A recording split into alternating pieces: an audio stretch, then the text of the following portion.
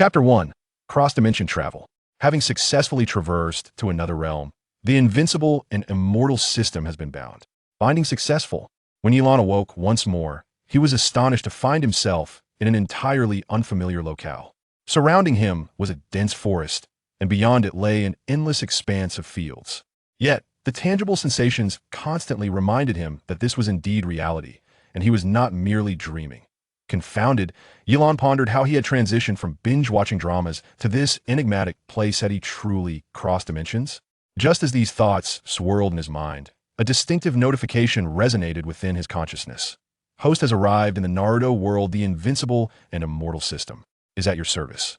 Additionally, you have triggered the main quest to become the strongest among the 5 great nations within the Naruto world, with a time limit of 5 years.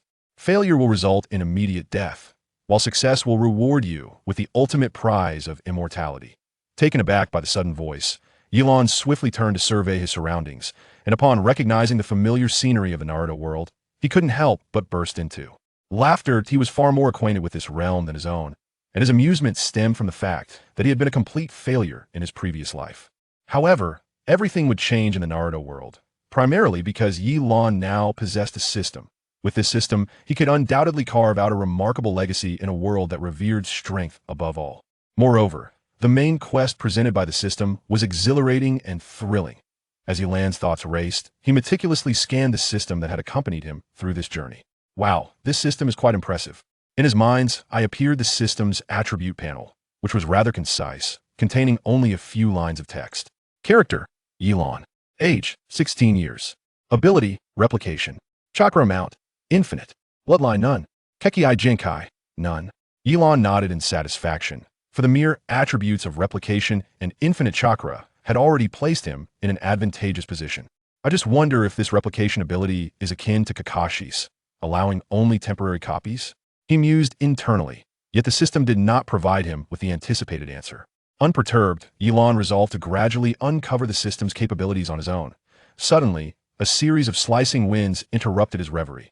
Instinctively, he looked up to see several masked individuals, equipped with lightweight ninja tools, rushing towards him. Initially surprised, Ye Lan quickly deduced their identities. Anbu from Konoha. In the next instant, 5 gleaming blades were poised against his neck. Nevertheless, Ye Lan remained utterly unperturbed, for the movements of these individuals were entirely within his expectations. Not only that, but at the very moment before the members of the Konoha Anbu descended, Nightstorm activated the system's replication ability. He meticulously recorded their speed and techniques within the recesses of his mind. In essence, with his current capabilities, not only could he contend against them, but he was also fully capable of retreating unscathed. At that moment, the most imposing figure among the 5 Anbu members spoke first. Who are you? And what business do you have in our Konoha? Having already assimilated the language, Nightstorm casually replied, "It's not something I can explain to you lot in a brief moment. You should take me to your leader." Humph, quite the audacious tone. "Since you insist on meeting our leader, we shall oblige you," the Anbu member retorted, adding a warning, "I should inform you that our leader's interrogation methods are not something a mere child like you can endure." Chapter 2. You may call me Storm. In response, Nightstorm remained silent, closing his eyes as he awaited the 5 to escort him away. The sight of Nightstorm's demeanor ignited irritation among a few of them, with one disdainfully remarking, "What a presumptuous little brat. He has no idea of his own standing, daring to ignore us." Nightstorm merely responded with a cold smile, thinking to himself, since they had chosen to regard themselves as adversaries from the outset, and have placed a metaphorical knife to my throat, why should I offer them any semblance of courtesy? The leader of the Anbu squad waved his hand, signaling his companions to cease their chatter. He then stated, regardless of his identity, "Daring to intrude upon Konoha at such a time warrants that we heed his request and take him directly to our leader." The others nodded in agreement, and swiftly, 2 of them moved with remarkable speed, pinning Nightstorm between them. Nightstorm did not resist, allowing them to restrain his arms. "Move!" With a curt command from the squad leader, Nightstorm was hoisted up by the 2, who then began guiding him in a specific direction.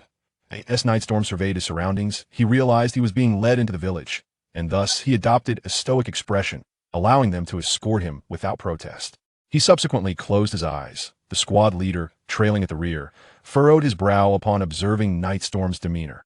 Earlier, he had distinctly sensed an extraordinarily powerful chakra emanating from this young man, which raised his suspicions. This chakra resonance was reminiscent of only a few exceptionally strong jonin, aside from the Hokage himself. This chakra signature is clearly inconsistent with someone of his age.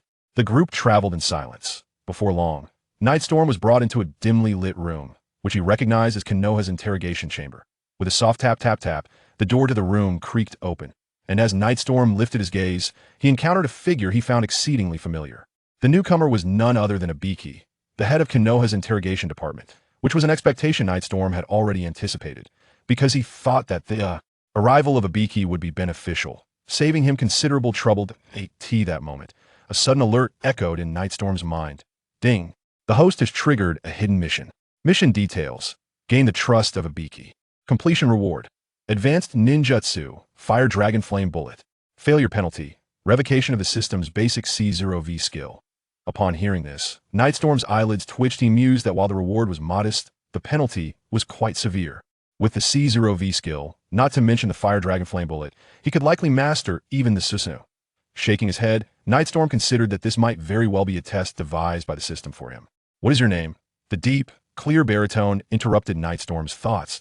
He looked up to assess Ibiki, whose face bore numerous jagged scars that marred his otherwise unremarkable features, rendering him rather intimidating under his serious demeanor. Nightstorm muttered to himself, "No wonder he is Ibiki. This appearance alone is sufficient for him to qualify as the head of the interrogation unit." He then replied to Ibiki nonchalantly, "I am Nightstorm, you may call me Storm." Chapter 3. The Powerful. Ibiki acknowledged the boy's response with a mere nod, and continued, "Storm, what is your identity, and why have you appeared on the outskirts of the village?" "I am a war orphan. Having chosen to come to Konoha due to my homelessness, I intended to seek out Lord Hokage to find a place to settle in the village. But unexpectedly, I was captured as an intruder by your Anbu right upon arrival." Nightstorm's tone bore a hint of reproach. Ibiki's expression remained impassive. He was not one to easily trust the words of a mere child, especially one of uncertain background. He inquired further, "Then what is the story behind your attire?" Nightstorm felt a flush of embarrassment as he glanced down at his modern clothing, then replied to Ibiki with indifference, "It is simply attire I made out of personal preference." He added, "Why do you ask about my clothing? It seems irrelevant to your line of questioning." Ibiki's demeanor darkened at the retort. Narrowing his eyes, he scrutinized Nightstorm, who met his gaze without flinching. Suddenly, Nightstorm felt the scenery around him shift dramatically. What had been a chair in the interrogation room transformed into a metal cage, with his hands and feet bound tightly by iron chains. Yet, Ibiki remained seated in his original position, coldly observing Nightstorm. Nightstorm was momentarily surprised, but quickly regained his composure, silently admiring Ibiki's caution, fitting for the head of the interrogation unit. "I care not for your identity. Should you commit any act detrimental to Konoha, I will eliminate you without hesitation." As Ibiki spoke, the chains constricting Nightstorm began to tighten progressively. Nightlon remained unperturbed, reflecting that he had ample time at his disposal. Since Ibiki was cautious and distrustful of him, he might as well conduct his interrogation to his heart's content. However, Ibiki's method of questioning is indeed rather brutal. He immediately resorts to such tactics, Nightlon mused. The reason for his indifference to Ibiki's severe interrogation lay in his understanding of Ibiki's physical resilience. He knew that Ibiki's technique possessed a unique characteristic. In the state of interrogation, this technique was dual-edged. On the surface, it appeared as though Nightlon was ensnared by chains, but in reality, both he and Ibiki would suffer equal damage. Moreover, Ibiki's ability to withstand blows was exceptional, which accounted for his formidable prowess in interrogation. As the chains tightened around him, Nightlon remained silent. While Ibiki's complexion gradually paled at a certain moment, the chains encircling Nightlon vanished in an instant. Nightlon slowly opened his eyes, only to discover that Ibiki's forehead was now beaded with cold sweat. He realized that Ibiki had reached his limit. Even more astonishing was Ibiki himself.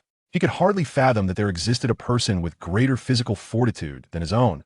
Yet, how could he possibly relinquish the interrogation?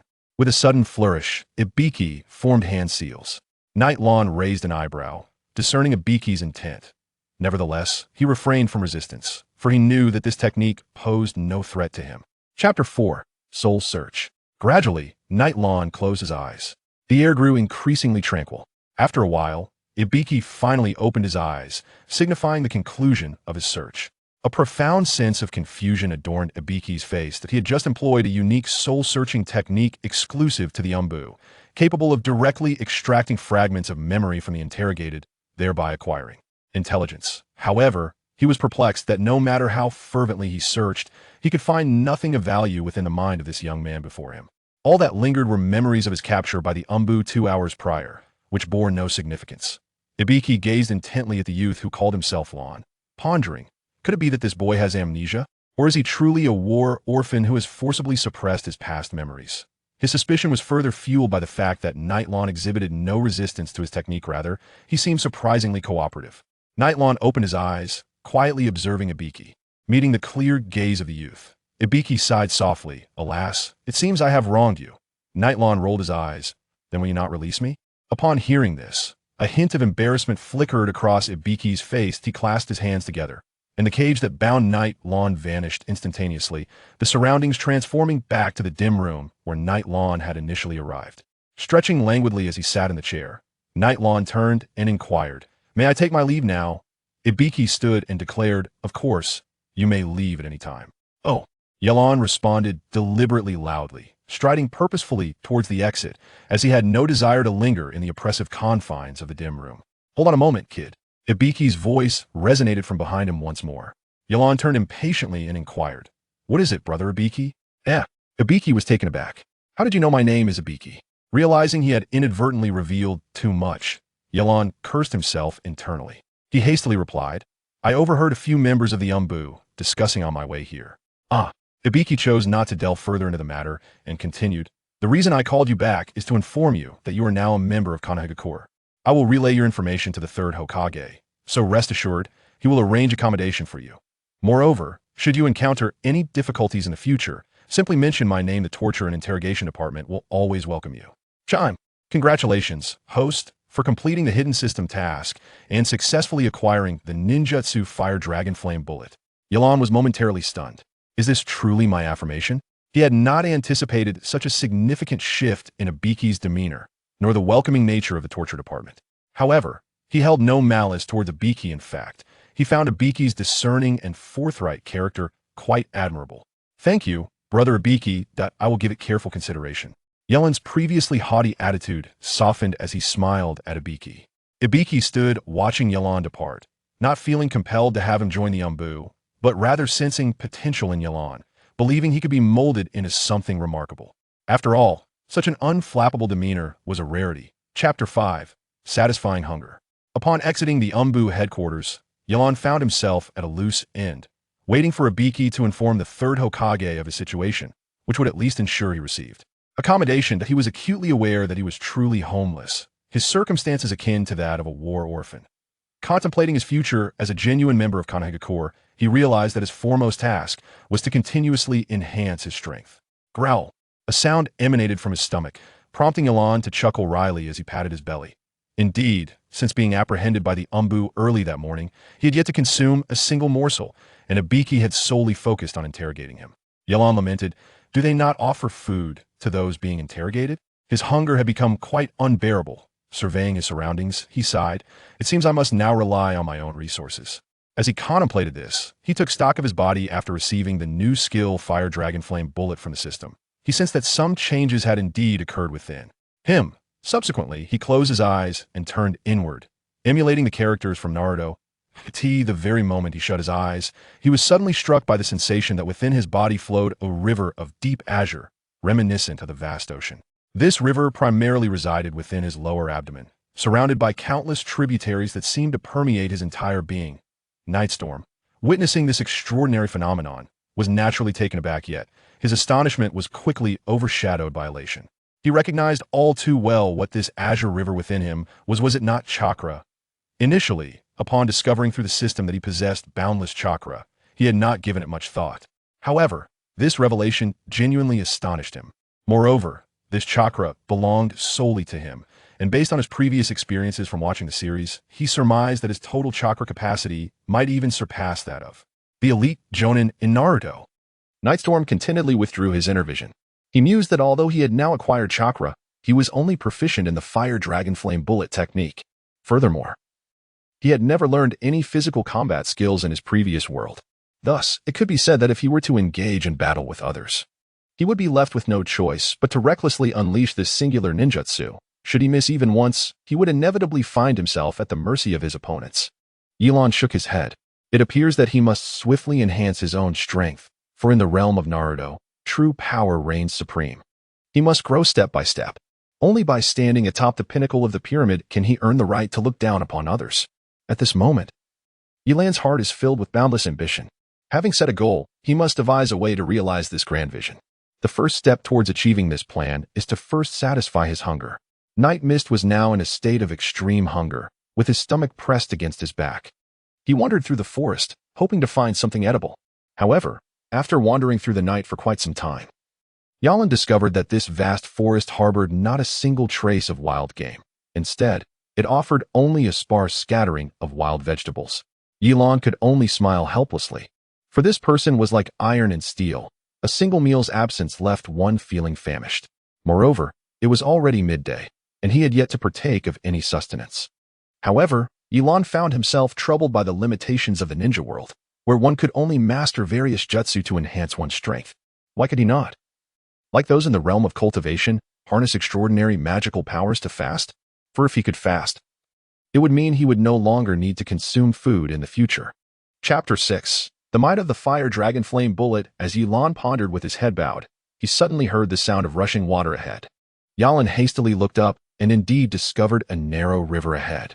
As Ye Lan beheld this scene, an indescribable sensation surged within his heart. He stood there in a daze, unable to utter a single word, his trembling hands the sole testament to the tumult of emotions he experienced at that moment. Night Lan murmured, "Indeed, heaven does not disappoint those who are diligent." With that thought, he dismissed all else and, with the speed of a sprinter, executed a flamboyant dive into the water. Subsequently, summoning all his strength, he thrashed about vigorously for several moments. In the end, however, Night Lan caught but a few fish while swallowing a considerable amount of water. Night Mist leapt onto the shore with a face full of frustration and shouted at the river, "I refuse to believe this." Night Mist closed his eyes, recalling the prompts provided by the system, and then slowly formed the hand seals: Wu, Mu, Si, Chin, Zi, Cho, Yi. At that moment, Night Mist took a deep breath. Accompanied by the sensations coursing through his body, he shouted, "Fire style! Fire Dragon Flame Bomb!" Instantly, his mouth formed a perfect circle, unleashing a column of fire that surged forth. Remarkably, the length of this fiery torrent reached nearly 100 meters. Simultaneously, as the ninjutsu was activated, Night Mist felt a tremendous surge of chakra continuously converging into his mouth, transforming into flames. Witnessing this transformation filled him with elation, for it was his first genuine attempt at unleashing a ninjutsu. As the Fire Dragon Flame Bomb erupted, Night Mist directed it towards the river. The moment the flames met the water, thick plumes of white smoke billowed up from the river's surface, causing a significant portion of the water to evaporate rapidly.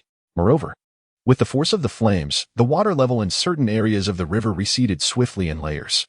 The chakra within Ye Lan's body was rapidly depleting. However, Ye Lan remained utterly composed, for one of the gifts bestowed upon him by the system was the boundless reservoir of chakra. With a final surge of power, Ye Lan unleashed a tremendous force, causing the pillar of fire to expand once more. This time, the river water beneath the fiery column did not merely vaporize. It was completely scorched dry. The surface of the water within the radius of the flames revealed an extensive vacuum zone. After several more minutes, Ye Lan finally ceased the release of his ninjutsu with a sense of satisfaction.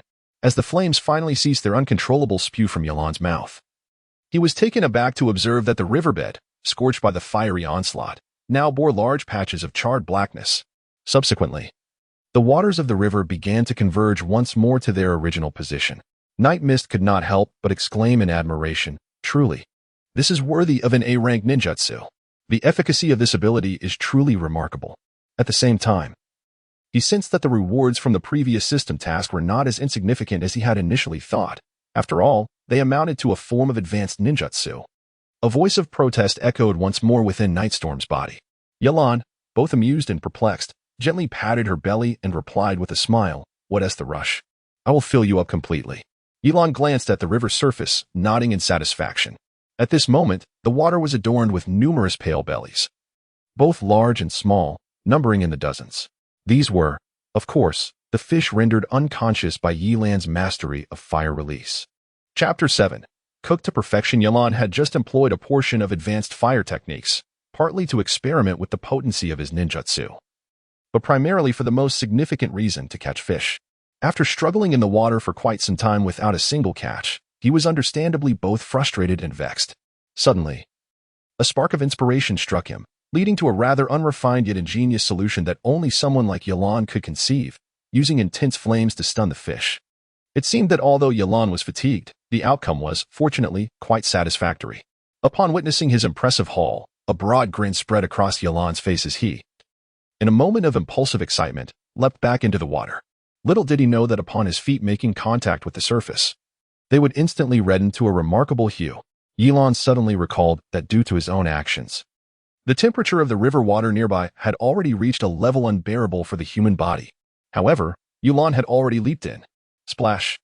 Night Mist barely had time to contemplate before he leapt into the water. In the next instant, a piercing cry echoed across the river. After a considerable interval, a head emerged from the banks, revealing the disheveled figure of Night Mist. Struggling to crawl ashore, he touched his body, which was flushed red and emanating a tantalizing aroma. Tears welled up in his eyes as he lamented his own folly. He had prided himself on being the most reclusive in physique and the sharpest in intellect. Yet here he was, making such a rudimentary blunder. Just when he was on the verge of catching fish, he foolishly plunged into the river, only to find that he had not even touched a fish and nearly ended up cooked himself. Fortunately, the chakra within him instinctively enveloped his entire being. Otherwise, his predicament would have been far worse. Ye Lan lay on the ground for a considerable time before gritting his teeth and rising. As the chakra flowed within him, he indeed felt significantly better than before. Moreover, during his repose, his chakra had nearly replenished itself. Ye Lan rose once more, employing a lengthy branch to extract the unconscious fish from the river. Subsequently, she harnessed the art of fire release to roast these fish to perfection. Beholding the golden, charred delicacies, Ye Lan seized one and began to indulge with fervor. In no time, a dozen fish had been reduced to mere bones. Leaving her satiated and reclining on the ground, her belly distended as she let out contented burps. As she lay there, a wave of drowsiness washed over her, affirming the truth in the adage that a full stomach begets sleep. Before long, Ye Lan succumbed to a deep slumber. However, it wasn't long before an urgent, panicked female voice pierced the tranquility. Help! Ye Lan was suddenly awakened, leaping straight up from the ground. Could it be that she had stumbled upon a scene reminiscent of a hero rescuing a damsel in distress? Nightstorm was instantly filled with fervor. He then dashed towards the source of the sound, where he beheld a stunningly beautiful girl, her fair skin radiant, encircled by two burly, lecherous bald men. The girl had a cascade of thick, ebony hair, casually tied at the ends with a ribbon, and was adorned in a delicate lavender gown that exuded an aura of pure innocence. Even Nightstorm felt his heart stir at the sight, let alone the two unsavory bald men who appeared far from benevolent. At that moment, her face was etched with terror, her cries for help echoing in the air, evoking the image of a wounded little white rabbit. Chapter 8. A heroic rescue. The two vile bald men leered at her, their hands rubbing together in anticipation, droplets of saliva escaping their mouths, their demeanor utterly repulsive. Hey there, little sister, don't overthink it. My brother and I just want to take you out for a drink and chat about life, then we'll send you home. What do you say? They cooed. Yes, please don't misunderstand us. We're both genuinely good people and would never do anything inappropriate. Yet the girl, undeterred by their deceitful words, continued to retreat in fear, her desperate cries for help resonating louder. Ye Lan, concealed behind a nearby tree, muttered indignantly, branding them as scoundrels. At that moment, one of the bald men could no longer contain himself and lunged directly towards the girl. Witnessing this sudden turn of events, the girl instinctively recoiled, only to collide with the trunk behind her, leaving her with no further retreat. As the bald man drew ever closer, her cries intensified, now laced with a palpable tremor of distress. Yet, Night Mist could no longer restrain himself. A crisp cough suddenly echoed by the riverside, startling the two bald men, who promptly turned around. Upon realizing that the newcomer was merely an immature child, their anxiety dissipated, replaced by a mocking grin. What brings a little brat like you here? Shouldn't you be at home helping your mother with dinner instead of pretending to be a hero? They jeered, laughing heartily, completely disregarding Night Mist's presence. The girl, upon seeing that the newcomer was of similar age, felt her flickering hope extinguish, her face paling as despair settled in. It seemed she could not escape the clutches of these men today. However, Night Mist, equipped with a system, dismissed the two with a cold scoff, stating, "You have 2 minutes to leave this place, or you shall find it impossible to depart." At this, The bald men laughed even more audaciously. One of them exclaimed, "Did you hear what he just said? He thinks he can give us 2 minutes to vacate." The one referred to as the elder brother retorted angrily, "Why waste words with him? Just take him down. He clearly seeks his own demise by opposing us." With a nod of agreement, the first bald man swiftly produced a gleaming shuriken from his pocket, gesturing menacingly at Night Mist as if to slice his throat. Night Mist was momentarily taken aback. Realizing he had overestimated the situation, he had assumed they were merely common thugs, but they were armed with shuriken. Those who carry such weapons are at least low-ranking ninjas. Observing their readiness to engage in combat, Night Mist understood there was a genuine risk of being harmed. Seeing Night Mist's hesitation, the bald man wielding the shuriken let out a sinister laugh and charged towards him, for he was a true ninja. Although Ye Lan felt a twinge of anxiety at this moment, how could he possibly be an ordinary individual? As the night grew increasingly tranquil, Ye Lan remained fixated on the bald figure before him. Gradually, he sensed that the bald man's movements were becoming ever more sluggish. Every action performed by the bald man was vividly etched in Ye Lan's mind. Chapter 9, A Fleeting Moment. In the fleeting moment of Nightstorm's thoughts, the C0V skill had already been activated. The bald man, witnessing this oblivious youth standing motionless before him, felt a surge of confidence. He had previously entertained the notion that the boy possessed some remarkable skills, but it now appeared he was merely an ordinary individual. The bald man moved with remarkable swiftness, swiftly closing the distance to Nightstorm. With a flick of his wrist, the kunai in his hand spun, and with the motion of his body, the angle of the kunai's attack became exceedingly cunning, aimed precisely towards Nightstorm's armpit. Upon witnessing the scene, Night Mist felt a shiver run through him, followed by a cold smile. It appeared that this bald man was indeed intent on incapacitating him. Observing Night Mist's disdainful expression, the bald man felt a wave of humiliation wash over him. He swiftly extended his arm, gripping the kunai, aiming to sever Night Mist's entire left arm. At that moment, it seemed he had no choice but to make his move first. Just as the kunai was about to pierce Night Mist's body, a sudden surge of energy erupted from him, sending shockwaves through the air. The bald man was startled by Night Mist's abrupt transformation. He had no prior knowledge of Night Mist's true prowess, and the intensity of this newfound aura genuinely unsettled him, causing his grip on the kunai to tremble slightly. Seizing this fleeting opportunity, Night Mist swiftly maneuvered his body to the left. The bald man, witnessing this sudden change in Night Mist's stance, felt a surge of dread. Although he could not anticipate Night Mist's next move, he already regretted his impulsive attack. Yet, no matter how much he lamented, it was far too late. Nightstorm swiftly lifted her right foot, channeling her momentum to deliver a fierce kick to the bald man's abdomen. Thud! A dull sound echoed, followed by a heart-wrenching scream. The bald man, who had charged forward, was propelled by Nightstorm's kick, tumbling across the ground several times before crashing against a massive tree, finally coming to a halt. The thug, struggling on the ground, glared at Nightstorm in disbelief. After spitting out a mouthful of fresh blood, he collapsed heavily to the ground, evidently having lost consciousness. Night Mist slowly retracted her legs, casting a knowing gaze upon the remaining bald figure, whose demeanor was markedly more composed than that of his predecessor. Refraining from any impulsive advance, it was evident that he was feigning innocence while harboring a more cunning intent. The bald man internally chastised himself for his earlier recklessness, having unwittingly encountered a formidable opponent. After a moment's hesitation, he glanced at the enchanting girl beside him, steeling his resolve. Could he allow such a prize to slip away? With a fierce cry, he leaped into action, mimicking the previous bald man's approach towards Night Mist. However, this time, his hands were devoid of any weaponry, lacking even the most basic kunai. As he sprinted forward, his expression shifted dramatically, and he swiftly formed a series of hand seals. Water release, great water flow technique. Instantly, a colossal torrent of water surged forth from his mouth. When Ye Lan beheld this scene, a cold smirk escaped her lips. To attempt water escape before me is nothing short of courting death. Ye Lan's expression remained unchanged as he deftly formed hand seals with practiced ease. Water release, great water flow technique. What? The bald man furrowed his brow, pondering inwardly, how could this young fellow also wield such a technique? Yet, he had no time for further contemplation.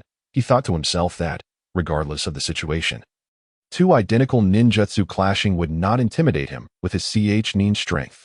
Chapter 10, Perfect Defeat Boom. In the next instant, the two identical ninjutsu collided flawlessly, unleashing a torrent of water into the air. Both sides were engaged in an unceasing battle of attrition. Ye Lan merely smiled lightly at this, for he was well aware of the formidable power of his own ninjutsu. The stalemate lasted no more than 2 seconds.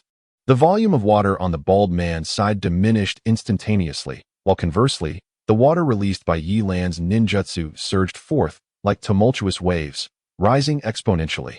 In this ebb and flow, a resounding bang echoed. The bald man's ninjutsu was forcefully interrupted, and in the moments before his unconsciousness, he pondered, how could this young boy possess such an immense chakra for one so young? The truth of the matter was that Ye Lan had perfectly replicated his ninjutsu and wielded an inexhaustible reservoir of chakra. Meanwhile, the young girl beside him widened her eyes in astonishment, her mouth forming a delightful O shape. She had never anticipated that the seemingly peculiar and slender boy before her could possess such extraordinary strength. Although the boy's appearance was unremarkable, his eyes sparkled with a brilliance akin to that of the stars, leaving the girl's heart in a state of delightful disarray. Nightstorm cast a disdainful glance at the 2 unconscious bald men, spat contemptuously, and remarked, with such meager abilities, they dare to engage in mischief? Do they truly believe that I am to be trifled with? As Ye Lan gazed down at the puddles on the ground, a sense of elation washed over her. It was truly remarkable. With just a casual skirmish, she had mastered yet another ninjutsu technique. Now, with both fire and water techniques at her disposal, she felt empowered to face any adversary that came her way. Ye Lan did not ponder much and simply walked towards the tree not far away. As night mist approached, he finally discerned the young girl's visage, and an almost imperceptible glimmer of astonishment flickered in his eyes. Are you all right? He inquired with notable politeness. Prompted by night mist's question, the girl hastily regained her composure, lowering her gaze in embarrassment as she replied, No, I'm fine. Simultaneously, she inwardly chastised herself, realizing how foolish she had been to daydream in such a moment. Upon witnessing this, Ye Lan addressed the girl seated on the ground. May I assist you in rising? He then extended his right hand, courteously placing it before her. The girl, upon seeing this, felt a blush creep across her cheeks, and gently placed her small hand within Ye Lan's palm. As their hands made contact, both of them trembled slightly. It was the girl's first experience of touching a boy's hand other than her father's, causing her face to flush even deeper. Feeling the delicate softness of her hand, akin to white jade, Ye Lan instinctively tightened his grip. The warmth radiating from his palm made the girl even more bashful, her head lowering until it nearly disappeared into the folds of her skirt. Nightfall smiled gently, exerting a subtle force in her arm, effortlessly lifting the girl to her feet. Once upright, the girl hastily withdrew her hand from Nightfall's grasp, leaving the latter with a sense of regret, for she had not yet had her fill of the moment. What shall we do now? The girl inquired, feigning composure as she pointed towards the 2 unconscious figures ahead. This is quite simple. Nightfall replied with a mischievous glint in his eyes. For individuals of this sort, the easiest course of action is to conduct a thorough interrogation. Fortunately, I have acquaintances within the village's interrogation department who can take it from here. In truth, there was no need for any questioning. It was evident what he desired was merely to allow Ibiki the pleasure of tormenting them. I shall heed your counsel, the girl responded, her voice tinged with shyness. Night Mist also chuckled awkwardly, pondering how the girl's tone bore a somewhat harmonious quality, reminiscent of a couple in perfect unison. Nevertheless, this realization brought Night Mist a certain sense of enjoyment. Chapter 11, The Kingdom of Water. Ye Lan casually replied and then politely inquired of the young lady. May I ask for your esteemed name? Upon hearing this, the girl momentarily paused, then biting her lip, softly responded, I am called Li Shao, miss. Before the young lady could finish her sentence, she was abruptly interrupted by a somewhat anxious exclamation. Ye Lan, drawn by the sound, turned to see an elderly man clad in black hurrying towards them. Upon recognizing the newcomer, the young girl hastily exclaimed, Grandfather Jin Shan. The old man rushed forward, disregarding Ye Lan entirely, and swiftly shielded the girl with his presence, urgently inquiring, Are you unharmed, my lady? The girl, smiling, merely shook her head, relieved by her well-being. The old man exhaled deeply, a weight lifted from his shoulders. Casting a casual glance at Ye Lan, he regarded him with evident suspicion and coolly asked, Who are you? Why are you with the young lady? As he spoke, the fabric of his robe rustled ominously, clearly indicating his mistrust toward Ye Lan. Night Mist remained silent, her arms crossed, gazing coolly at the elder. The young girl, perceiving the tension, hurried over to shield Night Mist, exclaiming, Grandfather Jian Shan, it's not as you think. He has not harmed me. Rather, He rescued me from those two foul-headed ruffians. Is that so? The elder, referred to as Jin Shan, followed the girl's gaze and indeed spotted two unconscious bald men sprawled on the ground, a fierce glint of wrath igniting in his eyes. Observing this, the girl tugged at the elder's sleeve and recounted the sequence of events, which ultimately calmed him. The elder turned his attention to Night Mist, a look of regret crossing his face as he said, "Young man, I sincerely apologize for my misunderstanding. I am grateful for your assistance in saving the young lady." Night Mist waved his hand, indicating that there was no cause for concern, and then spoke, "As long as you are safe, that is what matters." The elderly man, upon hearing this, expressed his regret, saying, "This is entirely my fault. I, an old man, should have been more vigilant. As newcomers to this hidden leaf village, my young lady's playful spirit, combined with my inability to protect her, led to her unfortunate encounter with unsavory individuals. Thankfully, she emerged unscathed. Otherwise, I would have been at a loss on how to face the elder." He then turned to the young girl and admonished, "My lady, should you disregard my counsel and wander off again, I shall have no choice but to inform the elder." The girl, upon hearing this, appeared flustered, and she clutched the old man's sleeve, pleading sweetly, "Grandfather Kaiohara, please don't tell father. You are the best." The old man, seeing her earnestness, could only smile helplessly, affectionately responding, "Indeed, you leave me no choice." The innocence of the girl melted not only the old man's heart but even that of Night Mist. After a brief moment, the old man turned to Night Mist and said, "Young brother, I must extend my gratitude to you today, no matter what." Before Night Mist could respond, the old man retrieved a forehead protector from his clothing and placed it in Night Mist's hands. "My name is Kaiohara, and henceforth, you may refer to me by this name when you arrive in the Land of Water's hidden mist village." Ye Lan lowered her gaze to the headband in her hand and smiled, nodding at the elderly man. Seeing this, Li Hua turned to the young lady and said, "My lady, it is time for us to depart." The young lady, feeling a twinge of reluctance, cast a lingering glance at Ye Lan. Then, under Ye Lan's watchful gaze, she followed Li Hua away. As they were about to leave, she turned back and cheerfully called out, "Hey, thank you. My name is Luo. Don't forget to visit me in the Land of Water when you have the chance." Night Mist also nodded solemnly at the young girl. Chapter 12, Hatake Kakashi. The girl walked further away under Night Mist's gaze. Ye Lan reluctantly withdrew her gaze, casting a glance at the headband in her hand. After a moment of contemplation, she murmured softly, "Miss Kurihana from the Land of Water, is it? Ah, what a splendid name indeed. I am certain our paths shall cross again." With a gentle shake of her head, Ye Lan gradually calmed her restless heart, carefully placing the headband into the pocket of her inner garment. Then, with a carefree smile, she strode confidently in the direction of the village. Whoosh, whoosh, whoosh. As Ye Lan lifted her foot and took only a few steps, a sudden rush of wind swept through ahead of her. Under the cover of night, Ye Lan instinctively raised his gaze, only to behold a face he recognized all too well rapidly approaching him. As Night Mist discerned the identity of the visitor, a surge of excitement coursed through her. Soon, the individual landed directly before her. Instead of hastily engaging in conversation, he took a moment to scrutinize Night Mist from head to toe. In response, she offered a gentle smile, quietly observing him, though her eyes sparkled with a lively glimmer. After a brief pause, seemingly having found little of significance, the visitor extended his hand towards Night Mist with a smile and introduced himself. "I am Kakashi Hatake, a jonin of Konoha. The third Hokage is already aware of your situation and has specifically dispatched me to welcome you." When Ye Lan encountered the esteemed figure he idolized, he was filled with an exhilarating excitement, akin to the rush of adrenaline. Kakashi Hatake was a character he had long admired during his time watching Naruto. Renowned as the copy ninja, a name that resonated with remarkable prominence. Night Mist, filled with excitement, exclaimed, "I am Night Mist, you may call me Mist. By the way, how did you know I was here?" Kakashi replied lazily, "Oh that. After the third Hokage assigned me the mission, I visited the Anbu and inquired about your features from a Biki. Moreover, the Biki bore a faint scent that did not belong to him. I concluded it was your essence. Thus, I summoned Pakin to locate you." Kakashi then added, "Pakin is my ninja hound." Night Mist was already aware of this. After all, Pakin was indeed that little pug. Naturally, he dared only to mutter softly in his heart, for if those words slipped out and Pakin overheard, it would surely lead to his demise. As Night Mist pondered, a prompt echoed in his mind. Ding. Host has triggered a side mission. Become Kakashi's student and join Team 7. Success rewards. obtain the Uchiha bloodline limit.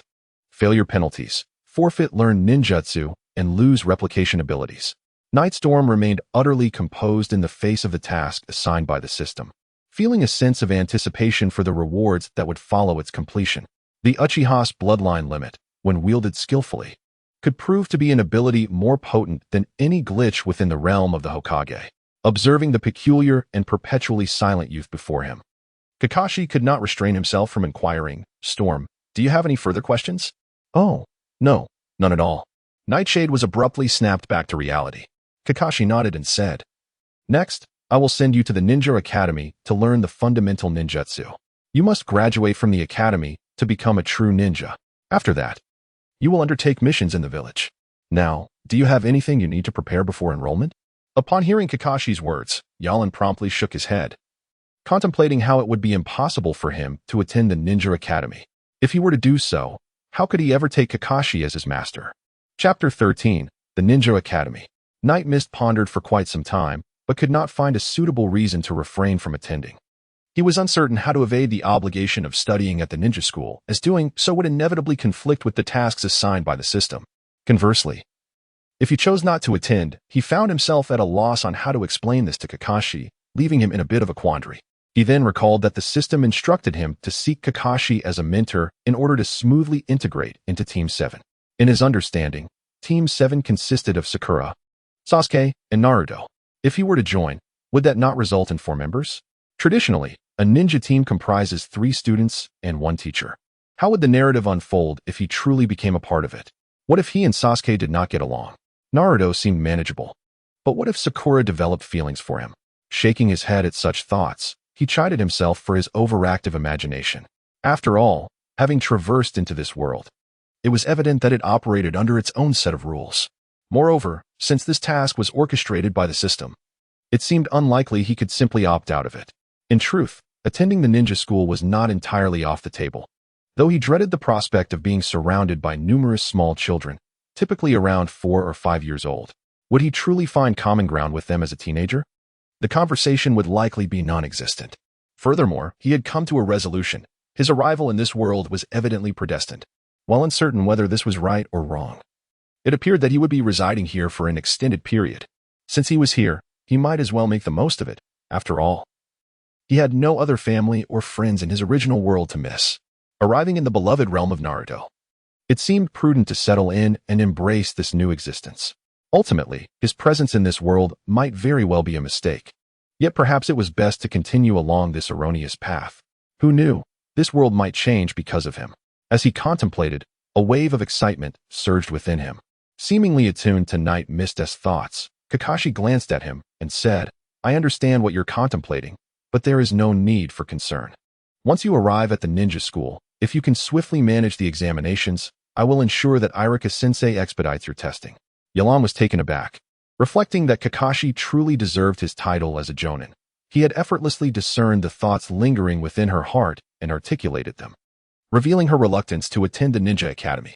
Nevertheless, with Kakashi's words, she felt a significant weight lift from her shoulders.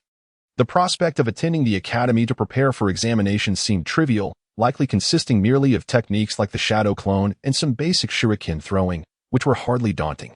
For her, such challenges posed little difficulty, especially considering she could already master the highest level Fire Dragon Flame technique. Coupled with her exceptional ability to replicate techniques, it could genuinely be said that there was no ninjutsu she could not learn. Thus, navigating the examinations would be a mere formality devoid of any real challenge. Ye Lan chuckled softly and turned to Kakashi, saying, "Teacher Kakashi, time is of the essence. Let us hasten to the Ninja Academy. I wish to meet Irika-sensei and learn the shadow clone technique. Afterward, we can swiftly take the exam, which will enable me to join Team 7. Chapter 14. A first encounter with Konohamaru. Allow me to take you to meet Irika-sensei first. He was the one who taught Naruto in the past. You shall approach him as a beginner, and rest assured, Irika is quite amiable. Do not feel constrained when you arrive there," Kakashi advised Ye Lan. Nightstorm nodded silently, resonating deeply with Kakashi's sentiments. In the village of Konoha, Irika's character is considered exceptionally commendable. Although Irika remains a lower-ranking ninja, his prowess is undeniably remarkable. Coupled with his amiable disposition, it is evident that his current role as a teacher at the academy is a splendid choice. Furthermore, it is worth noting that Iruka shares a significant bond with Naruto, stemming from the incident when Naruto attempted to steal the Forbidden Scroll. During that tumultuous time, when Naruto was ensnared by Mizuki's treachery, it was Iruka who stood by Naruto's side, believing in him and aiding him in vanquishing Mizuki. Consequently, Iruka sustained injuries. But in Naruto's heart, Iruka undoubtedly occupies a place of high esteem. As Kakashi spoke, he turned and led Night Storm toward the direction of the Ninja Academy, and before long, they arrived at the grand entrance of the school. Night Storm gazed at the entrance of the Ninja Academy, a wave of nostalgia washing over him. Externally, this institution bore no distinguishing features from an ordinary elementary school. Beside the gate stood a grand tree, adorned with a swing that Naruto often occupied. At this moment, Naruto had likely just graduated from this very school. Kakashi, unaware of Night Storm's contemplations, glanced at him and remarked, "Let us not linger. We should proceed inside without delay." Ye Lan nodded slightly, poised to step through the gates of the ninja school. However, just beside the entrance, a small boy, approximately 4 or 5 years of age, suddenly emerged. The child possessed large, innocent eyes that conveyed a sense of purity, yet his expression bore a hint of arrogance. That night, I instantly recognized the young boy as Konohamaru, the grandson of the third Hokage. Night Mist pondered to himself, how could he be here? Yet, he soon felt a sense of acceptance. After all, Konohamaru was merely 4 or 5 years old. Wasn't he this the age when one attends the Ninja Academy? With this thought, nothing seemed peculiar. Konohamaru, however, appeared to pay little attention to Night Mist, his face alight with admiration as he exclaimed, "Wow! Isn't that the Jonin Kakashi-sensei?" Gazing at Konohamaru with a smile, Kakashi greeted him, "Hello, Konohamaru." Yet, it seemed as though Konohamaru had not heard Kakashi's voice at all, fixated instead on the Jonin as he declared, "Perfect. I've been searching for someone to challenge. I am destined to become Hokage. Every time I challenged my grandfather, I was defeated by him. Now, I'm looking for a Jonin to test my skills. If I can defeat you, perhaps it won't be long before I can surpass my grandfather and become Hokage." Night Mist felt a wave of embarrassment, pondering that this little brat likely had yet to encounter Naruto. Kakashi, unable to respond to Konohamaru in time, swiftly dashed toward him, kunai in hand. Kakashi let out a resigned chuckle, showing little reaction to Konohamaru's actions, merely standing there without any further movement. As Night Mist had anticipated, Konohamaru charged a few steps forward but had not yet leaped when Kakashi effortlessly pinned his head down with one hand, rendering him immobile. Konohamaru, filled with reluctance, shook his head in an attempt to break free from Kakashi's grip, but to no avail. Chapter 15. The Challenge, damn it! Konohamaru exclaimed, vigorously shaking his head and swinging his fists forward, clearly unwilling to accept defeat. Yet, how could Kakashi allow him to make contact? "I'll prove I can hit you." After a while of fruitless attempts, Konohamaru finally conceded, his head drooping, hands falling to his sides. Gritting his teeth, he muttered, "Humph. The Jonin is indeed stronger than I anticipated. But mark my words, next time, with more effort, I will surpass you. Kakashi, just you wait. Soon enough, you will be my defeated foe." Kakashi replied with a smile, "Very well. I will grant you ample time to defeat me. However, perhaps before you conquer me, there exists a greater challenge awaiting you. Only by overcoming him will you earn the chance to challenge me. Otherwise, if you cannot surpass him, you may never outstrip me in your lifetime. Konohamaru, do you believe you can achieve that?" Upon hearing this, Konohamaru's eyes sparkled with curiosity as he quickly inquired, Who is it? Please tell me." Kakashi, with a sly glance at Night Mist, replied, "Well, it's him." Upon hearing those words, Ye Lan felt a twitch in his eyelid and thought to himself, does this Kakashi-sensei truly underestimate me? How could he possibly send such a mere child to challenge me? He stands no chance against me. After all, I have bested both Chunin and Jonin. How could I not teach this little brat a lesson? Today happens to be quite uneventful, so I shall take the opportunity to discipline Naruto's challenger, allowing him to grasp the notion that there are always greater forces in the world, and perhaps he will cease his arrogance in the future. However, just as Ye Lan was eager to engage, Konohamaru cast a disdainful glance at him and remarked, "Kakashi-sensei, who is this seemingly feeble individual? I have never seen him before. Is he sent from another village? Or was he once a part of our Konoha or perhaps the Anbu? Oh, whatever. It matters not who he is. He appears to lack the prowess of Ebisu-sensei. Such a weakling is unworthy of my challenge. I refuse to fight him. If I were to defeat him or reduce him to tears, I might find myself burdened with his grievances. I have no desire to be embroiled in such trivial matters. Hey, you little brat. Kakashi, with a stern expression, interjected. What is it, Konohamaru? Do you not even heed my words? I have instructed you to spar with him, to engage in a one-on-one bout. Even if you cannot prevail, you must still fight. Do not tarnish the reputation of the grandson of the third Hokage. Only after hearing this did Konohamaru, albeit reluctantly, turn to Ye Lan and declare, listen up, you pretty boy. I am Konohamaru, the esteemed grandson of the third Hokage. I aspire to become Hokage myself one day. I hereby challenge you formally, intent on defeating you. Fear not, I shall not inflict too much harm upon you. If you concede, I shall cease my assault. Otherwise, it will be more than mere defeat that awaits you. Upon hearing Konohamaru's words, Ye Lan felt a surge of indignation. He had not anticipated such condescension from a mere child, and indeed, this Konohamaru seemed even more arrogant than he had initially perceived. Nightstorm let out a cold laugh, raising an eyebrow as he glanced at Konohamaru, then said, Very well, little brat, I shall grant you the opportunity to challenge me.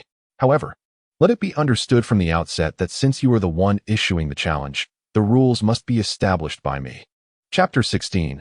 The challenge. Without a moment's hesitation, Konohamaru nodded eagerly. No problem. It has been agreed that this is indeed a challenge. Although it is likely that I will overpower you, as Kakashi-sensei has stated, the rules of our contest shall be determined by you. Furthermore, you may choose the location for our duel. If you find it too troublesome, we could simply contend right here. However, do bear in mind that we are at the entrance of the Ninja Academy. I would rather not have you suffer a humiliating defeat in front of a crowd. Ye Lan scoffed, pondering how this little rascal was truly fearless. Nevertheless, he found himself quite fond of such a disposition. It was no wonder that Naruto increasingly admired Konohamaru and forged a deep brotherly bond with him. Night Mist smiled and said, Very well, Konohamaru. Since this is a challenge between the two of us, I shall state my terms. The location I seek is the forest outside the school, and Kakashi-sensei shall serve as our witness. Regardless of the outcome of our contest, we must adhere to the rules of the competition. What do you think? Konohamaru tilted his head thoughtfully and then, with a determined expression, replied, No problem, let's proceed as you propose.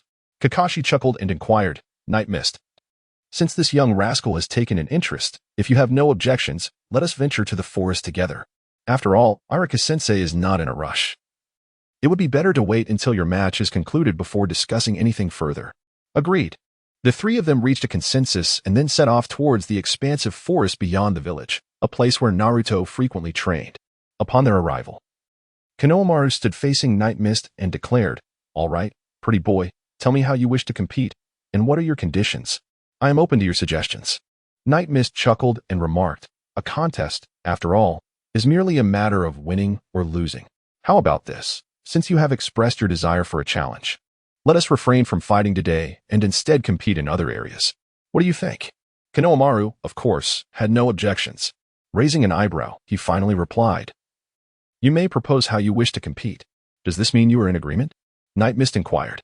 With a dismissive smirk, Konohamaru retorted, What is there to fear in agreeing? Is there any need for trickery when competing against you? Night Mist eagerly awaited this declaration from Konohamaru and promptly responded, Very well. Let us compete in ninjutsu. As for myself, I possess no remarkable traits, save for my penchant for clandestinely learning the techniques of others. Pray tell, what signature ninjutsu do you excel in? Unveil it for my scrutiny. If I manage to master your technique within the time frame you stipulate, then you shall concede defeat to me. Conversely, should I fail to grasp it fully within your allotted time, I will have lost to you. What say you? Surely, this does not constitute a breach of rules? After a moment of contemplation, Konohamaru ultimately shook his head in disagreement. Night Mist chuckled and inquired, What troubles you, little rascal? Are you perhaps too timid? To which Moegi replied with a mischievous grin, Do you truly believe such trivial thoughts could deceive me? Night Mist inquired, perplexed. How could I possibly deceive you? Did we not agree to compete? To which Konohamaru replied, With such trivial intentions, do you think I am unaware? You merely wish to surreptitiously learn my ninjutsu, all while pretending to be so forthright. Yeren felt a surge of displeasure upon hearing this and retorted, Ha, you little rascal. Being so much younger than I, how many ninjutsu techniques can you possibly master? Furthermore, the techniques you possess are likely of the C rank or perhaps even pedestrian in nature, utterly ineffectual in combat. Unlike me, who has acquired a diverse array of formidable ninjutsu, any one of which could effortlessly overpower you. Chapter 17. The Wager. Mokuramaru scoffed and replied, "Humph, boasting without fear of your own tongue's betrayal. Just look at you, so pale and tender, devoid of any semblance of a true ninja. It is evident that you lack the skills in ninjutsu. And here you are, bragging about your supposed A-rank techniques while thinking you can toy with me? You must be jesting. From a young age, under the tutelage of my grandfather and master Hebisu, I have grown and honed my skills. How could I possibly be akin to you? While my repertoire of ninjutsu may be limited, Master Hebisu has assured me that the techniques I possess are indeed quite formidable." Night Mist smiled and said, "Very well, since you do not agree. Let us proceed in this manner. You shall learn my ninjutsu. If you are able to master it within the time I stipulate, I shall concede to you, even if it is but a mere shadow of success. However, should you fail to accomplish this feat, then this contest shall indeed be deemed your loss. And there are conditions attached to that loss." Upon hearing these words, Konohamaru's eyes brightened with intrigue. He thought to himself, this fool appears to be quite astute. Yet he is, in fact, rather naïve. By learning his ninjutsu, I can acquire knowledge without bearing any responsibility, and if I succeed, there will be rewards to reap. Is this not a perfect arrangement? Moreover, with my exceptional talent, how could there be any ninjutsu beyond my grasp? Mastering this seemingly simple technique should pose no challenge at all. Furthermore, at his age, how could he possibly wield an A-rank ninjutsu? Such techniques are reserved for elite shinobi, and even they may only master a handful at best. Yet here he is, boasting before me? Humph, I find that utterly unbelievable. Nightstorm could hardly be oblivious to the subtle thoughts that lingered in Konohamaru's mind. Therefore, he declared, "Very well, let us proceed as such. The contest will entail you learning my ninjutsu, but there is one stipulation I must clarify first. Should you find yourself defeated, how do you intend to respond?" Konohamaru tilted his head, pondering for an extended moment without arriving at any conclusion. Seizing the opportunity, Nightstorm continued, "Here is what we shall do. If you lose, you shall acknowledge me as your elder brother. Conversely, if I am the one to falter, I shall endeavor to ensure you are taught more than 5 A-rank ninjutsu. What do you think?" Konohamaru nearly burst into laughter, thinking to himself, this fellow is indeed a simpleton, completely unaware of his own bravado. How could I possibly lose? Besides, agreeing to call him my elder brother is hardly a challenge. Without a moment's hesitation, he replied, "Agreed. Let us proceed as you have suggested. We can begin now, as Kakashi-sensei is here to bear witness. Thus, neither of us can renege on our word nor resort to trickery." "Absolutely," Kakashi remarked with a chuckle, observing the lively exchange between the two. "Now, let us hasten to see your ninjutsu, Nightstorm." Night Mist chuckled, saying, "There is no rush. I have yet to inquire about Konohamaru. What type of ninja is he? Is he of the fire style or the water style?" Konohamaru proudly replied, "You see, you are limited to just 1 or 2 styles. As the grandson of the 3rd Hokage, I naturally possess the ability to master all elements. However, if we are to discuss superiority, my fire jutsu undoubtedly reigns supreme." Night Mist then inquired, "What fire style ninjutsu do you possess?" Konohamaru replied, "I do not know many techniques. Currently, I am mastering the Great Fireball technique, and I will soon achieve proficiency. What do you think? Am I impressive?" Night Mist scoffed disdainfully. "What is so impressive about that? The Great Fireball technique is merely a rather commonplace skill among fire-based ninjutsu." Chapter 18. Dread Konohamaru retorted with a huff. "Humph. You claim my Great Fireball technique is rather ordinary among fire techniques. I refuse to believe you possess anything of greater caliber. Do you have any notion of the difficulty in mastering the Great Fireball technique? Furthermore, it is regarded as one of the more formidable skills within fire ninjutsu, boasting considerable destructive power and a wide area of effect. Even teacher Hibisuk stated that for someone my age to master the Great Fireball technique is quite an impressive feat. How dare you mock me?" Night Mist chuckled lightly. "Very well. Since you insist, I shall demonstrate a fire technique that surpasses the Great Fireball in its sophistication. If you can master it, this match shall be deemed your victory." Konohamaru, hands planted on his hips, retorted, "Hurry up, will you? Don't waste time with your hesitations. You're even more indecisive than the girls in our class. If you know how to perform it, then do so swiftly. If not, just call me Big Brother, and I won't hold it against you. After all, I have no expectations of you teaching me any of those 5 techniques." Night Mist smiled and remarked, "I suggest you keep your distance. Otherwise, when my ninjutsu is unleashed, you, my little friend, might find yourself in quite a predicament." Konohamaru, feeling somewhat exasperated, replied, You are quite bothersome. Are you going to perform your ninjutsu or not? If you choose not to, I shall take my leave to avoid wasting my time. Nightstorm curled his lips in a slight smirk, choosing not to elaborate further, but instead swiftly formed hand seals with his hands. Then, with a loud exclamation, he shouted, "Great fireball technique!"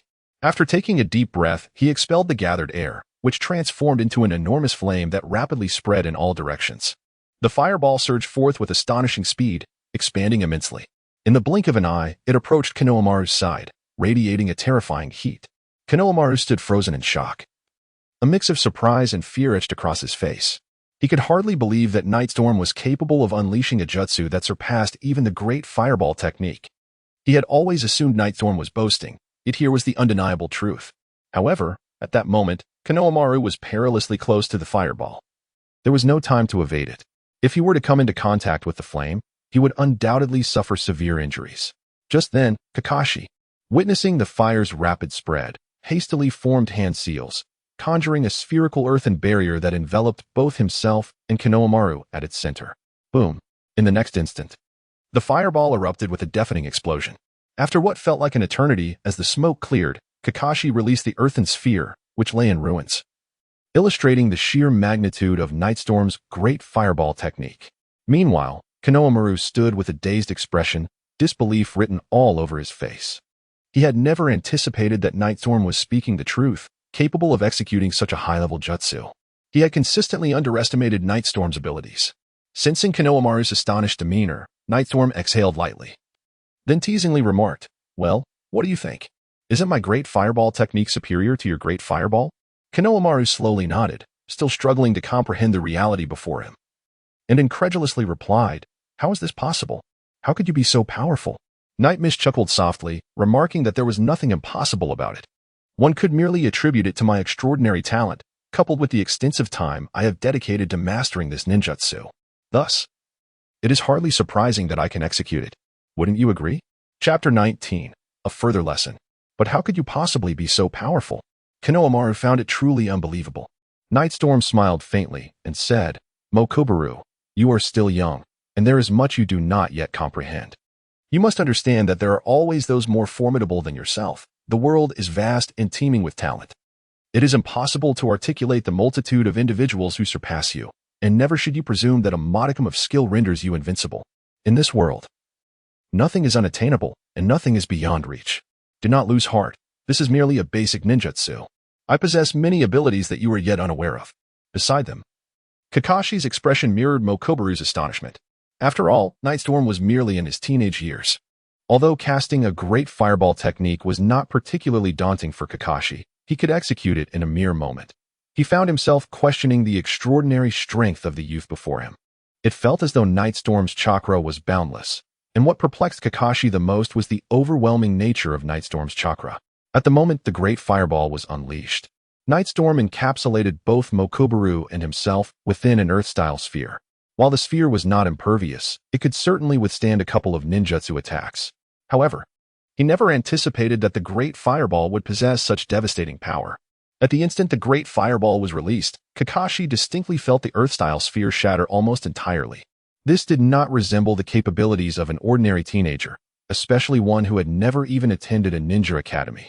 Now, Kakashi deemed it unnecessary to introduce Mokobaru to Irika.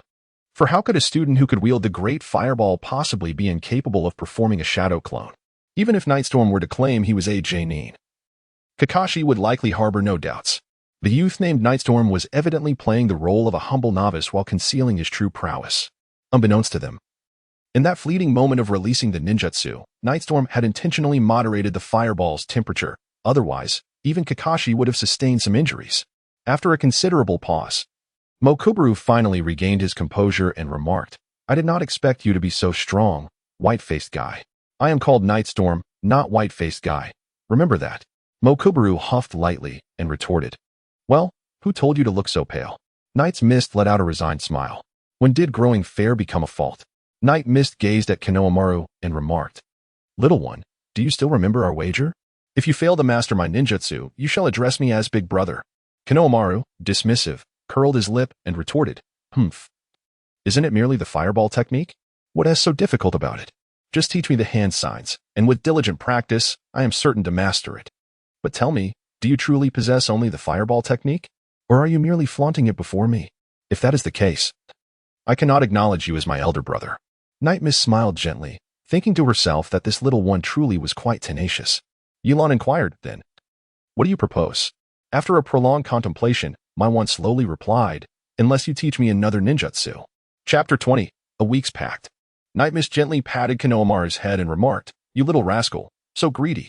You have learned a great fireball technique from me, yet you still wish for more teachings. Such fortune is rare indeed. Konohamaru furrowed his brow and replied, that may be. But I refuse to acknowledge you as my elder brother unless you impart another technique to me. Master the great fireball technique first, and then we shall discuss further teachings.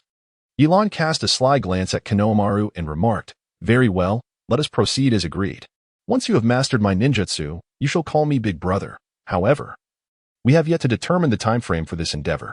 This opportunity is bestowed upon you, Konohamaru. How long do you believe it will take to learn my techniques?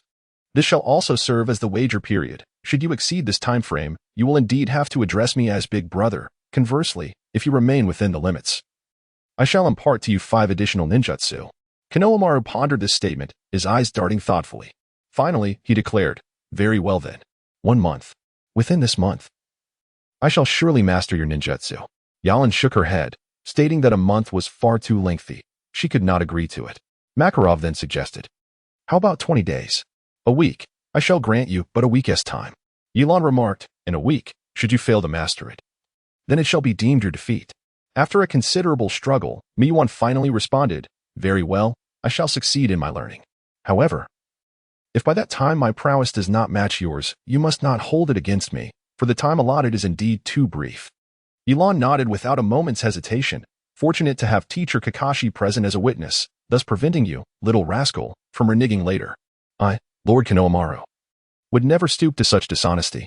He huffed indignantly. When I say something, I mean it.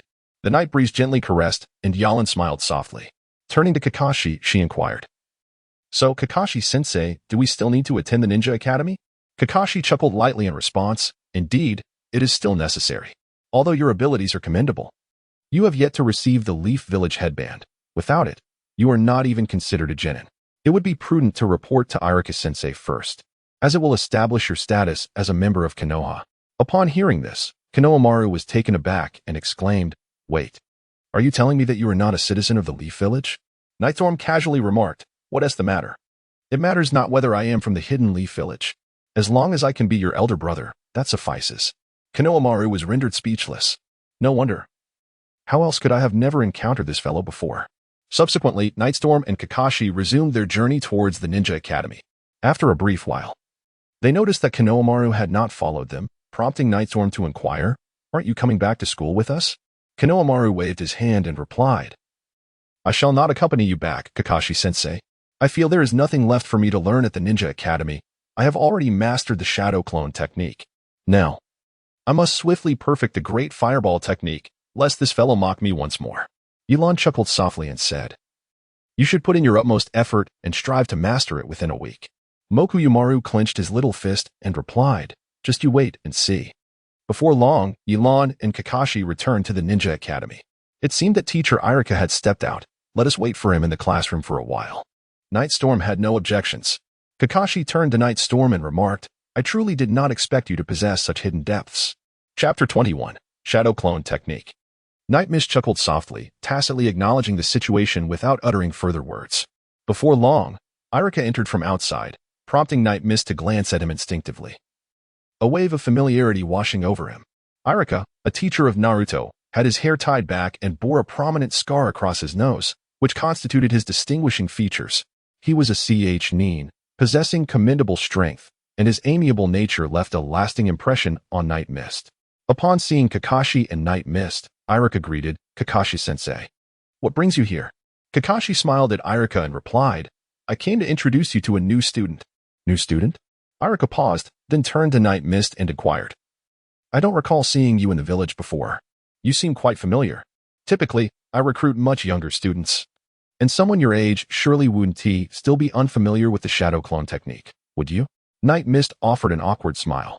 Kakashi took over the conversation, stating, This is Night Mist. He hails from another village and intends to settle in our leaf village for the long term. Hence, he has come here merely to take a test and, incidentally, to obtain a headband, which will officially designate him as a genin. Irika suddenly understood. So that's how it is. Very well, Night Mist. Our ninja academy teaches some fundamental ninjutsu. The so-called graduation exam consists of techniques such as the transformation and shadow clone jutsu. I wonder if you are familiar with the art of shadow cloning? Upon hearing this, Ye Lan awkwardly scratched his head and replied, I'm not quite proficient in that yet. Beside him, Kakashi wore a look of incredulity. How could someone capable of performing the great fireball technique be unable to create a clone? Irika chuckled and said, Very well then, I shall teach you now. Considering the chakra within you, mastering the clone technique should not pose too great a challenge. I will begin with the hand seals. Pay close attention. After you've learned it, practice a bit at home, and in a few days, you can return here to take the test. As Irika spoke, he swiftly formed the seals, and in an instant, a perfect clone of Irika appeared beside him. If one were unaware of Irika's initial predicament, even Ye Lan might struggle to discern which was the true Irika. Irika then dispelled the clone and inquired, So, did you manage to observe my hand seals clearly? Night Mist chuckled softly, then swiftly formed a hand seal and exclaimed, Shadow Clone Jutsu. In an instant, two identical clones of Night Mist materialized beside him, both radiating a substantial concentration of chakra. Witnessing this spectacle, both Kakashi and Irika were momentarily rendered speechless. It was noteworthy that Irika had previously mentioned to Night Mist that he would return in a few days to take the exam. Yet here was Night Mist demonstrating the shadow clone technique after merely glancing at the hand seals. How could this be possible? Such feats were beyond the capabilities of an ordinary individual. Mastering a jutsu requires not only learning the hand seals but also achieving a resonance with one's body. The more complex the jutsu, the more pronounced this requirement becomes. Generally, even the most basic techniques require several days of practice to master. But Night Mist had astonishingly acquired it in such a brief span. This revelation utterly challenged Irika's understanding. As for Kakashi, he squinted at Night Mist, contemplating the sheer brilliance of someone who could master the shadow clone technique in such a short time. This was nothing short of genius. Who could possibly learn a jutsu so swiftly? Kakashi pondered, suddenly enlightened. No wonder Night Mist had the audacity to wager with Konohamaru about mastering his jutsu. He possessed this remarkable talent. Clearly, a remarkable individual had arrived in the hidden leaf village. After a moment of astonishment, Kakashi and Irika exchanged glances, and then Irika, smiling, retrieved a forehead protector from a nearby drawer and placed it before Night Mist. Congratulations, you are now officially a ninja of our hidden leaf village. Your current rank is that of a genin. From now on, you are eligible to undertake missions.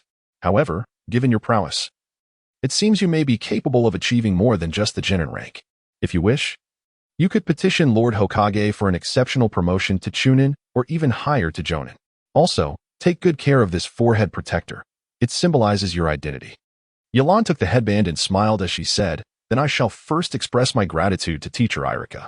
Night Storm and Kakashi did not linger long at the ninja school before stepping outside, for they had already acquired their headbands, rendering further stay unnecessary.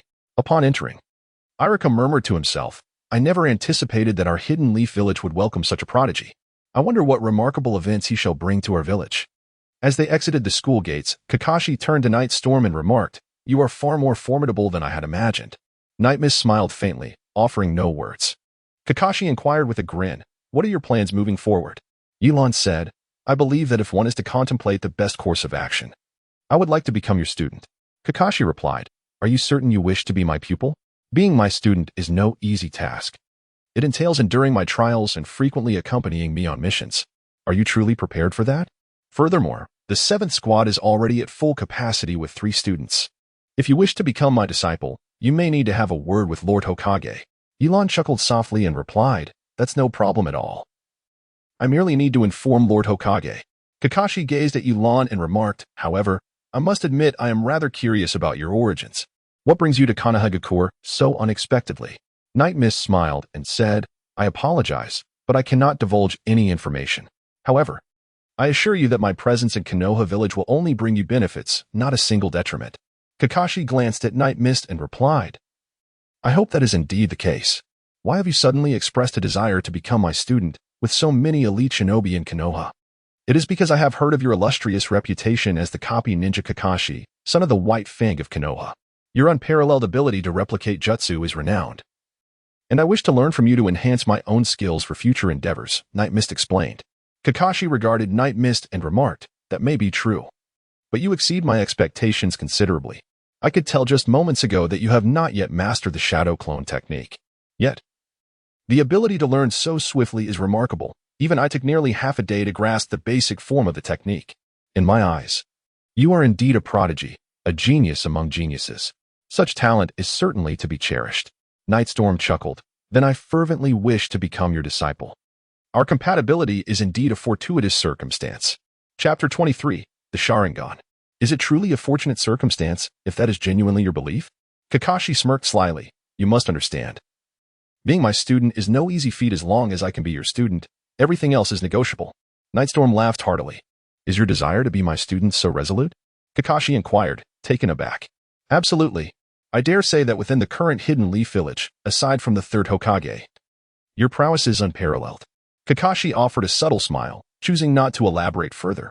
Nightstorm, however, understood that Kakashi's silence was an implicit acceptance.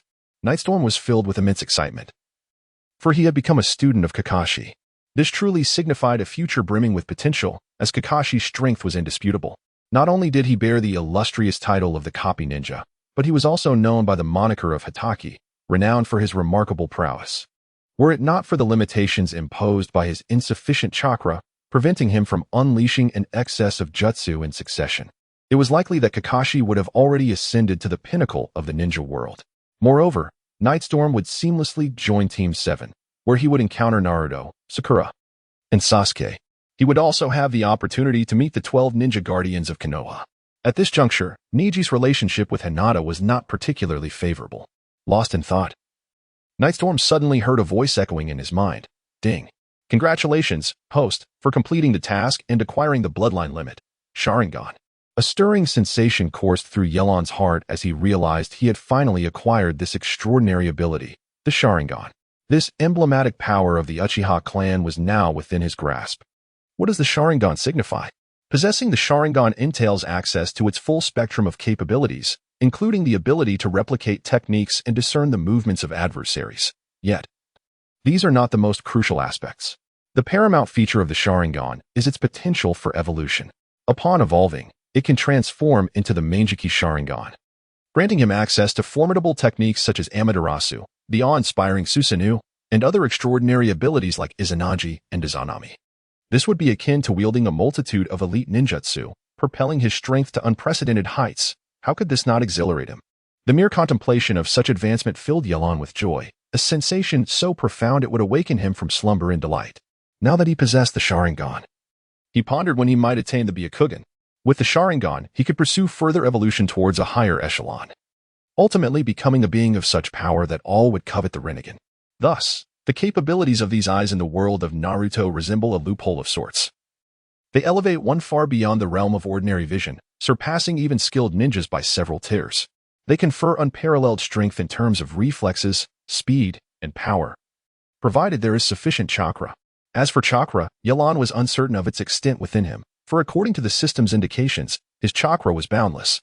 Moreover, he had discovered that regardless of how many jutsu he unleashed, his chakra reserves remained unchanged. Now, he found himself eagerly anticipating the hue of his Susanoo, reminiscent of Sasuke's violet and Itachi's crimson.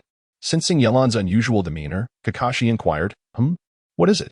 Are you feeling unwell? No, I'm perfectly fine. Ye Lan casually fabricated an excuse to deflect the inquiry. He was not yet prepared for others to discover the existence of his Sharingan, nor did he wish to be perceived through an altered lens. These techniques belonged solely to him, and it sufficed for him to possess this knowledge. For in the absence of others' understanding, he could employ them unexpectedly during combat. Although Kakashi was his mentor, Ye Lan was reluctant to reveal all his cards to him. Moreover, possessing a Sharingan was a taboo within the realm of shinobi, as, according to the timeline, the only individual known to possess such an eye in the ninja village was Sasuke. The sudden emergence of a Sharingan within himself would imply that Itachi had not merely spared Sasuke, but had also allowed him to exist. It was a chilling thought, considering that Itachi had annihilated the entire Uchiha clan, leaving only Sasuke alive. Now, with the Sharingan in his possession, two possibilities arose. Either he was a member of the Uchiha clan, which was evidently not the case, or he had acquired the Sharingan through some unorthodox means from the Uchiha lineage. This would provide ample justification for the villagers of Konoha to seek retribution against him. He was not inclined to unveil his secret prematurely, as it would only invite unnecessary troubles, ultimately benefiting no one. Observing Ye Lan's silence, Kakashi refrained from pressing further.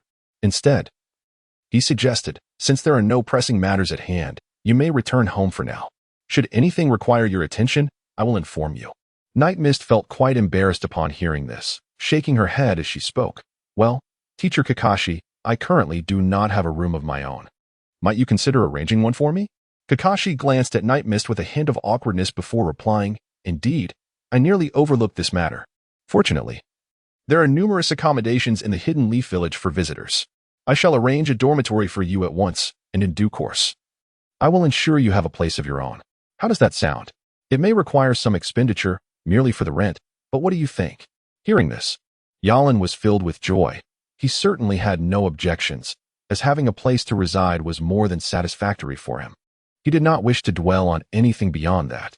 Kakashi, noticing his lack of dissent, remarked, Very well then, I shall escort you to your room. As Kakashi led Ye Lan westward for a short while, they arrived at a location resembling an inn. He paused and said, This is the place. It somewhat resembles a guest house. Typically, many of the residents here are ninjas from other villages.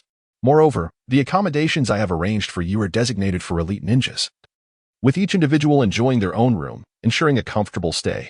I hope you find your time here enjoyable. Night Mist hastily waved his hand, saying, What are you talking about, Kakashi-sensei? Having a place to stay is already a generous gesture. I would never dare to demand the quality of the house. As long as I have a roof over my head, I am content, and I truly appreciate everything you have done for me, including finding me a place to live. Kakashi casually waved his hand in response, remarking, It's nothing. It is my duty as your teacher. Chapter 25. The Anbu come knocking upon hearing this.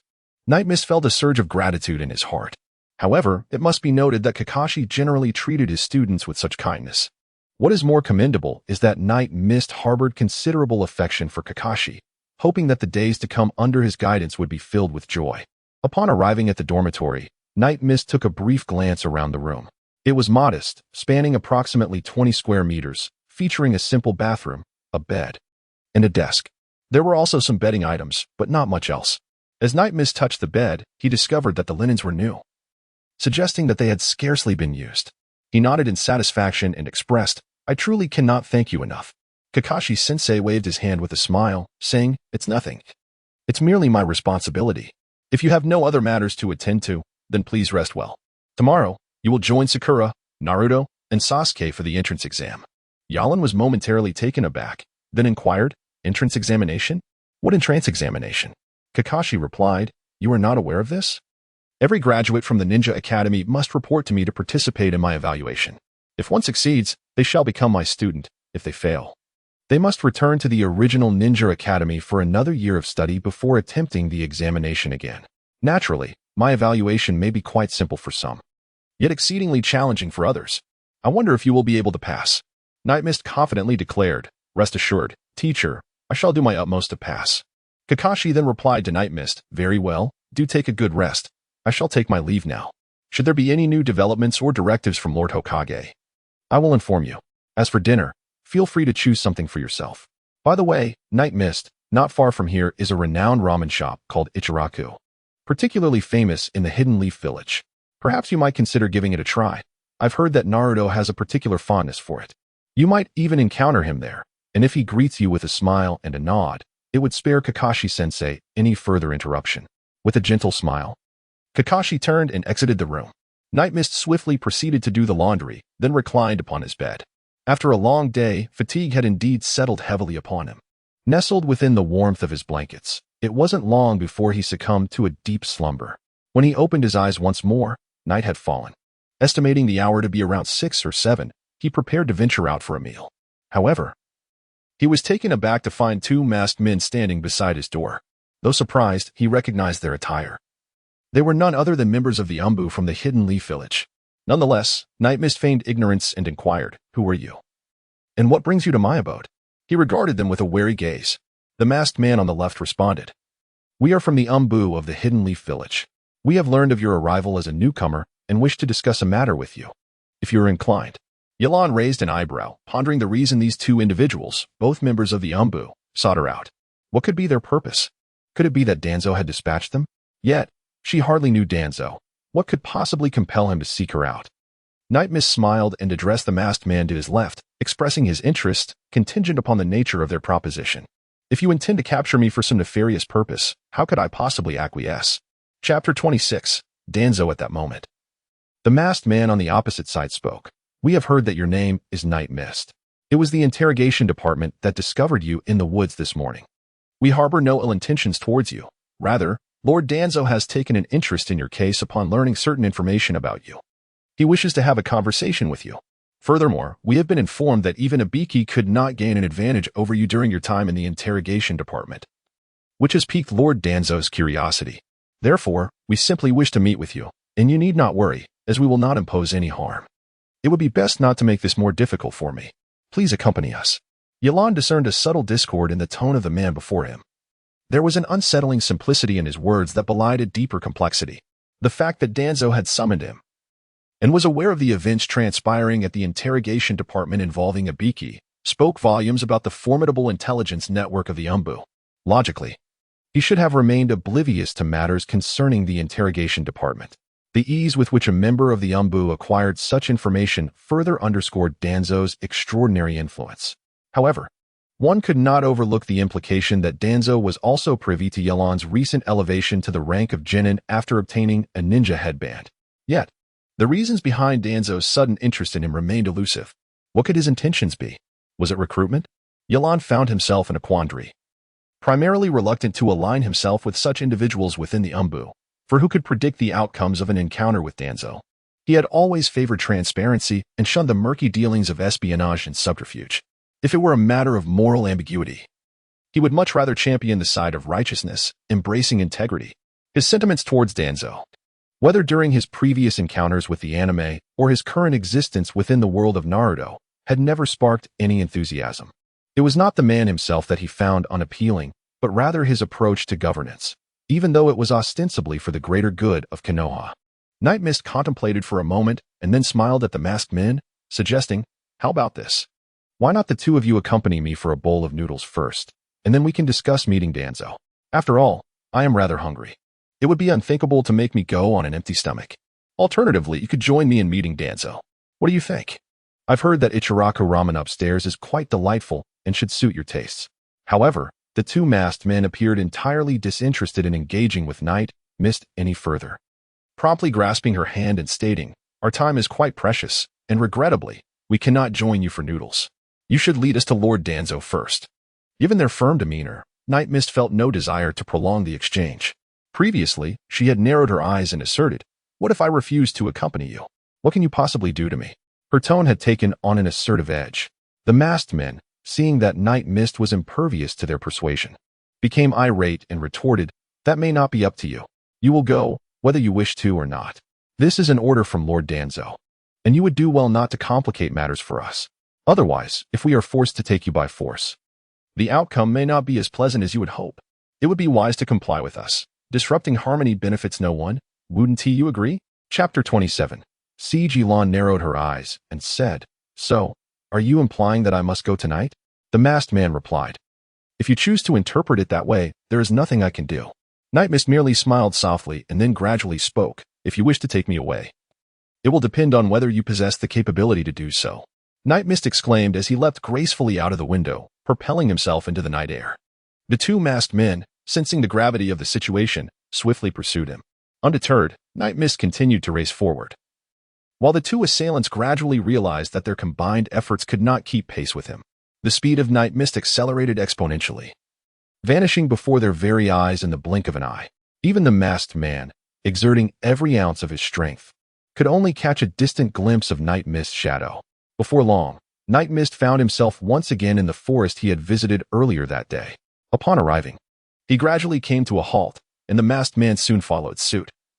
Swiftly presenting himself before Night Mist and stating, "Allow us to inform you that our esteemed Lord Danzo has taken note of your potential and was particularly impressed by the abilities you showcased today in the interrogation department. Thus, we have been tasked with inviting you to a discussion in the Anbu. Should you choose to reject our offer, Do not hold me accountable for my ruthless nature, for I shall not hesitate to incapacitate you before escorting you to the Anbu. A chill ran through Ye Lan's heart as he pondered. Is this the Dark Division? It had long been said that the Dark Division was notorious for gathering intelligence and making insidious appearances, yet witnessing it firsthand today proved to be a truly extraordinary experience. The two masked men remained silent, their chakra energy flickering ominously. One of the masked figures turned to the other and declared, "Let us not waste time with idle conversation. We must swiftly escort him to Lord Danzo." Who would have thought this lad would be so obstinate? Despite our attempts to reason with him, he remains stubborn. Thus, we have no choice but to forcefully take him. Here is the plan. You approach from the left, and I shall take the right. Let us advance simultaneously. I refuse to believe he can evade us. The other masked figure nodded in agreement, and together they shouted, "Now!" ignoring whether Ye Lan would make a move. The two masked men dashed towards him, launching a coordinated assault from either side. Engaging in close-quarters combat was not Ye Lan's forte, leaving him little choice but to swiftly create distance between them. He quickly adapted their movements and techniques, mastering their ninjutsu and methods to enhance speed, including the art of teleportation. Nightfall swiftly mastered the technique of teleportation and engaged in close combat with the two masked men for a while. Initially, the two adversaries maintained a firm upper hand. However, they gradually began to perceive that their opponent mirrored their own fighting style, employing identical techniques and ninjutsu. The once dominant duo soon felt an overwhelming sense of fatigue, as if they were not confronting Nightfall, but rather a shadow of themselves, possessing far superior strength. No matter how they exerted their prowess, they could not gain the upper hand against the figure before them. This sensation was akin to striking a fist against soft cotton, leaving them quite unsettled.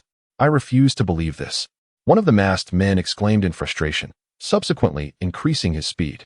Little did he anticipate that as his attacks accelerated, Nightfall's defenses would match his pace, simultaneously launching counterattacks that intensified his discomfort. Chapter 28. The Mysterious Man. As the two masked men gradually slowed their assault, they stumbled upon a terrifying realization. Nightfall's speed had firmly surpassed theirs. The individual before them was no longer the same person they had initially overpowered. It felt as though they were facing a completely different opponent, leaving them in disbelief. Yet, they were not novices. Exchanging glances, they instinctively retreated 100 meters. Then, in perfect synchrony, they shouted in unison and unleashed their most proficient lightning techniques to strike at Nightfall. However, Nightfall merely smirked at the spectacle, fully aware that his mastery far exceeded theirs. The ninjutsu they unleashed was trivial in comparison to Nightfall's capabilities, allowing him not only to effortlessly counter their attacks, but also to replicate their techniques. In the presence of Nightfall, who possessed an almost unparalleled prowess, their ninjutsu held little significance. With swift hand seals, Nightfall conjured hundreds of mud pillars beneath the feet of the two masked men, ensnaring them securely in the center. Their combined efforts to assault the stone pillars proved futile, as their strength was insufficient to shatter them. Seizing the opportunity, Nightfall swiftly summoned a multitude of earthen walls around them.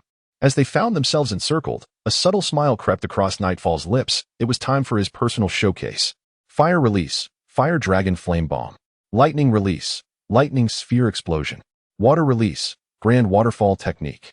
Wind release, Wind Cutter. Earth release, Multiple Earth Flow Walls. Countless ninjutsu cascaded forth as if he were expending no chakra, effortlessly unleashing dozens of advanced techniques. A wave of exhilaration surged within Ye Lan's heart. These ninjutsu techniques had been clandestinely acquired by him, and now their efficacy was extraordinary. Although they were elite members of the Anbu, how could they possibly withstand such a barrage of ninjutsu, techniques that could only be unleashed by dozens of individuals attacking in unison? In the face of these formidable jutsu, they appeared utterly feeble. The two of them instantly turned ashen, realizing they had entered a state of despair. They tightly shut their eyes, bracing themselves to endure the relentless onslaught of ninjutsu, akin to a cataclysmic bombardment. Before such overwhelming techniques, they felt like a solitary leaf adrift in the vast ocean, devoid of any means of resistance, helplessly allowing the surging jutsu to engulf them. Just as they reached the depths of their desperation, a shadow quietly emerged beside them, and in the next instant, they found themselves whisked away from that perilous place. From the moment the shadow emerged, Ye Lan sensed its presence. Astonished by the proficiency of its ninjutsu, he understood that, while these techniques would not claim the lives of the two individuals, they would undoubtedly inflict considerable harm, rendering them incapable of full recovery in the immediate future. At most, they would lose their combat effectiveness. Nevertheless, Ye Lan was acutely aware of the nature of his own ninjutsu. He was nearly certain that only someone of the caliber of a Hokage could hope to escape unscathed from such techniques, let alone evade them, while simultaneously fleeing the grasp of two adversaries. He found himself both surprised and reassured, for deep within, he was coming closer to discerning the identity of this person. After being rescued, the two masked men glanced at their companion and, in a remarkable display of reverence, knelt before him, their faces etched with respect. Chapter 29. Arrival. The two masked men expressed profound respect, for had it not been for the individual before them, they might have already been obliterated by their foes. Night Mist gazed quietly at this individual. Night Mist narrowed his eyes as he regarded the individual before him, then spoke softly. Truly, he is the leader of the dark faction. To personally intervene for two insignificant lackeys is indeed unexpected. After all, they are elite ninjas from my dark division. It would weigh heavily on my conscience if they were to perish under your hand. Moreover, they have not committed any egregious crimes. They merely came at my behest to invite you for a visit. And this young friend of mine, I believe even if they had erred, their transgressions would hardly warrant death. Why then must you unleash such lethal force? You could easily incapacitate them, and even the dancing shadows would not hold it against you. Yet, it is evident that you intend to eliminate them entirely, which is rather disrespectful to me and my organization. Should you genuinely wish to make an enemy of me, I find myself at an impasse, especially after witnessing you in the company of Kakashi, who is an esteemed member of the Daybreak. Night Mist remarked, I only arrived this afternoon. How could you possibly know of any connection between me and Lord Hokage? Moreover, wasn't Kakashi-sensei once under your command? Danzo squinted his eyes and replied, Indeed. You are quite astute. Night Mist smiled and said, In terms of intelligence, I cannot compare to you, Lord Danzo. As the leader of the Root, your strength is beyond question. However, how can you be certain that I have no control over the ninjutsu I just unleashed, especially when those two suddenly perished? Danzo narrowed his eyes and responded, What? Are you suggesting that you can indeed control this ninjutsu? Night Rain smiled silently, while Tuanzo, observing his expression, felt a heaviness settle within him. After a moment, Tuanzo chuckled softly and remarked, It seems I have truly underestimated you, my young friend Night Rain. To speak candidly, there are very few individuals in the entirety of my village who can elicit such words from Tuanzo. Yet today, Night Rain has accomplished just that. Tuanzo pondered that if Night Rain could indeed control these jutsu as he claimed, then he possessed an undeniably formidable presence. It is important to note that the mere act of releasing these jutsu in an instant requires immense power, and even Tuanzo himself could not claim to execute such perfection. Yet Night Rain has managed to achieve it, granting him the right to be regarded with respect. Tuanzo also found it astonishing that Night Rain asserted he could manipulate these jutsu with such ease. How could that even be possible? Typically, jutsu is directly derived from one's own chakra, and the more powerful the jutsu, the greater the energy it requires. As these techniques are unleashed, the surrounding air becomes increasingly charged with energy. Paradoxically, however, the more substantial the jutsu, the more difficult it becomes to control once formed. Ultimately, when such power is unleashed, it is nearly impossible for anyone to withstand it. Yet, Night Rain boldly proclaimed his ability to wield such power, compelling Tuanzo to regard this young man with newfound seriousness. For if Night Rain could genuinely manipulate these jutsu with such finesse, it would indeed be a terrifying prospect. The ability to release jutsu freely, and then control it after its manifestation, suggests an extraordinary level of skill. Could this not imply that Night Rain's strength surpasses even his own? In Chapter 30, Tuanzo's Secret, Tuanzo smiled at Night Rain and proposed, Since your prowess is so remarkable, why not engage in a friendly match between us? Night Mist smiled at Danzo and asked, What is it? Do you truly wish for me to join your Anbu? Or do you intend to coerce me? Let me make it clear. I am someone who responds better to kindness than to force. If you insist on compelling me, I would rather face death at your hands right here than accompany you to that so-called dogmatic Anbu of yours. The only way I would join you is if you were to kill me. Very well, Danzo replied. In that case, my young friend Night Mist, let us engage in a friendly competition. Should fortune favor me and I emerge victorious, you shall accompany me to the Anbu, and we can discuss your motives for coming to Konoha. Conversely, if I should lose to you, you will have the freedom to choose your own path henceforth, and I, Danzo, will do my utmost to assist you. Furthermore, I shall extend my apologies today regarding the matter of those two individuals who captured you, as well as for my previous demeanor towards you. That should not be too much to ask, would it? Are you satisfied now? Night Mist smiled and said, Very well. Let us proceed as you suggest, old man. I shall witness the extent of your strength. Do not presume that I fear you merely because you have several eyes embedded in your arms. In that moment, the aura exuded by Night Mist astonished Danzo. Not solely due to the intensity of his presence, but because of the words he spoke regarding the eyes. Did Danzo's heart stir with the thought that Night Mist might be privy to all his secrets? His admiration for Night Mist subtly morphed into a flicker of murderous intent. Night Mist, too, sensed an unsettling shift, having inadvertently revealed that Danzo's arms were adorned with Sharingan, a fact that remained a closely guarded secret to most. However, for Night Mist, who had watched the entirety of Naruto, it was far from being a revelation. Yet, for Danzo, the knowledge of such a secret could spell death for anyone aware of it. Despite this, Danzo held a genuine admiration for Night Mist, compelling him to engage in a serious contest to ascertain the true depth of Night Mist's power. Should Night Mist prove formidable yet non-threatening, perhaps he could be of use to Danzo. With a hearty laugh, Danzo declared, "Young friend Night Mist, if that is the case, come forth and let me see just how strong you truly are."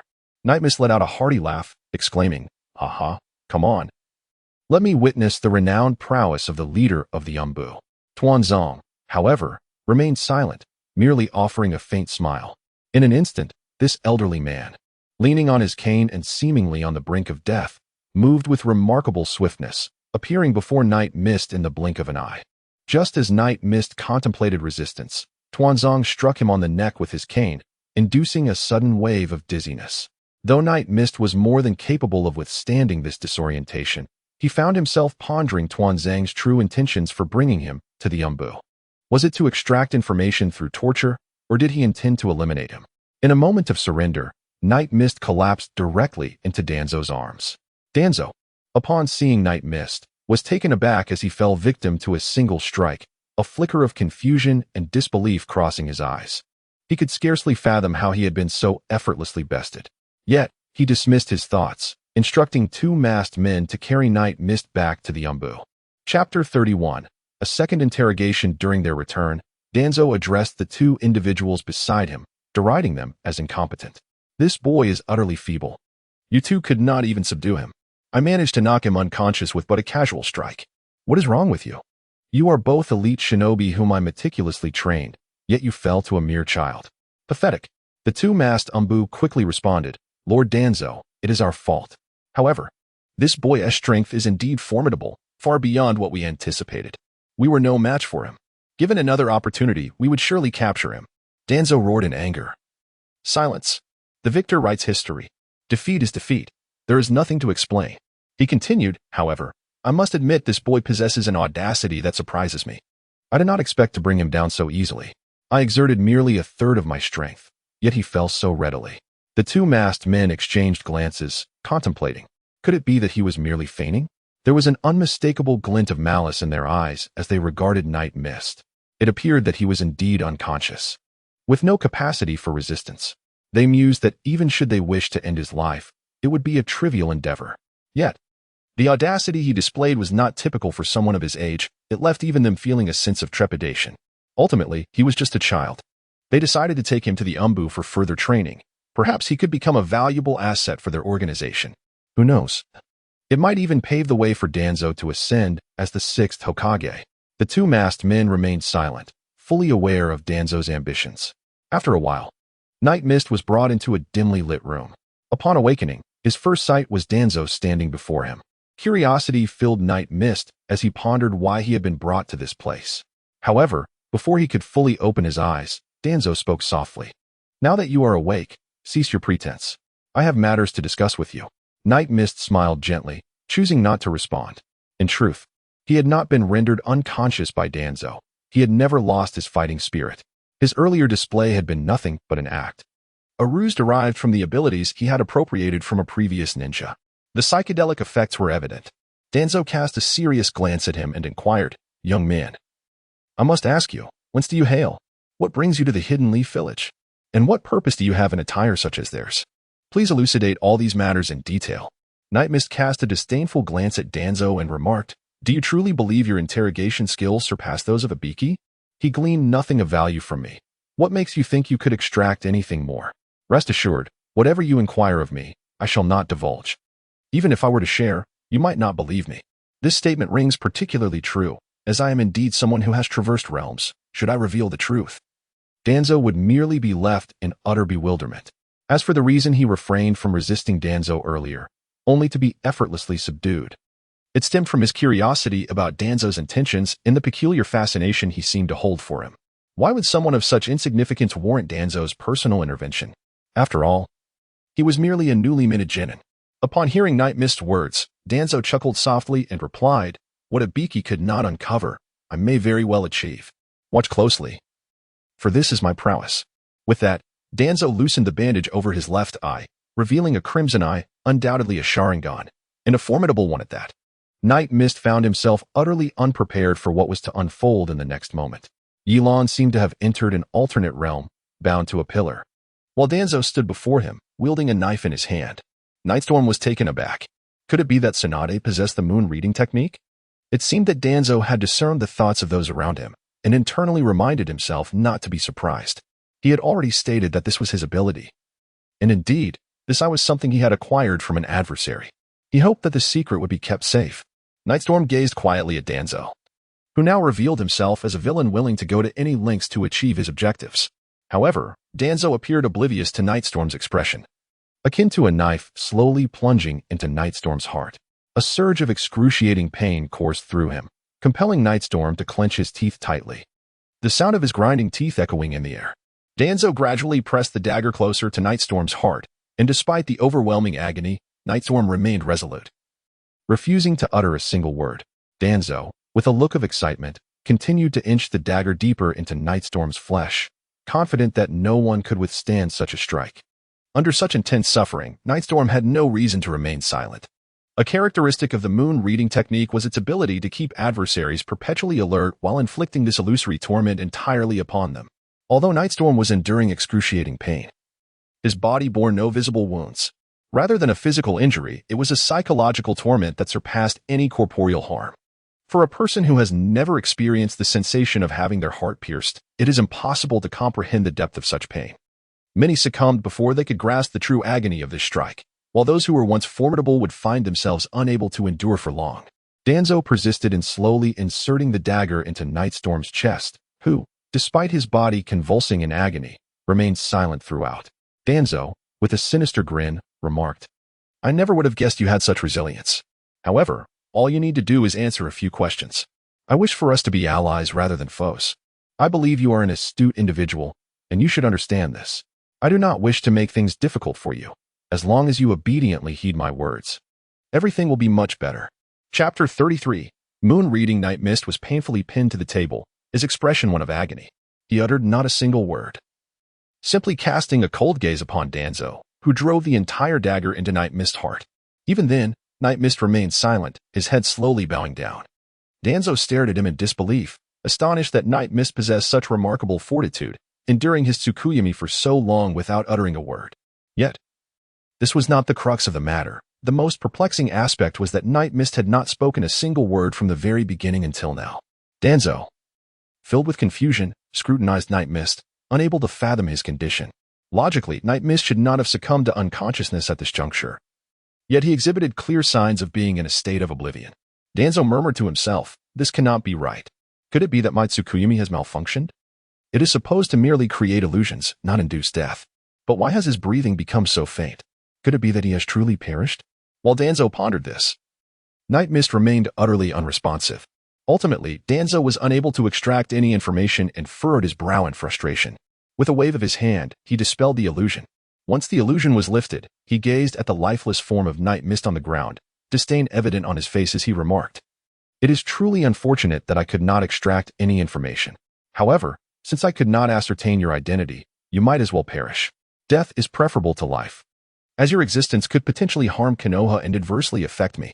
Since you cannot be a friend, I must allow you to die." Danzo turned to exit, knowing that Night Mist's body would soon be dealt with without further inquiry. Yet, upon reaching the door, he found it firmly shut, resisting all his attempts to open it. Frowning slightly, he exerted greater force, yet the door remained obstinately closed. Just as he was engulfed in confusion, Night Mist's voice unexpectedly resonated behind him. "Do not struggle. It is futile. You shall not open this door, my dear Danzo." At these words, Danzo turned slowly, shock etched upon his face. To his astonishment, Night Mist had not succumbed to death as he had anticipated. Instead, he stood before him, unscathed. Stammering in disbelief, Danzo could hardly find his voice. Night Mist looked at him and said, "Danzo, I apologize for not dying. I must have disappointed you." Danzo, trembling, replied, "How is it possible for you to still be alive within my Tsukuyomi? Even with an indomitable will, you should have succumbed to unconsciousness and agony." Nightshade cast a disdainful glance at Danzo and remarked, "Is that truly the case? Do you believe that your inconsequential illusions can genuinely bind me to this pillar? Allow me to enlighten you. I can escape at any moment I desire. I am merely biding my time." Danzo's face was etched with incredulity, as he struggled to comprehend the significance of Nightshade's words. Biding my time. Night Mist gazed at Danzo with a smile that did not reach his eyes and said, "If you truly fail to comprehend, allow me to enlighten you. I can only hope that you are not too astonished upon hearing my words. Welcome to my realm of Tsukuyomi." Chapter 34. Tsukuyomi. Danzo's expression shifted, and he burst into hearty laughter, exclaiming, "Tsukuyomi? Your realm of Tsukuyomi? Ha ha ha, what a ridiculous notion. Since when has Tsukuyomi become a commonplace jutsu? Any Tom, Dick, or Harry can wield it now." "You doubt me?" Night Mist replied with a light chuckle. Danzo glanced around once more, his gaze gradually solidifying with certainty. "Heh, young man. I cannot discern whether you are genuinely foolish or feigning ignorance. How can one without the Sharingan dare to speak of Tsukuyomi? Are you even aware of what sort of jutsu it is? Frankly, I suspect you have yet to grasp its very essence. While I must admit, your art of deception is rather sophisticated, you are unable to distinguish between reality and illusion, yet you dare to claim this is Tsukuyomi?" Night Mist grinned and said, "If you do not believe me, then I shall have no choice but to demonstrate it for you." Night Mist uttered no further words, gently retrieving a shuriken from his pocket as he approached Danzo with deliberate slowness. He then aimed the shuriken at Danzo and advanced it forward with a delicate thrust. Instinctively, Danzo attempted to evade, only to be horrified by the realization that he was utterly powerless, forced to watch as the shuriken drew ever closer to his body. In that moment, Danzo abruptly perceived that his body seemed to be frozen in place, no matter how fervently he attempted to gather chakra. He could not move even an inch. Yara gently pressed the shuriken against Danzo's chest, and then spoke. "Do you believe me now?" Danzo, with a facade of bravado masking his inner trepidation, replied, "What exactly have you done to me? I must inform you that I am the direct commander of the Anbu, holding a position in Konoha second only to the third Hokage. Should you dare to harm me, unless you take my life, you will face relentless pursuit from all the shinobi of the Land of Fire, and your days will be far from peaceful." It seems that Ye Lan did not heed Danzo's words. Instead of retracting the kunai, she thrust it forward with greater force, its sharp tip piercing deeply into Danzo's chest. His body trembled slightly as he gritted his teeth and exclaimed, "You dare, young one." Ye Lan chuckled softly, "If I truly lacked the courage, this kunai would never have penetrated your body, would it, Lord Danzo?" Night Mist paid no heed to Danzo's furious roars, methodically inserting the kunai into Danzo's body. Danzo's form quivered more violently, his teeth clenched tightly, clearly enduring immense agony, as if he were on the brink of collapse. The kunai advanced at a deliberate pace, not directly piercing Danzo's heart, but rather embedding itself inch by inch. Meanwhile, Night Mist appeared utterly at ease, as though the one wielding the kunai was not he at all.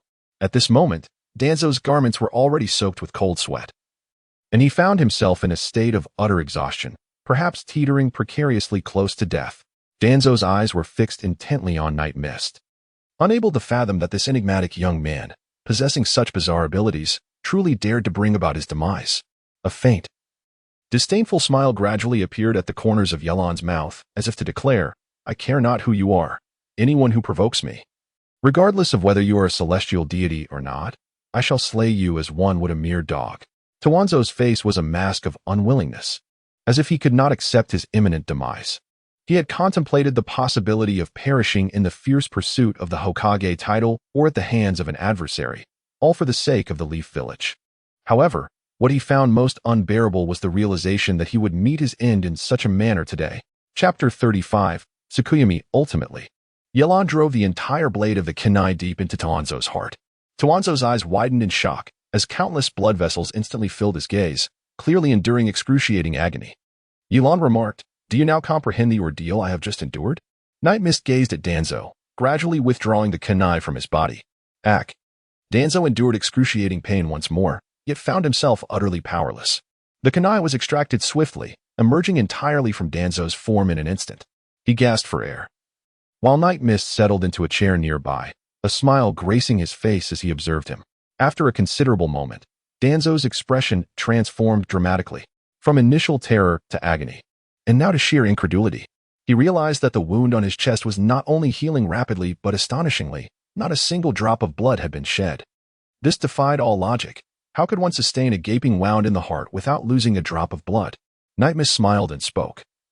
There is no need for astonishment. Everything that transpires within you is quite natural. You may find it somewhat perplexing, yet I have already unveiled the entirety of the truth to you.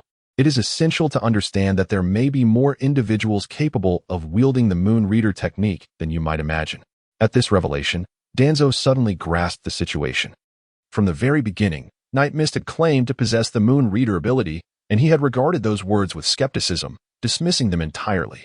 The root of his disbelief stemmed from his unwavering conviction that anyone capable of using the Moon Reader must possess the kaleidoscope Sharingan. Having once fortuitously acquired a single kaleidoscope, he had barely managed to utilize the Moon Reader technique. However, Night Mist's recent actions had genuinely astonished him. Gasping for breath, Danzo trembled as he inquired, "Do you truly possess the Moon Reader ability?" Night Mist remained silent, her eyes gradually shifting from black to a mesmerizing blend of black and crimson. "A kaleidoscope?" With a gentle smile, Ye Lan remarked, "No, it is the eternal kaleidoscope Sharingan." Then, as Ye Lan slightly opened his eyes, Danzo distinctly sensed a shift in the surrounding space.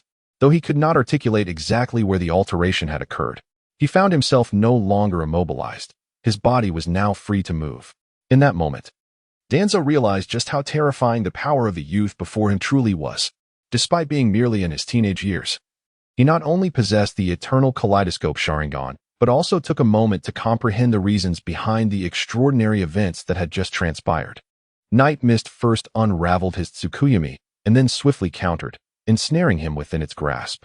Tsukuyomi, inherently a spatial illusion, requires the practitioner to conjure an independent realm in a fleeting moment, subsequently dragging the adversary into it.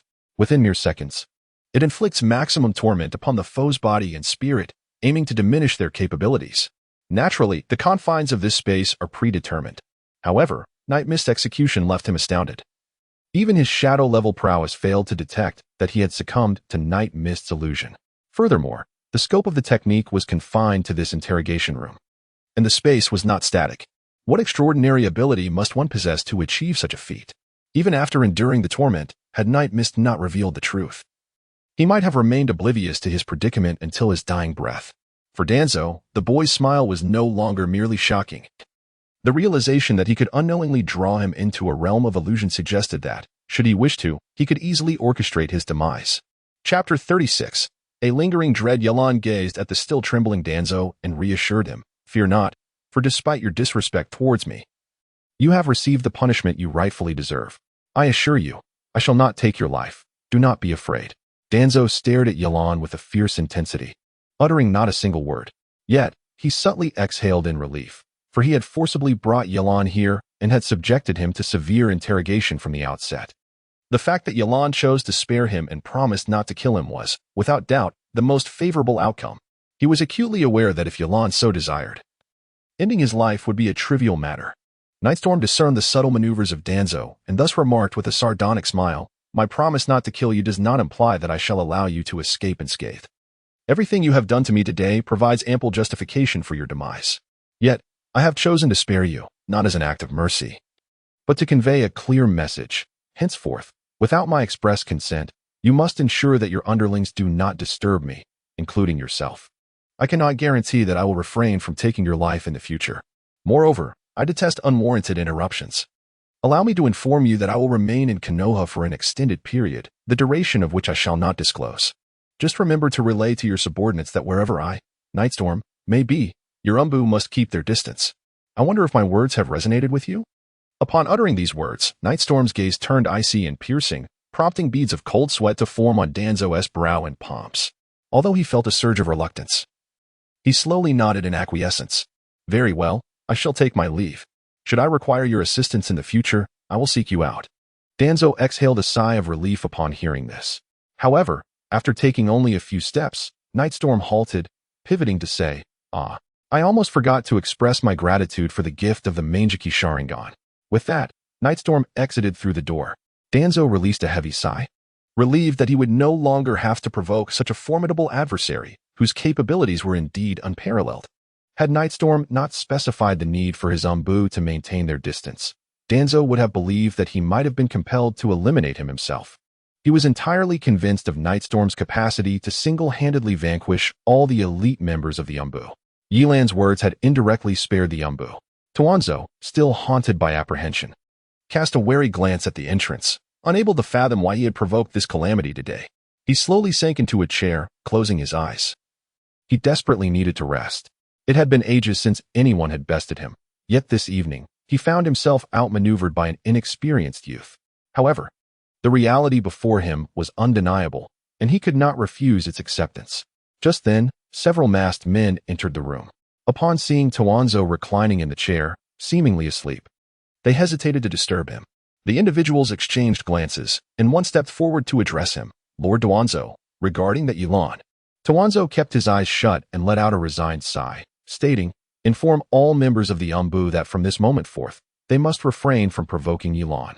Should Ye Lan have any needs, the Anbu personnel are to accommodate him as much as possible. The others felt a surge of apprehension, uncertain of what had transpired within these walls, yet they dared not inquire further, their expressions betraying a sense of bewilderment. Chapter 37. Ichiraku Ramen. Danzo waved his hand dismissively, saying, you may all leave, I wish to be alone. The surrounding ninjas, not wishing to linger, nodded in understanding and exited the room. Shortly thereafter, Danzo gradually opened his eyes and murmured, Eternal Mangeki Sharingan, yet barely past his teens. Could he be a member of the Uchiha clan? However, aside from Sasuke and Itachi Uchiha, could there truly be another survivor? According to the Uchiha family records, aside from the brothers, all other members' bodies were accounted for and buried. Contemplating this, a glimmer of realization sparked in Danzo's eyes. Could it be that his Sharingan had been acquired from the remains of an Uchiha? Yet, why had he claimed it was a gift from me? Is it possible that one of those eyes belongs to Shursui? Eternal Mangeki, how intriguing. After Nightfall stepped out from the dark gates, he made his way directly to Ichiraku Ramen. Since his arrival in the world of Hokage that morning, he had not consumed a single morsel of food. He had been occupied throughout the day, even enduring torment at the hands of Danzo for quite some time, leaving him ravenous. Before long, Nightfall spotted a shop not far away, adorned with an Ichiraku Ramen sign, bustling with a steady stream of customers, indicative of its thriving business. As night mist approached, he was immediately enveloped by the enticing aroma wafting from within, causing his mouth to water in anticipation. He strode confidently into the establishment. Upon entering, he was greeted by the sight of Uncle Lu and his daughter, Sister Rainbow. The father and daughter duo, upon seeing him, flashed their signature smiles and warmly welcomed him. Ye Lan gazed at Uncle Yile's warm smile, her eyes involuntarily narrowing. In the realm of reality, there exists a rumor that the most enigmatic figure within the world of Naruto is none other than Yile.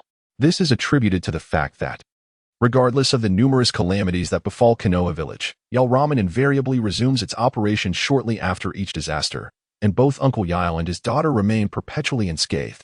This, too, has become a well-known anecdote surrounding Yile. Ye Lan took a seat and exclaimed, Uncle Yile, I would like an extra-large serving of takoyaki and char siu noodles. All right, one extra-large takoyaki and char siu noodles coming right up. Uncle Yile shouted in response, while Sister Rainbow in the kitchen echoed the same. Ye Lan had no choice but to endure her hunger and wait patiently for a while. Subsequently, she encountered a familiar face at the side of the shop. Ye Lan waved in the direction of the person and called out, Irika-sensei. Upon hearing his name, Irika turned towards the voice and, seeing Ye Lan beckoning, approached with a smile and sat down beside him. Ah, it is you, my talented student. So, you two enjoy the ramen from Uncle Yile? Night Rain humbly remarked, please. Irika-sensei, do not tease me. I am hardly a genius. Irika laughed heartily, saying, oh, do not be so modest. Your performance at the Ninja Academy today truly astonished me. The speed at which you grasp ninjutsu is remarkable. I believe even Kakashi-sensei did not learn as swiftly as you. Ye Lan smiled silently. Seeing that Ye Lan acquiesced, Irika chuckled and said, today is a joyous occasion. Talents like you are truly rare. Speak up. Well, would you like to eat? This meal is on me. Night Mist truly admired Irika's character, and thus smiled. Irika-sensei, I arrived a step earlier than you. My ramen is already in the making. I ordered octopus balls with char-siu ramen. What do you say? Shall I get you a serving as well? Sounds great. Irika replied with a grin. Chapter 38. The bald giant Uncle Yile prepared the noodles with remarkable speed, and before long, 2 steaming bowls of fragrant octopus ball char-siu ramen were placed before them. Let's dig in, Irika said, bringing his hands together in gratitude before indulging heartily in his bowl. Night Mist mirrored Irika's actions and, after uttering a similar phrase, began to devour his meal with gusto. Ye Lan and Irika relished their bowls of char-siu noodles with great delight, particularly Ye Lan, who was astonished to discover that this seemingly unremarkable ramen was extraordinarily delicious. The noodles were not only tender and springy, but the broth was also a rich, thick consomme, topped generously with a layer of octopus balls. Ye Lan was almost certain he had never encountered such exquisite noodles in all his years in the original world. Night Mist casually inquired, Irika-sensei, I have heard that you share a close bond with Naruto Uzumaki. Upon hearing Night Mist mention Naruto, Irika's eyes involuntarily narrowed into slits, and a smile graced his lips. Oh, aren't you new to Konoha? Do you also know Naruto? Night Mist chuckled, saying that it was all hearsay from the villagers. They spoke of a mischievous rascal, rumored to be quite young, who dared to paint on the Hokage's rock statue, thus becoming quite renowned in the village. Irika beamed with delight, exclaiming that Naruto was indeed like that, full of life and exuberance. Nightfall smiled gently, tilting her head in a posture of rapt attention. Irika pondered thoughtfully, saying, Naruto, you see, while others perceive him merely as mischievous and troublesome, I know that he is an exceptionally good child, orphaned from a young age. He has faced solitude yet manages to greet each day with joy, his spirit perpetually bright. Our experiences bear striking similarities, yet his determination surpasses even mine. One day, he may indeed rise to the pinnacle of the ninja world. Moreover, he holds a special place in my heart as my most cherished student. Night Mist smiled and nodded. Irika had a keen eye and spoke with impeccable accuracy. Irika, evidently invigorated, continued, I forgot to mention that Naruto has an immense fondness for the ramen here, and he shares a particularly good rapport with the shop owner. If you have the chance, you should meet him. Ye Lan laughed heartily. Irika-sensei, this afternoon I have officially become Kakashi-sensei's student. Starting tomorrow, I will train alongside Naruto, Sakura, and Sasuke. Truly, how splendid. Naruto is quite amiable. You all shall undoubtedly forge a remarkable friendship. Just as they were engrossed in their delightful conversation, a group of individuals suddenly entered from outside, led by a burly, bald man whose menacing demeanor was unmistakable. The bald giant, along with his companions, brazenly occupied a corner table and banged on it, shouting, Ichiraku, come out. Ichiraku, who had been preparing ramen inside, quickly emerged with a frown upon his brow. However, upon seeing the bald man, he forced a smile and said, Lord Koike, what an unexpected pleasure to have you visit our humble establishment. The bald man replied, spare me your pleasantries. I certainly came here to dine. Bring each of us a serving of your finest noodles, and make sure Rainbow-chan serves them. The mention of Rainbow-chan revealed the unmasked greed in his eyes. Ichiraku was well aware of the man's intentions, but felt powerless to resist. This bald fellow was notorious in the area as a bully, lacking any ninjutsu skills, leaving Ichiraku with no choice but to endure. Chapter 39. Sister Rainbow. Upon witnessing this scene, Ye Lan felt a sense of unease welling within her. Just as she was about to intervene, Irika halted her. Night Mist cast a puzzled glance at Irika, pondering why the bald man named Xiao Jing's intentions to bully others were so glaringly apparent, yet he was still being allowed to act with impunity. Sensing Night Mist's thoughts, Irika murmured softly, Night Mist, now is not the time to intervene. Nightstorm was perplexed. Irika spoke slowly. Although this little well is notorious as a bully in the area, he often acts with a certain restraint. Consequently, even the Konoha enforcement team finds it challenging to deal with him at times, as they cannot follow him around incessantly. This provides him with opportunities to exploit. Furthermore, those who fall victim to his intimidation, out of fear, seldom dare to report their grievances to the enforcement team, rendering him momentarily rampant. Ye Lan gritted her teeth and exclaimed, shall we allow him to remain unpunished indefinitely? Irika replied softly, let us not rush. Let us wait and observe. If it comes to that, we can take action. This little well is quite the local tyrant, making him a formidable opponent, especially considering we are but two. Ye Lan nodded silently. Shortly after, Uncle Yile's daughter, Rainbow, emerged from the kitchen, balancing several bowls of noodles. The bald brute and his henchman, Upon catching sight of the fresh and charming Rainbow, were instantly captivated, their eyes gleaming with desire. One of them even pounded the table, laughing boisterously while uttering vulgar remarks that would make anyone blush. The atmosphere was rife with crassness. Rainbow, her head bowed, placed the bowls on the table, uttering a polite please enjoy, before turning to leave. Ha ha, dear sister Rainbow, do not be in such haste to depart. The bald man chuckled, seizing her wrist from behind. Startled, Rainbow instinctively attempted to pull away, only to find herself unable to escape his grip no matter how forcefully she tried. Panic surged within her, yet she dared not act too boldly, merely struggling to free herself. She was aware that this little bully had long taken an interest in her. But she could never fall for someone like him. Despite having previously rejected his advances, he persisted in his unwelcome pursuit, leaving her feeling helpless and vulnerable to his bullying. The onlookers in the shop turned their attention to the unfolding scene, while little Jing seemed oblivious, firmly holding onto Rainbow's wrist. Sister Rainbow, you are truly beautiful. I have had my eye on you for some time.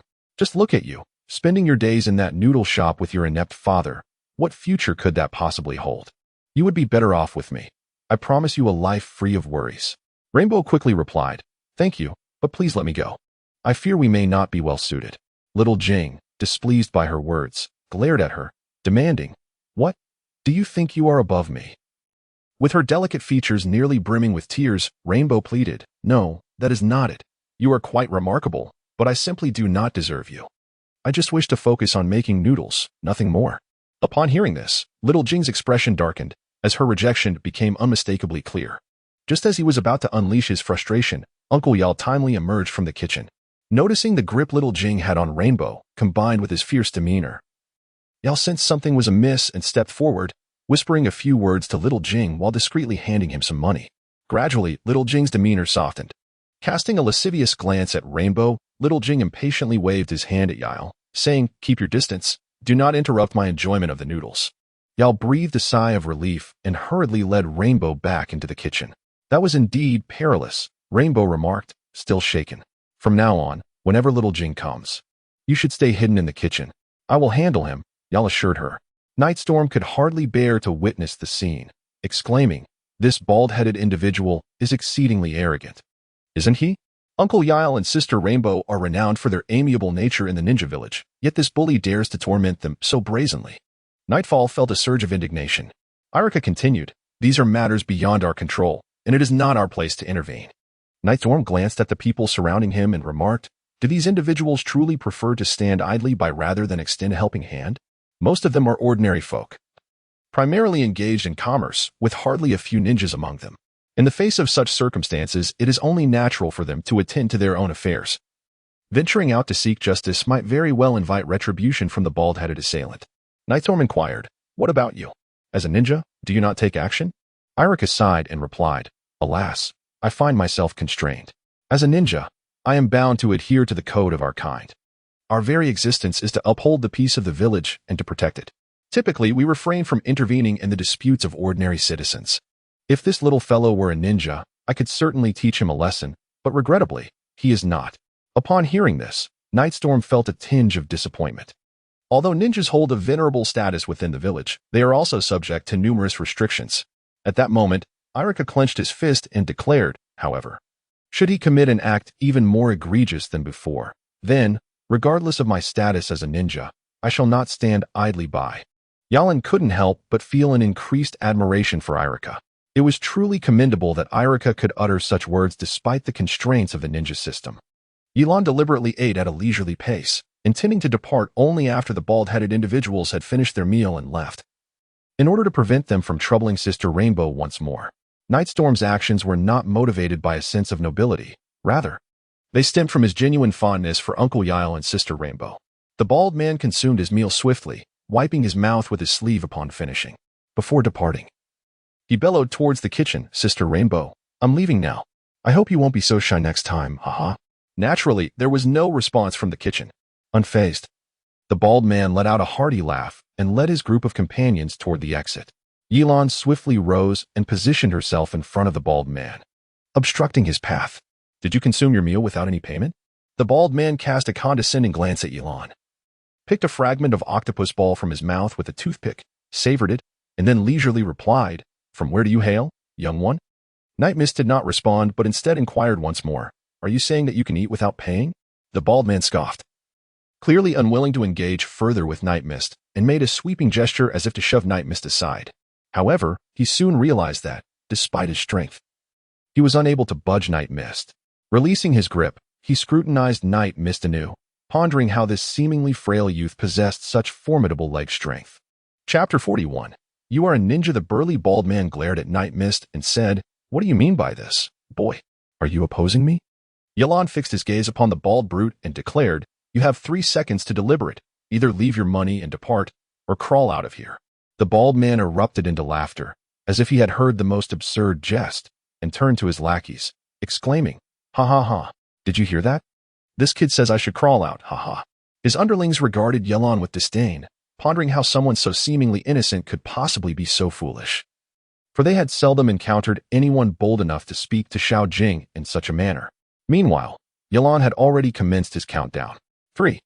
The laughter of the bald man abruptly ceased, and with his large, bell-like eyes fixed intently on Ye Lan, he said, Listen, kid, I find you somewhat agreeable, which is why I am choosing not to hold this against you. Today, I am in a rather good mood, and do not wish to resort to violence. Feel free to inquire whether I have ever paid for a meal at any establishment in this hidden leaf village. I come here to dine out of respect for Yael. But should you continue to be so unperceptive, I may find it increasingly difficult to restrain my fists. The night mist enveloped the surroundings, and Ye Lan's expression remained as tranquil as still water. The countdown continued unabated. Those around her gazed at Ye Lan, showing no fear of the imposing figure before them, their eyes reflecting a hint of admiration. You dare to defy me? The bald man could no longer tolerate such humiliation. He erupted with a curse, then swung his massive fist in a wide arc before taking a step forward, aiming a brutal strike at Ye Lan's face. The force behind the bald man's punch was immense. Should an ordinary person be struck by such a blow, they would likely suffer a concussion and require a hospital stay of at least 10 days to 2 weeks. Onlookers tensed at this scene, for many had witnessed the bald man in action, and they feared that the delicate young man would either be severely injured or perhaps even meet a worse fate. Meanwhile, the bald man's followers laughed and joked, clearly unfazed by such occurrences, having long become accustomed to the brutality of the situation. As Ye Lan uttered his final cry, the bald man's fist was mere half an inch from his face.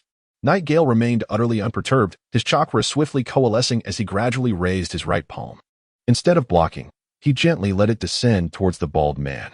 The bald man paid no heed to Nightingale's actions, for he could not fathom that this seemingly delicate youth posed any threat to him. However, an astonishing scene unfolded. Nightingale's once light hand firmly landed upon the chest of the burly man. The force of the bald man's punch merely stirred a few strands of hair from Nightingale's forehead. In the next instant, Nightingale unleashed a powerful surge of energy.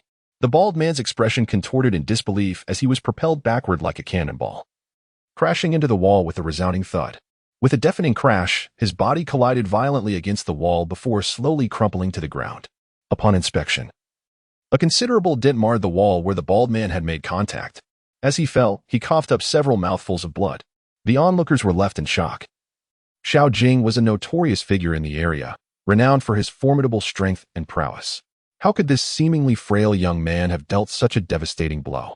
The bald man gazed incredulously at Nightingale, trembling as he uttered, Are you a ninja? In Chapter 42, a single punch sends him flying.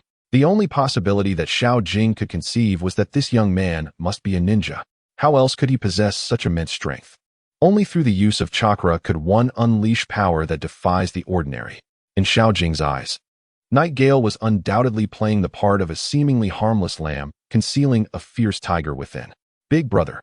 Upon witnessing Xiao Jing being struck down, the remaining lackeys hurried to his side to assess his injuries, casting wary glances at Nightingale. Nightstorm fixed his gaze upon Xiao Jing and said, If you seek to excuse your own ineptitude, allow me to clarify that I am not a denizen of Konoha, nor am I a ninja. Should you doubt my words, feel free to inquire with Ibiki in the interrogation department. I am confident he will provide you with a response that will thoroughly satisfy you. Xiao Jing's eyes filled with bloodshot anger as he glared at Nightstorm. Already grievously injured, Nightstorm's words struck him like a dagger, exacerbating his condition. Ultimately, he expelled a mouthful of blood and succumbed to unconsciousness. What transpired? Ichiraku, hearing the commotion from the kitchen, hurried outside. upon witnessing Xiao Jing collapsed in the corner. He stood frozen in shock, unable to utter a word. Irika, observing the scene thoughtfully, regarded Nightstorm with a keen eye. He had witnessed the entire altercation but chose to remain silent. Although many in Konoha were familiar with him, his position prevented him from intervening. However, that did not preclude him from being an onlooker. Xiao Jing's subordinates, seeing their leader unconscious, were momentarily paralyzed with fear. With their boss reduced to a pitiable state, what could they possibly do? They encircled Xiao Jing, their expressions wary as they watched Nightstorm, apprehensive of any sudden aggression from him. Nightstorm, witnessing the fragility of Littlewell, could not help but spit on the ground in disdain. Truly, with such meager abilities, how could one presume to be a leader? After a moment, Nightstorm turned his gaze towards Littlewell's subordinates. Several of them, caught in the sweep of Nightstorm's eyes, involuntarily shivered, contemplating the wrath of this formidable figure. They thought to themselves, with such overwhelming prowess, surely he does not intend to target us? Our slight frames would be no match for his might. Ye Lan found it somewhat amusing, pondering whether she appeared so fearsome. She then waved her hand dismissively and said, "You may leave now." The group exchanged glances, each believing they were experiencing auditory hallucinations, contemplating how such a formidable individual would let them go so easily. Ye Lan stood in place, furrowing her brow as she exclaimed, "Do you not comprehend my words? Must I repeat myself?" One individual, the first to respond, stammered in reply, "Oh, yes, of course." The others soon followed suit, hastily lifting the oblivious Xiao Jing and swiftly making their way outside. "Wait." The magnetic voice of Ye Lan resounded once more, causing several individuals to freeze simultaneously, their legs trembling uncontrollably. Ye Lan chuckled lightly. "Pay the money before you leave." The group, as if granted a reprieve, hastily gathered their funds, piecing together the required amount, and then personally handed it over to a performer. Only then did they gaze eagerly at Ye Lan. Ye Lan remarked, "Remember my words today. Inform this bald man that from now on, he may come to dine on noodles, but he shall pay double the price. While others can enjoy 2 bowls, he is permitted but 1. Furthermore, he is strictly forbidden from causing any trouble. Should I discover that such an incident occurs again, the consequences will be far graver than today's leniency." Chapter 43. A single blow sends them flying. The group nodded earnestly and fled the ramen shop with great haste, fearful that Ye Lan might change his mind. Ye Lan smiled softly, then walked back to Irika, who gave him a hearty thumbs up. As the afternoon sun cast its warm glow, Ye Lan took a small portion of the money Kakashi had given him and placed it delicately on the table. He called out to Irika, "Uncle Irika, your noodles are truly delicious. I shall return frequently." With that, Ye Lan turned to leave alongside Irika. It was only then that Irika, as if awakening from a dream, hurried to catch up with Ye Lan, calling out to him. Ye Lan turned to face Irika. "Thank you ever so much for today." Irika did not say much in response, merely bowing deeply in gratitude to Ye Lan. Night Mist hurriedly helped Yal to his feet, smiling as he said, "It is my duty to assist those in distress. After all, there are no free lunches in this world, nor are there free dinners. No one can indulge in a banquet at another's expense, and I cannot abide the bullying attitude of those who prey on the weak." Irika chuckled from the side, exclaiming, "Well said. A true champion of justice, Uncle Yal. At last, you can finally run your ramen shop in peace." A radiant smile spread across Yal's face, for Night Mist had alleviated a significant burden for him that day. Turning to Night Mist, Yal said, "Please wait here for a moment. I shall return shortly." He then rummaged through the counter for a while before producing 2 cards, which he presented to Night Mist and Irika respectively. Ye Lan glanced at the card in his hand, only to discover it was a year-long free ramen voucher, signifying that he would indulge in ramen without any expense for the entire year. In contrast, Irika held a 6-month voucher, which was essentially a complimentary edition. Night Mist inquired, "Uncle Yal, what is this?" Yal chuckled, "Today, you have helped me resolve this considerable dilemma, and I am immensely grateful. In a moment of uncertainty regarding an appropriate gift, I can only offer you these complimentary vouchers." Ye Lan shook his head and said, "Uncle Ilu, this gift is far too precious. I cannot accept it." "Nonsense. You should simply accept it," came the reply. Night Mist chuckled helplessly, "Uncle Ilu, are you not afraid that I will come to dine every day with this year's free voucher? Wouldn't that lead to your ruin?" Ila laughed heartily. "You are mistaken. Consider this. That rascal Xiao Jing frequents here to indulge in his feasting without paying, often bringing several companions along. And this has been his routine for years. If we speak of losses, your single voucher pales in comparison." Irika chimed in, smiling, "Night Mist, Uncle Elo is right. You should accept it. As he spoke, Irika handed his own card to Night Mist, adding, as the saying goes, one should not receive rewards without merit. Take this as well. Ye Lan, displaying a commendable lack of pretense, readily accepted the gesture. Thank you, Uncle Elo, she replied. We shall not impose further. Elo beamed his characteristic smile and said, We welcome you to visit again. Upon exiting Eli's ramen shop, Irika couldn't help but exclaim, Ye Lan, you were truly remarkable today. Even I find myself admiring you. Night Mist chuckled softly, because I am aware that you secretly wish to take action as well. However, due to your status, you have refrained. Otherwise, they would not have been so rampant until now. Irika smiled faintly, as if to acknowledge this unspoken truth. Yet, do you not fear that Xiao Jing might seek retribution against you in the future? Night Ln smiled nonchalantly. After all, I am all alone. If I lack strength, receiving a beating is of little consequence. Moreover, if I cannot even defeat someone as minor as Xiao Jing, then I do not deserve the protective charm you have bestowed upon me today. Chapter 44. The first encounter with Naruto. Irika continued. You have indirectly assisted me greatly today. Could it be that Irika-sensei had a past conflict with that bald-headed individual? Irika nodded. My parents perished over a decade ago. When I was still a genin, I endured much bullying from him. However, after I became a chunin, he no longer dared to torment me, and my status made it difficult for me to seek trouble with him. Night Mist suddenly came to a realization and nodded. After walking for a while, the two parted ways at an intersection. Night Mist returned to his room and lay on the bed, reflecting on the events of the day. He felt as though he were living in a dream. When he first arrived in the Hidden Leaf Village, it seemed like a mere illusion. After utterly defeating Danzo today, he found himself somewhat apprehensive about waking up from this dream. He relished the sensation of being on top of the world. Lost in thought, Night Mist soon drifted into a deep slumber. Early the next morning, as dawn broke, Night Mist awoke. He was accustomed to rising early. He pushed open the window, and fresh air rushed in with fervor. Taking a deep breath, he felt a renewed sense of alertness. Ye Lan curled up her body. It was early spring, and the morning air still carried a hint of chill. Ye Lan glanced out the window, a gentle smile gracing her lips, before she freshened up and descended the stairs, making her way towards the forest. Today marked the day she had arranged to take the exam with Kakashi. After walking for a while, Ye Lan arrived at the forest. Reaching the examination site, beside where Ye Lan stood flowed a small stream. Although she had never been here before, everything felt astonishingly familiar. After a brief moment of waiting, Ye Lan heard a familiar voice beside her. Sakura, wait for me. Do not walk alongside that guy, Sasuke. As Ye Lan turned her gaze backward, she beheld three figures approaching, none other than the future legendary trio of Konoha, Naruto Uzumaki, Sakura Haruno, and Sasuke Uchiha. Leading the way was Sasuke, hands casually tucked into his pockets, exuding an air of haughty elegance reminiscent of a proud peacock. Beside him, Sakura walked with an expression of eager admiration, her affections for Sasuke evident. Trailing behind them, Naruto wore a scowl, his displeasure palpable as he observed the closeness between Sakura and Sasuke. It was clear that nothing irked him more than witnessing their intimate camaraderie. Ye Lan couldn't help but smile at the scene before her.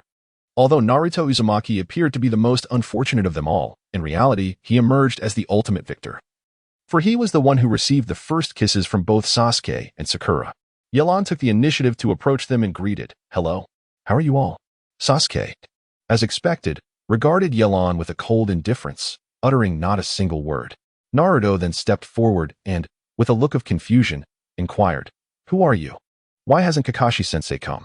Night Mist chuckled, I am Night Mist, having recently arrived in the Hidden Leaf Village. From this moment forth, I shall be a member of Team 7. Today, Kakashi-sensei has entrusted me with the opportunity to join you in the examination. Night Mist extended his hand, saying, I look forward to your kind guidance. Naruto was momentarily taken aback, but upon learning that Night Mist was also participating in the exam, he promptly grasped his hand. Haha. By the way, I am Naruto Uzumaki. My greatest joy is indulging in Ichiraku ramen, and the person I admire most is, Naruto turned to Sakura. Yet she didn't spare him a glance. Embarrassed, he chuckled awkwardly and continued, I am determined to become the Hokage, and in the near future, I shall be the 6th Hokage. Ye Lan smiled and said, I wish you success. At this moment, Sakura inquired, Lan, you mentioned that you are not from the Hidden Leaf Village, so where do you hail from? Night Mist said, I cannot elucidate this matter clearly at the moment. I hail from a distant land known as the Central Plains. Nevertheless, this is not the time for such discussions. Let us instead prepare for Teacher Kakashi's test. Chapter 45, The Assessment. However, I must inquire, why is Teacher Kakashi yet to arrive? Night Mist chuckled softly, remarking on his notorious tardiness, speculating that he was likely engrossed in a romantic paradise. It was then that Sasuke, who had remained silent until this moment, spoke up. Did you not mention that you have just arrived in Konoha? How is it that you possess such intimate knowledge of Kakashi-sensei? Ye Lan was momentarily taken aback. She realized that she had indeed spoken too much. Haha, it was Kakashi-sensei who accompanied me to retrieve my forehead protector when I arrived just yesterday. Night Mist gestured towards the headband adorning her forehead. Sasuke cast a glance at Night Mist, but remained silent. Sakura, throughout the exchange, uttered not a single word. Her gaze fixated solely upon Sasuke. Naruto then inquired, did Kakashi-sensei instruct you to come here for the assessment? Indeed, came the reply. Night Mist casually glossed over the situation, and Kakashi indeed did not inform him that this was the location of today's assessment. He had merely relied on his memory to arrive here. Before long, Kakashi's voice echoed from a distance. I apologize for my tardiness, everyone. There he stood, holding a book titled Intimate Paradise in his right hand, a smile gracing his face as he looked at Night Mist and the others. Upon seeing Kakashi, Naruto dashed forward and exclaimed, Kakashi-sensei, you have finally arrived. Quickly, tell us what the contents of today's examination will be. Kakashi chuckled. No need to rush. He turned to Night Mist and inquired, so, have you become well acquainted with them? Night Mist nodded slightly, acknowledging their acquaintance. Kakashi stepped into the midst of the four and casually remarked, today's examination is quite straightforward. He fiddled with the small bell tied around his waist and continued. Your task is to seize these 3 bells from me. Whoever obtains a bell will be deemed successful. Sasuke was the first to voice his concern. Are you certain there are only 3 bells? Indeed, Kakashi confirmed. Sakura interjected, but there are 4 of us participating in this test. Even if all 3 bells were distributed evenly among us, one person would inevitably be left without a bell. Wouldn't that mean that the last person would be eliminated? Kakashi nodded, affirming her point. That is indeed my rule. Originally, there were only 2 bells, and the examination has always been designed for 3 participants. However, since your Team 7 has temporarily included Night Mist, it has become 3. Moreover, in my assessments, regardless of the outcomes, the best-case scenario will still result in one person being eliminated. I shall not allow those who hinder the progress of the team to succeed. Sasuke remained silent, his arms crossed as he regarded Kakashi, firmly convinced that he was not the weakest among the group. If he were unable to secure a bell, the others would stand little chance. Meanwhile, Naruto wore an expression of excitement, confident in his own abilities, even though he had never truly confronted his own limitations. Sakura found the rules somewhat perplexing, yet she believed that if 3 individuals were to succeed in the end, she and Sasuke would undoubtedly be among them. As for who the remaining individual would be, that held no significance for her. Nightstorm smiled inwardly, thinking to himself that it was as he had anticipated. The old rules still applied. He looked at Kakashi with confidence, for he was nearly certain that all 4 students present would ultimately pass. Kakashi's intention for this examination was not to assess their abilities.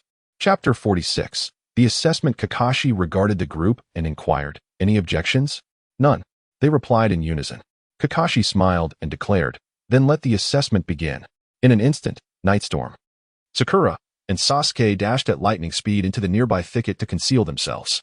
They had learned in the Ninja Academy that when tracking a target, the most prudent course of action before launching an assault is to remain hidden, allowing them to seize the opportune moment for a decisive strike. Now, the target was within reach. Kakashi's bells dangled from his waist, and all they needed to do was bide their time. For a head-on attack against AJ Nin would be exceedingly unwise. While observing the scene with a casual demeanor, Kakashi discreetly monitored the movements of the students. Sakura and Sasuke were well concealed within the underbrush, their bodies enveloped by the surrounding foliage, making them nearly undetectable. However, when Kakashi glanced to the side and spotted Nightstorm, his eyelids involuntarily twitched. There lay Nightstorm, sprawled out in the grass, mumbling incoherently as he appeared to be asleep. This fellow was truly a peculiar one, Kakashi thought. Not only was Kakashi astonished, but even Sakura and Sasuke furrowed their brows, wondering if he had resigned himself to defeat. Just as their attention was drawn to Nightstorm, a voice suddenly erupted from behind Kakashi. Naruto shouted, Hey, Kakashi-sensei, prepare to face my attack. Kakashi turned to see Naruto standing directly behind him and chuckled. Is this truly how you intend to launch your assault? Have you not learned to conceal yourself at the Ninja Academy? Naruto paused for a moment, then sheepishly replied. Those teachers at school always have such stern expressions. It's no fun at all. I basically sleep through class. Kakashi found himself both amused and perplexed, realizing that Naruto's perspective was indeed beyond the comprehension of most. Without delay, Naruto formed hand seals, multi-shadow clone jutsu. Instantly, dozens of identical clones of Naruto materialized around him. Kakashi was taken aback. Wasn't this an A-rank ninjutsu, typically reserved for Jonin? How could this boy possess such a skill? It is essential to understand that the shadow clone technique differs significantly from the ordinary clone technique. The primary purpose of the clone technique is to confuse the enemy. While the shadow clone is far more advanced, each clone possesses identical strength to the original and is even more resilient. Without any movement from Kakashi, Naruto charged forward with all his clones, launching an assault on Kakashi. Although Naruto's speed was commendable, Kakashi appeared utterly engrossed in the book he held, showing no signs of reaction. Seizing the opportunity, all the clones rushed to embrace Kakashi, with some reaching for the bell attached to his waist. Just as Naruto believed victory was within his grasp, Kakashi suddenly moved, his body convulsing, causing all the clones to be forcefully repelled and vanish. Meanwhile, Kakashi seemed entirely unfazed, continuing to peruse his book. In that fleeting moment when the clones dissipated, Naruto seized the chance to materialize behind Kakashi, laughing triumphantly. Ha! Kakashi-sensei, you've been tricked. From a distance, Sasuke observed this scene with a furrowed brow, feeling somewhat disdainful of Kakashi. A Jonin who could be so easily approached by Naruto was evidently deceived. Displaying a lack of reaction and ability, his techniques only activated after Naruto's actions concluded. To Sasuke, such a Jonin was undoubtedly unworthy. Just as Naruto was about to grasp the bell, Kakashi chuckled softly, and in an instant, he vanished from his position. Naruto was left grasping at thin air. As he landed, Kakashi appeared firmly behind him. What? This astonishing sight left not only Naruto but also Sasuke in shock. Even he could not discern the technique Kakashi employed to achieve such speed and instantaneously reposition himself behind Naruto. Sasuke narrowed his eyes, realizing that Kakashi was not as inadequate as he had presumed. Kakashi swiftly formed hand seals, creating a tiger hand sign behind Naruto. Sasuke watched in astonishment. This seal. Fire release. Kakashi was being rather ruthless. It was merely an assessment, and should this technique connect at such close range, Naruto would undoubtedly perish. However, the subsequent scene left everyone utterly astounded. Kakashi crouched behind Naruto, thrusting his hands forward, fingers aimed directly at Naruto's critical area. Sakura's forehead instantly became adorned with ominous lines as she exclaimed, "This guy." Naruto twitched uncontrollably, then turned to Kakashi with an awkward expression. Kakashi, taking advantage of the moment, propelled forward. The secret of taijutsu. The 1,000 years of death. Naruto let out a loud cry, soaring into the sky before plummeting into a nearby stream with a splash. Kakashi, paying no heed to Naruto, nonchalantly picked up his book and resumed reading. Sasuke, reaching for his kunai pouch, was about to open it when Naruto suddenly surged upward from the water, hurling 2 shurikens towards Kakashi. Yet, at the moment the shurikens were about to strike, Kakashi effortlessly pierced through their centers with merely 2 fingers, causing them to halt in midair. Witnessing this, Sasuke froze, his hand halting its advance towards the kunai. Was the disparity truly this vast? As Naruto clambered ashore, he immediately employed the shadow clone technique, and the outcome was all too predictable. Naruto lunged at Kakashi with a punch, only to find that the Kakashi he had embraced had transformed into Naruto himself. It was as if he had struck his own face. With Naruto's intellect, he was oblivious to Kakashi's substitution technique, which had swapped his body with one of Naruto's clones, leading Naruto to argue with his own doppelgangers over which was the genuine article. Meanwhile, the real Kakashi had already perched himself on a nearby branch, observing the scene with amusement. After a prolonged struggle, Naruto suddenly realized something and hastily dispelled the shadow clones, only to find himself utterly alone. The real Kakashi had vanished without a trace. Feeling somewhat defeated, Naruto acknowledged the challenge posed by his teacher. He scanned the surroundings, and a gust of wind rustled through the trees, carrying the sound of bells to his ears. Whipping his head around, he was elated to discover a bell, identical to the one Kakashi wore, hanging from a nearby branch. Overjoyed, Naruto raced toward the grand tree. At last, I can seize the bell, he exclaimed, rushing to its base. Just as he was about to leap for it, his ankle tightened suddenly, as if ensnared by an unseen force, causing his vision to flip a complete 180 degrees. In an instant, he found himself dangling from the tree. Kakashi descended from the branches, a smirk gracing his lips as he remarked, falling for the same trap twice. How did you manage to acquire your headband? Naruto, filled with indignation, shouted in frustration. This is my chance. Sasuke seized the moment when Kakashi was most relaxed, transforming his hand into several shurikens, which he then hurled towards Kakashi with great force. The shurikens soared through the air on varied trajectories, and the smile on Kakashi's face gradually faded. In the next heartbeat, the shuriken struck Kakashi, causing him to collapse, lifeless. Sakura, witnessing this shocking turn of events, gasped in horror. Is he dead? In the next moment, they realized that the shuriken had struck not Kakashi, but a wooden stick. With a sigh of relief, Sakura finally relaxed. However, Sasuke furrowed his brow and charged forward. Kakashi was prepared, as Sasuke executed a lateral kick. Kakashi deftly countered it with a raised hand.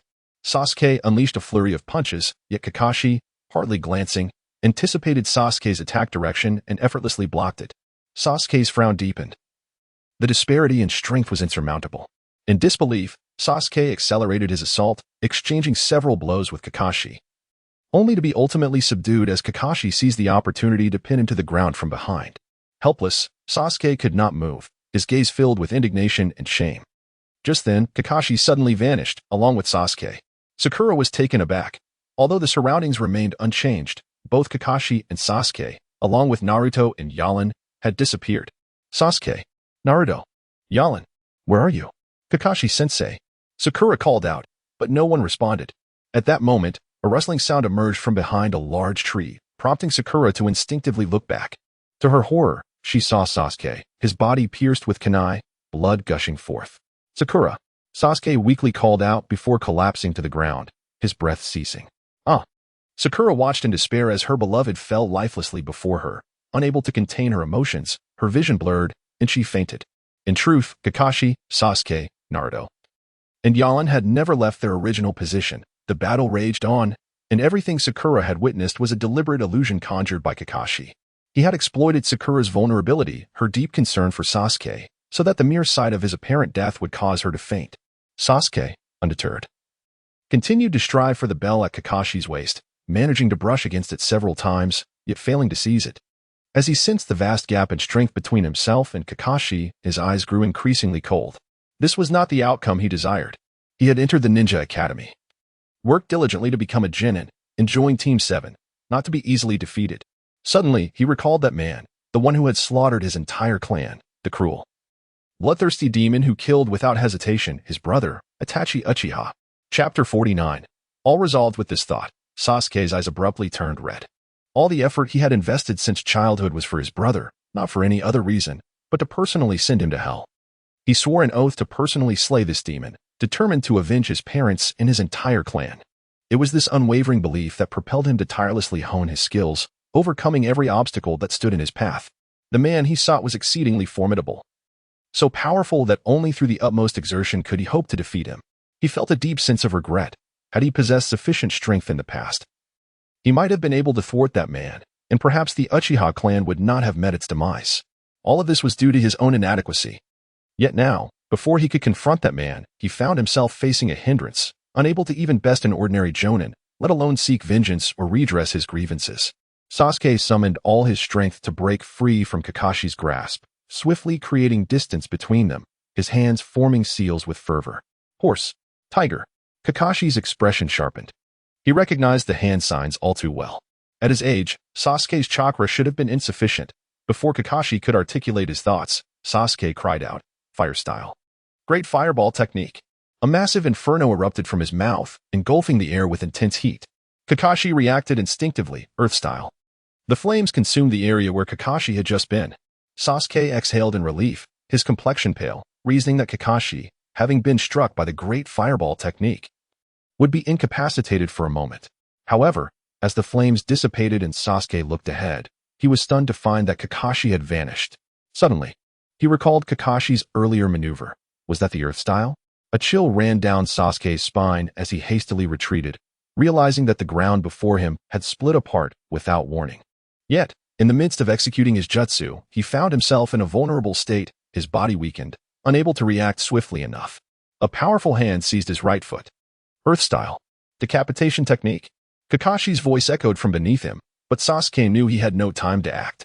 As Kakashi yanked Sasuke's foot, his body plunged downward uncontrollably.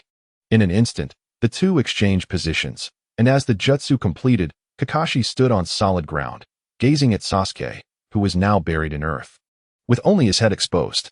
Meanwhile, Sakura, who had fainted in shock, awoke to her surroundings, bewildered. "What is this?"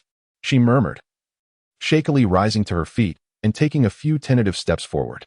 Then she spotted Sasuke, his body encased in dirt, save for his head. Sasuke, inappropriately, called out, "Sakura!" Ah!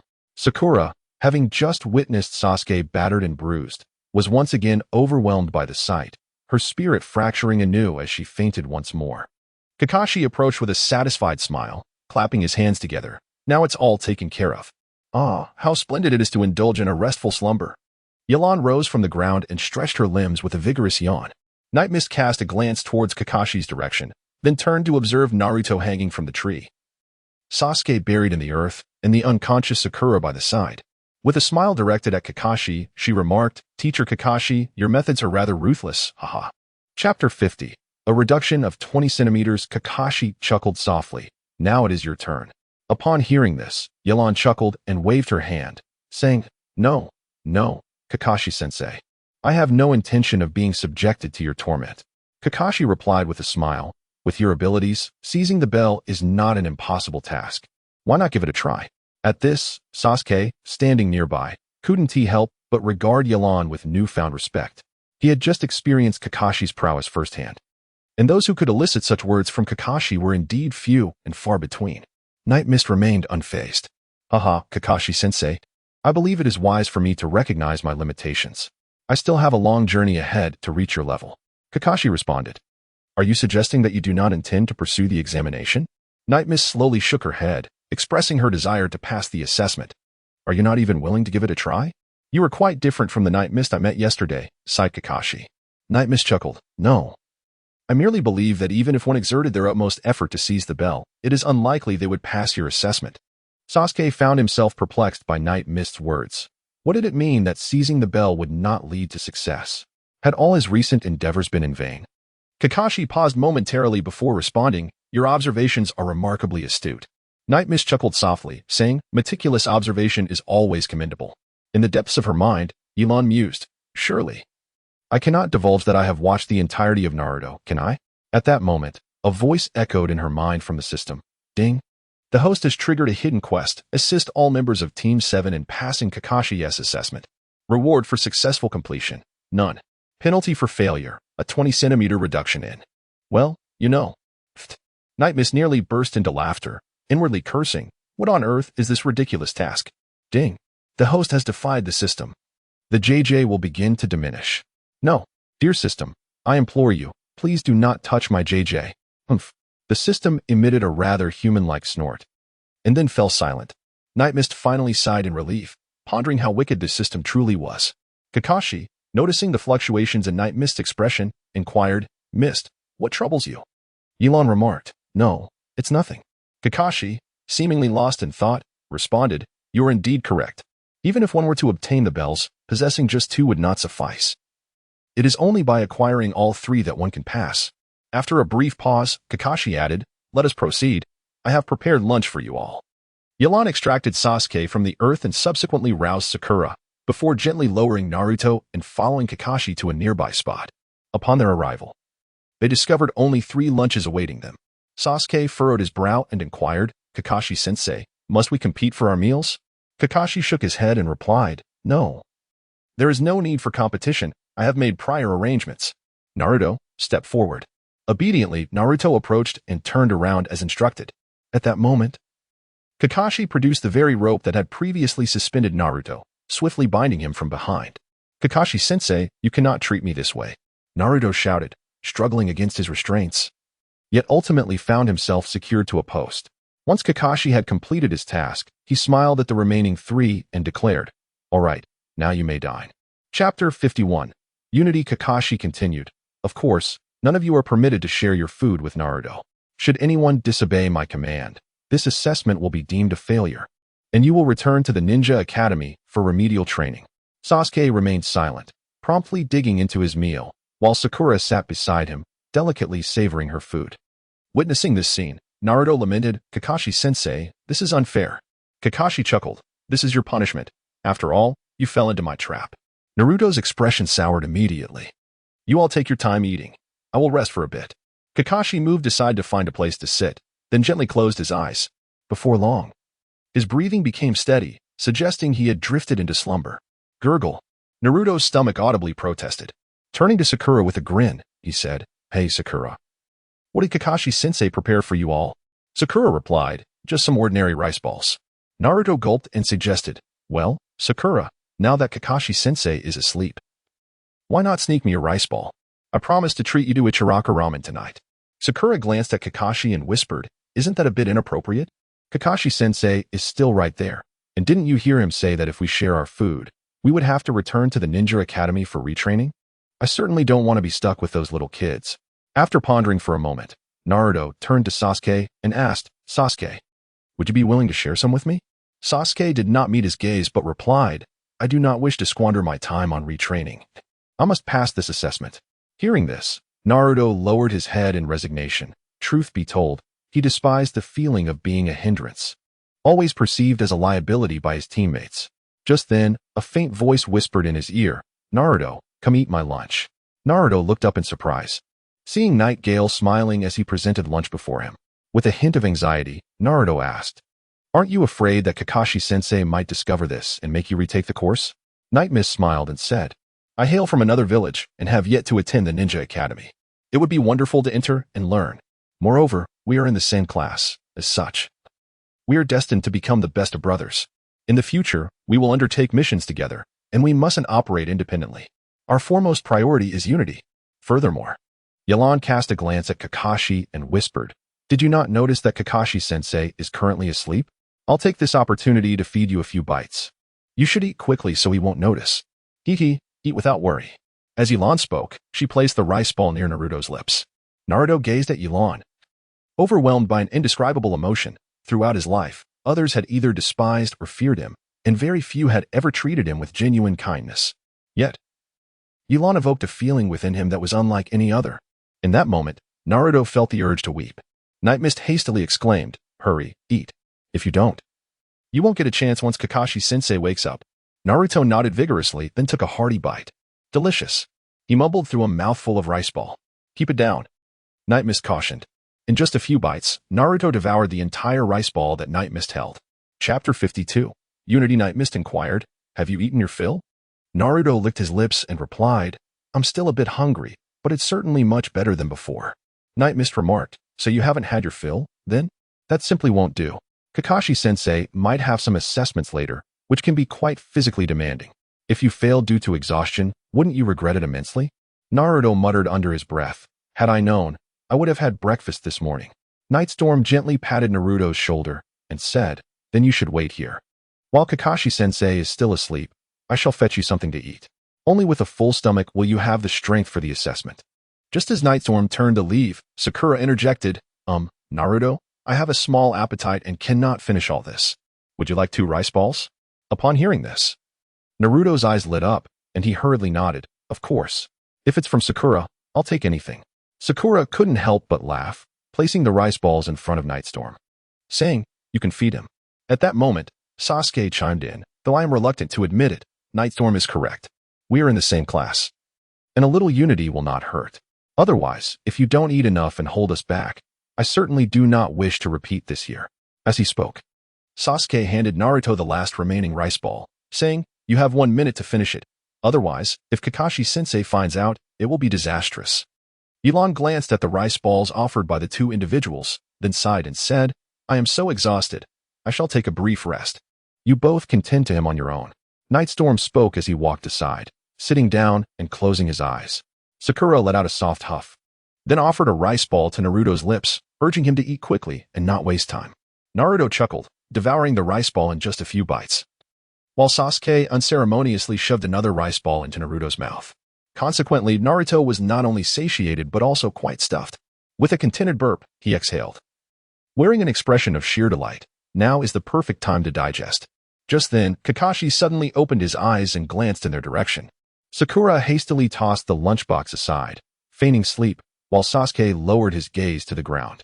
Kakashi's lips curled into a slight smile as he approached them and remarked, "Have you finished all the rice balls so quickly?"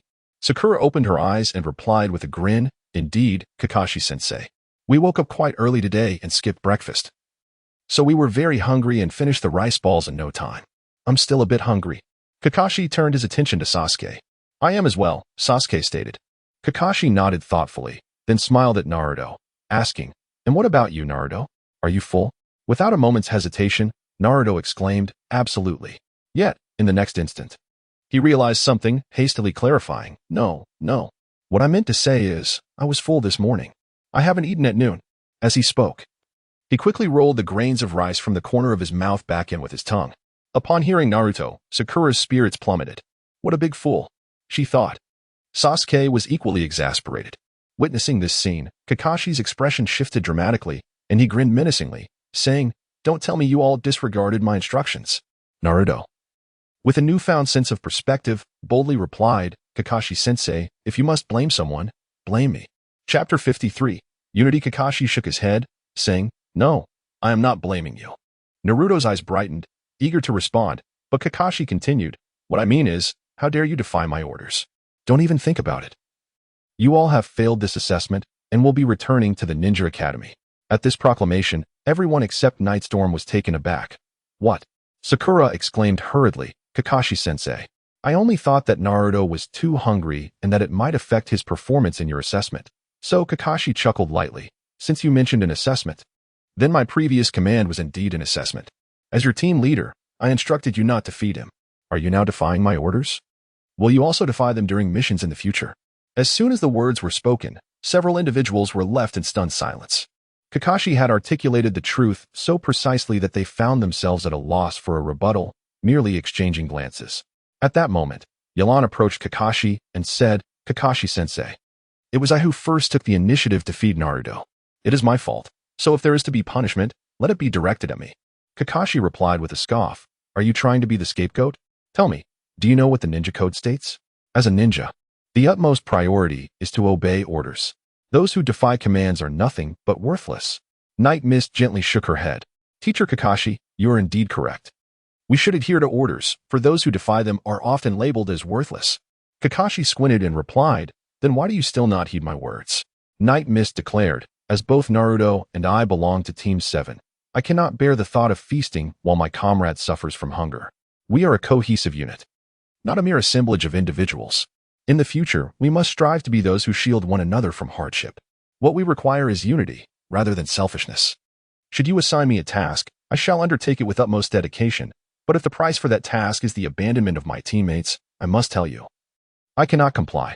Kakashi smiled and inquired, "Have you finished?"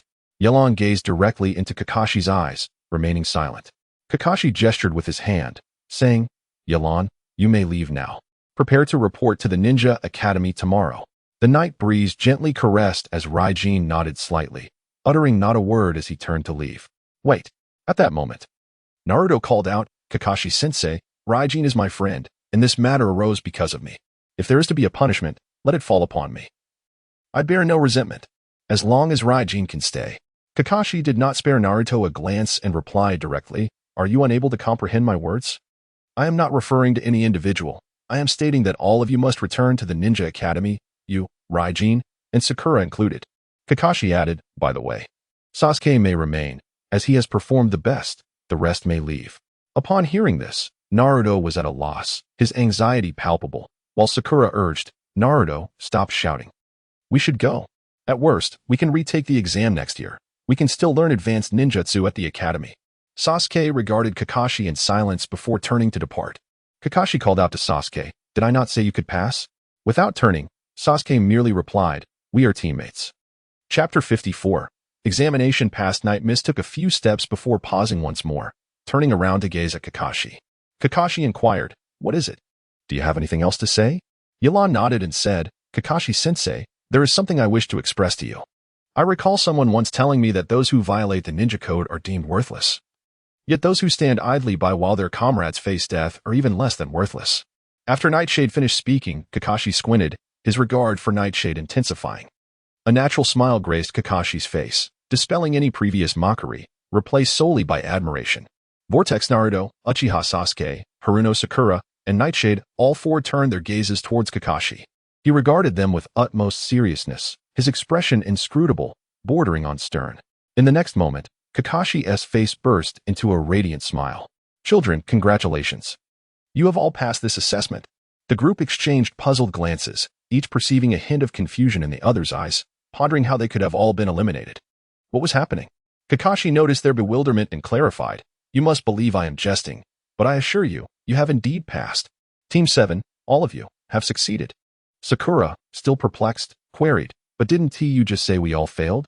How can we have passed?" Kakashi replied, "Sit down and allow me to elucidate. From the moment I tasked you with seizing my bells, the assessment commenced. However, my intent was never to evaluate your strength, rather, it was to discern your capacity for unity. Reflect upon it. Did you exhibit any solidarity from the outset?" At his words, the group shook their heads, a sense of shame creeping into their hearts. Kakashi continued, "Moreover, Sasuke and Naruto should recall Nightshade's statement. Even if you had successfully seized the bells, you might still have failed due to your lack of unity. Subsequently, I presented you with another challenge, preparing 3 lunches to observe whether you would follow orders. Yet you ultimately failed to comply." The group offered awkward smiles. "It is precisely for this reason that I allowed you to pass," Kakashi explained. Sakura inquired, "Could you clarify why?" "I have consistently assessed your unity." Nightshade's remark struck a chord and was indeed accurate. "The ninja code must be adhered to. This is indisputable. Obedience is a ninja's duty. Those who defy orders are worthless. However, today, I wish to impart to you that those who would abandon their comrades in peril are even lesser than worthless." Kakashi's words awakened a realization in everyone. "Consider this. I instructed you to seize the bells and announce the assessment as commencement, yet I never specified a time limit. Had you chosen to unite and strategize from the beginning, perhaps your defeat would not have been so thorough. Naruto possesses multiple shadow clones, capable of creating distractions. Sasuke has exceptional physical prowess and fire techniques. As for Sakura, she not only possesses healing abilities but also incredible strength. And Nightshade, his abilities remain an enigma to me even now." Chapter 55, Successful Assessment. Consider this. Had you all collaborated from the outset and united your efforts, it would have been entirely plausible to secure the 3 bells. Moreover, it is imperative to note that each of us, as Jonin, is prohibited from employing advanced ninjutsu during your evaluation. This is a stipulated regulation. If we incorporate all the elements I have previously mentioned, acquiring the bells is indeed within your reach." Upon hearing this, a sense of embarrassment washed over several of them, for Kakashi's words resonated with undeniable truth. Kakashi continued, "Before you, I have assessed approximately 10 groups of students, yet not a single one succeeded. They were all eliminated. The reason being, they not only failed to obtain the bells but also adhered strictly to my instructions during lunch. Each one consumed their rice balls with remarkable speed. Yet you must have noticed that the quantity in each box was double what you typically consume. Therefore, it would have been entirely feasible to reserve one for your remaining teammate while still satisfying your own hunger. Only by demonstrating a willingness to sacrifice for your comrades can you pass my assessment."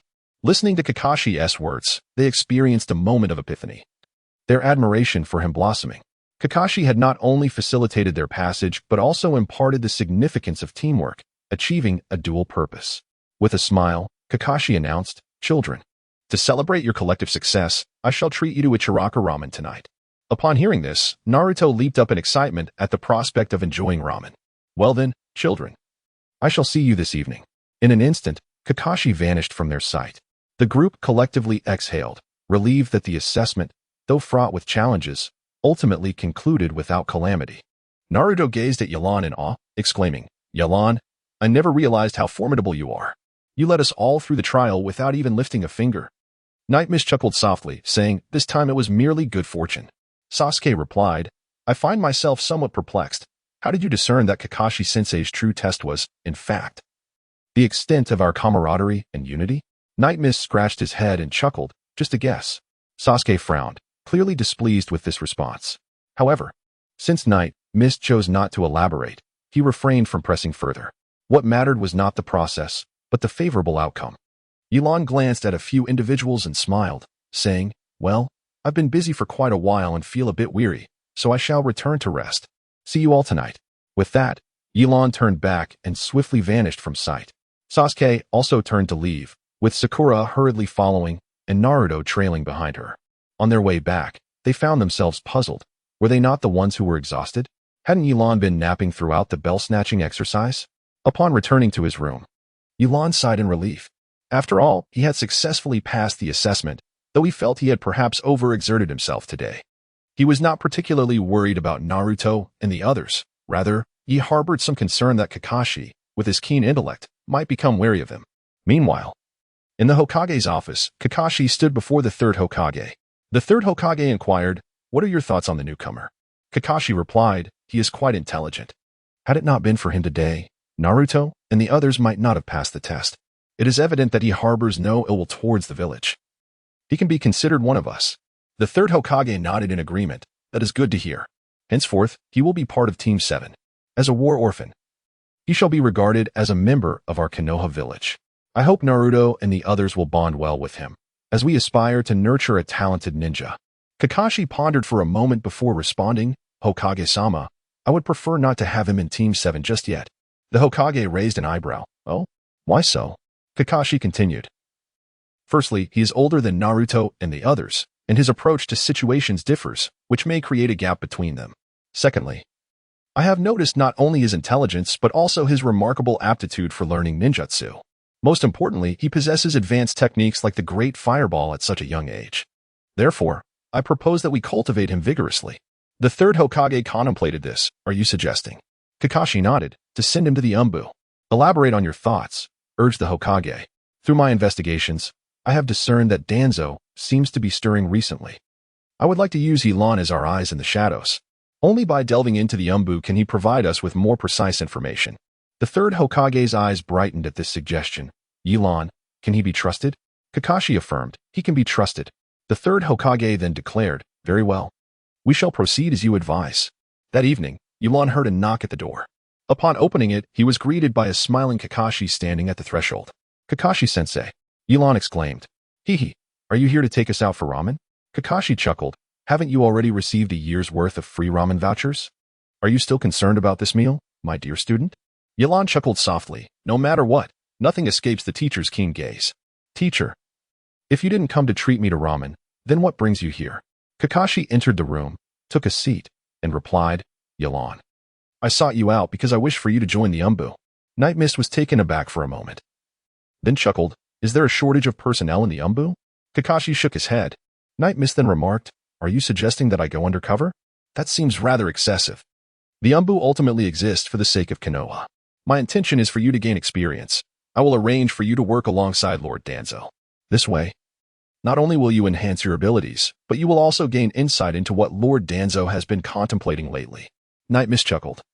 "Do you truly have such faith in me, Kakashi-sensei? Having just arrived in the Hidden Leaf Village, is it not somewhat inappropriate to assign me directly?" Kakashi smiled in response. "There is nothing inappropriate about it. Those with a clean slate are often the most capable. Moreover, I trust you based on instinct. Please make your preparations swiftly. It would be best for you to depart at the earliest opportunity." Ye Lan exclaimed, "Excellent." Kakashi gently patted Ye Lan's shoulder and said, "Come, let me treat you to some ramen." Night Mist could not help but smile. Before departing, Kakashi remarked, "By the way, I have one more favor to ask of you." "What is it?" "It's a personal matter. Ahem, the intelligence division is unparalleled in its prowess. Could you assist me in uncovering the conclusion of Dear Re, Heaven? I am quite eager to know." Ye Lan. Kakashi gazed at Ye Lan, then revealed an expression that conveyed an unspoken understanding shared among men. Ye Lan found herself in a state of bemusement, contemplating how the seemingly serious Kakashi-sensei turned out to be one of those rather repressed types of men. It was no wonder that, even in his 30s, he remained without a girlfriend. Chapter 57. Sending Kakashi. Subsequently, Ye Lan accompanied Kakashi to indulge in a bowl of Ichiraka ramen, where Naruto and Sasuke had been eagerly awaiting Kakashi's arrival. As soon as Night Storm entered the shop, he immediately attracted considerable attention, for many were aware of his remarkable deeds from the previous night. Kakashi and the others were somewhat astonished at the scene, with Kakashi remarking, "Storm, it's quite surprising that so many people know of you already, having just arrived in Konoha." This recognition stemmed from his earlier dining experience with Irika after their examination. where he had also assisted Uncle Irika with a minor inconvenience. Nightstorm spoke of it with modesty. Uncle Irika, beaming with joy, inquired what they wished to eat. Naruto, ever unpretentious, ordered the largest bowl of noodles, for to him, the flavor mattered little. What truly counted was that it was crafted by Uncle Irika's skilled hands. Uncle Irika then asked Nightstorm what he desired, to which Nightstorm replied with a smile, the same as last night would suffice. Without the nuisance of a particular disturbance, Uncle Irika appeared invigorated, and he noted that the number of patrons in his establishment had significantly increased. A most welcome development for him. Sasuke and Sakura, however, exhibited only a casual interest in the ramen, each ordering a modest serving, while Kakashi opted not to order anything. Naruto, puzzled, asked, Kakashi-sensei, aren't you hungry? I have already eaten, Kakashi replied. Disappointment flickered across Naruto's face as he glanced at Sasuke and the others, who had hoped to catch a glimpse of Kakashi's true visage beneath his mask during the meal. Little did they know he had already dined. Before long, fragrant bowls of ramen were placed before them. Upon seeing the noodles, all traces of Naruto's earlier discontent vanished, and he eagerly seized his chopsticks, indulging in the meal with great delight. Soon enough, the group had devoured their bowls entirely, with Naruto continually finishing 2 servings before patting his belly in satisfaction. As they prepared to depart from Uncle Irika's ramen shop, they were taken aback by his unexpected gesture at the checkout. Since you are all friends of Storm, and young Naruto enjoys my ramen so much, allow me to treat you to this meal, he announced. Naruto rushed over to embrace Uncle Irika, exclaiming, Uncle Irika, you are truly wonderful. Uncle Irika, both amused and exasperated, looked at Naruto with a mixture of affection and bewilderment. After a while, the group finally emerged from the shop. As they exited, Uncle Irika cheerfully greeted Nightstorm, expressing a hope that he would visit often in the future. With his hands tucked into his pockets, Sasuke turned to Nightstorm and remarked, I can hardly believe you arrived just yesterday. You have brought us many surprises. Ye Lan smiled quietly, saying nothing. Just before parting, she discreetly called out to Naruto and, with a hint of mystery, produced 2 cards from her pocket, saying, Naruto, allow me to present you with a gift.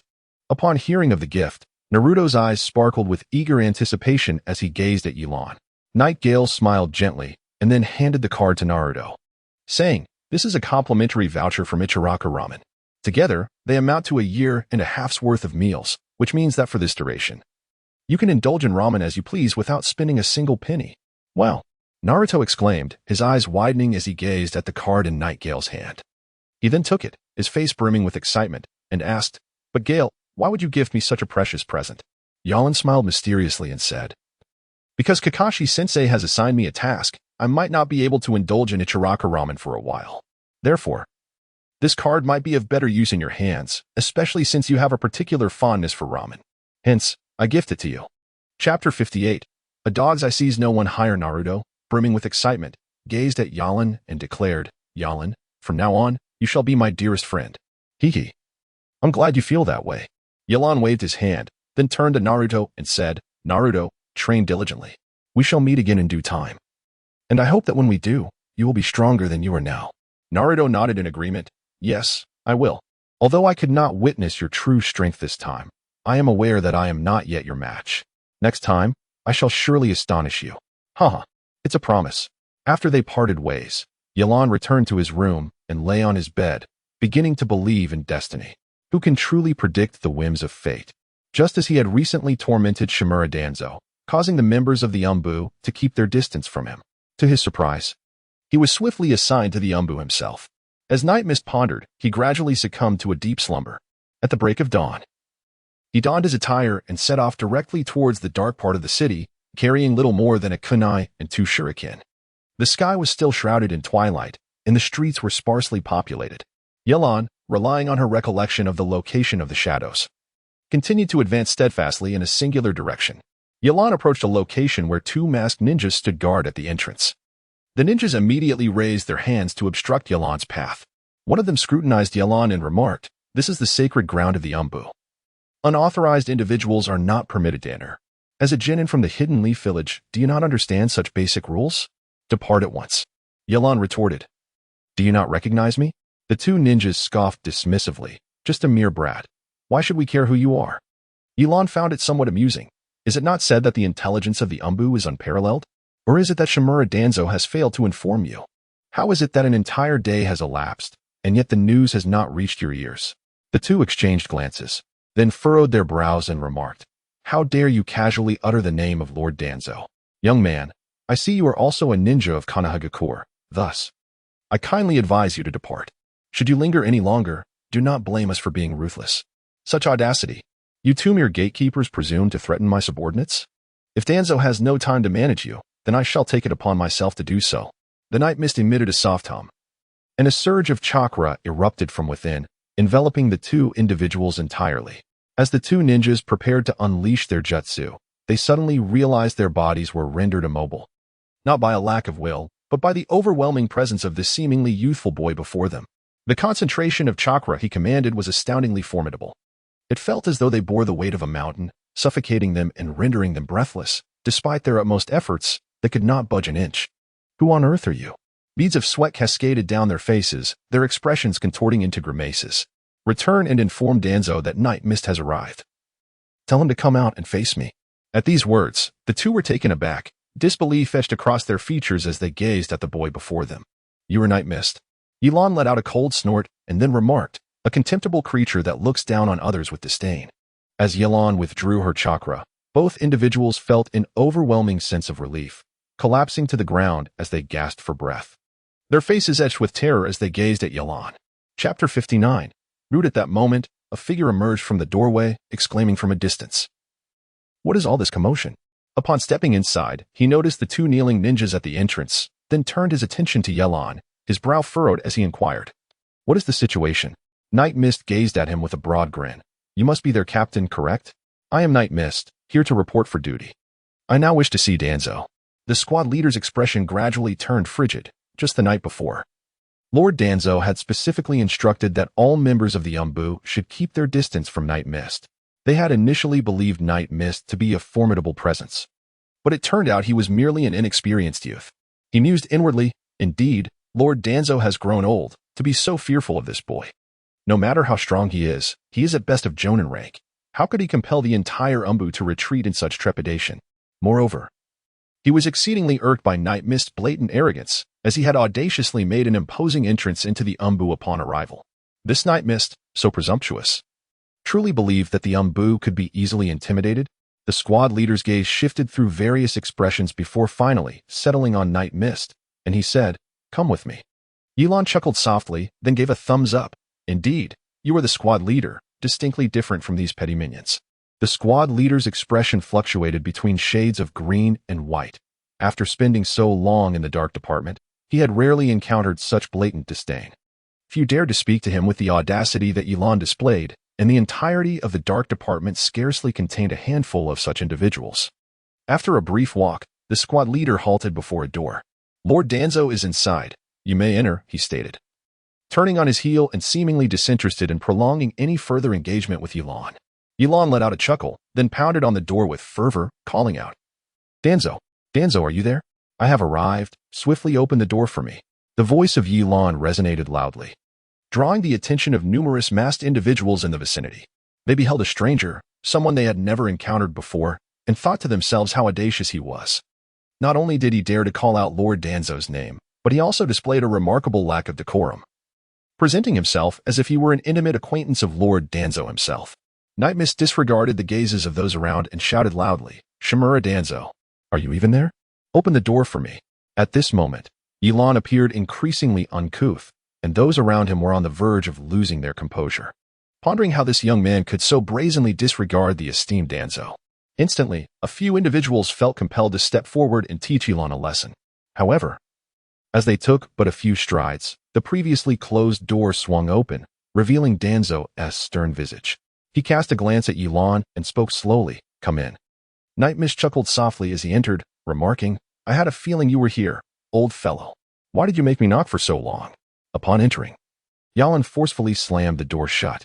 The onlookers outside were taken aback by this scene, nearly dropping their jaws in astonishment. Their shock was not directed at Ye Lan, but rather at the fact that the notoriously irritable Danzo had been so brazenly insulted without any reaction whatsoever. Shouldn't Lord Danzo at least have broken this insolent youth's leg in retaliation? Who exactly is this young man? Inside the room, Danzo regarded Ye Lan with a cold stare, remarking, Surely, you did not come merely to provoke me, did you?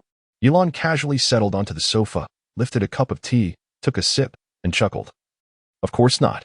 Chapter 60. The young bull fearless of the tiger. Danzo spoke slowly. You intentionally caused such a commotion, making a grand show to seek me out, even going so far as to injure the guards at the entrance.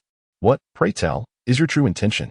Ye Lan gently stroked his chin and remarked, well, it can only be said that your communication has been inadequate. They are utterly unaware of my existence, and their disrespectful words are quite unbecoming. I am merely looking out for your best interests, providing them with a lesson to spare you the trouble of managing them. With a resounding crash, the arm of Danzo's chair shattered under the force of his frustration. Ye Lan, do not overreach. Last time was merely a moment of carelessness on my part, and you took advantage of it. Do not presume that your proficiency in ninjutsu makes you formidable. In a true confrontation, you may not stand a chance against me. Ye Lan drained the cup of tea in one swift motion. One might wonder why you cannot become Hokage and are confined to this Anbu division. Your disposition is vastly inferior when compared to that of the Hokage. Ye Lan's words were rather pointed. He referred to the third Hokage as Hokage-sama, yet addressed Danzo as that old rascal, clearly indicating his disdain for Danzo. Night Mist furrowed her brow and remarked, look at your foul temper. It is evident that you will never achieve greatness. Do not overstep your bounds. Danzo's countenance darkened considerably, had he not been restrained by certain considerations. He might have directly eliminated Night Mist. You have created such a commotion merely to draw attention, to demonstrate to the members of the Anbu that you fear even me not? Am I not acutely aware of your petty schemes?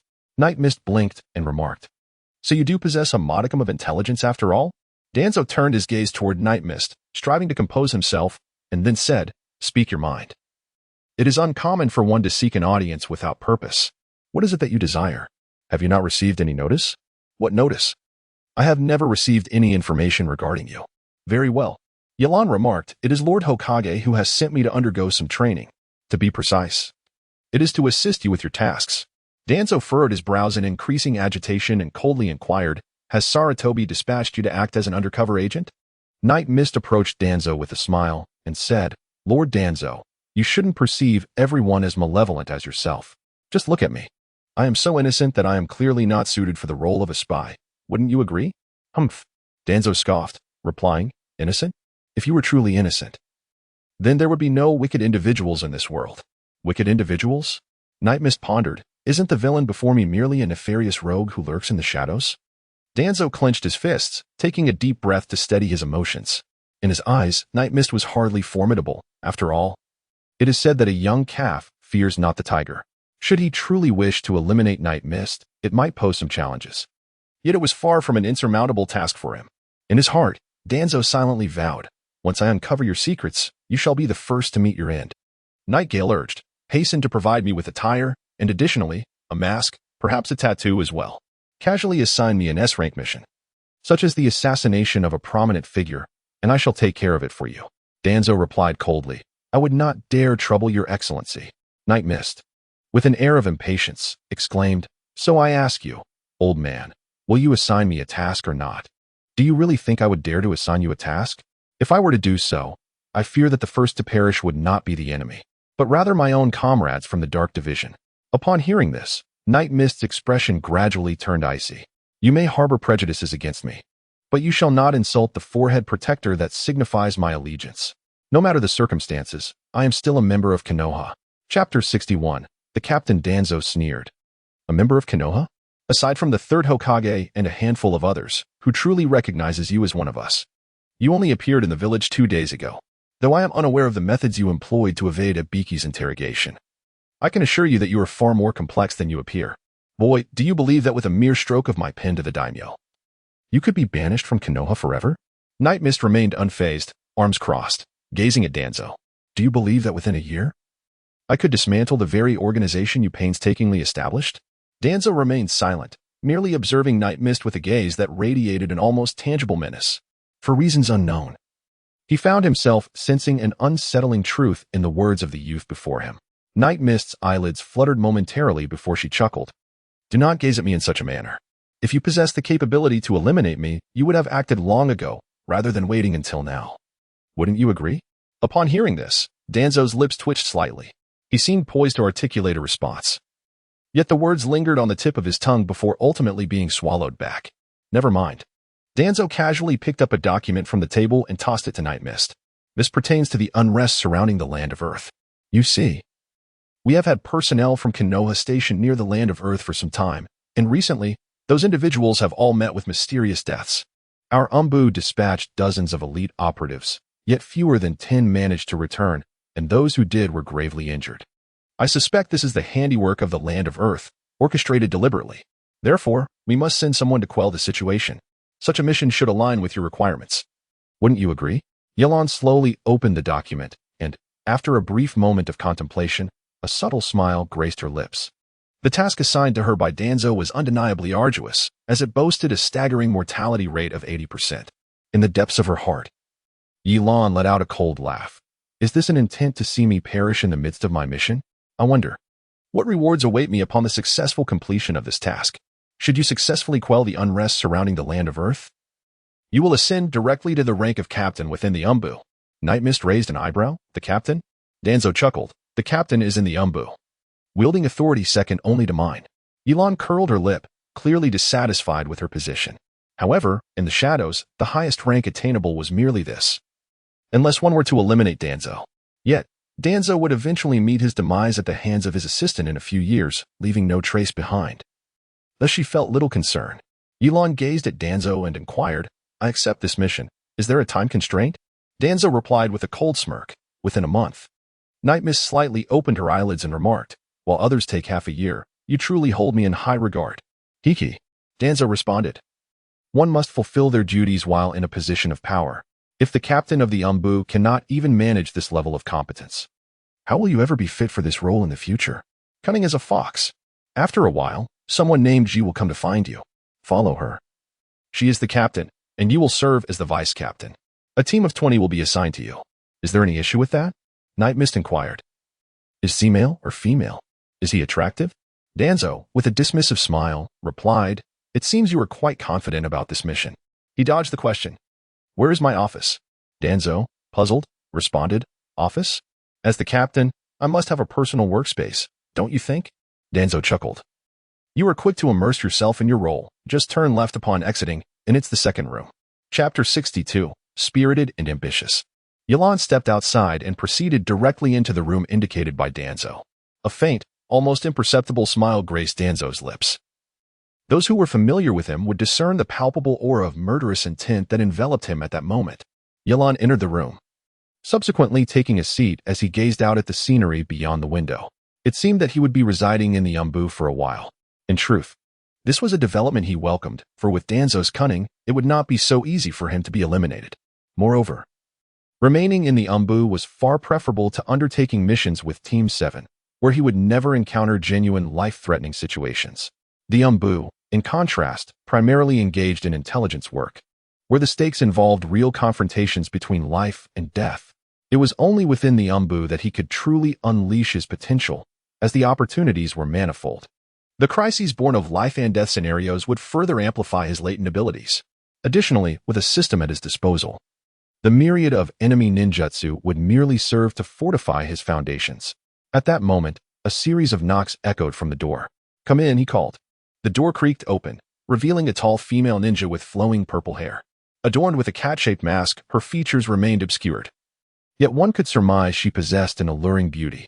Night Mist's eyes sparkled with intrigue as she contemplated. Could it be that the organization has arranged for me a stunning beauty? Night Mist chuckled softly. Purple? The tall woman remained silent, seemingly having noticed the peculiarity in Night Mist's gaze. With a disdainful snort, her eyes brimmed with contempt. Night Mist smiled gently as he stood before Night Mist, placing the dark attire on the table, and coldly remarked, Lord Danzo must have informed you about this mission. If you are afraid, you may withdraw. There is still time. I do not wish for anyone in my team to be a hindrance. Ye Lan supported her chin with both hands and smiled. How do you know for certain that I will be the one to hold you back? It's merely intuition. Night Mist gazed quietly at Z, immediately discerning her as a woman of considerable pride. This arrogance was not merely a byproduct of her elevated status, rather, it was an innate quality. Thus, the most straightforward approach to dealing with such a woman was to earn her respect through demonstrated strength, for this was the only way to genuinely impress her. Consequently, Night Mist fixed his gaze upon Z and proposed, "Shall we engage in a contest?"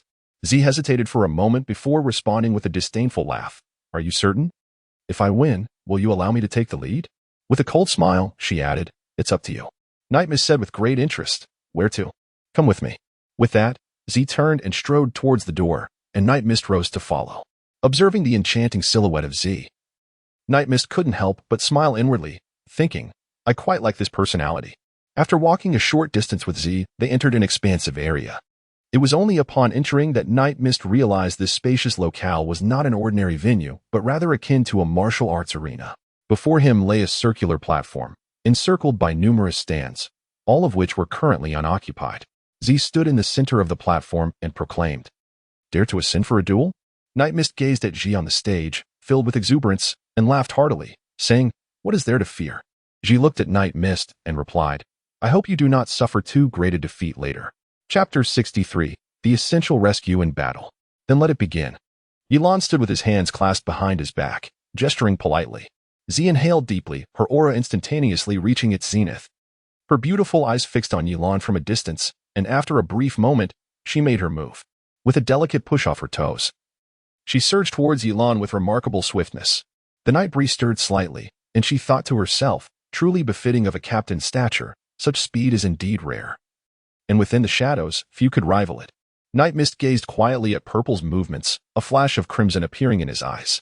Ding! The opponent's footwork has been successfully replicated. Accompanied by the system's notification, Night Mist suddenly perceived that Purple's speed no longer seemed as swift as before. He could distinctly observe each of Purple's steps, including his positioning and every subtle motion, all vividly before him. The augmentation from the system, coupled with the power of the Sharingan, rendered even the fastest speed insignificant in Night Mist's presence. In the next instant, Purple dashed towards Night Mist, yet he remained unmoved. Instead, smiling at Purple, Purple furrowed his brow, pondering how Night Mist could maintain such composure in the face of his extraordinary speed. In the following moment, Purple struck towards Night Mist's chest with a decisive palm. Night Mist maintained her serene smile, effortlessly dissolving Ji's attack with a mere gesture. Ji's expression remained unchanged. She had not even utilized her chakra in that last strike. Night Mist's ability to deflect it was entirely within her expectations. Had she failed to do so, Ji would have sensed something amiss. With a graceful cry, Ji lightly tapped her toes, enveloping her feet in chakra, and her speed surged once more. Her figure blurred in the air, leaving behind fleeting afterimages as she swiftly darted past Night Mist. As she brushed by, Ji twisted her body. Her foot firmly planted on the ground, her upper body now pressed against Night Mist's back. In an instant, chakra enveloped her palm, and she launched a powerful strike aimed directly at the right side of Night Mist's face. Upon witnessing this, Night Mist could not help but let out a hearty laugh. Excellent timing. He remained motionless as his hands swiftly formed seals: rat, rabbit, pig, snake. Lightning release. Technique of the Thunder Spider. With a swift motion of his right hand, Nightstorm summoned a lightning net with a diameter of 3 meters, which unfurled in an instant. The moment the net took shape, it surged towards the direction where Z Purple stood.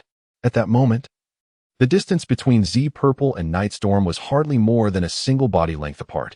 Given that the lightning net was designed for widespread assault, it signified that if it descended upon them, both would be simultaneously struck. Z Purple's expression shifted dramatically. The maneuver executed by Ye Lan was undeniably exquisite. The only thought that crossed her mind was to strike where the enemy was most vulnerable.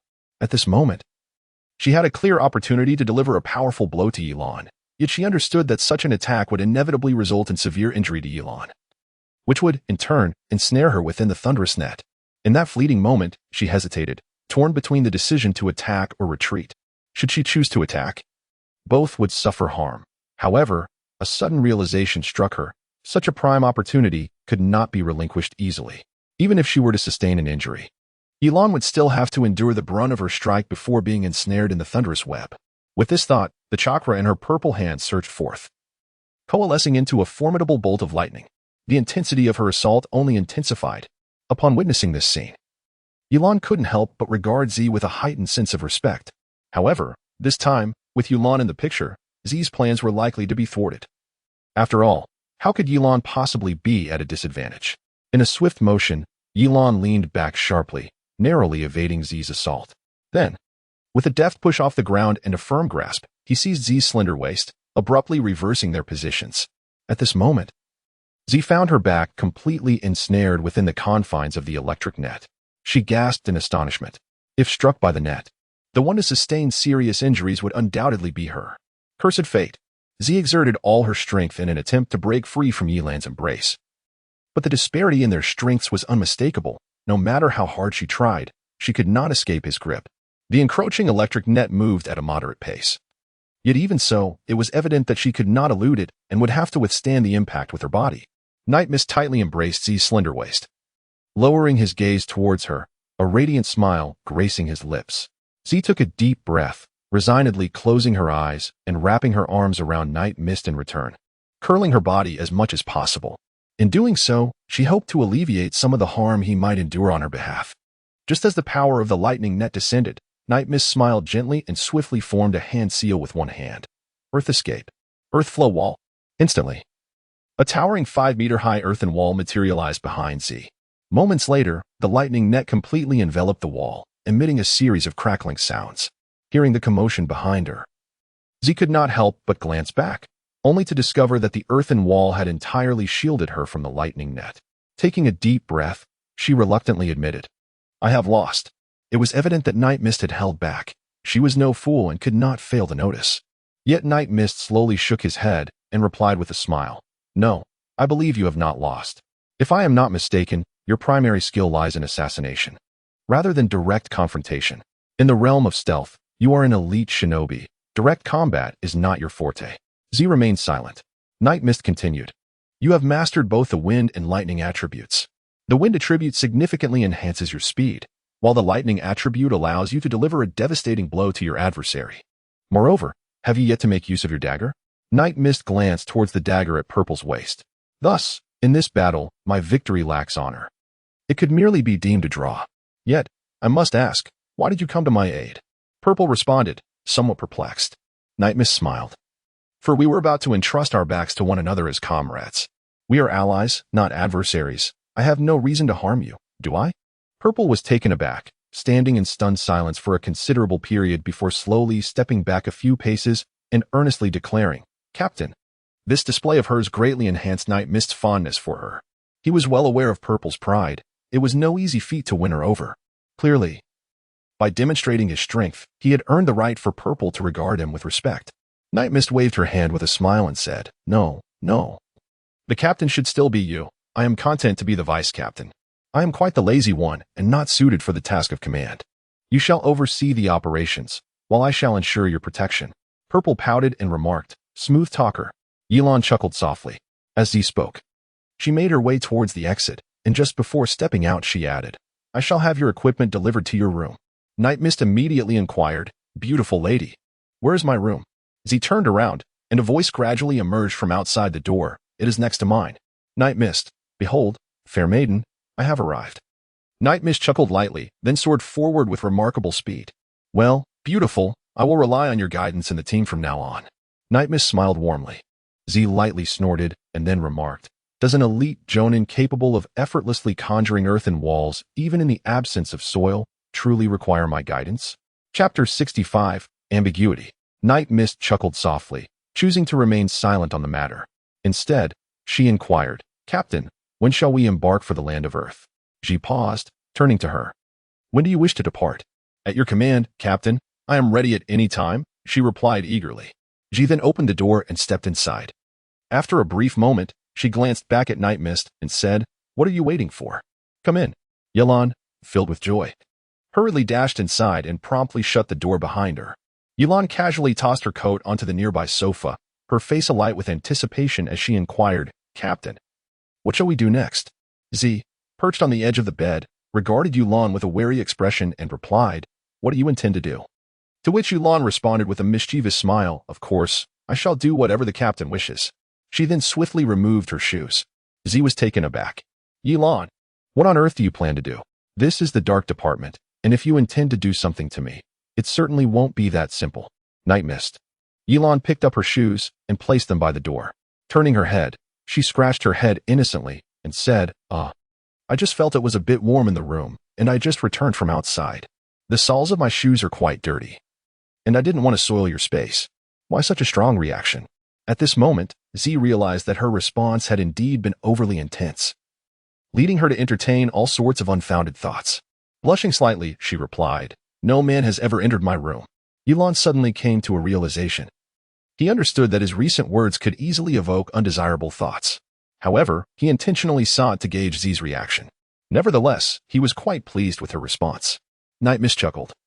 "Captain, I have yet to step into a girl's room myself."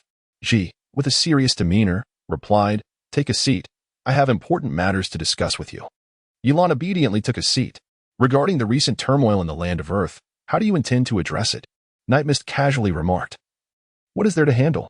We could simply eliminate all those marauders, couldn't we?" A few dark lines appeared on Purple's face as he responded. "While your words hold some truth, the number of marauders there is likely in the hundreds. Our squad comprises merely 20 individuals. How could we possibly eradicate them all?" Ye Lan remarked, "This is quite simple.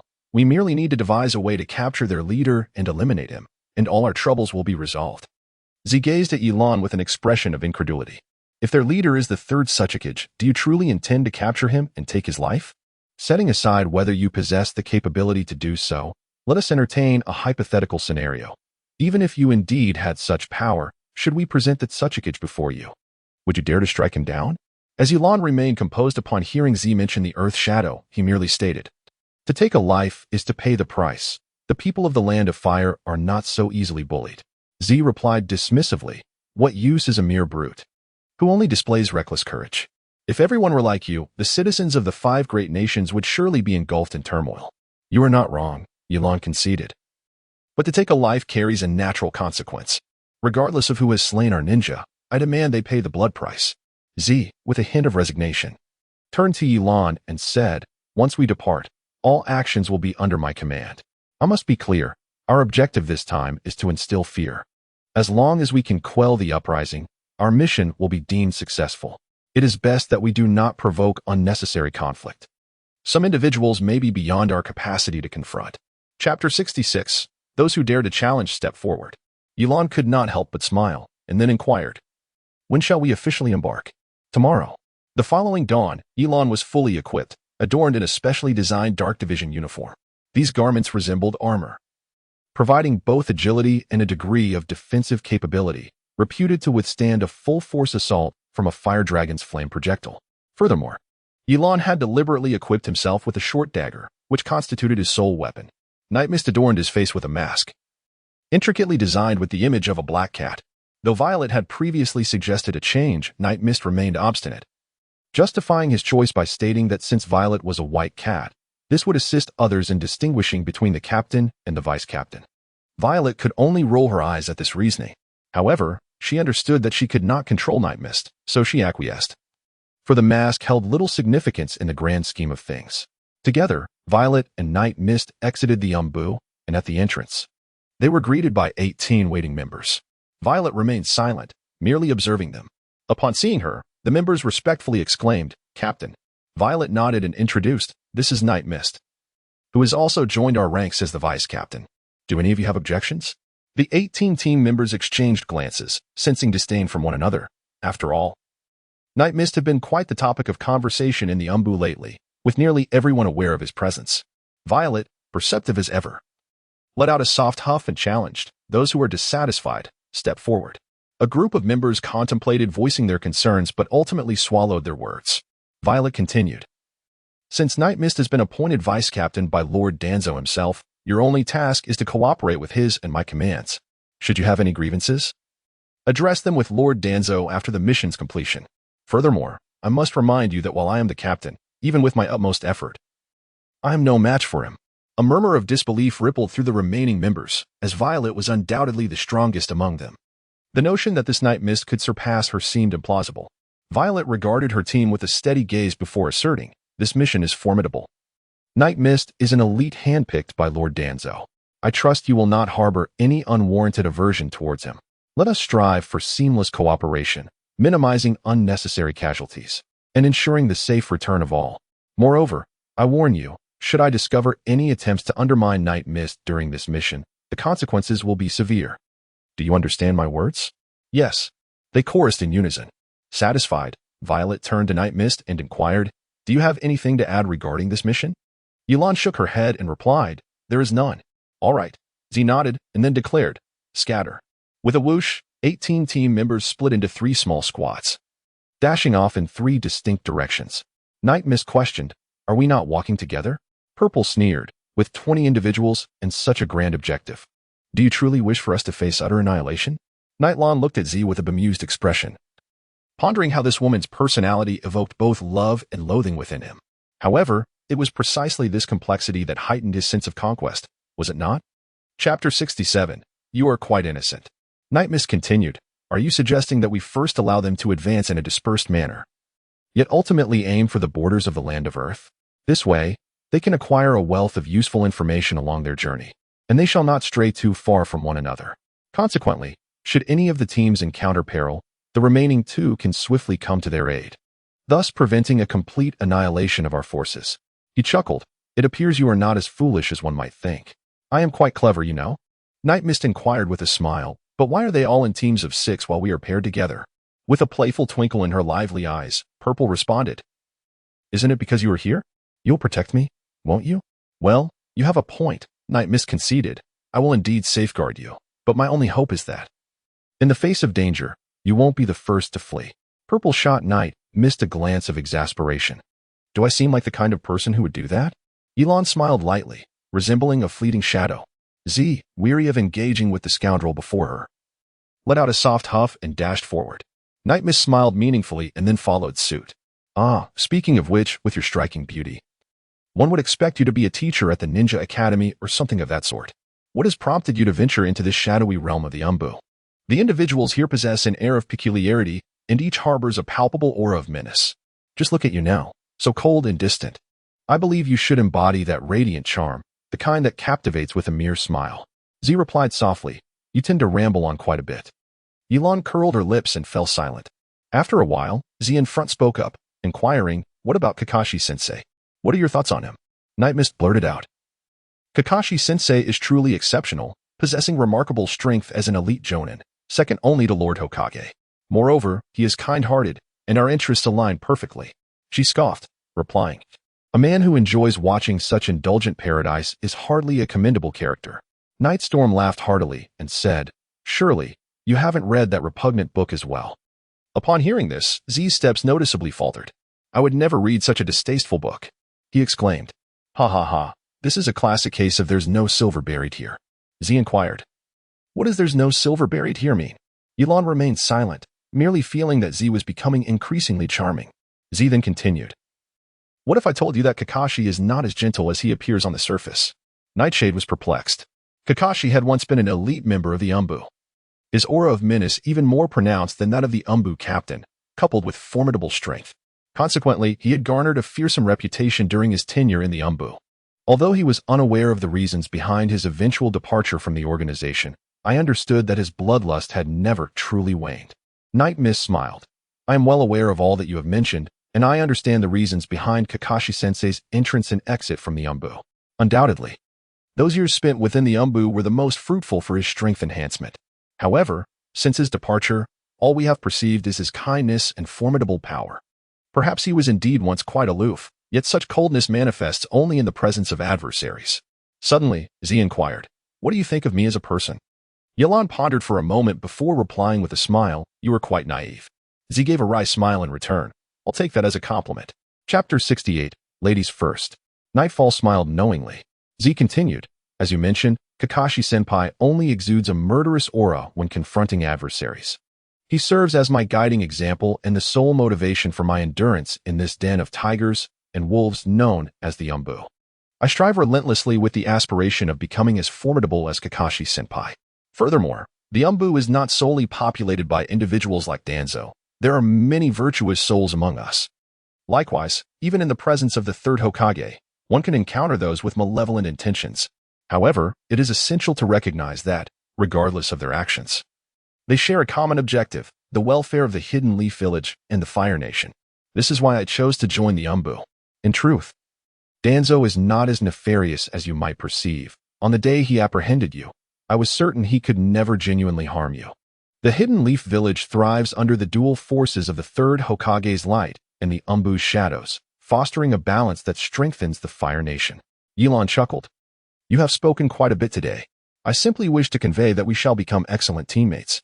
Night Mist gazed at Purple and said, I believe that one day you will transform into a powerful ninja akin to Kakashi-sensei. Purple smiled, a smile so innocent. Unfortunately, her smile was entirely concealed by her mask, leaving Night Mist unable to perceive even a hint of it. Yet, he could discern from her relaxed posture that they had truly become friends, devoid of any reservations. There were no divisions of Anbu and Hokage, no shadows or light, only Night Mist and Purple. The atmosphere between the two gradually grew amiable throughout their journey. Even when Night Mist cracked some rather risky jokes, Purple either chuckled softly or playfully chided, rascal. Night Breeze always laughed heartily. Thus, although the two of them were cautious along the way, they shared joyful conversations and laughter, and before long, evening descended upon them. Nightstorm gazed ahead at Z and said, Captain, after a long day's journey, shall we take a moment to rest? Z smiled and agreed, that sounds good.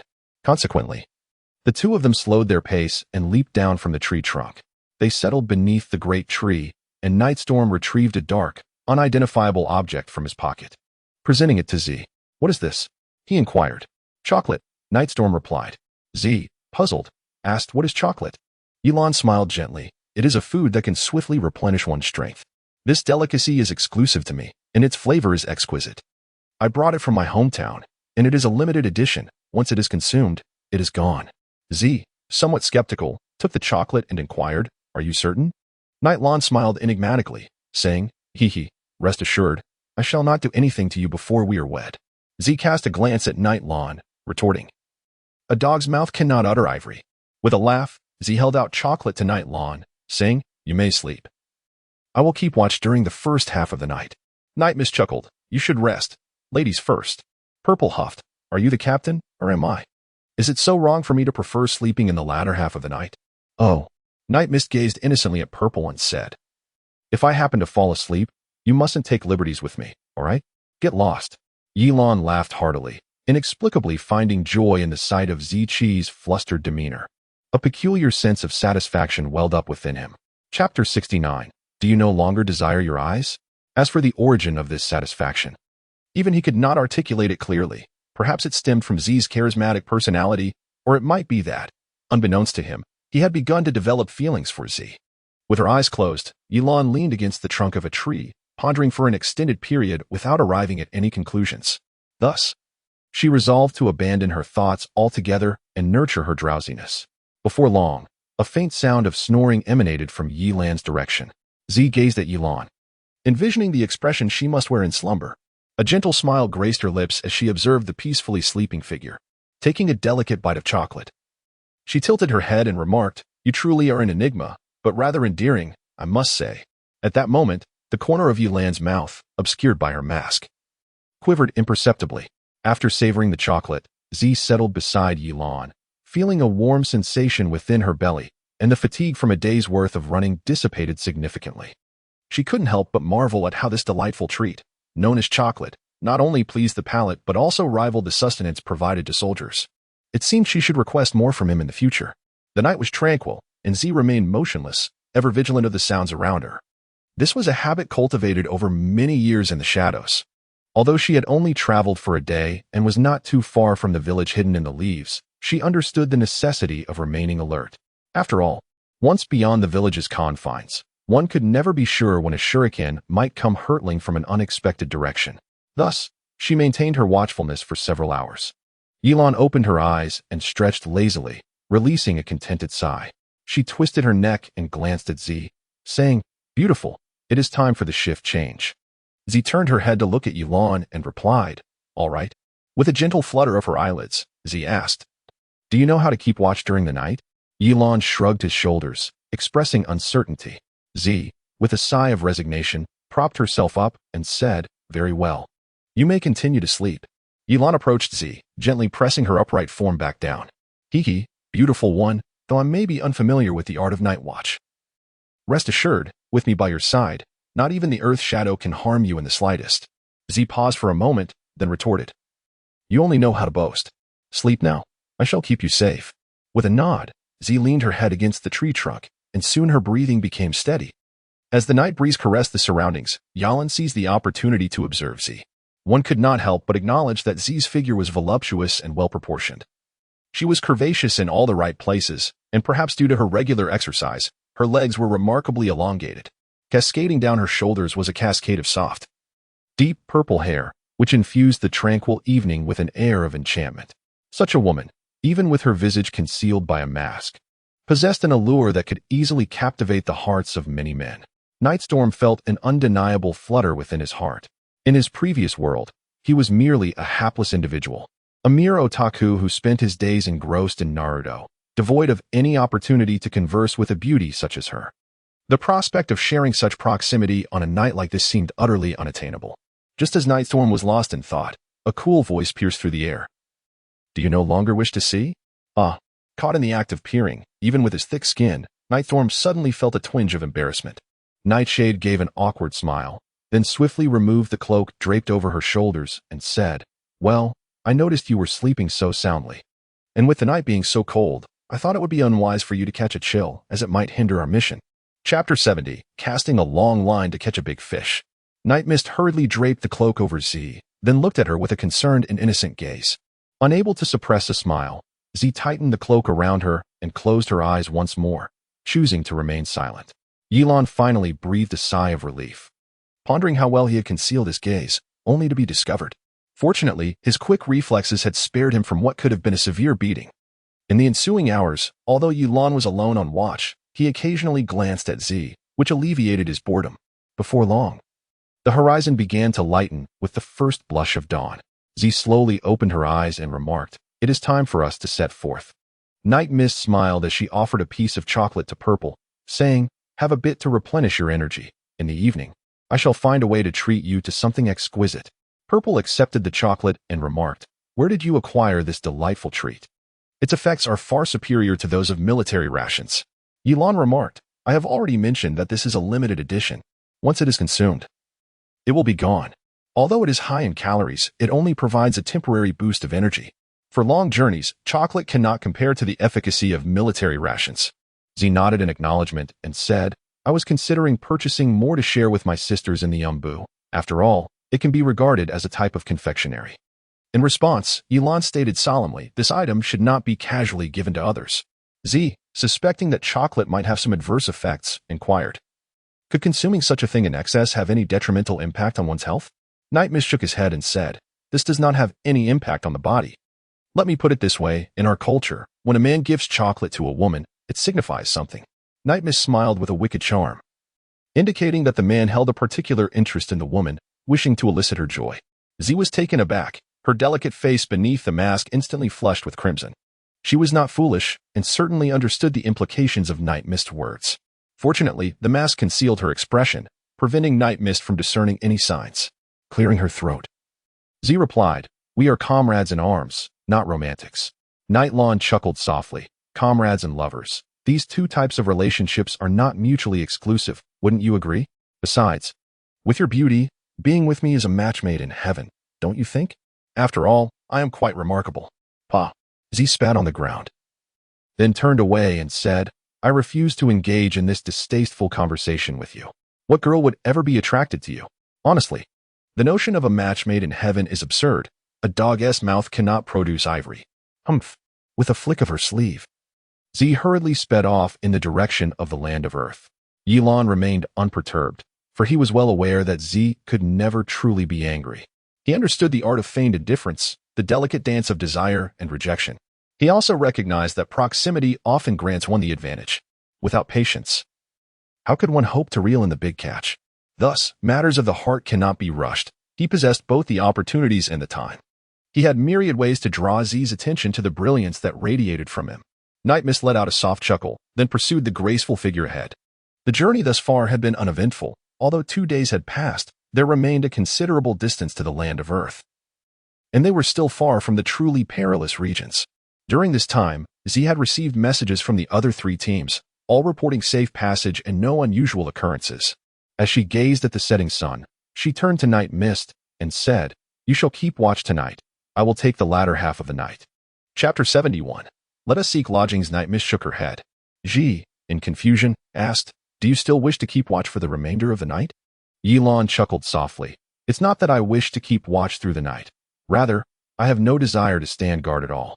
Z observed Ye Lan in silence, and after a moment, she replied slowly, very well. I shall take the watch for the next few nights. You may sleep soundly. Her voice bore a frigid tone, and Ye Lan, not lacking in perception, discerned the underlying sorrow in her words. He responded with a smile, no. I simply believe we could find a more comfortable place to stay, such as an inn. Do you not agree that the night is exceedingly cold? Z retorted coldly. Our mission is one of secrecy. Aside from Lord Danzo, none of the higher-ups, not even the Hokage, are aware of it. Do you wish to compromise our operation? Night Mist smiled helplessly and said, if you were to shed this attire and don ordinary garments, given the distance from Konoha village, who would know your identity? She shook her head in response. If you wish to go, then go on your own. The Anbu has its own regulations, and I cannot accompany you. Rules are immutable. Yet humanity is dynamic. If you remain silent, and I too refrain from speaking, who would ever know? Ji remarked, you are you, and I am I. Without rules, chaos would have long since ensued in this world. Night Mist chuckled softly, you are truly stubborn. Z remained silent. Ye Lan jested. Only someone as foolish as you would think that perhaps your teammates have found a delightful place to indulge in merriment with fragrant companions. Upon hearing this, Z's gaze instantly turned icy. You may insult the Anbu, but you shall not belittle those comrades who share our lives and deaths. They are all professionally trained ninjas, and they possess at least a modicum of professional integrity. It is utterly inconceivable that they would act as you suggest. I have faith in them. Night Mist, struck by inspiration, chuckled and said, how about this? Since you have such unwavering faith in your companions, shall we engage in a wager? Not interested. Nightshade raised an eyebrow and asked, what is the matter? Afraid? Z snorted in response, do not attempt to provoke me with such tactics. They are futile. Do you not wish to see what your cherished allies, whom you hold in high regard, are up to? What they do is of no concern to me. Night Mist scoffed, you're simply being evasive. Z furrowed her brow. After being provoked repeatedly by Night Mist, even her temper began to flare. Thus, she replied, what do you propose we do to silence me? Night Mist chuckled softly, this is simple. Let us wager on what your esteemed teammates are truly up to. I bet they are indulging in revelry. Z furrowed her brow and replied, we do not even know their precise location at this moment. How can we ascertain what they are doing? I have my means of discovering their activities. All you need to do is wait for the betting, Night Mist assured. Then you are certain to lose. Z retorted. Ye Lan smiled, but one could not be so certain. I wager they are all at their posts. Ziki retorted indignantly. I shall not bully you. Let us make a pact. Since you have such unwavering faith in your comrades, I will candidly confess that if even one of their teams is stationed in the forest on watch, even if it is just a single team, then I shall concede defeat. What do you say? It is a deal. Ziki, of course, would not refuse such a wager, for in her heart, she was convinced that Ye Lan was destined to lose. Nightfall revealed a benign smile as she inquired, shall we place a wager? Z huffed in response. Should I emerge victorious, you must vigilantly guard the night for an entire week, obeying my every command. Conversely, if you win, I shall heed your wishes entirely. Night Mist chuckled. Does this include staying at a hotel? Absolutely, came the reply. Then there's no issue. Night Mist patted Purple's shoulder and smiled. Little girl, just await your defeat. Chapter 72. Rampage. Purple, with a hint of arrogance, retorted, you underestimate yourself. Oh, really? Night Mist said with a smile, little girl. Don't cry if you lose later. I cannot possibly lose. I have faith in them. Then let us await the outcome. In the depths of her mind, Ye Lan inquired, system, do you possess any ninjutsu related to mirroring? May I borrow it? The voice of the system resonated within her consciousness. Indeed, I do, but it comes with certain conditions. Night Mist inquired, what are the conditions? Self-mutilation. Night Mist, I curse your damn. Moments later, Ye Lan spoke as she took out 3 talisman papers from her pocket. Gazing at Z before inquiring, which one would you like to see first? It's entirely up to you. Night Mist smiled, then casually crumpled it in hand. And swiftly formed seals with one hand. Chin, Wu, Wei, Yu. The art of reflection. The talisman in Ye Lan's hand slowly ignited, and before them gradually emerged a mirror, reflecting one of the teams among the 3. A voice resonated from the mirror. Captain, we're heading out for a meal. This wouldn't breach any regulations, would it? Of course not. We've had our fill of army rations. What's wrong with indulging in something better? Besides, Captain Z isn't here to oversee us. And we're far from the land of Earth. Nothing could possibly go awry. Let us just enjoy a meal and then return to the forest. Captain. Since we're already out, why not stay in the forest? You make a valid point. Let us find an inn and settle in for the night. Ye Lan retracted her mirroring technique and turned to the incredulous Z, saying, See, I told you they could not be so obedient. It was only then that Z snapped back to reality from the recent events, her face flushed with anger as she exclaimed, How dare they disregard my commands and act recklessly? Just wait until this mission is over. I will teach them a lesson. Ye Lan chuckled and said, Do not be angry just yet. I believe their actions are justified. After all, anyone who has overindulged in military rations is bound to feel irritable. Moreover, their current position poses little danger, and it is unlikely they will acquire any valuable intelligence. Perhaps venturing into the town may yield some rewards. Z coldly interjected. Move on to the next. Night Mist once again formed a seal, her gaze icy as she stared into the mirror, clearly indicating her turbulent emotions. Soon, another team materialized within the reflection. A cacophony of voices emanated from within, with the individuals facing away from Night Mist and her companions. Though their faces remained obscured, it was evident to Z that these were indeed the others. Moments later, Z closed her eyes, her breathing growing labored, unmistakably on the brink of an emotional eruption. For she had heard the unmistakable sound of dice. Undoubtedly, they had ventured to the casino. Ye Lan retracted the mirror and inquired, Is it necessary to continue watching? I refuse to believe that they would all dare to defy my words. Furthermore, do not be so pleased with yourself. I have yet to concede defeat. Nightstorm smiled helplessly. And then the mirror reappeared once more. This time, the image lasted less than a second before Ji shattered it with a single punch. Did they truly wish for death? A distinct aura of menace flickered in Ji's gaze, clearly indicating her impending fury. For within the reflection had emerged a cloud of mist, where several bearskin men frolicked with a group of youthful maidens, reveling in their playful antics. It was evident what they were engaged in. And these were none other than the remaining members of the squad. Night Mist patted Purple's shoulder at just the right moment and said, Do not be angry. Let us go. I shall explain everything to you shortly. Chapter 73, No Ivory from a Dog's Mouth. Where to? Night Mist chuckled. Where else could we go? A wager is a wager. I shall take you to savor some delightful cuisine. Z snorted softly and strode ahead, though she felt a flicker of anger. She was not the type to act petulantly upon losing. She had once heard that those who lacked sportsmanship often possessed questionable character. Furthermore, she did not wish to leave a negative impression on Night Mist, as it could affect their collaboration in the future. Thus, she reassured herself. Night Mist remarked from behind, Where are you headed? The one with the purple hair did not turn back, replying, Where else could I go, but to the town? Ye Lan cleared her throat and said, While I commend your willingness to accept defeat, I must remind you that you are heading in the wrong direction. Z's figure paused momentarily before turning around and exclaiming, Why didn't you say so earlier? Ye Lan was both amused and exasperated. You must give me the opportunity to speak, she said. However, are you truly intending to go out in that attire? With a huff, Z Molly swiftly removed her uniform, draping herself in a cloak that enveloped her figure completely. She took off her mask and smiled at Ye Lan. Are you satisfied with this? Ye Lan was utterly oblivious to the words spoken by Z, as he was entirely entranced. With willow-shaped brows, sparkling eyes resembling pools of water, a delicate nose, and an exquisitely shaped oval face, her skin appeared as flawless as porcelain. Her flowing purple locks complemented her beauty, which exuded both grace and a hint of strength, creating the image of a fairy who had stepped right out of a dream. Moreover, her long legs and a waist that could be grasped with a single hand added to the enchantment. Ye Lan could assure that in this lifetime, in his past lives, and in the lives before that, he had never encountered a girl as exquisite as her. For a moment, he was utterly captivated, his gaze lingering on her unabashedly. Under Ye Lan's unabashed scrutiny, Z's face flushed a delicate shade of crimson, and she playfully chided, Have you seen enough? As the night mist gently dissipated like a dream, I approached Ji with a smile, exclaiming, I always knew you were a stunning beauty, but I never anticipated you would be this enchanting.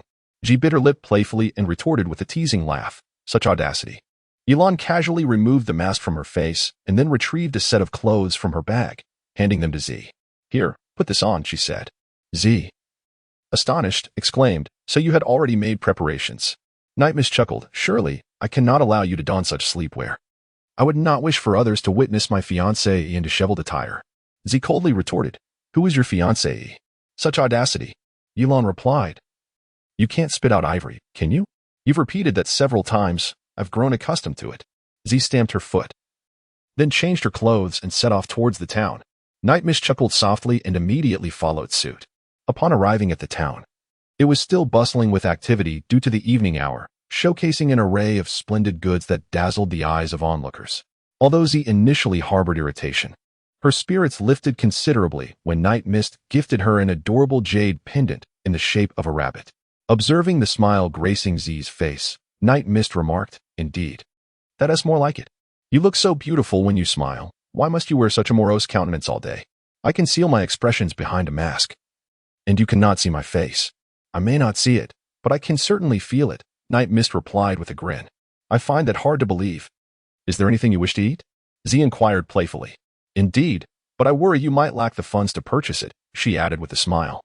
Night Lan said, "It's no joke. Whatever you desire to eat, I shall procure it for you." Chapter 74. Only one room remains, he tends to boast. Ziwana smiled, not taking Night Lan's words too seriously, and promptly dashed towards the snack stall. Night Mist trailed gracefully behind Z. As soon as Z arrived at the snack stall, her innate appetite surged forth, and nearly every delicacy at the stall was devoured in an instant. Night Mist could only follow with a smile, settling the bill behind her. The stall owner gazed in astonishment at the exceptionally beautiful girl before him. He had not anticipated that someone who appeared as ethereal as a fairy could indulge so voraciously. Before long, Z had thoroughly explored the entire snack street, and then she comfortably settled onto a bench in the corner, contentedly belching in satisfaction. Night Mist smiled as she sat beside Z and said, "Have you had enough to eat?" Z patted her round belly, filled with an assortment of snacks, and replied, "I'm completely satisfied. It's been a long time since I've eaten this well. It feels truly delightful." Night Mist chuckled. "You certainly don't behave like a lady while eating." Z pouted. "What is the use of being a lady? It doesn't fill your stomach. Who do I need to impress by being a lady?" Nightshade nodded affirmatively and turned to She, saying, "Is this truly your authentic self?" She paused for a moment, then replied, "Isn't it a matter of being in the dark faction, where one is bound by circumstances? Otherwise, who would wish to adopt such a demeanor that keeps others at arm's length? In the shadows, one must remain vigilant, for one may not even comprehend the manner of their demise." The gentle Night Mist smiled and remarked, "Life in the shadows must be quite arduous, isn't it?" Z remained silent, still indulging in his meal. After a brief pause, he finally responded, "It is neither particularly difficult nor easy. It is all in the pursuit of self-improvement." Nightfall nodded slightly, quietly observing the girl before him. He understood that she had endured much. She turned her head, gazing at Nightfall with a hint of confusion, and asked, "Why do you look at me like that? Is there something dirty on my face?" As she spoke, she delicately touched her smooth cheek. Night Mist smiled and said, "You are truly beautiful." Z curled her lips in slight disdain and remarked, "How can you utter such trivial words? Let us go," she continued, "for night has fallen, and we should find a place to rest." Night Lan's eyes sparkled with excitement as she exclaimed, "Let us depart at once." Upon meeting Night Lan's gaze, Z instinctively replied, "You surely harbor ill intentions." Nightstorm waved his hand with a smile, appearing rather simple-minded, yet he did not refute. She raised her delicate fist and declared, "I doubt you possess the audacity." With that, she strode towards an inn. Upon entering, the innkeeper's gaze fell upon She, and he was momentarily taken aback by her beauty. However, when he noticed Nightstorm standing behind her, he quickly dismissed any inappropriate thoughts. Having operated the establishment for quite some time, he had honed his skills in reading people. He was well aware of whom to provoke and whom to avoid. His instincts warned him that this young man was not someone he could afford to challenge. After all, such a stunning girl could hardly be raised by an ordinary family. Thus, he donned a sycophantic smile and inquired, "Esteemed guests, would you prefer one room or two?" "Two rooms," Ji replied coldly. "Very well." Just as the innkeeper began to respond, he abruptly halted, for he had clearly spotted a gold coin in Nightstorm's hand. A surge of excitement coursed through him, as a single gold coin represented 3 to 4 months of his earnings. The moment Nightstorm revealed the coin, the innkeeper grasped his intentions. He composed himself, suppressing his exhilaration, and with a face full of regret, he addressed She, saying, "My dear lady, I must sincerely apologize. Our establishment is fully booked, and only one room remains." Chapter 75. Sharing a bed. Upon hearing this, she furrowed her brow and remarked, "Only one room left?" The innkeeper confirmed with a smile, "Indeed." She then turned to Nightstorm and suggested, "Let us seek another inn." Night Mist smiled gently, yet before he could utter a word, the shopkeeper interjected, "Well, my dear lady, to be completely frank, Our quaint little town boasts but a single inn, and the nearest lodging beyond mine is at least a half-day's journey away. Thus, you may find yourselves in a bit of a predicament." As he spoke, the shopkeeper's gaze fell upon Night Mist's sleeve, where he noticed a thumb slowly rising in approval. His eyes brightened with enthusiasm as he continued, "Madam, seeing such a charming pair, it is evident you must be on your honeymoon. Am I right? You have indeed found the perfect place. We have a special room tailored for couples, and fortuitously, the last one available is just right for you too." As soon as the shopkeeper finished his sentence, Night Mist feigned indignation and remarked, "Shopkeeper, we are merely friends. Please refrain from such assumptions." The shopkeeper, with an expression of sincere apology, turned to Night Mist and Purple and said, "Oh, I truly beg your pardon. It was my thoughtless words that caused this misunderstanding.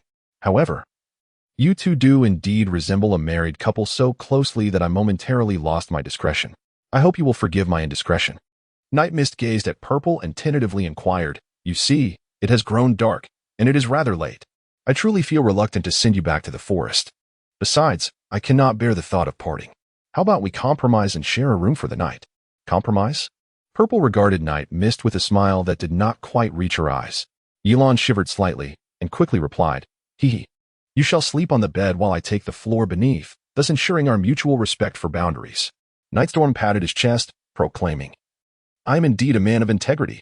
Today is merely an unfortunate coincidence. Otherwise, I would never share a room with you." Z let out a humph, choosing to remain silent. Observing this, the proprietor retrieved a key from his drawer and placed it in Nightstorm's hand. Then with a sycophantic smile, he said, "Dear guest, the room at the far end on the left upstairs." Z cast a sidelong glance at the proprietor before ascending the stairs without hesitation. Meanwhile, Nightstorm exchanged a subtle glance with the proprietor, conveying the sentiment, "Well done." The proprietor chuckled, eagerly watching Nightstorm with anticipation. With a smile, Night Mist flicked her fingers, and the coin in her palm landed gracefully on the shopkeeper's table. The shopkeeper promptly tucked the coin into his pocket, exclaiming, "Dear guest, I wish you a splendid evening." Ye Lan smiled knowingly, and then followed suit. Upon pushing open the door, both Ye Lan and Z were genuinely taken aback. The room was adorned with a plethora of vibrant blossoms. The area surrounding the bed was lavishly decorated with crimson rose petals, and the overall color scheme of the room radiated a striking bold red. Additionally, there was a dressing table and elegant louvered glass floor-to-ceiling windows, exuding an air of opulence and grandeur. However, an unsettling sensation lingered within them, as if this room resembled not a mere inn, but rather a bridal chamber. Ye Lan closed the door, letting out a dry cough before chuckling lightly. "Well then, do take some rest." Z's complexion flushed slightly as she removed her outer garment and lay down upon the bed. Night Lan smiled gently, then lay down on the floor in the corner, closing her eyes to cultivate her drowsiness. Z, meanwhile, lay on the bed with her eyes shut for quite some time, yet found herself utterly unable to drift into slumber. Tossing and turning restlessly, she turned over and gazed at Night Lan, curled up in the corner, feeling a pang of sympathy. In a hushed tone, she asked Lan, "Are you asleep?" Z had initially assumed that Night Lan was in the realm of dreams, but to her surprise, Night Lan suddenly turned and, with an unwavering gaze, smiled at Z, saying, "Hee, beautiful, I'm not asleep yet. Did you call me because you wish for my company in slumber?" Chapter 76. Sharing a bed. Z was momentarily taken aback by Night Lan's unexpected response, and then retorted with mock indignation, Who would want to sleep with you? You can enjoy your slumber on the floor, you scoundrel." As Night Lan chuckled softly, she said, "Make sure to cover yourself well with the blanket tonight. However, if you're not accustomed to sleeping alone, I could reluctantly embrace you as you rest. Get lost." Z retorted, turning her back and choosing to ignore Night Lan.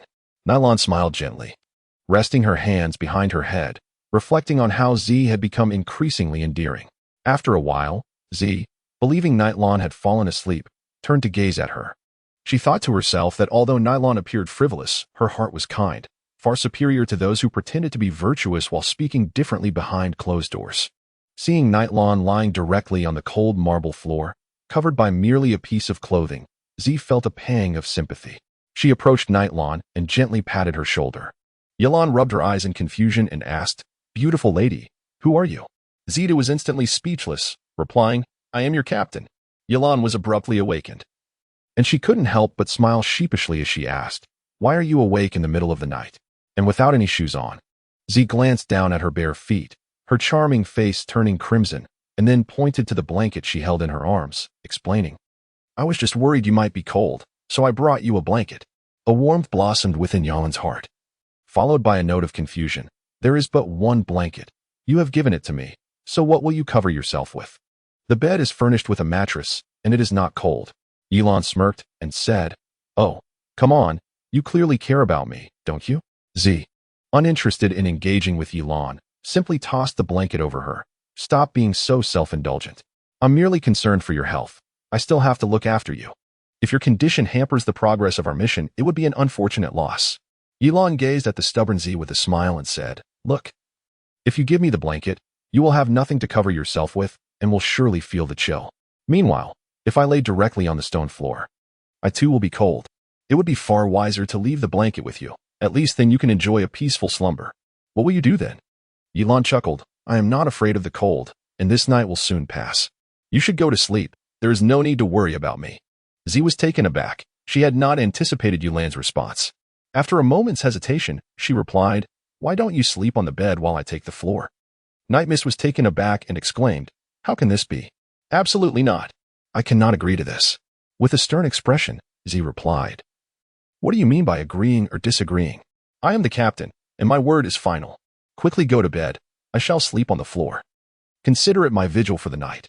It is your first mission, and you are surely unaccustomed to it. I have undertaken such tasks numerous times. And sleeping in the forest poses no concern for me. Why should I fear sleeping on the floor?" Ye Lan remarked, "No, it is far too cold on the ground. Even though you are the captain, I cannot possibly agree to that. Go sleep on the bed. I am a grown man, and I fear not the chill."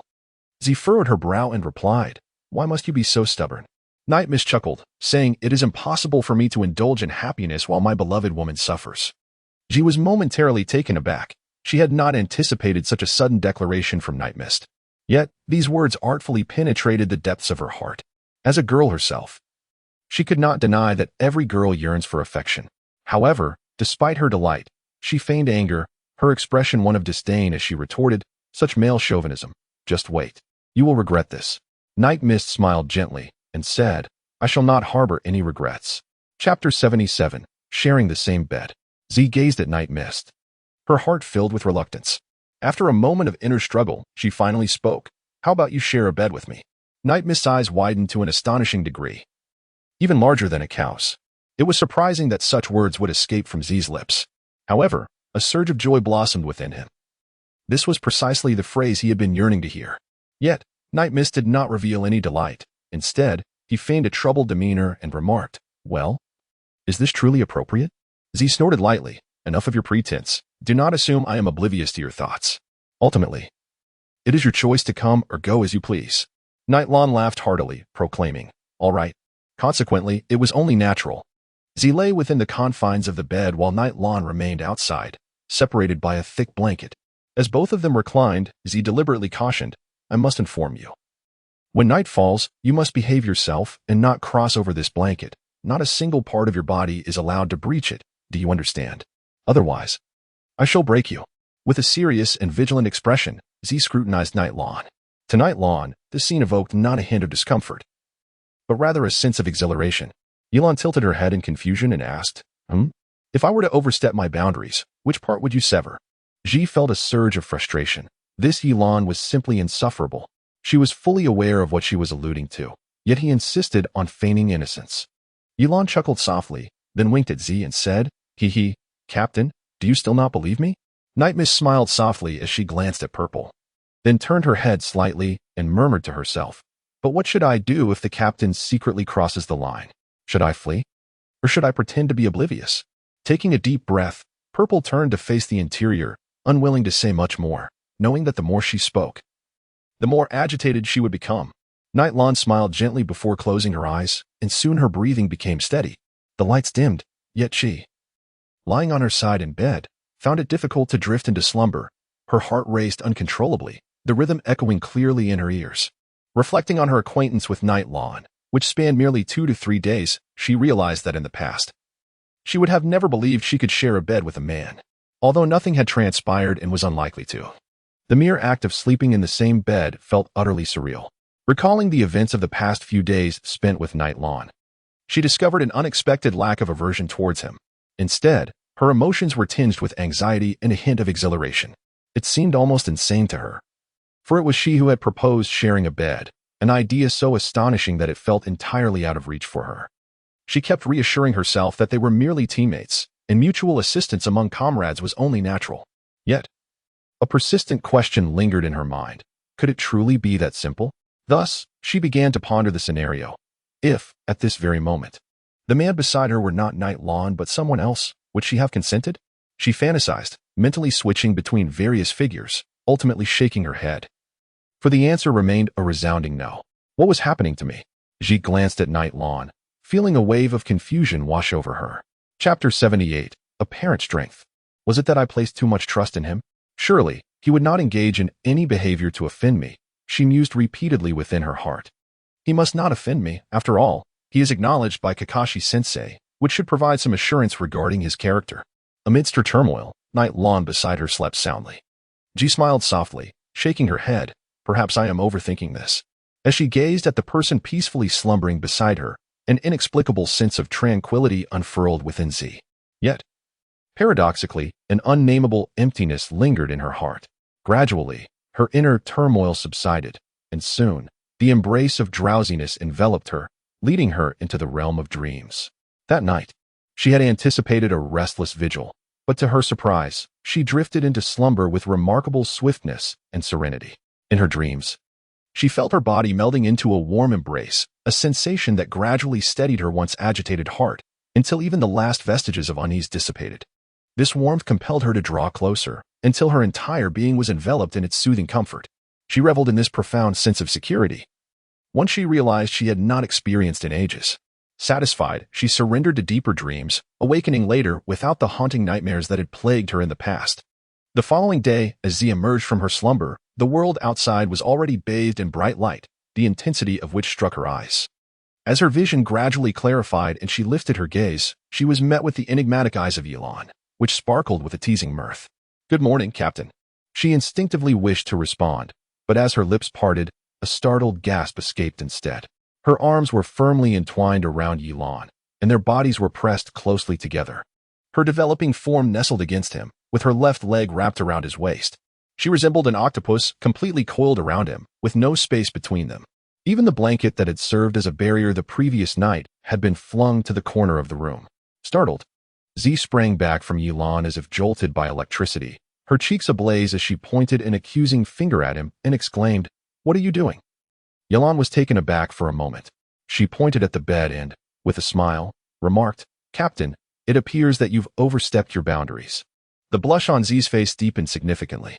Night Mist gazed into Purple's eyes and said, "Captain, you seem to lack a sense of security while you sleep. Is there something that frightens you?" Purple turned her head and replied, "No, nothing at all." That was all she could muster. How could she possibly reveal to Night Mist that the warmth she yearned to be near in her dreams was him? She vaguely recalled that in her slumber, she was always inching closer to a comforting embrace, and that person was none other than Night Mist. Night Mist gazed at the tenacious sea, offering a gentle smile without uttering a word.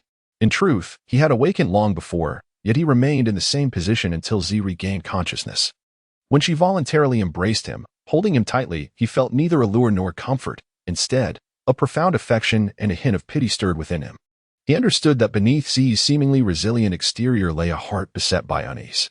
However, he was unaware of the depths of her internal turmoil and the fears that plagued her. He yearned to share her burdens. If only he possessed the right to do so. Chapter 79. I am your captain. At that moment, Night Mist suddenly grasped Z's hand from behind and spoke earnestly. "Z, regardless of your background or past experiences, I wish to convey this. As long as I am here, no one shall harm you, not even in the slightest. I, Night Mist, am a man of my word." Caught off guard by such an earnest declaration from a man who held her hand, Z found herself momentarily at a loss. She could not comprehend why Night Mist had chosen to voice such sentiments. Feeling flustered, she hastily withdrew her hand from his grasp. I'm your captain." With this exclamation, which even she could scarcely fathom, Z turned and fled in disarray. Night Mist gazed at Z's silhouette, a smile playing on her lips. After a hasty breakfast, they resumed their journey amidst an atmosphere that was both enchanting and somewhat awkward. Z donned her mask, though their conversation was sparse. Night Mist could discern a notable warmth in Z's tone, a marked departure from her previous icy demeanor. Along the way, the other 3 teams reported in punctually, conveying their safety.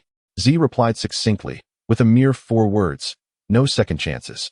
In the days that followed, each evening, Z insisted that Night Mist employ his mirroring technique to observe the whereabouts of the other 3 teams. As anticipated, under Z's admonition, the teams ceased their revelries. Yet, during this period, Night Mist found himself plagued by frustration, for despite his utmost efforts, Z preferred to keep vigil in the forest rather than accompany him to an inn.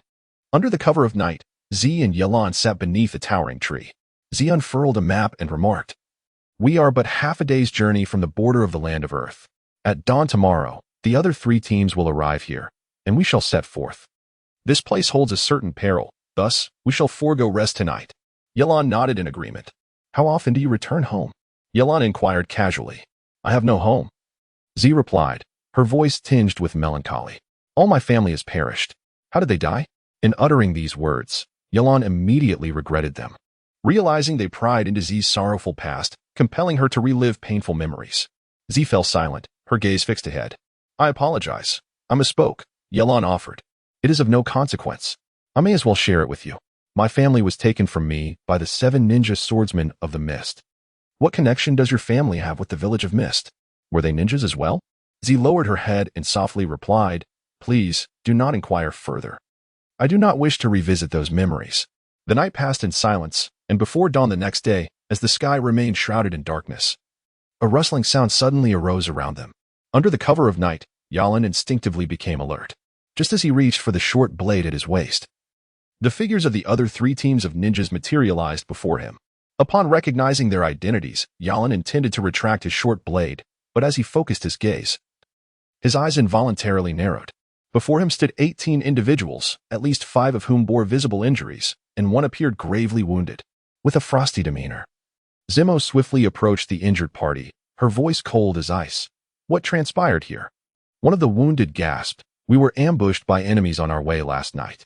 We managed to take down a few of them, but we too sustained injuries. Captain Along suffered the most. He was protecting us."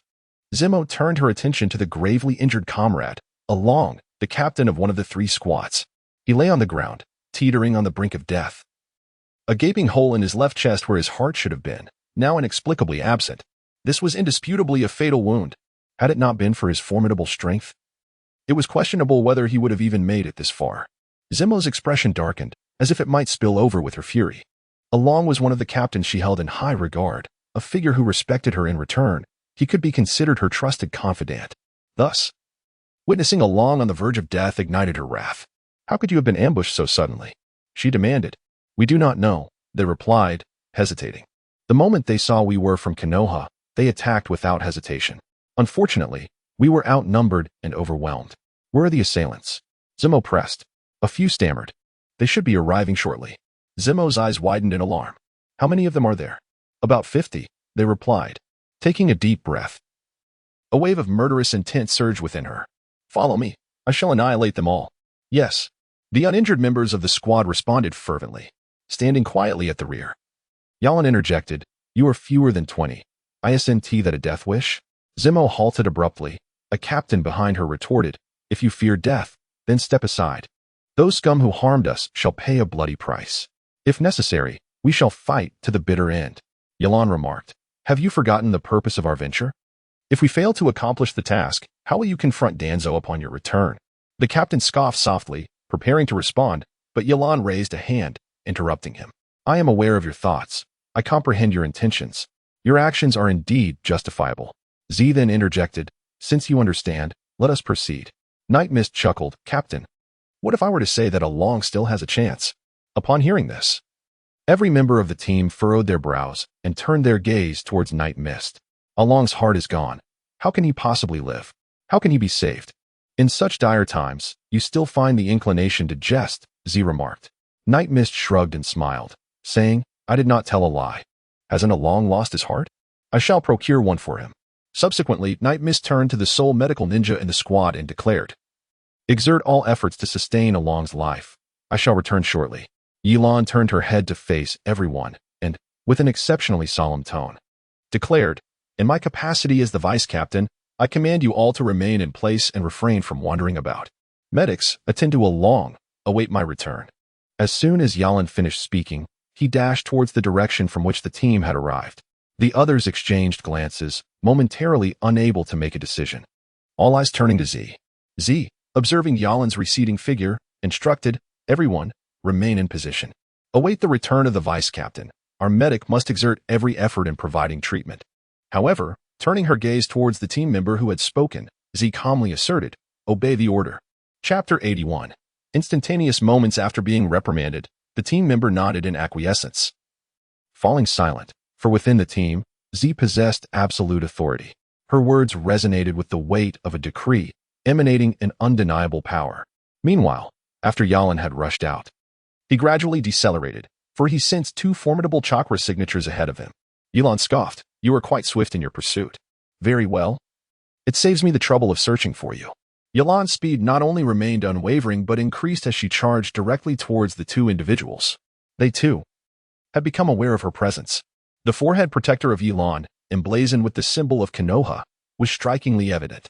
Thus, the two individuals exchanged glances at Ye Lan and remarked with a chuckle, what is this? Are all the inhabitants of Konoha so lacking in courage that they have all fled, leaving you behind to face your demise? Ye Lan smirked without uttering a word. Their statement had already revealed their identity as the assailants who had gravely injured Along. In the next moment, Ye Lan's figure abruptly vanished from sight. How swift! However, these two were not ordinary individuals. At the instant Ye Lan disappeared, they simultaneously grasped their kunai and thrust towards the same direction with all their might. To their astonishment, their powerful strikes met only empty air, their kunai merely grazing a fleeting shadow.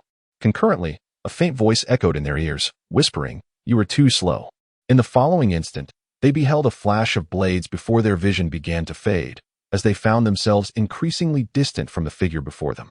What perplexed them was the inexplicable sensation of distance growing between themselves and this person, while their bodies suddenly fell beyond their control. As their sight grew increasingly blurred, they gradually succumbed to unconsciousness, their heads finally touching the ground. They had heard tales of someone being slain with a single stroke to the throat, but today they witnessed firsthand how the gaping wound, the size of a bowl, upon their neck was inflicted.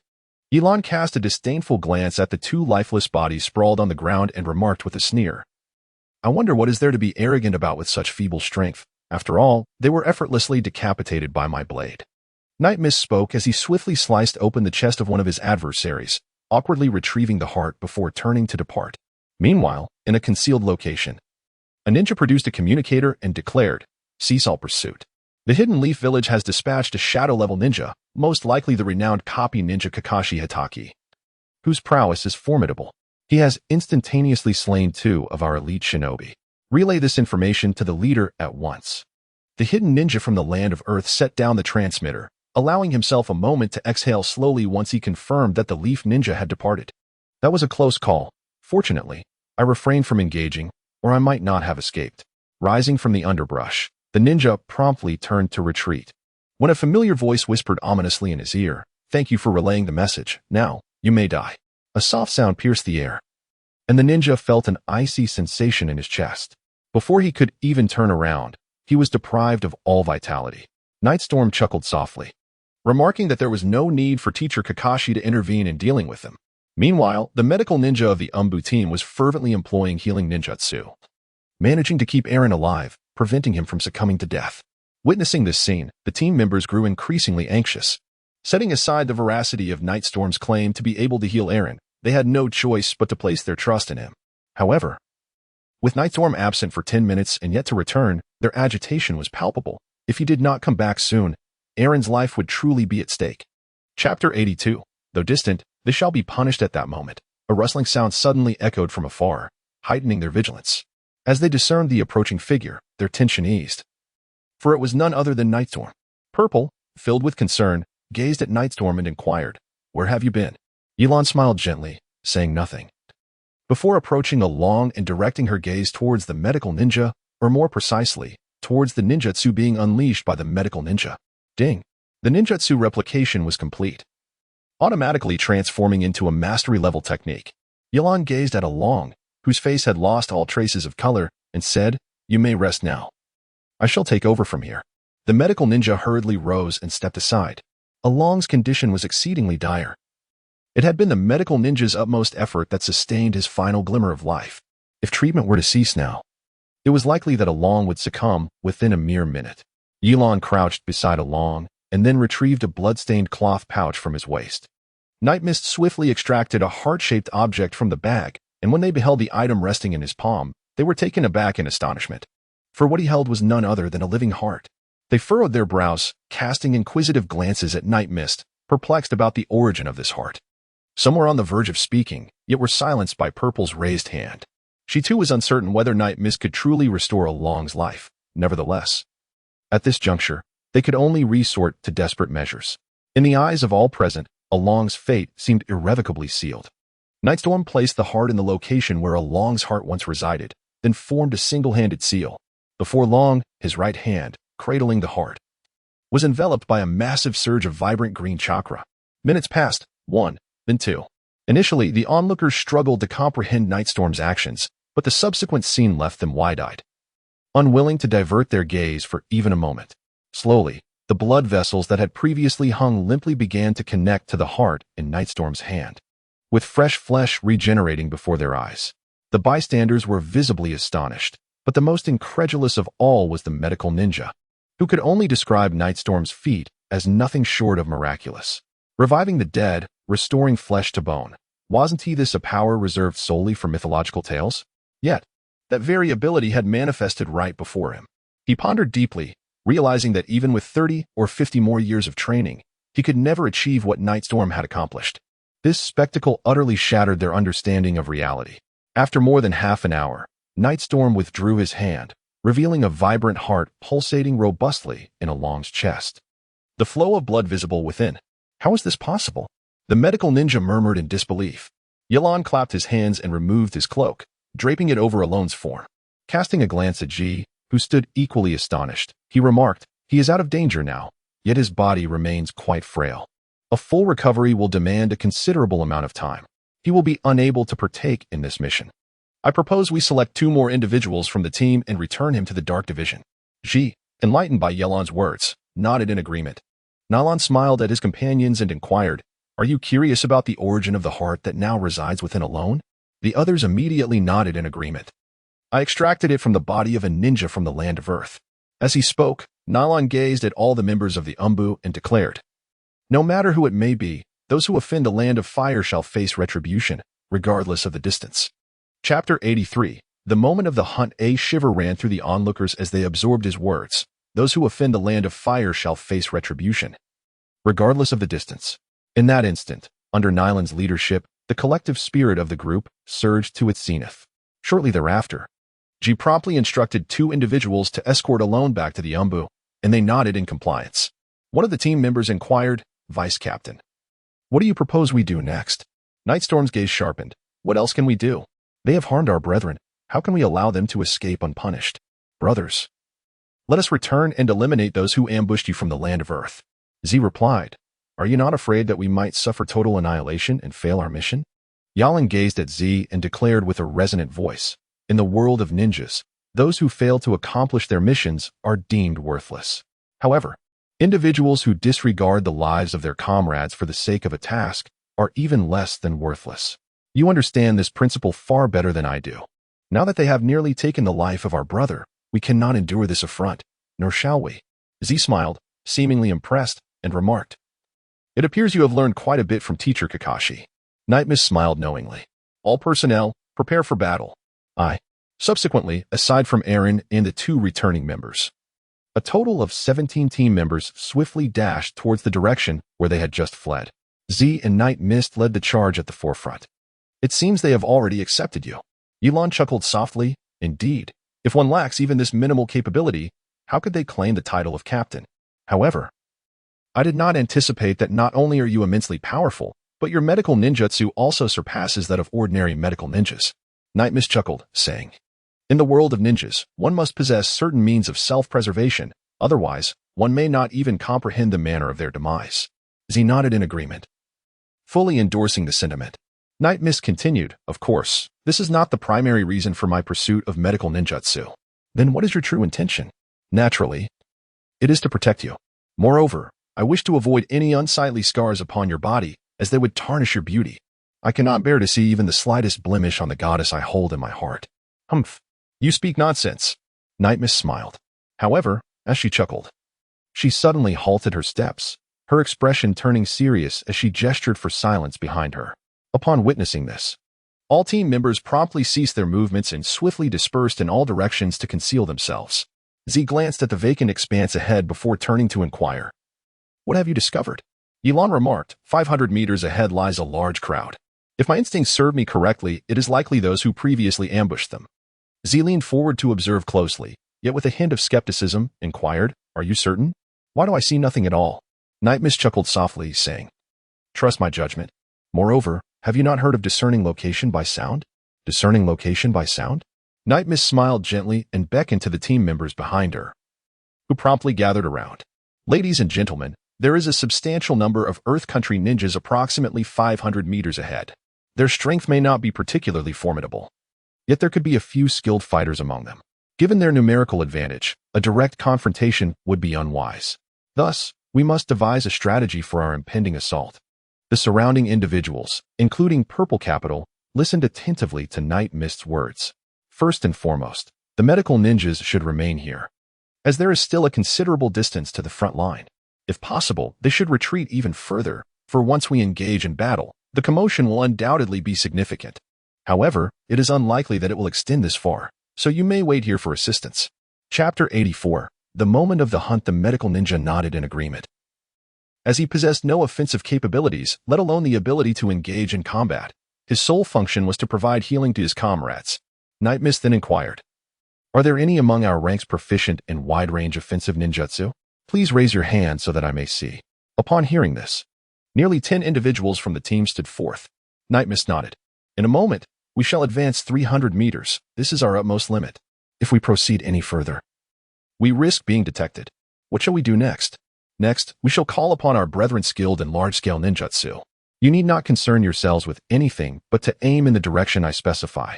Release your area ninjutsu in the swiftest manner possible, casting it all within a span of 200 meters. Ensure that you unleash your most adept techniques. Do you understand? Yes. Ye Lan pointed to the 8 individuals and said, In a moment, we shall form our own groups. Those proficient in water release will pair with those adept in lightning release, while those skilled in fire release will join forces with those experienced in wind release. Your objective is clear. From the very outset, unleash the most devastating jutsu. But won't this alert our enemies? Night Mist chuckled, stating that the intention was to startle the unsuspecting. Upon completing their mission, they were to retreat, running in what they deemed the safest direction once they were 100 meters away from their position.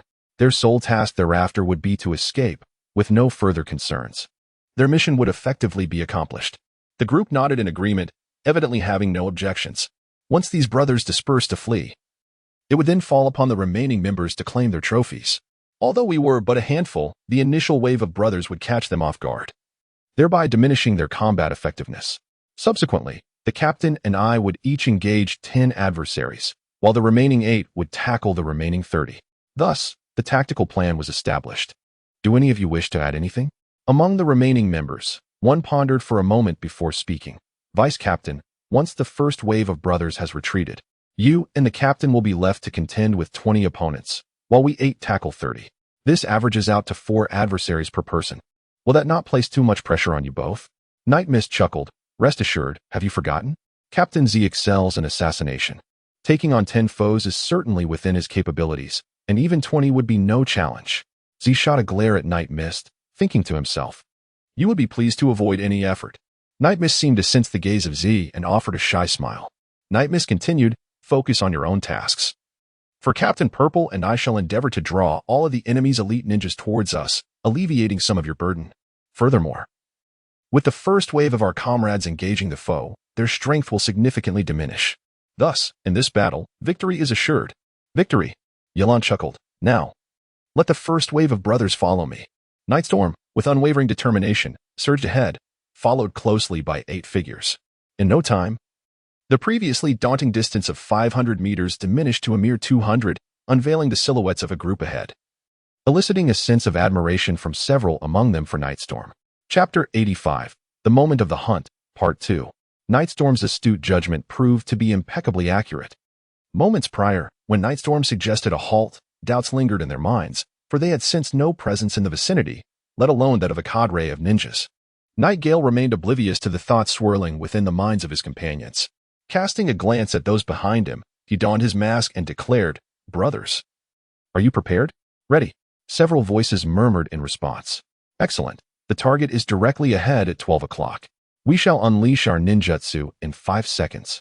With bated breath, they concentrated their chakra. As the 5 seconds elapsed, Nightgale leaped into the air, shouting now. At his command, 8 individuals swiftly paired into groups of 2, launching advanced ninjutsu from 4 distinct directions. Water style, Great Waterfall Technique. Lightning style, Earth Walk. Fire style, Great Fireball Technique. Wind style, Storm Break. In an instant, a dazzling array of ninjutsu erupted from the ninjas, cascading towards a singular point 200 meters away, overwhelming their foes. Nightgale, not to be idle, first utilized the terrain to erect an earth wall, ensnaring their adversaries before unleashing the full force of the ninjutsu that his team had just executed. Moments later, the alarm rang out, "Enemy attack! Enemy attack!" The ninjas of the Land of Earth cried in panic, caught completely off guard by the onslaught of jutsu. Despite their efforts to defend themselves, casualties were inevitable. Seeing that their objective had been achieved, Nightgale turned and commanded, "Let us move." After a brief interval, the ninjas from the Land of Earth managed to suppress the flames and lightning with a considerable amount of Earth-style techniques. The leader of this group, his face darkened with fury, bellowed, "Kakashi Hatake, come out." His voice echoed through the forest, but none responded. Breathing heavily, he was increasingly convinced that one of the assailants who had just ambushed them was indeed Kakashi Hatake. For only he could unleash such a barrage of advanced ninjutsu in such a brief span of time. "We are few in number. Pursue them. I want Kakashi Hatake's head to claim the bounty from our leader." Ye Lan, accompanied by several companions, sprinted back, entirely disregarding the roars behind them. One member of the group jested, "Hee, Captain, it seems they have mistaken us for someone else." Nightmist smiled lightly, then remarked, "Slow down and wait for them to catch up." Before long, the furious shouts of the Earth Country ninjas echoed from behind. "Kakashi Hatake, come out." "What is the matter?" "The elite jonin of Konoha, the copy ninja Kakashi, is nothing but a cowardly turtle." Ye Lan's lips curled into a perilous arc, slowly revealing a challenge. "Dare to approach, if you possess the audacity." Ye Lan unabashedly revealed her form before dashing in a particular direction. The leading ninja from the Land of Earth scoffed, exclaiming, "What a farce of an elite jonin, incapable of withstanding even my provocation." With a sweeping gesture of his hand, he commanded his comrades to pursue her relentlessly. Nightstorm moved with remarkable swiftness, executing a series of gestures that prompted the 8 individuals beside him to scatter in all directions. Meanwhile, Nightstorm sprinted towards the remaining ninjas of the Dark faction. On the other hand, she and her team had long been poised for action, each member having identified the most advantageous ambush points and settling into position, ready for battle. As the flames and lightning erupted from several hundred meters away, Ji issued the command for all to prepare for combat. Chapter 86. The fish and meat on the cutting board before long. Nightstorm arrived at the location where Ji and her comrades were stationed, yet he did not pause. He charged forward, albeit at a noticeably reduced pace compared to before. The captain of the Earth Country ninja team was overjoyed and promptly commanded his subordinates to pursue only Kakashi Hatake. Understanding the principle that to capture the leader is to dismantle the opposition, he was confident that once Kakashi was apprehended, his teammates would not dare to intervene. Just as the Earth Country captain surged ahead, closing the distance to Nightstorm to less than 30 meters, Nightstorm gradually came to a halt. Turning to smile at the Earth Country ninja, the captain, perplexed, addressed Nightstorm. "Why have you stopped running?" Nightstorm shrugged and chuckled. "Since there's no escape, I might as well give it a go. Who knows, I might just defeat you effortlessly." The ninjas from the Land of Earth burst into laughter. Thinking to themselves that this elite Jainin from Konoha must be a fool, how much of a storm could one man truly stir? However, the ninja captain did not share their mirth. He merely cast a cold glance at Nightstorm and instructed those around him. "Let us all attack at once and resolve this swiftly. His strength is formidable. Do not underestimate him." The ninjas from the Land of Earth, emboldened by their numbers, charged forward without hesitation, with the captain being the first to confront Nightstorm, swinging his fist directly toward Nightstorm's face. Nightstorm felt the fierce winds howling before him, and a newfound respect stirred within him. He mused that the captain of the Earth Country was indeed no ordinary foe. Just as the entire contingent from the Earth Country surged toward Nightstorm, a commanding voice rang out from behind them. Charge. The speaker was none other than Ji, who, accompanied by several other ninjas, launched an assault from the rear. The Earth Country warriors were taken aback, having focused all their attention on Nightstorm. They momentarily neglected to survey their surroundings for ambushes. Now, caught off guard by a sudden attack from behind, they hastily turned to retaliate. But the Konoha ninjas were not about to squander such a prime opportunity. They surged forward, wreaking havoc. Notably, she drew her short blade, crackling with electricity. And with her formidable strength, she entered the fray like a lion among sheep. With each swing of her blade, an Earth Country ninja's head fell. In an instant, the Earth Country found themselves reeling, suffering significant losses. Seeing the dire situation, the Earth Country captain vigorously brandished his kunai, momentarily pushing Nightstorm back. He then retreated. And the remaining Earth Country ninjas grouped together, standing back to back, their expressions filled with wariness as they watched Nightstorm and his companions. Collectively, they numbered around 25. Having already diminished by half, not accounting for a few severely wounded among them. In contrast, Nightstorm's side had fared relatively well after some time in battle. Only one ninja had sustained a superficial wound to his left arm, a mere scratch. Nightstorm crossed her arms, a smile gracing her lips as she addressed them. I must apologize. It seems you have fallen into our trap. Now, tell me, would you prefer to surrender, or shall we eliminate you all? She paused, adding with a hint of mockery, though, even if you did surrender, I may not grant you mercy. The captain of the Earth Country Ninja Squad, with a fierce countenance, declared, a warrior may be slain but not humiliated. We were merely caught off guard, and do not presume that we are mere fish on the chopping block. Ready for your slaughter. Chapter 87. The Technique of Multiple Earth Walls. Night Mist chuckled softly. Otherwise, do you think you can stir up any more waves? Suddenly, with a swift motion, Night Mist formed intricate hand seals, and in an instant, towering earthen walls erupted from the ground, encircling all the ninjas of the Earth Country. The abruptness of the event left the Earth Country's ninjas utterly unprepared, ensnared within the confines. With a derisive sneer, the Earth Country ninja declared, Are you attempting to manipulate Earth Release in my presence? How utterly foolish. The captain of the Earth Country's ninjas bellowed, Earth Release, liquidification technique.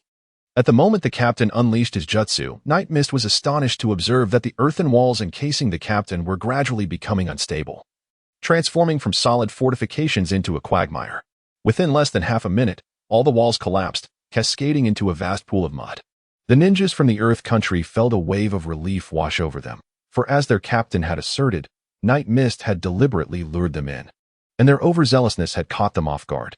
Now, with Night Mist's team fully exposed, they found themselves facing merely a handful of Leaf Village ninjas, no more than a dozen, while their own numbers exceeded 20. In terms of sheer quantity, they held a significant advantage. Moreover, they were not to be underestimated, particularly their captain, an elite jonin, whose strength was likely on par with the individual before them. Thus, should a confrontation arise, it would be uncertain who would emerge as the predator and who as the prey. With this thought, the morale among the Earth Country ninjas surged. Emboldened by the prospect of victory, one kill would cost them nothing, and two would yield a gain. They had no reason to fear the ninjas of the Leaf Village. Sensing the fervor of his comrades, the captain laughed heartily. Brothers, charge forth. Let us eliminate these Leaf Village ninjas, leave not a single one alive. Yes, they roared in unison. Just as they were about to advance, a voice drifted toward them. Have you not heard the saying? Villains often fall prey to their own verbosity. The Earth Country captain scoffed. What nonsensical logic. Ye Lan smiled, a casual smile that nonetheless sent a chill down the spines of the ninjas from the land of Earth. Earth Release, multiple Earth-style wall. With a thunderous roar, Nightstorm surged forward with astonishing speed. Before the Earth Country ninjas could react, they found themselves encircled by an overwhelming tenfold increase of earthen barriers, the walls looming ominously above them, creating a suffocating atmosphere reminiscent of a colossal, airtight chamber. Within, darkness enveloped them, and despite the moon's radiant presence, visibility was utterly non-existent. It is a well-known truth that in this world, the greatest fear does not emanate from one's adversaries, but rather from the all-consuming darkness. More precisely, it is the terror of being unable to ascertain the position of one's foes while they maintain a relentless gaze upon you that is truly harrowing. The Earth Country ninjas were momentarily taken aback by this scene. As natives of the Earth Country, they had encountered numerous earthen barriers before, yet they had never witnessed such a swift encirclement. The captain of the Earth Country ninjas scoffed, pondering the futility of employing the same tactics repeatedly. Earth Release. Mud Flow Technique. He activated his jutsu once more, only to find himself bewildered after a brief interval. To his astonishment, the technique he unleashed had seemingly lost its efficacy against the earthen barriers, which remained impervious and indestructible, unaffected by his jutsu. Chapter 88. Resting in place, the captain of the Earth Country ninjas was incredulous. How could this be possible? He unleashed several more jutsu in quick succession, each yielding an astonishingly uniform result, none whatsoever. Anger surged within the Earth Country ninjas. While they were well aware of Kakashi Hitaki's formidable reputation across the 5 great nations, they could not fathom how he could be so overwhelmingly powerful. In reality, the situation was quite the opposite of what the Earth Country captain believed. It was not that his jutsu were ineffective against the earthen barriers, but rather that they were simply too feeble to have any impact. It was akin to pouring a mere bowl of water against a wall. How could it possibly shake the very foundation of the structure? Nightstorm gazed with a serene smile at the impenetrable earthen barrier, acutely aware of the resounding commotion emanating from within. At this juncture, the ninjas of the Land of Earth found themselves at a standstill, left with no alternative but to await their fate. Even if granted an additional hour, their chances of breaching the tenfold earthen wall remained uncertain. The captain of the Earth Nation had exerted considerable effort without discernible progress and ultimately abandoned the use of ninjutsu, acknowledging the futility of further attempts. However, he remained unperturbed, for every technique possesses its vulnerabilities. The very nature of this jutsu rendered it airtight, preventing entry from the outside while simultaneously confining those within. Nevertheless, with a multitude of ninjas from the Land of Earth united in purpose, it was merely a matter of time before the wall would succumb to their collective strength. Thus, it was simply an issue of patience. Since the adversaries could not penetrate their defenses, there was little cause for concern, as they posed no threat to him, requiring only a modicum of vigilance. Observing this, the shadowy ninjas outside inquired, "Captain Nightstorm, what shall we do now?" Night Mist turned and smiled, instructing, "Sit down right here and rest well. Tomorrow morning, we shall continue our journey." What? Every member of the team gazed at Night Mist with expressions of bewilderment. It was important to remember that the ninja of the Earth Country were still inside. Even the strongest earth barrier could be breached. Sleep? How could they dare to close their eyes? If they were to doze off, the first to suffer would undoubtedly be them when the people of the Earth Country charged out. Even beside her, Purple furrowed her brow slightly, as she too could not comprehend what Night Mist was thinking. Ye Lan seemed to comprehend their thoughts, and thus spoke. "You have heard correctly. We shall rest here. Rest assured, their lifespan is less than an hour." All the team members gazed at Ye Lan, discerning that she was not merely speaking nonsense. However, they dared not truly succumb to sleep, choosing instead to sit upon the ground and recuperate, seizing the moment to mend their wounds. After all, if the people of the Earth Nation exhibited any signs of emerging, they would have every opportunity to eliminate them entirely. Ye Lan turned to Z and said, "Do not worry. Go and rest. I shall keep watch." Z replied, "What on earth are you thinking? Do you truly believe that by confining them all, their demise is assured? Their numbers are, after all, 3 times greater than ours." Night Mist gently tapped Purple's shoulder and chuckled. "If you don't sleep now, you won't be able to later." Purple, somewhat perplexed, could not comprehend the meaning behind Night Mist's words. Besides, the individuals inside were still alive. How could she possibly think of sleeping? Meanwhile, Night Mist's gaze turned toward the earthen wall, suddenly filled with a crimson hue as the eternal kaleidoscope of the nine-tailed shuriken activated in an instant. Chapter 89. Amaterasu. After Nightstorm unleashed his ninjutsu, his Sharingan immediately retracted, returning to its ordinary state. In the next moment, a heart-wrenching roar erupted from within the earthen wall, startling everyone outside from their slumber. All members of the Anbu withdrew from their meditative state, rising to their feet. "What is happening? What transpired inside?" asked she first. Ye Lan chuckled. "Actually, I haven't done much. I merely set a fire inside." Z was now even more bewildered. "Set a fire? Are you certain you are not jesting?" Ye Lan chuckled. "Do I appear to be jesting? I have never deceived you." Z remained relentless, insisting, "If that is the case, then answer me one question first, and do not lie to me." Night Mist gazed into the enchanting violet eyes and said, "Feel free to ask." Violet replied, "Tell me, this wall is completely sealed, isn't it?" Night Mist nodded affirmatively. "Then how did you manage to start the fire?" Ye Lan said, "I cannot divulge that to you." "Why?" The Night Mist smiled mysteriously, saying, "Because it's a little secret. Unable to extract any further information, Z pouted and scoffed. What a charade. Nightstorm smiled faintly and then turned his gaze towards the earthen wall, remaining silent. In truth, the moment he acquired the eternal kaleidoscope Sharingan, he discovered an extraordinary ability. His Amaterasu was no longer confined to igniting only those objects within his line of sight. Instead, within a certain range, he could unleash the black flames at any location he desired. This unique power elucidated why he could incinerate the earth beneath the wall from a distance. At that moment, the ninjas of the Land of Earth, trapped behind the earthen barrier, were in utter despair. They had initially intended to collaborate and break through the wall, but suddenly, vast plumes of black flames emerged around them. Uncertain of the fire's origin, they hastily attempted to extinguish it with water or by employing earth-based techniques. However, a terrifying turn of events unfolded. The eerie black flames coiled around them like a relentless parasite, and despite their desperate efforts, they could not quench the fire. More astonishingly, the flames not only resisted extinguishment but also burned at an alarming rate. Within mere seconds, their bodies were engulfed in the inferno. At first, they struggled vigorously, attempting to douse the flames, but ultimately they succumbed, collapsing to the ground, motionless, as the fire gradually consumed their forms. This surrender was not born of defeat, but rather a realization of their utter helplessness against the flames, which rendered them increasingly incapacitated. Their bodies felt scalding hot. Yet deep within, they were losing warmth. In less than a minute, the entire earth barrier was devoid of life. Every ninja from the team, including their captain, perished. The 25 ninjas trapped within the earthen wall were reduced to mere ashes, with naught but a scattering of bone dust remaining. The flames did not cease. Rather, they continued to blaze, soon reaching the edge of the wall. Just as the fire was about to burst forth, Nightstorm activated his eternal kaleidoscope Sharingan once more, extinguishing the black flames. Having completed this feat, Nightstorm stepped forward with a sense of intrigue and gently touched the earthen wall. As if unable to bear the impact, the wall crumbled to the ground. A gust of wind swept through, scattering the ashes into the air. In that moment, the hidden ninjas watching were left in shock. They finally comprehended what Nightstorm meant by advising them to rest well. This was not merely a fire, but a scene reminiscent of a crematorium. The flames, indeed, appeared rather terrifying. A collective sigh of relief escaped the lips of all present, for the ninjas of the Land of Earth had perished entirely, leaving not even a trace of ash behind. Their gazes turned toward Ye Lan, who stood with his hands clasped behind his back, a serene smile gracing his features. As if nothing had transpired, the events of the past seemed to hold no relevance to him. At this moment, every ninja from Konoha's Anbu present could not help but feel a deep sense of admiration, their eyes now reflecting respect towards Ye Lan.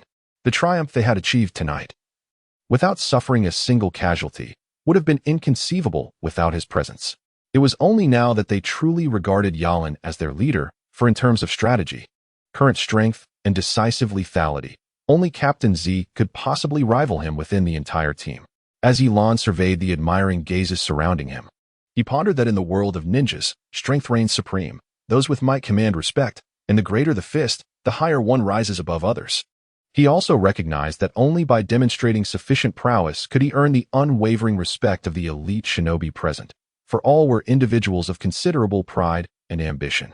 This approach was indeed the most direct and effective. Standing beside Ye Lan, Z remarked, "You have truly astounded me beyond measure. Your calm analytical ability, precise judgment, and extraordinary strength leave me in awe. Initially, I harbored reservations about your appointment as captain, feeling a sense of injustice after my defeat. However, now I am thoroughly convinced." Nightmist chuckled. "This is unlike you. Where has your pride gone?" Z smiled indifferently. "Such pride, or what you call noble spirit, is only deserving of those who possess the power to crush their foes. Otherwise, all arrogance and bravado are mere jokes in the face of absolute strength." Ye Lan smiled knowingly and then remarked, "I have little interest in your position. Managing over 20 individuals is enough to give me a headache just thinking about it. I merely desire the title of deputy captain, so that when my presence is required, I can step in to lend a hand in combat, and when not needed, I can enjoy a peaceful slumber. Isn't that rather splendid?" Z huffed in response. "You lack ambition." Nightstorm smirked slyly. "Why should I compete for a position with my own wife? Who are we to each other? Isn't your place inherently mine as well? Wouldn't you agree?" "Here you go again." With a huff, she strode to the side and resolutely closed her eyes to replenish her chakra. Nightstorm smiled faintly before finding a place to sit. As he once again attuned himself to his kaleidoscopic Sharingan, he distinctly sensed a profound synergy between his eyes and his body following the use of Amaterasu. It appeared that he could now unleash its power almost instantaneously with just a thought, and remarkably, no adverse effects had manifested since its application. Truly befitting the prowess of the kaleidoscopic Sharingan. Before long, the 8 ninjas who had scattered after the initial charge returned to the fold. They cast puzzled glances at their meditating comrade and inquired, "What of the ninjas from the land of Earth? Have they all fled?" Chapter 91. The captain in our hearts, they did not surrender. Could it be that you all surrendered? Upon witnessing the peculiar expressions on the faces of their seated comrades, the only conclusion they could fathom was that possibility, especially given the evident signs of a fierce battle having transpired here.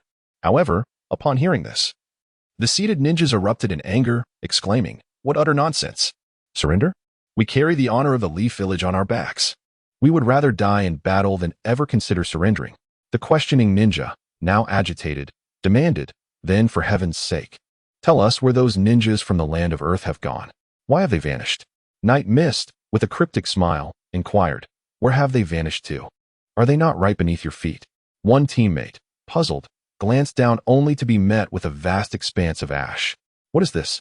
The seated teammate, abandoning the pretense, burst into laughter, exclaiming, "Haha, what else could it be? Our captain has reduced them to mere cinders with a single blaze." The returning 8 team members then experienced a moment of clarity, laughing, "Ah, so that is the case. Truly, Captain Z is formidable. Her prowess far surpasses ours. Not merely by a small margin. She is not only adept in wind and thunder techniques, but can even manipulate fire with remarkable finesse." Hearing this, Z turned to Night Mist and remarked, "I am not as remarkable as you all suggest." Night Mist responded, "What say you, Captain? Do you not intend to showcase your masterpiece to them?" Nightstorm squinted his eyes and impatiently waved his hand, saying, "Do I appear to be the kind of person who revels in flaunting my prowess? You may speak to them. Let everyone take a proper rest. I am weary and in need of a good sleep." The 8 returning team members were not fools. They could discern the underlying meaning in Nightstorm's words. They were somewhat astonished by the outcome, yet quickly came to terms with the reality, for from the very beginning, when Captain Storm led them to bombard the Earth country's ninjas, the incessant display of advanced ninjutsu had left them utterly astounded. Now it seemed that this unassuming Captain Storm might possess strength surpassing that of Captain Purple. No wonder even Captain Purple acknowledged his own inferiority. Such prowess could only be rivaled by an elite-level ninja, if not surpassing it. The 8 ninjas settled beside their comrades, and one of them pulled another aside, saying, "Brother, we were so preoccupied with our escape that we missed the details of the battle. Could you recount the events? How did you manage to achieve such a resounding victory against the Earth country's ninjas despite the significant disparity in numbers?" One ninja glanced at Nightstorm and whispered, "Let me tell you, this battle had little to do with us. It was primarily the merit of Captain Storm." "What do you mean?" "Hey, you should have witnessed Captain Storm's display of might. He eliminated all the Earth country ninjas using merely 2 ninjutsu." The teammate spoke with great enthusiasm. "Seriously? That's incredible! Tell me, what ninjutsu did he use? Once the mission is over, I want to learn from the captain." Regarding that, I don't think you need to bother with those 2 ninjutsu." "Why not? If the captain is willing to teach, I refuse to believe I can't master them." "No. I mean to say that those 2 techniques are far too simple for you to require learning." The 8 teammates exchanged glances, seeking clarity. "Please explain clearly. We didn't quite understand." The teammate replied, "Do you not know Earth Wall?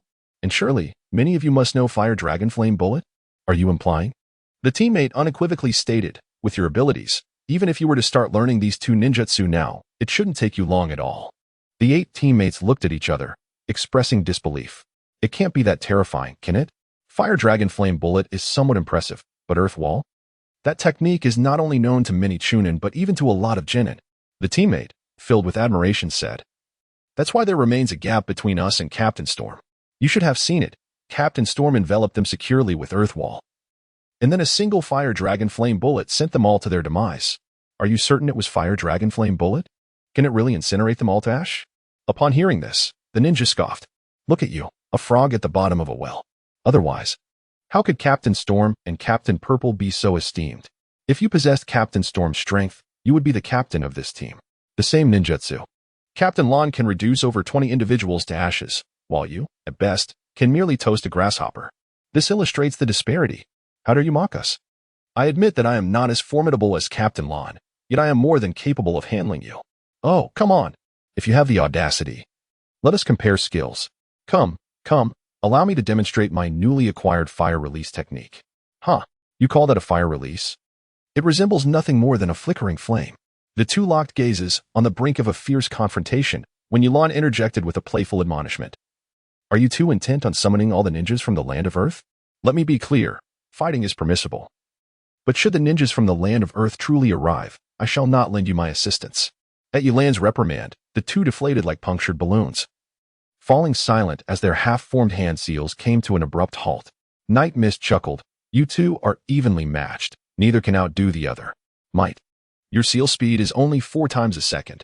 Once you reach 6 times a second, you might stand a chance against Xiaohai. And Xiaohai, what are you so proud of? Your sealing speed is indeed swift, but your chakra concentration pales in comparison to Might's.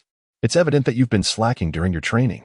While your combat prowess is formidable in short bursts, in a prolonged battle, you may find it challenging to best Might. Both individuals, having their shortcomings pointed out by Night Mist, exchanged awkward smiles before retreating to a nearby spot to sit down. In truth, they would never truly engage in a fight, as they were comrades who had faced life and death together. By now, all had cast aside any lingering disdain for this newly appointed vice-captain, replaced instead by profound admiration. For his abilities were indeed on par with those of an elite jonin. Night Mist smiled at the scene, choosing not to say much, but playfully winked at Z before closing her eyes to rest. Z, feeling indignant, made a few gestures with her small fists, thinking to herself that this fellow was certainly reveling in his moment of glory within the team. She then cast her gaze upon all her teammates and declared, Everyone, pay attention to your rest. We must set off early tomorrow morning to reach the borders of the land of Earth by nightfall. Understood. By the way, Mado and Xiaohai, you two shall not rest tonight. Take turns keeping watch. Please, Captain. Z replied blandly. What? Are you disregarding my orders now? Mado and Xiaohai exchanged glances and, with forced smiles, replied, It's all your fault. Unable to suppress a smile, Z gently closed her eyes for a brief respite. Chapter 93. Nagao Aikir. Of course, she could not truly fall asleep. Her formidable sensing ability remained vigilant, detecting every movement around her, not even sparing an ant. Meanwhile, Night Mist had indeed drifted into a deep slumber, for he found the act of constant vigilance exceedingly tedious. He believed that if someone truly intended to attack them, he could handle a small number of assailants alone, and if the numbers were greater, escape would be futile. Meanwhile, at the borders of the land of Earth, in a clandestine underground chamber, a shadow hurriedly approached, kneeling before the figure seated in a chair, eyes closed in meditation. Boss, the latest news has arrived. The 50-man reconnaissance team dispatched tonight has gone entirely missing. Their fate remains unknown. The shadow referred to the ninja team from the land of Earth that had been completely annihilated by Night Mist and his companions. This location served as the stronghold for the ninjas of the land of Earth. What? The seated figure sprang to his feet, his gaze fixed intensely on the messenger. What did you just say? Repeat it. The messenger, still kneeling, took a deep breath and replied. The team you sent for reconnaissance tonight has vanished without a trace. It is feared they have been completely wiped out. The sound of grinding teeth filled the air. A bystander, witnessing the scene, quickly interjected, Boss, do not act impulsively. Perhaps there is a mistake in the intelligence. They must have encountered some trouble. But I know the strength of that team well. It would not be so easy for anyone to eliminate them all in a single night. But they were 50 elite warriors. How can I not be anxious? As he spoke, the boss seized the messenger by the collar, shouting, Go, investigate thoroughly. I want to see them alive or dead. I refuse to believe that anyone would dare disturb us at this moment. The messenger, trembling, acknowledged the order and hurriedly fled. He dared not linger, fearing the wrath of their boss. The boss resumed his seat, trembling with rage. He turned to the person beside him and inquired, Jiang Chuan, what is your take on this matter? The individual known as Akutagawa spoke respectfully, Boss, the credibility of this matter is likely around 70%. The boss trembled with rage. And what is your perspective on this situation?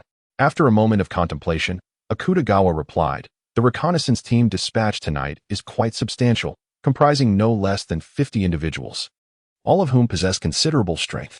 The only conceivable explanation for their complete annihilation would be one. The mastermind behind this rebellion, Nagao Aikir. He narrowed his eyes and continued. Are you suggesting that the people from Konoha have arrived? Akutagawa slowly nodded, acknowledging the possibility.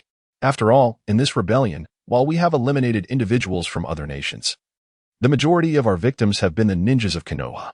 This aligns with our objective, the ninjas of Konoha are the most formidable, and their defeat serves as a potent warning. It is only natural for the villagers of Konoha to come here for support upon receiving word. Just days ago, we dealt with a team of Konoha's covert operatives attempting to infiltrate our organization. Thus, the likelihood of their involvement this time is significant. However, I did not anticipate that they would dispatch personnel so swiftly. Moreover, it is quite possible that among those sent, there are ninjas whose strength approaches that of the Kage. For it would be implausible for them to have silently eliminated 50 of our elite ninjas otherwise. Chapter 94. Hitting a brick wall. Nagao Aikir coldly remarked.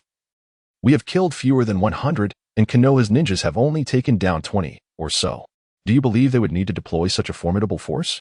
Akutagawa responded, the individuals they dispatched are likely still from the Anbu.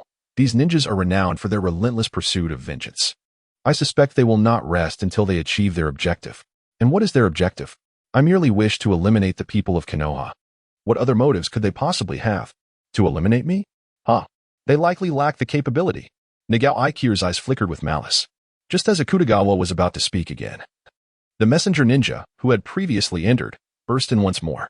Nagao Aikir inquired, what have you discovered? The ninja, trembling, replied, my subordinate has confirmed, Akutagawa urged. Speak plainly. My subordinate has established that the intelligence was accurate. The 50-man team dispatched has indeed perished entirely, with not a single survivor. Gasp. Despite having anticipated this outcome, Nagao Aikir found it hard to believe. 50 elite individuals, completely wiped out. He took a deep breath and slowly inquired, who did this? According to the intelligence, the leader of Konoha's Anbu is reputed to be the legendary copy ninja, Hokage Kakashi. Nagao Aikir's eyes lit up. So it is Hokage Kakashi. No wonder. How many did he bring? My subordinate does not know. All we are aware of is that our forces were caught off guard, as they unleashed an overwhelming barrage of advanced ninjutsu upon our men, leaving them unable to defend. You may leave. Akutagawa waved his hand, dismissing everyone from the room before turning to Nagao Aikiru. Boss, it seems we have encountered a formidable challenge this time. Nagao Aikiru responded, what do you mean? While Hokage Kakashi is undeniably powerful, he shouldn't pose too great a threat to us, should he? After all, our men are not to be underestimated. Moreover, did you not hear that they were caught off guard? If it comes to direct confrontation, we may not necessarily be at a disadvantage. The outcome remains uncertain. With a sigh, Akutagawa replied, Boss, consider this. The fact that the Leaf Ninja were able to unleash a significant amount of advanced ninjutsu without our men being aware is alarming. For instance, if a jutsu has a maximum range of 300 meters, its greatest damage would occur within 200 meters. The surprise attack implies that the Leaf Ninjas infiltrated within 200 meters of our ranks without detection. This leads to two conclusions. The first is that the stealth capabilities of the Leaf Ninjas are extraordinarily potent. Nagao Aikiru interjected impatiently. And the second conclusion? The second conclusion is that our ninjas are utterly inept and easily defeated. Nagao Aikiru cast a dispassionate glance at Akutagawa, causing him to shiver involuntarily. Do you truly believe our men are that inadequate? Lowering his gaze, Akutagawa said, Boss, I merely wish to caution you that the enemy we face may be unexpectedly formidable. Humph. Nagao Aikiru retorted coldly. Akutagawa, I do not care how strong our opponents may be. What I need you to remember is that we are invincible in battle. Furthermore, I do not wish to hear any more of that discouraging talk that undermines our spirit. Otherwise, even if you are my elder, I will ensure your disappearance from this world. Chapter 95. The reputation of Hokage Kakashi. Akutagawa remained silent, having diligently strategized for Nagao, enduring hardships for so long. Though he had not received recognition, he had certainly contributed. As a strategist, he had never made excessive demands of Nagao. Yet, he was astounded to discover how he was perceived by Nagao, who regarded him with such disdain. He had always thought Nagao, while not particularly clever, possessed considerable strength and might be a potential ally, but he had not anticipated such arrogance. Casting a deep glance at Nagao, Akutagawa said nothing and turned to leave. As Nagao Aikiru observed Akutagawa's retreating figure, he sneered inwardly, Old fool, once this matter is resolved, you will be the first on my list. Once Akutagawa departed, Nagao Aikiru looked up at the sky and remarked softly, Hokage Kakashi, how fortuitous. Let me see just how strong you truly are. If I manage to defeat you this time, my name will surely echo through the land. And even that stubborn old Suchikage will have no choice but to regard me with newfound respect. In the midst of the forest, he gazed upon the profile of Ye Lan and remarked, What has prompted you to suddenly remove your mask and to don a face covering tonight? I suspect it is not merely an attempt to appear fashionable. Ye Lan opened her eyes and glanced at her slumbering teammates before turning her head with a smile, exclaiming, I do this merely to show off. Don't you think I resemble a mysterious and stoic assassin? Pa, even if you donned a mask. You could never match the charm of teacher Kakashi. Ye Lan broke into a grin. Whether or not he is handsome is beyond my knowledge. But I am acutely aware that I bear an uncanny resemblance to Kakashi-sensei. At least, that's what the ninjas from the land of Earth believe. What do you think? Upon hearing this, Z was momentarily taken aback, then suddenly enlightened. She turned to Ye Lan and said, I see, but how could you use Kakashi-sensei as a shield? Night Mist revealed a cunning glint in her eyes as she remarked, Hee, anyway, Kakashi-sensei is none the wiser. Isn't it rather delightful to make use of this? Besides, if you don't speak of it, and I remain silent, who would ever know? Z retorted, do you not realize that the words of a woman are the least trustworthy? Night Mist licked his lips and remarked, I trust my wife's words. Go away. Ha. With a hearty laugh, he closed his eyes and fell silent. Z shot Night Mist a glance before continuing to survey their surroundings. Stop searching and rest early. If you don't sleep well tonight, you'll lack energy tomorrow, Z advised. What if we encounter an enemy attack? We have slain so many of them. I doubt they will let it go so easily. Oh, that's simple. Do you have a solution? Indeed. What is it? I will wake you up, and then you can charge ahead. Won't that suffice? Z promptly closed her eyes, unwilling to engage further with this scoundrel. The more she spoke, the more frustrated she became. Night Mist chuckled and reassured, rest assured. I can guarantee that they will not come tonight. Not a single soul will appear. Why? What evidence do you have to be so certain? Night Mist chuckled lightly, remarking that the reputation of Konoha's copy ninja, Kakashi Hatake, should be sufficient to instill a sense of trepidation in our adversaries. If they do not fortify their defenses and prepare for a formidable confrontation, they risk annihilation. Thus, they will undoubtedly muster at least 80% of their ninjas to await our arrival. Just watch and see. Chapter 96. Arrival at the border. Z furrowed her brow and expressed concern. However, if we prematurely reveal our objective, could it adversely affect the success of our mission? It is crucial to remember that our aim is solely to rescue the hostages, not to quell a rebellion. Our current movements have already been exposed, and as you mentioned, they are preparing at least 80% of their ninjas to confront us. Ye Lan smiled, remarking that this situation was rather agreeable. However, where is the merit in it? Now that they are aware of our presence, how shall we proceed to rescue the hostages? Ye Lan gazed ahead and declared, I aim to create a considerable commotion. The greater the uproar, the better. Ideally, all the rogue ninjas from the land of Earth will join in. Rest assured, this operation will guarantee a resounding victory. Z observed the smile curving Ye Lan's lips, feeling a touch of bewilderment. She could not fathom Ye Lan's intentions, as she believed that a mere team of fewer than 20 individuals would find it nearly impossible to stealthily rescue the hostages. Now, it seemed that even before reaching the borders of the land of Earth, the enemy was already on high alert. How could they possibly succeed in their mission? Irritated, Z shot a glare at Ye Lan before resolutely closing her eyes to sleep. She decided not to concern herself with the predicament if the sky were to fall. Ye Lan would be there to bear the brunt of it. If they failed to accomplish their task, she could simply withdraw from the Anbu, and it would have little effect on her. The night passed in silence. As dawn broke, the sun began to cast its warm glow upon the horizon, and the members of the Anbu team gradually awakened. Z inadvertently glanced at Ye Lan, only to find her wearing a mischievous grin as she watched Z. Suddenly feeling a bit shy, Z turned her head away, choosing not to meet Ye Lan's gaze.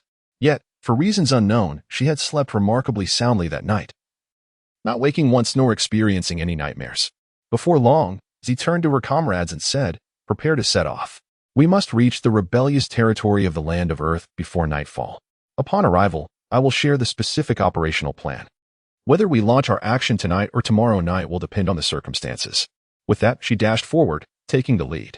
Ye Lan chuckled softly at Z's slender figure as she followed closely behind, while the remaining teammates trailed after them. This time, they did not scatter at this juncture. Gathering their strength was paramount, and seeking additional information held little significance. The team moved swiftly, pausing only once to rest before continuing on their path. Ultimately, as the sun began to set, they arrived at their destination, the border of the land of Earth. Z signaled for them to halt and turned to her teammates, inquiring, how is everyone feeling? Do we need to rest? We're all in excellent condition. One of them replied, breathless yet enthusiastic. Ye Lan cast a sidelong glance at him and remarked, "What nonsense. Your chakra must be nearly depleted from our hurried journey. Just look at you panting." The team member, feeling embarrassed, scratched his head and fell silent. Night Mist turned to Purple and said, "Captain, I propose that we pause for a moment. The sun is about to set, and it would be prudent for us to regroup and prepare ourselves for optimal readiness. We can launch our assault at midnight, when their guards are at their weakest. At that time, we can exploit a vulnerable point, potentially catching them off guard." Chapter 97. The white eyes Purple nodded in agreement and replied, "Very well. Let us proceed as you suggest. However, we must first ascertain the precise location of the hostages to avoid any futile efforts on our part." Nightstorm smiled, saying that there was no issue. She continued, stating that our primary objective this time is to rescue the hostages, rather than to eliminate the rogue ninjas from the Earth Country. Therefore, to avoid unnecessary complications, we shall devise a method to infiltrate the location where the hostages are held, striving to liberate them swiftly. For now, let us rest in place. At midnight, we shall commence our operation. As the final rays of sunlight descended, the tranquility of night gradually enveloped us. At midnight, Nightstorm awoke from his meditative state, subsequently rousing the others. She glanced at one of the team members and said, "Xiaozhe, I rely on you." "Yes," responded a modest young man who stepped forward from the group. His physique appeared unremarkable, and his face remained obscured by a mask. Yet his striking white eyes glimmered under the night sky.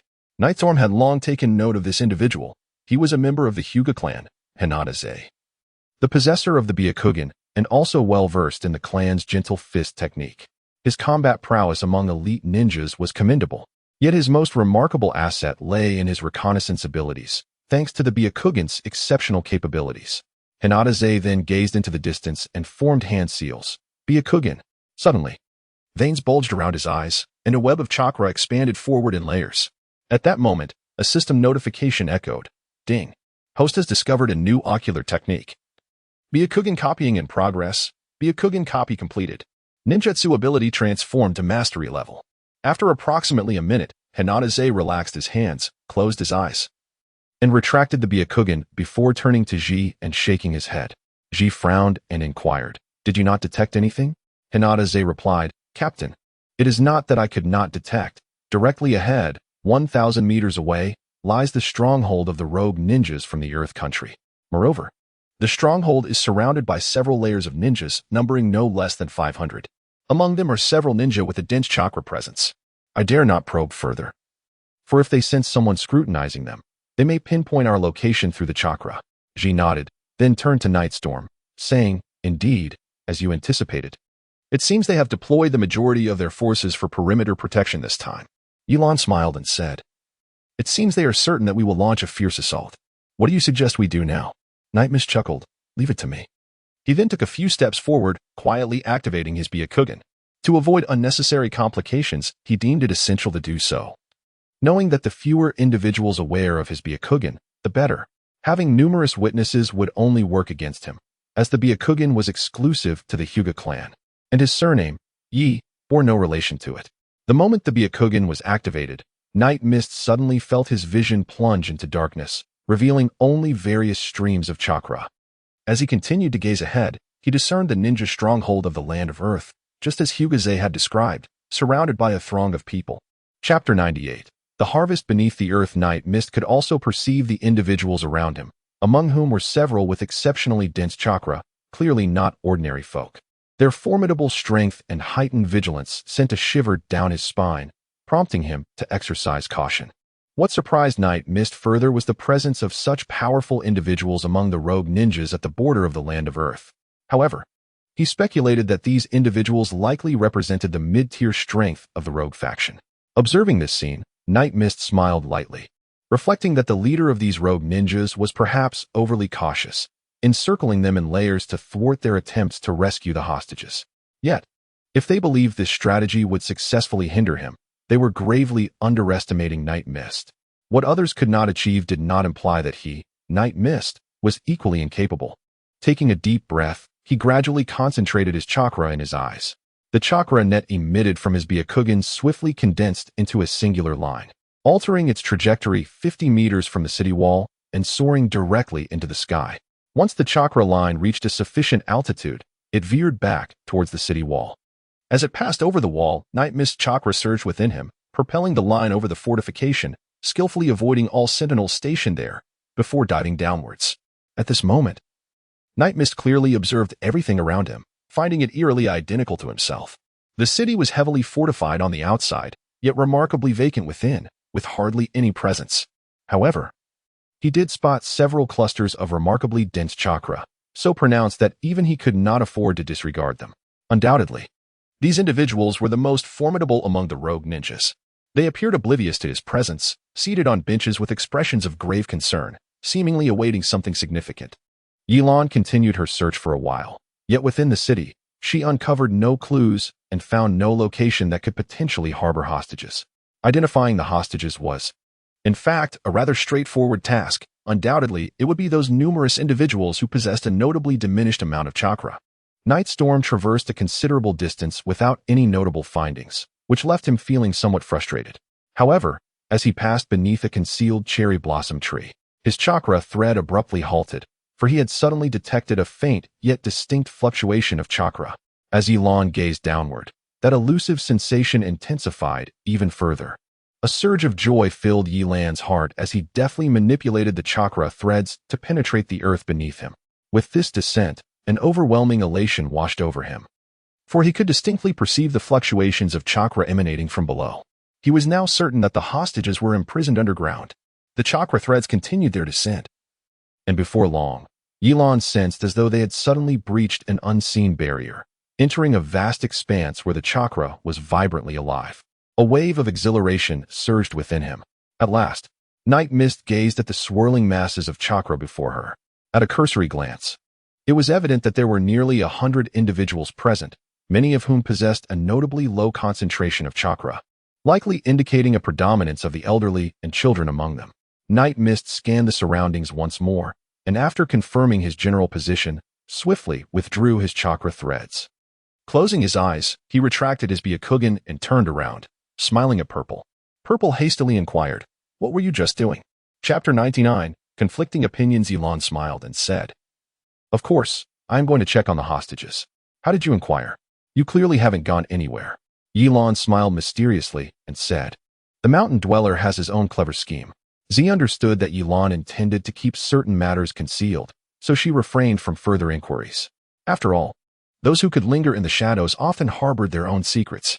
"So, what have you discovered?" Night Mist smiled and remarked, "I suppose there's a bit of progress. I have discovered the locations where all the hostages are being held." "Really?" Zishi's expression brightened with excitement. "Of course it's true. Would I deceive you? Then where are they imprisoned? We must rescue them." Night Mist chuckled, indicating that he had searched for quite some time before discovering that they were all confined in the underground cells. Moreover, it was likely that numerous ninjas were stationed around the prison. Although Purple felt a tinge of curiosity regarding how Night Mist had acquired this knowledge, she did not express any doubt. Concealing hostages underground was indeed a prudent strategy. Yet, how many ninjas were guarding the area surrounding the cells? Night Mist remarked that there were approximately 30 to 40 individuals, their numbers likely twice that of their own. Upon hearing this, Z fell into a contemplative silence. With such a considerable force guarding the prison, she struggled to conceive a viable strategy to extract the hostages without incurring losses. At that moment, someone in the group suggested that since their adversaries were underground, they could dig a tunnel under the cover of night and eliminate those 30 to 40 individuals without anyone being the wiser. Z promptly dismissed this notion. "That is not feasible," she asserted. "While digging a tunnel may seem straightforward, have you considered that we would inevitably have to pass through the city walls? With so many adversaries stationed outside, there are bound to be skilled ninjas adept at detection. Should we be discovered and given our position underground, an unexpected confrontation could lead to catastrophic consequences. I fear we have underestimated the enemy's strength. What we initially perceived as a mere minor rebellion has revealed itself to be a formidable force. We are but 17 in number. Should we charge in recklessly, it would likely result in our annihilation." Hearing this, Night Mist chuckled. "The Z I know is not one to easily concede defeat." Z retorted, "Easily concede defeat? Tell me, what can we accomplish against such a heavily fortified opposition? Are we merely to march to our demise? As the leader of this team, I cannot stand idly by while my comrades face certain death. Moreover, I have a more prudent plan in mind." Night Mist smiled and said, "Do tell." "As far as I know, Although the rogue ninjas of the Earth Country seem to be targeting our Fire Country, in reality, among the hostages they have taken, there are quite a number from other nations, people from the Fire Country, the Lightning Country, the Water Country, and the Wind Country. Given this situation, we can afford to wait a few days until the other ninja villages arrive, and then devise a plan together. This way, our chances of victory would be significantly enhanced. Upon hearing this, Night Mist slowly shook her head. Purple furrowed her brows and asked, "Do you think this method is unfeasible?" "It is certainly unfeasible. State your reasons." Purple expressed her displeasure. "Because how can you ascertain whether the leaders of this rebellion are acting independently or under some directive? The Earth Country has always had grievances against our Fire Country. How can you be sure this matter is not instigated by the Tsukuyomi? If capturing individuals from other nations is merely a ruse, and the other ninja villages do not arrive at all, what then?" Chapter 100. Shall we place a bet? Purple was taken aback. Night Mist had posed several what-if questions, and for a moment, she found herself at a loss for answers. However, given Night Mist's extensive reasoning, even if she wished to counter, she could not find a suitable argument, for what Night Mist stated was indeed the truth. This rebellion was far more significant than they had anticipated, and it was not something their small team could alter. Yet, their mission was to rescue hostages. In such circumstances, setting aside all negative factors, the probability of success was likely to plummet to a terrifying degree. What should they do? This question plagued her. If they proceeded with the mission, she was highly likely to perish on the path to rescuing the hostages. If they refrained from executing it, what would she present as a report upon her return? Would Danzo spare her? Just as Purple struggled to devise a solution, a warm hand gently patted her shoulder. She looked up to find Night Mist smiling at her. With a sigh, Purple pondered how, at such a critical moment, Night Mist could still find the capacity to smile. Night Mist seemed to perceive the thoughts swirling in Z's mind. With a reassuring smile, she said, "Do not worry. As long as you heed my words, I can ensure the safe return of the hostages. I can almost guarantee that our comrades will emerge unscathed. They will return just as they came." Yet, Z remained disinterested, as she believed Night Mist's words were primarily intended to placate her. In such circumstances, even she struggled to conceive of a viable solution. Regardless of Night Mist's formidable abilities, she was but one individual. What could she truly accomplish? Night Mist seemed to perceive the thoughts swirling within Purple's mind, chuckling as she remarked, "Have you not thought of a solution? I believe digging a tunnel would be quite appropriate." "You." Upon hearing Night Mist's words, Purple glared at her with her beautiful eyes, fully aware of her intentions. "What time is it? And you still dare to jest with me? If you truly have nothing to do, find a place to rest. I have little expectation of your assistance anyway." Night Mist, taken aback by Purple's response, sighed with a mixture of amusement and exasperation. Before leaning in close to whisper a few words in Purple's ear. After absorbing the information, Purple's eyes sparkled with intrigue, yet she voiced her concern. "But would this not be too perilous?" Ye Lan chuckled lightly, saying, "What is there to worry about? If you trust me, that is sufficient. Moreover, as the ancients have said, it takes 10 years of cultivation to share a boat, and 100 years to share a bed. Having already shared a night with me, do you still doubt my sincerity? You scoundrel, I shall ignore you." Ye Lan chuckled softly. After a moment, Z turned to inquire, "Are you truly certain that your actions will lead to the rescue of the hostages?" Ye Lan suggested, "How about we make a wager?" Z paused, her mind involuntarily drifting to the events of the previous night when Ye Lan mentioned the bet. She could hardly suppress her urge to strangle her teammates who had ventured into the bathroom, while simultaneously feeling a blush creeping across her cheeks. Nevertheless, she was resolute in her indomitable spirit. She refused to believe that she would suffer defeat once more. "What shall we wager on?" Night Mist chuckled mischievously. "If I were to lose and fail the task, you may dispose of me as you wish. Feel free to scold or strike me. Even if you desire to play at binding me, I would have no objections. However, should you lose and the task be accomplished, you must grant me a kiss. What do you say?" Upon hearing Night Mist's request for a kiss, Z's face instantly flushed crimson. Chapter 101. What is binding? Scoundrel. Night Mist smiled helplessly and said, "You might not necessarily lose. Besides, even if you do lose, it merely means you have to kiss me. What's the big deal? If I lose, I would have to endure your bondage. Don't you think that puts me at a greater disadvantage?" Purple, puzzled, inquired, "What is bondage?" "It's simply tying you up. You wouldn't be at a loss." Ye Lan exclaimed, "I've suffered a tremendous loss, you know." Ji, unconvinced, turned and called out, "Shao Hai. Come here." Shao Hai, suddenly summoned, approached Ji with a puzzled expression and asked, "Captain, what is up?" Ji inquired, Hai, you are quite knowledgeable. Tell me. The vice captain made a wager with me, stating that if he lost, he would engage in a binding game with me. I can't help but feel that this condition is rather trivial. After all, what is binding but merely being tied up? I am unwilling to accept such a light penalty. He claims he would suffer greatly. Is there any other implication to this binding? Initially bewildered, Hai nearly spat out his drink upon hearing Ji's words. He was well aware of what binding entailed and recognized Ji as a stunning beauty. Casting a glance at Ye Lan and noticing a knowing wink from him, he suppressed his laughter and replied, "Well, Captain, I think Captain Ye Lan simply intends to lose to you on purpose. Binding, after all, is just a matter of tying someone up with a rope.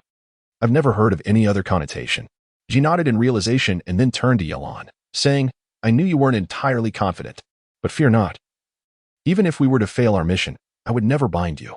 If anything, we would face punishment together from Lord Danzo. I refuse to believe he would execute us. At worst, we might be dismissed. So rest assured." Ji, with a sense of camaraderie, expected Ye Lan to be pleased by her words. However, Ye Lan quickly countered, No. A bet is a bet. There can be no changing the terms. I pride myself on my integrity in gambling. Ji shrugged and responded, "Then it's up to you." Meanwhile, Hai, struggling to contain his laughter, pointed to the side and said, Captain Ji, if there is nothing else, I'll be on my way." Ji nodded in acknowledgement. Once Hai returned to his teammates, he could no longer hold back his laughter. "Let me tell you, the captain and vice captain wagered. And the vice captain said that if he lost, the captain could bind him. You all understand what binding means, right? Haha. I even helped the vice captain trick the captain. I can't take it anymore. This is too funny." The others exchanged glances and burst into laughter. These burly men certainly understood the implications of binding. It was commonly understood as a scenario where one partner, undressed, lies on the bed while the other ties them up, making the act considerably more convenient. The team members gazed enviously at Ye Lan. Captain Ji was the dream goddess for many of them, but they held no objections to Ye Lan teasing Ji. For Ye Lan had long since earned their respect, and they knew that only a powerful leader like Ye Lan could be worthy of Captain Ji. She looked at the laughing Hai and the others with confusion. She couldn't comprehend what binding could possibly mean to elicit such hilarity. Secretly, she resolved to inquire about it with her close friends upon returning. Observing Ye Lan, she could tell he harbored ulterior motives, and thus she huffed, "Speak up. When do you plan to execute your scheme?" Chapter 102. The Action Nightstorm chuckled, asserting that the swifter, the better. "Whom do you think would be most suitable for executing the task? You or I?" Ji expressed her confusion. "Just the two of us?" "Certainly not," Nightstorm replied, gesturing behind him. "Hai, Maite." Upon hearing Nightstorm's call, the two rushed over. "Captain, is there a mission at hand?" Night Mist cast a glance at Little C before addressing Z. "I have sought out both of you because of your astuteness and efficiency in executing tasks." Z nodded in agreement, acknowledging Night Mist's accurate assessment. Although the two appeared lackadaisical, their capabilities in task execution were indeed formidable. "The reason I have summoned you both is to inform you that shortly, when the ninja guards of the Earth Country are sufficiently fatigued, the four of us will form an impromptu team to undertake a mission. This task is not particularly arduous, yet it necessitates an incursion into enemy territory to acquire what we desire. However, it is accompanied by a notable degree of peril. A moment's inattention could lead to exposure. The consequence of such exposure is singular, sacrifice for the nation. That is all I have to say. Reflect on it. You may choose to abstain, and we shall seek other members instead." Little C and Might exchanged glances. Having spent considerable time in the Anbu, they were well aware of the implications behind Z's words. Without a moment's hesitation, they nodded in unison. If Z had expressed such trust in them, it was an honor to be relied upon. They could hardly refuse such an opportunity. Z nodded in satisfaction. "In that case, prepare yourselves. We shall commence our operation promptly at midnight," which is still half an hour away. Ample time for preparation. "Understood." Before long, the clock struck midnight. Z glanced at the luminous moon hanging in the sky and remarked to Night Mist, "The time is ripe. Let us set forth." The group nodded, and Little C and Might followed suit. Just before their departure, Z instructed his comrades, "Everyone remain in position. No one is to move without my command." Having spoken, Z sprinted into the distance with Night Mist, Little C, and Might closely trailing behind. Under the cloak of night, they advanced swiftly, with Night Mist articulating the primary objective of their mission: The aim of this operation is to procure several garments of the Earth country's ninjas. This will allow us to blend in amidst the chaos. The guards outside the walls are exceedingly vigilant. Thus, this is our only recourse. I must emphasize the need for speed. The swifter, the better. I have identified areas where the guards are relatively weak. Shortly, we will target ninjas of similar stature to ourselves. As elite jonin of the Anbu, I believe this task should not pose a significant challenge for either of you.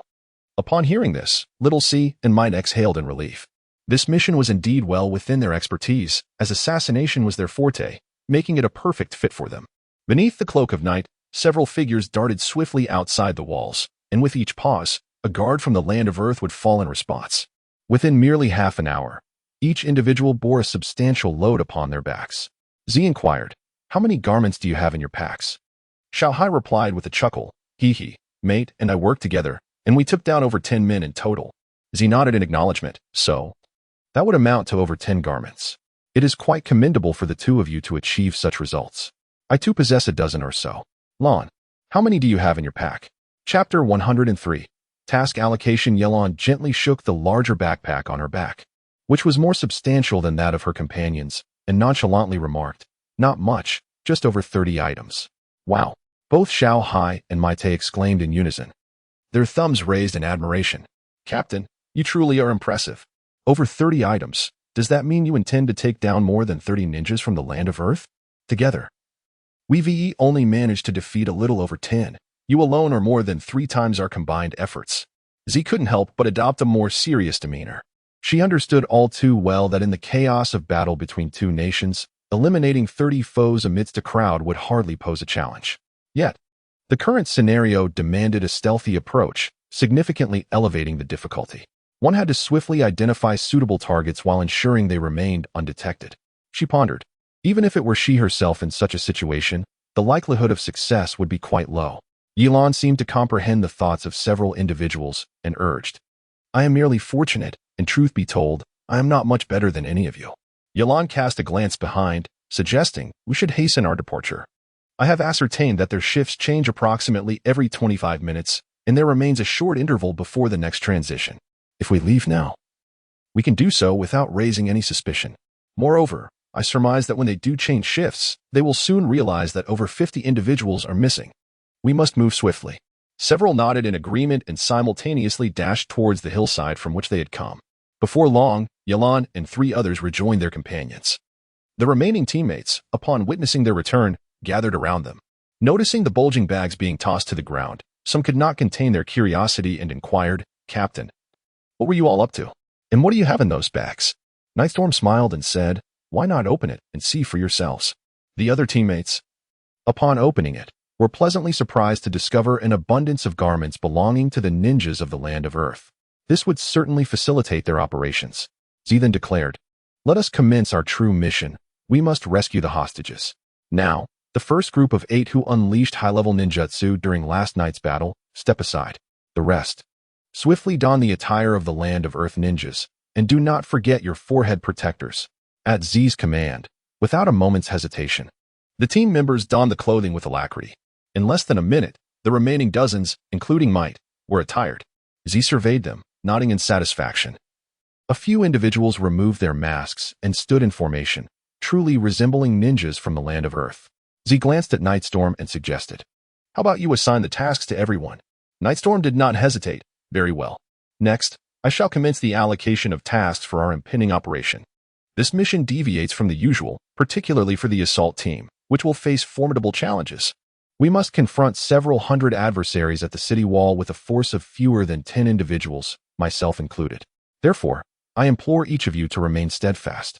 As we hold the perimeter against the ninjas outside the wall, it will be our team, disguised as ninjas from the land of Earth, who will take action. In the ensuing chaos, you will seize the opportunity to infiltrate. I possess knowledge of the location where the hostages are detained and will employ clones to guide you there.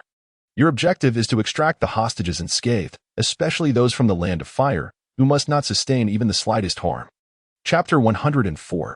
A sheep among tigers. Once you secure the hostages, you need only retreat. However, remember that after a complete withdrawal, it is imperative to devise a method to demolish the facility housing the hostages. Only then will our comrades outside retreat upon hearing the explosion. Once all is accomplished, the next step is to flee. Though taking the hostages may prove cumbersome, bear in mind that we shall regroup at the same location as last night. Then, Nightstorm's gaze swept across each team member, and he inquired loudly, "Has the assault team and the rescue team understood?" "Understood," came the unified response. "Are there any questions?" In the rescue team, Might asked, "Captain, what shall we do with the surplus clothing of the Land of Earth ninjas?" "Bring them all. Dress the hostages in these garments. It will facilitate our escape and help avoid unnecessary complications." Night Mist inquired once more, "Are there any questions remaining?" This time, the team members remained silent. Ye Lan nodded. "Very well, then. The assault team shall set off now. As for the rescue team, once the battle commences, Captain Z will lead you. We shall depart once my clone arrives here." After finishing his words, Nightstorm led the assault team of ninjas charging forth, heading directly towards the gate of the rebel ninja stronghold in the Land of Earth. Z gazed at Nightstorm's retreating figure, a gentle smile gracing her lips as she thought to herself, "This time, he truly has stolen the spotlight."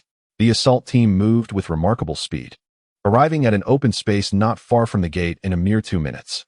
Nightingale did not deliberately lower his voice, and thus the sound of several individuals landing was quite pronounced. The ninjas of the Earth Country, upon witnessing the sudden appearance of a dozen individuals adorned with the Leaf Village forehead protectors at the gates, immediately grew vigilant. In an instant, they sounded their horns, and soon, nearly 2/3 of the patrolling ninjas along the city wall gathered at this location. The leader hurried over, but as he realized that Nightingale's group consisted of fewer than 10 individuals, his initial unease dissipated. He had thought they were under attack, only to find that they were merely a handful of insignificant foes seeking their demise. With a menacing grin, he turned to Nightingale and taunted, "Dare the people of the Fire Country come to this place? Are you seeking death?" Ye Lan smiled gently, remaining silent as she pulled the black scarf from her neck and draped it over her face.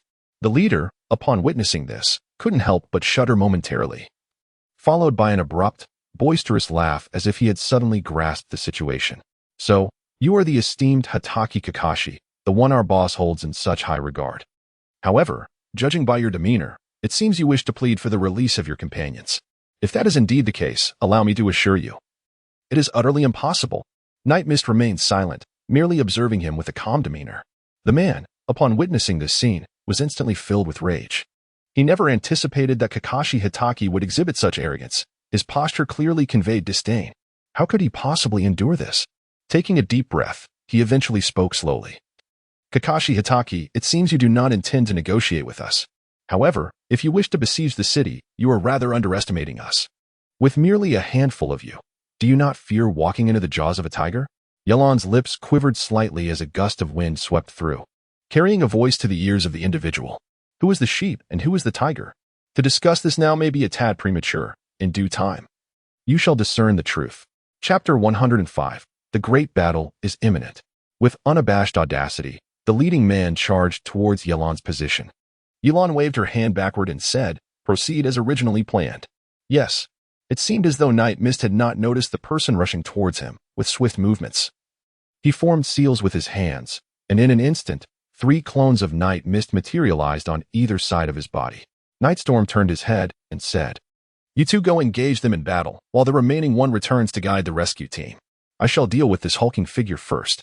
"Understood," echoed 3 identical Nightstorms in unison.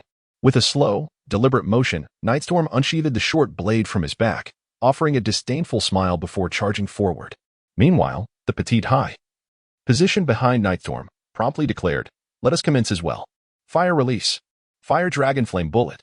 Lightning release. Lightning flow bullet. Wind release. Great windstorm technique." The impending clash was palpable. Instantly, the Anbu ninjas unleashed a torrent of high-level ninjutsu, cascading towards the city walls. The 2 clones of Nightstorm, seemingly devoid of any chakra expenditure, rapidly formed hand seals, producing an array of advanced ninjutsu in quick succession. The magnitude of their offensive subtly overshadowed that of the Anbu ninjas. The ninjas from the Land of Earth, though taken aback, remained composed, collectively erecting an imposing earthen wall a short distance ahead. A significant portion of the Anbu ninjas' ninjutsu collided with this barrier. Yet the energy emanating from Nightstorm's clones proved far more formidable, swiftly shattering the wall. The combined onslaught of the Anbu ninjas and the ninjutsu unleashed by Nightstorm's clones rained down upon the ranks of the Earth ninjas like a shower of meteors. Although the Earth ninjas relied on their robust Doton techniques for protection, they struggled to mount a counterattack in that crucial moment. Meanwhile, Nightstorm remained fiercely locked in combat with the burly adversary before him. Ye Lan's actions do not imply that he is incapable of overcoming the burly man. Rather, he has long since replicated the man's agility and combat techniques. Furthermore, the man's strength is inherently inferior to his own. Ye Lan seeks merely to prolong the encounter, not wishing to defeat him too swiftly. Should the ninja from the land of Earth witness their leader's downfall, their morale would undoubtedly plummet, and a retreat to the city could jeopardize the rescue team's mission to save the hostages. Meanwhile, on the side of Z, Ye Lan's clone has already arrived, and they are now hastily approaching the city wall. Under the cover of night, Z leads a group that effortlessly slips through the main gate, while the outside forces are preoccupied with battle, leaving them largely unnoticed. The doppelganger of night mist guided them to the vicinity of the cherry blossom tree, then effortlessly snapped off a branch, revealing a hidden passage beneath their feet. Violet gazed at Night Mist in astonishment.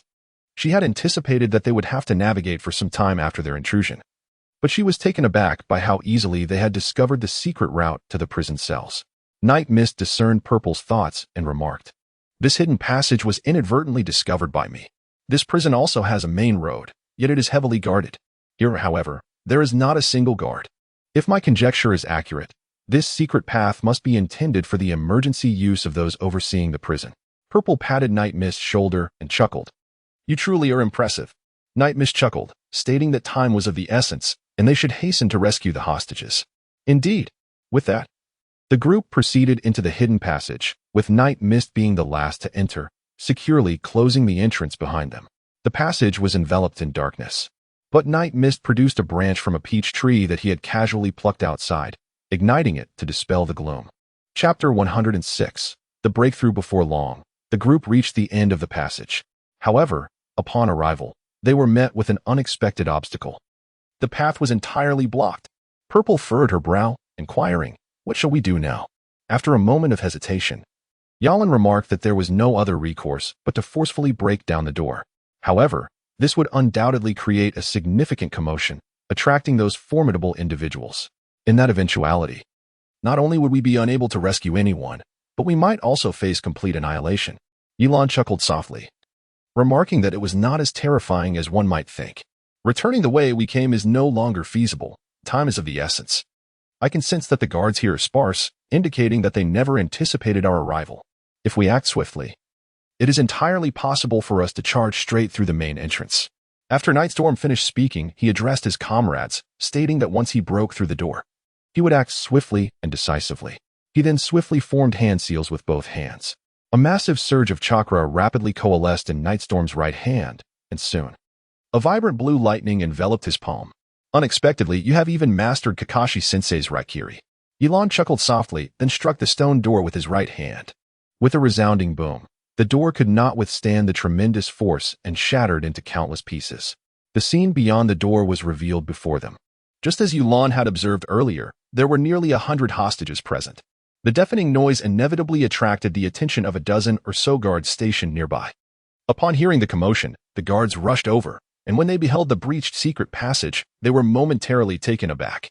Then, turning to Ye Lan, one of them inquired, "Who permitted you to breach this passage? Was it Lord Nagao Ichiro?"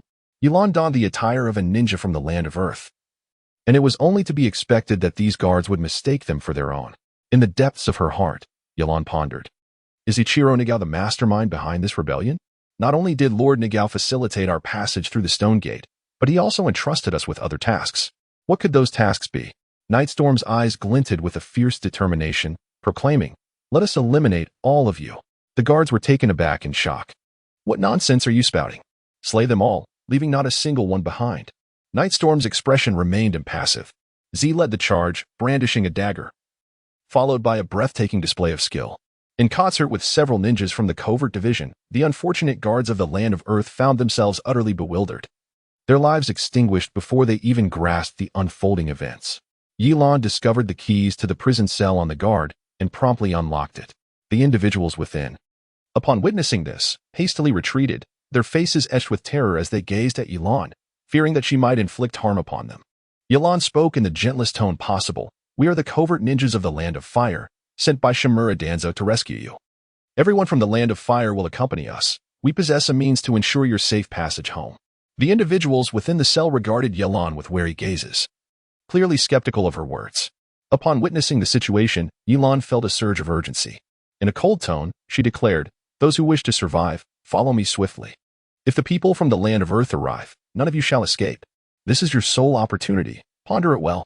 Just at that moment, a man's voice resonated from within. "Listen here, young one, there is no need for such tricks to lure us out.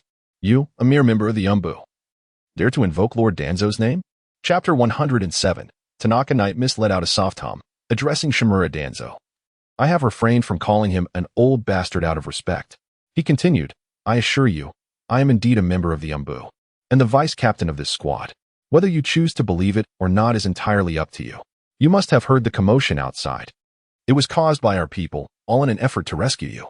Now, we must hurry. If you delay any longer, the opportunity may slip away."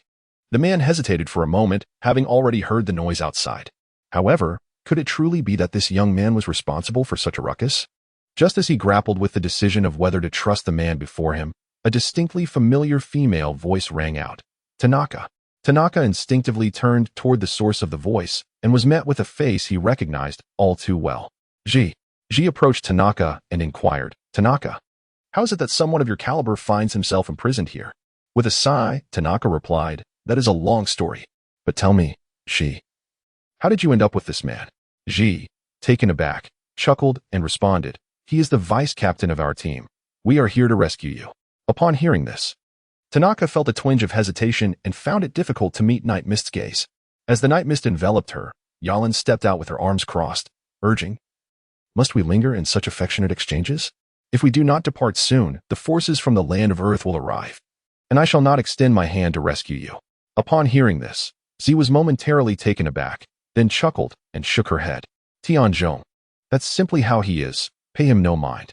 Let us first escort these individuals from the land of fire to safety." "Indeed," Tianzhong replied. "By the way, are there any injured among us?" "Our team includes a medical ninja." "It's of no consequence," Z remarked. "Most of the injuries are minor and will not hinder our movements. The forces from the land of Earth likely intend to lure you in, which is why they have refrained from torturing us." Z turned and instructed, "Shao Hai, pass the garments to them. Let the ninjas from the land of fire don the attire of the land of Earth." Soon, all the hostages from the land of fire were clad in the garments of the Earth Nation's ninjas and followed Z as they made their way out. However, just as they were about to exit, a chorus of pleading voices arose behind them, with the captives imploring Z to take them along. Z directed the ninjas from the land of fire to exit the cells but paid no heed to the others. This was her nature. As an elite jonin of the Anbu, and a captain at that, she would not concern herself with the plight of those outside her mission's parameters. With over 100 individuals, such a large target would be impossible to escort, and furthermore, she lacked sufficient attire from the land of Earth. Once outside, they would likely become mere fodder. Tianzhong, well acquainted with Z's character, nevertheless said, "Z, are you certain you will not lend them a hand?" Z paused, turning to Tianzhong with a furrowed brow. "Tianzhong, I recall you were never one to show such mercy. When did you become so compassionate? These people are of no concern to us. It is best not to invite unnecessary trouble. With so many individuals, the target is far too conspicuous." Tianzhong shook his head, smiling gently. "Z, you remain unchanged. Yet, you must understand that people evolve, often due to circumstances. Considering our past partnership, I hope you will allow them to accompany us. Additionally, among them are several capable individuals whose strength rivals my own, thus aiding our escape should we encounter difficulties." Chapter 108. You have quite a few friends. Z took a deep breath, astonished that the once ruthless Tianzhong would utter such words. Nonetheless, out of respect for him, she decided to relent. Casting a glance at the hostages behind Tianzhong, she said, "In deference to you, I shall take them with us. However, their presence is indeed a significant risk. You must find a way for them to don the garments of the land of Earth to avoid drawing attention." Upon hearing Z's words, Tianzhong's eyes brightened, and he earnestly replied, "Z, I truly appreciate this. There is no need for such formality between us." "You are correct." Tianzhong continued, "I can procure the garments of the Earth Nation's ninjas, but the distance between here and there is considerable, which may consume some time." Z frowned. "I can wait no longer than 5 more minutes." Tanaka pondered for a moment, declaring, 5 minutes will suffice." He then instructed those behind him, "You all, Swiftly don the garments of the Earth Country ninjas lying on the ground. We shall proceed to the warehouse to acquire more clothing. Remember, we have only 5 minutes. Should we tarry, we may find ourselves in dire straits. Understood. Let us move. The group rapidly changed attire and burst forth towards the exit. Soon, Tanaka returned with several companions, each clutching a substantial collection of Earth Country ninja garments. Their speed was remarkable, and they collectively consumed less than 5 minutes. Z remarked, "Tanaka, your efficiency is perpetually astonishing." Tanaka smiled in response, choosing not to speak. "Did you encounter any difficulties?" "Nothing significant," he replied. "There were a few guards by the warehouse, but we dealt with them all." He then turned to the remaining hostages, urging, "Hurry and change into the clothing, then escape with us. However, once we bring you outside, your path, whether back to your homeland or elsewhere, is no longer our concern. Do you have any objections to this?" Having spent considerable time in the confines of this prison, the hostages had come to regard Tanaka as their leader. Upon hearing his words, they voiced no dissent. One individual spoke up, "Tanaka, we would be immensely grateful if you and your comrades could lead us all to safety. Once outside, we shall part ways and not burden you further." Tanaka shook his head, stating, "You are not a burden. Besides, you have aided me greatly as well.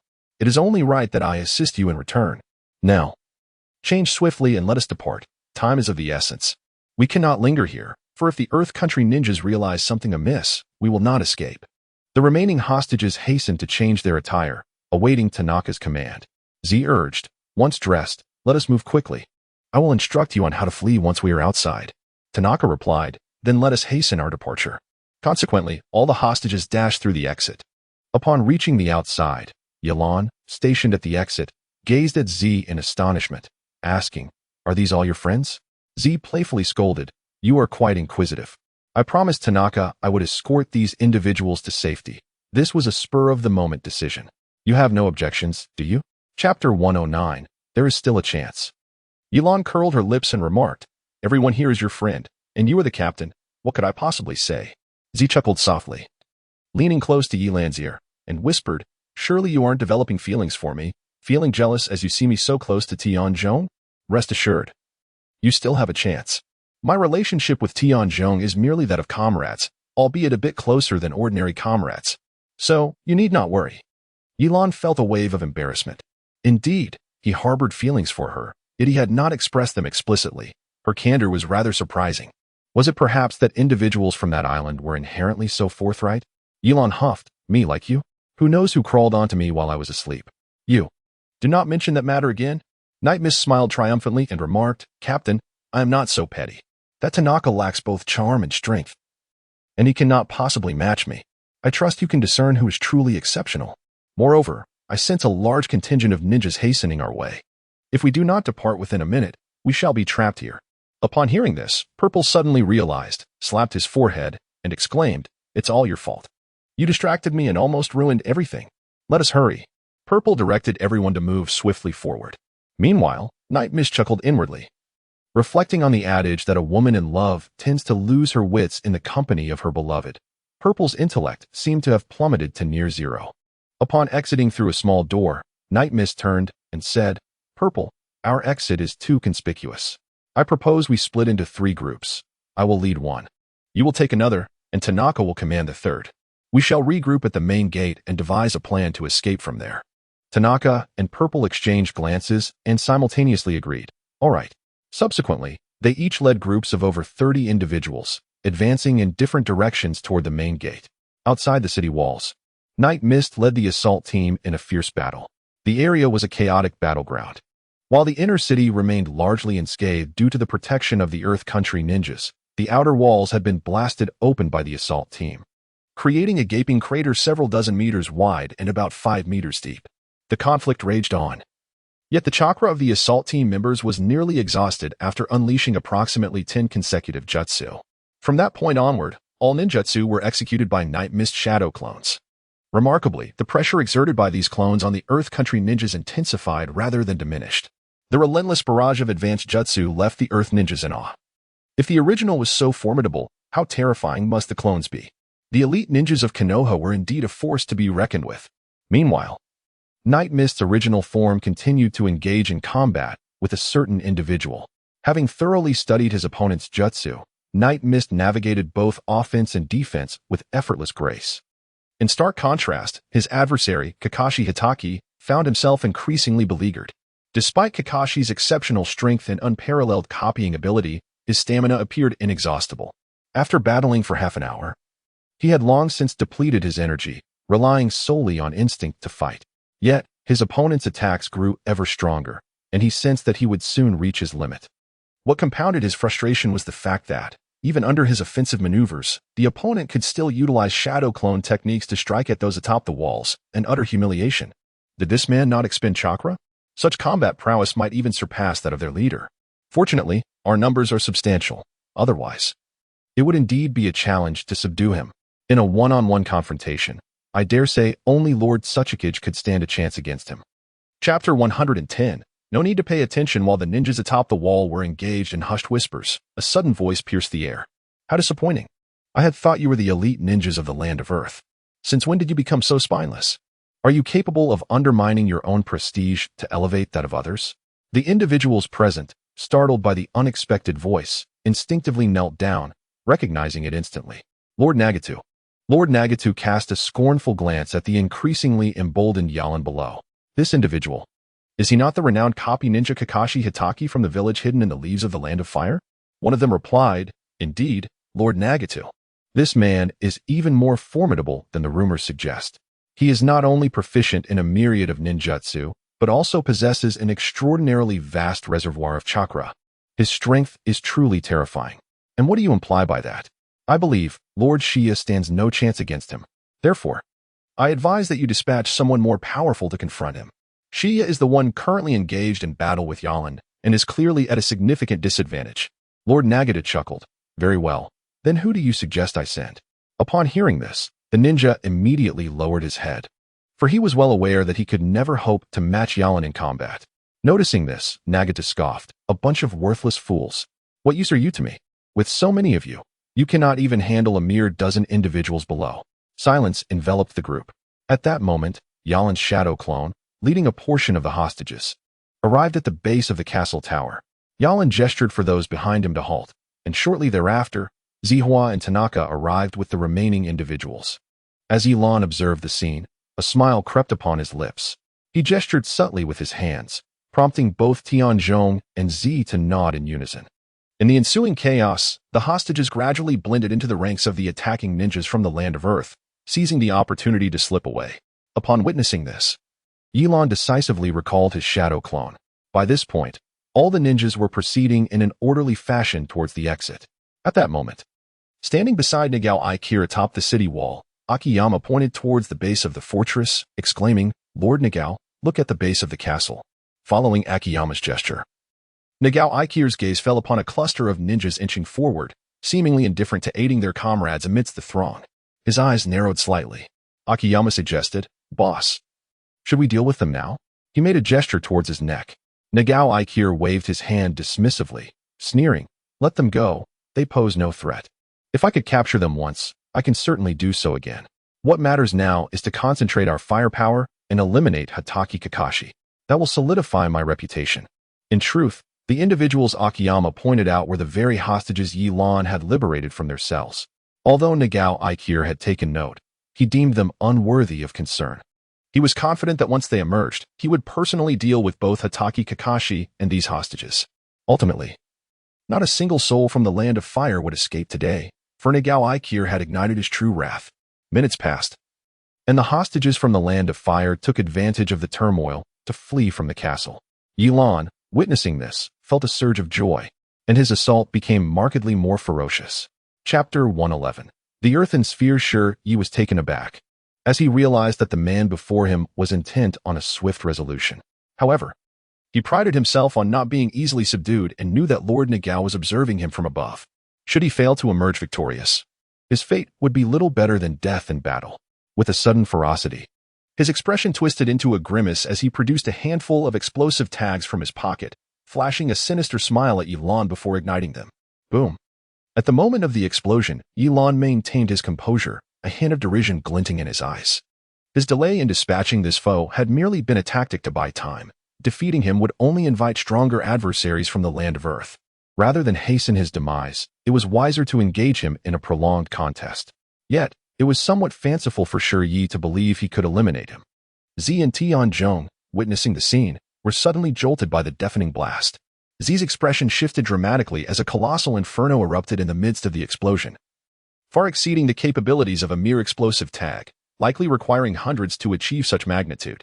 In that instant of detonation, Ye Lan's figure vanished from their sight, consumed entirely by the flames. In such circumstances, all were acutely aware that the one who employed the explosive talisman was doomed to perish. And Night Mist faced a similarly precarious fate. A fleeting shadow of compassion crossed Zi's visage, only to be swiftly veiled by an air of indifference. For her foremost priority was to ensure the safe return of all hostages. On the ramparts, Nagao Aikir observed this scene with a faint smile, his gaze imbued with a mix of admiration and a touch of regret. Initially, he had intended to confront Hatake Kakashi personally, yet unexpectedly, this fool, Shiya, had traded his life for the encounter. Akutagawa furrowed his brow, remarking on Shiya's folly. Nagao Aikir chuckled, declaring him a simpleton, one who fails to curry favor with his superior, destined to be at the beck and call of others for eternity. He feared defeat. Hence his intention to exchange his life for Kakashi's through the explosive talisman. This course of action, in my view, is nothing short of sheer foolishness. Akutagawa felt a stir within, only to soon realize that his incredulity stemmed from a lingering belief in Nagao Aikir's vestiges of conscience. Yet, it appeared that his final hopes for Nagao Aikir had all but evaporated. Soon, as the smoke dissipated, the battlefield revealed Shiya's garments fluttering in the wind. Remnants of blood and severed limbs strewn across the ground. Clearly, Shiya had met a death beyond revival. Yet, at the epicenter of the explosion lay a far more significant object. A sphere crafted from earth. All gazed in stunned silence, particularly the ninjas from the land of earth, fully aware of the nature of this sphere. Merely a manifestation of their most rudimentary ninjutsu. It offered a measure of protection, yet could withstand only a limited degree of assault, should the force be excessive. The sphere would shatter instantaneously. Given that Shiya had ignited over 100 explosive talismans simultaneously, it would not be unreasonable to obliterate 2 or 3 dozen such spheres. Their astonishment stemmed from the fact that the earthy sphere before them exhibited an unexpected resilience. Chapter 112, Heartening Revelation. This sphere had withstood the simultaneous detonation of countless explosive talismans? How could this be possible? The scene before them utterly shattered their understanding. Z, upon witnessing this, urgently turned to Hinata Ze behind her and urged, Ze, quickly ascertain the condition within the earth sphere. Hinata Ze stepped forward, swiftly forming hand seals, activating his Byakugan. As the Byakugan unleashed its power, an expansive network of chakra enveloped the surroundings, soon making contact with the earth sphere. Yet, the moment the chakra net brushed against the sphere, Hinata Ze recoiled as if struck, hastily retracting the net and casting a wary glance at the sphere. Z, filled with curiosity, inquired, what transpired? Hinata Ze, with a grave expression, responded, my Byakugan reveals nothing of the sphere's interior. Why is that? Ji sensed that something was amiss. Her team was comprised of elite individuals, each possessing unique abilities, and they were all paragons in their respective fields. For instance, Hinata Ze, whose Byakugan was among the strongest within the Hyuga clan. Yet, even he could not discern the situation within the earthen sphere. What could be the reason? Hinata Ze retracted his Byakugan and slowly remarked, I am uncertain. What I perceive seems not to be merely an earthen sphere, but rather more akin to a chakra sphere. This is because the sphere is enshrouded in layers of chakra, obscuring my vision and preventing me from clearly discerning its interior. Ji then inquired, have you ever encountered such a phenomenon before? Hinata Ze gently shook his head, indicating he had not. However, I find this layer of chakra oddly familiar. If my conjecture holds true, this chakra belongs to Captain Lan. This earthen sphere was also crafted by Captain Lan. For the man who just engaged in battle with him utilized only explosive tags. While these tags do contain chakra, the amount on each is negligible. Even with over 100, it would not amount to a significant concentration. Yet, the chakra density within this earthen sphere has reached a terrifying level. One that could not have been caused by an explosion. Moreover, if that were the case, Captain Lan should still be alive and relatively unscathed. Upon hearing this, Ji's previously anxious heart finally found solace. With Hinata Ze's words, she felt considerably reassured. Moments later, everyone noticed that the earthen sphere, which had withstood the onslaught of 100 explosive tags, was gradually descending, Cough, cough, cough. At the moment the sphere shattered completely, a figure emerged from within. Everyone present recognized this figure. It was Ye Lan. Remarkably, he appeared to bear only minor injuries, with just a few tattered garments. He did not seem to be gravely wounded at all. Witnessing this scene, the hearts of all the ninja from the Land of Fire surged with overwhelming excitement. My heavens! Truly, Captain Lan is remarkable. This strength, this presence, goodness, how splendid he is. Captain, go for it. Later, let us join forces to defeat these fools. How dare they attempt to capture our people from the Land of Fire? They will surely learn a lesson. Hey, foolish deer of the Land of Earth. Are you astonished? Ha ha ha. Behold the prowess of our elite jonin from Konoha. 100 explosive tags? Bring 1,000, no, 10,000. Our captain can withstand them all. It's a pity that poor wretch thought to self-destruct along with our captain. He ought to reconsider whether he possesses the qualification to do so. Chapter 113. Shadow level strength. The cries of the Konoha Anbu ninjas resonated unmistakably in the ears of all the ninjas from the Land of Earth. The expressions of the Earth Country ninjas turned ashen. Hatake Kakashi was indeed overwhelmingly powerful, to the point of being terrifying. How could one individual withstand the bombardment of over 100 explosive tags at such a close range without sustaining any injuries? This was almost mythological to them.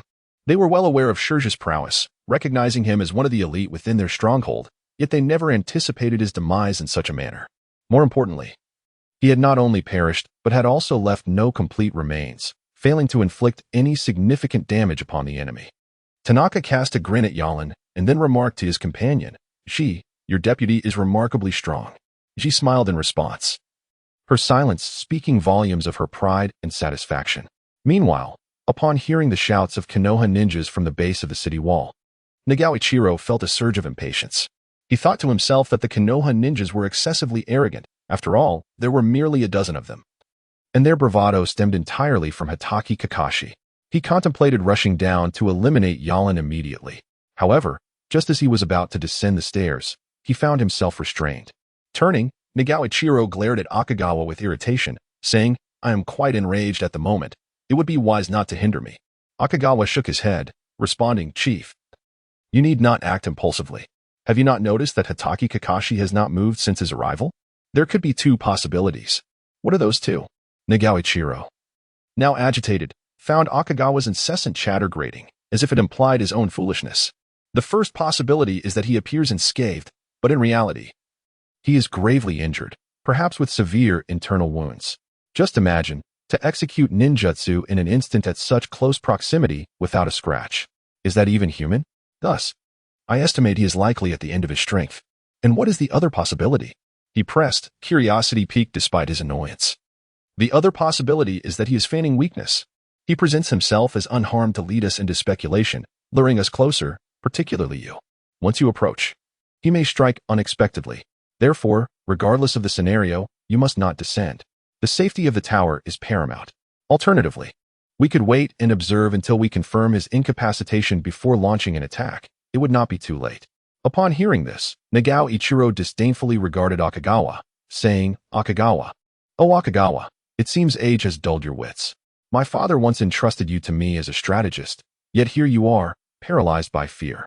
You advise me to wait.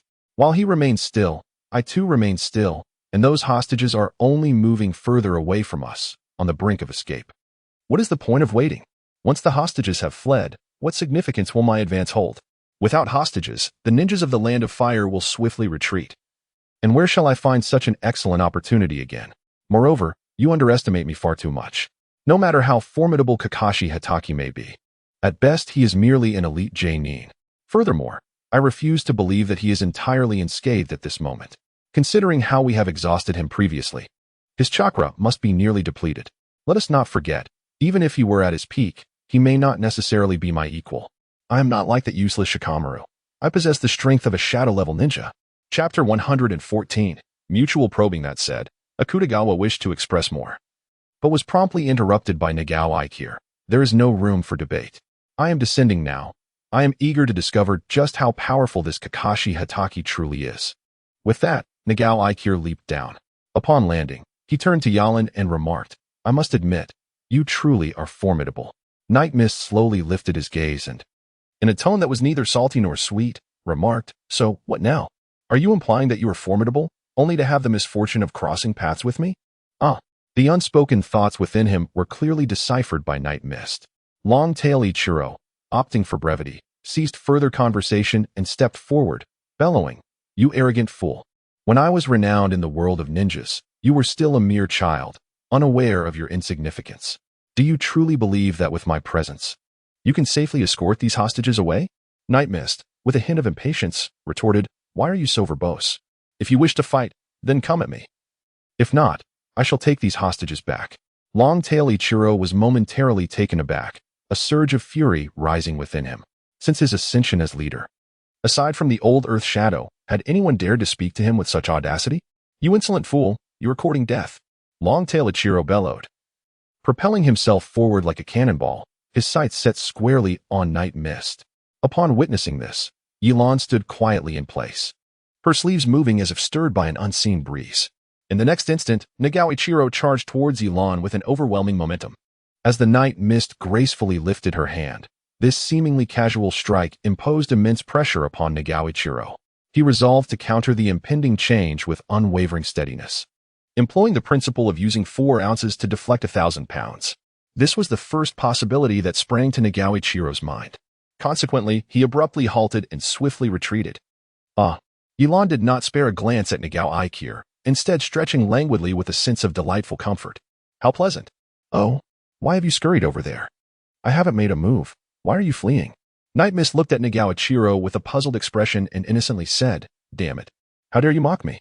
Nagao Ichiro, fully aware of Night Mist's thoughts, gritted his teeth and charged forward once more. This time, Ye Lan did not remain motionless, quite the contrary. He showed no intention of evading and boldly advanced towards his opponent. His onslaught was as ferocious as a raging torrent, radiating an intensity that was on an entirely different level compared to his previous encounter with Ji Yi. Chb Ichiro felt a shiver run down his spine as he braced himself to withstand Ye Lan's assault. Though Ye Lan's attacks were fierce, Chb Ichiro was no novice himself. Thus, the two engaged in a relentless exchange of blows for several hundred rounds. After a while, Ye Lan was inwardly astonished, reflecting on the undeniable prowess of Chb Ichiro, which surpassed that of an ordinary ninja. Both his speed and strength were remarkably formidable. Conversely, Chb Ichiro was equally taken aback by Ye Lan, feeling an uncomfortable sensation as he realized that Hatake Kakashi not only managed to counter his attacks completely, but appeared to do so with effortless grace. He sensed that while Kakashi initially seemed somewhat flustered under his full-scale assault, as the battle progressed, the tide turned, and it became increasingly challenging for him to land a hit. Despite his astonishment, Chb Ichiro did not succumb to fear. Rather, he concluded that this merely indicated Kakashi's exceptional taijutsu skills, leaving his ninjutsu somewhat uncertain. Chapter 115. Earth-style techniques seizing the moment. Chb Ichiro swiftly retreated, his hands forming seals with remarkable speed. Earth release. Earthen spikes.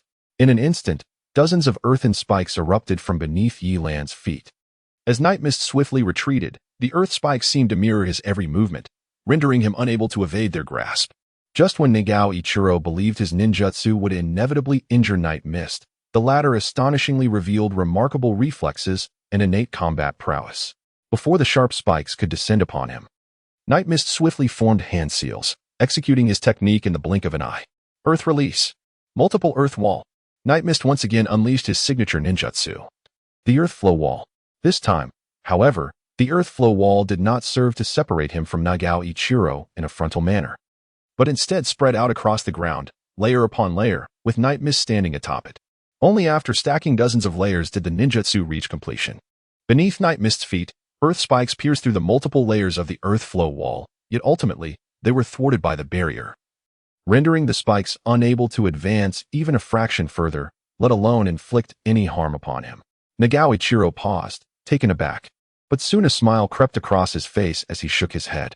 The earth spike assault was his specialty, unleashed in an instant with remarkable speed, capable of catching enemies off guard and delivering tremendous damage. One moment of inattention could lead to a piercing through the body. He had considered the possibility that Night Mist might evade the attack, but he had not anticipated that Night Mist would confront his earth spikes head-on in such a manner. The earth flow wall, a C-rank ninjutsu, had successfully countered the assault of an A-rank technique, Such a feat was astonishing and somewhat incredulous. This is becoming increasingly entertaining. Nagao Ichiro remarked. Kakashi Hitaki, you truly astonish me. Your combat style is quite unique, and your abilities are formidable. However, I assure you, you cannot withstand my next strike. The curve of his smile grew more pronounced, though it appeared somewhat disingenuous. Night Mist, however, sensed that something was amiss.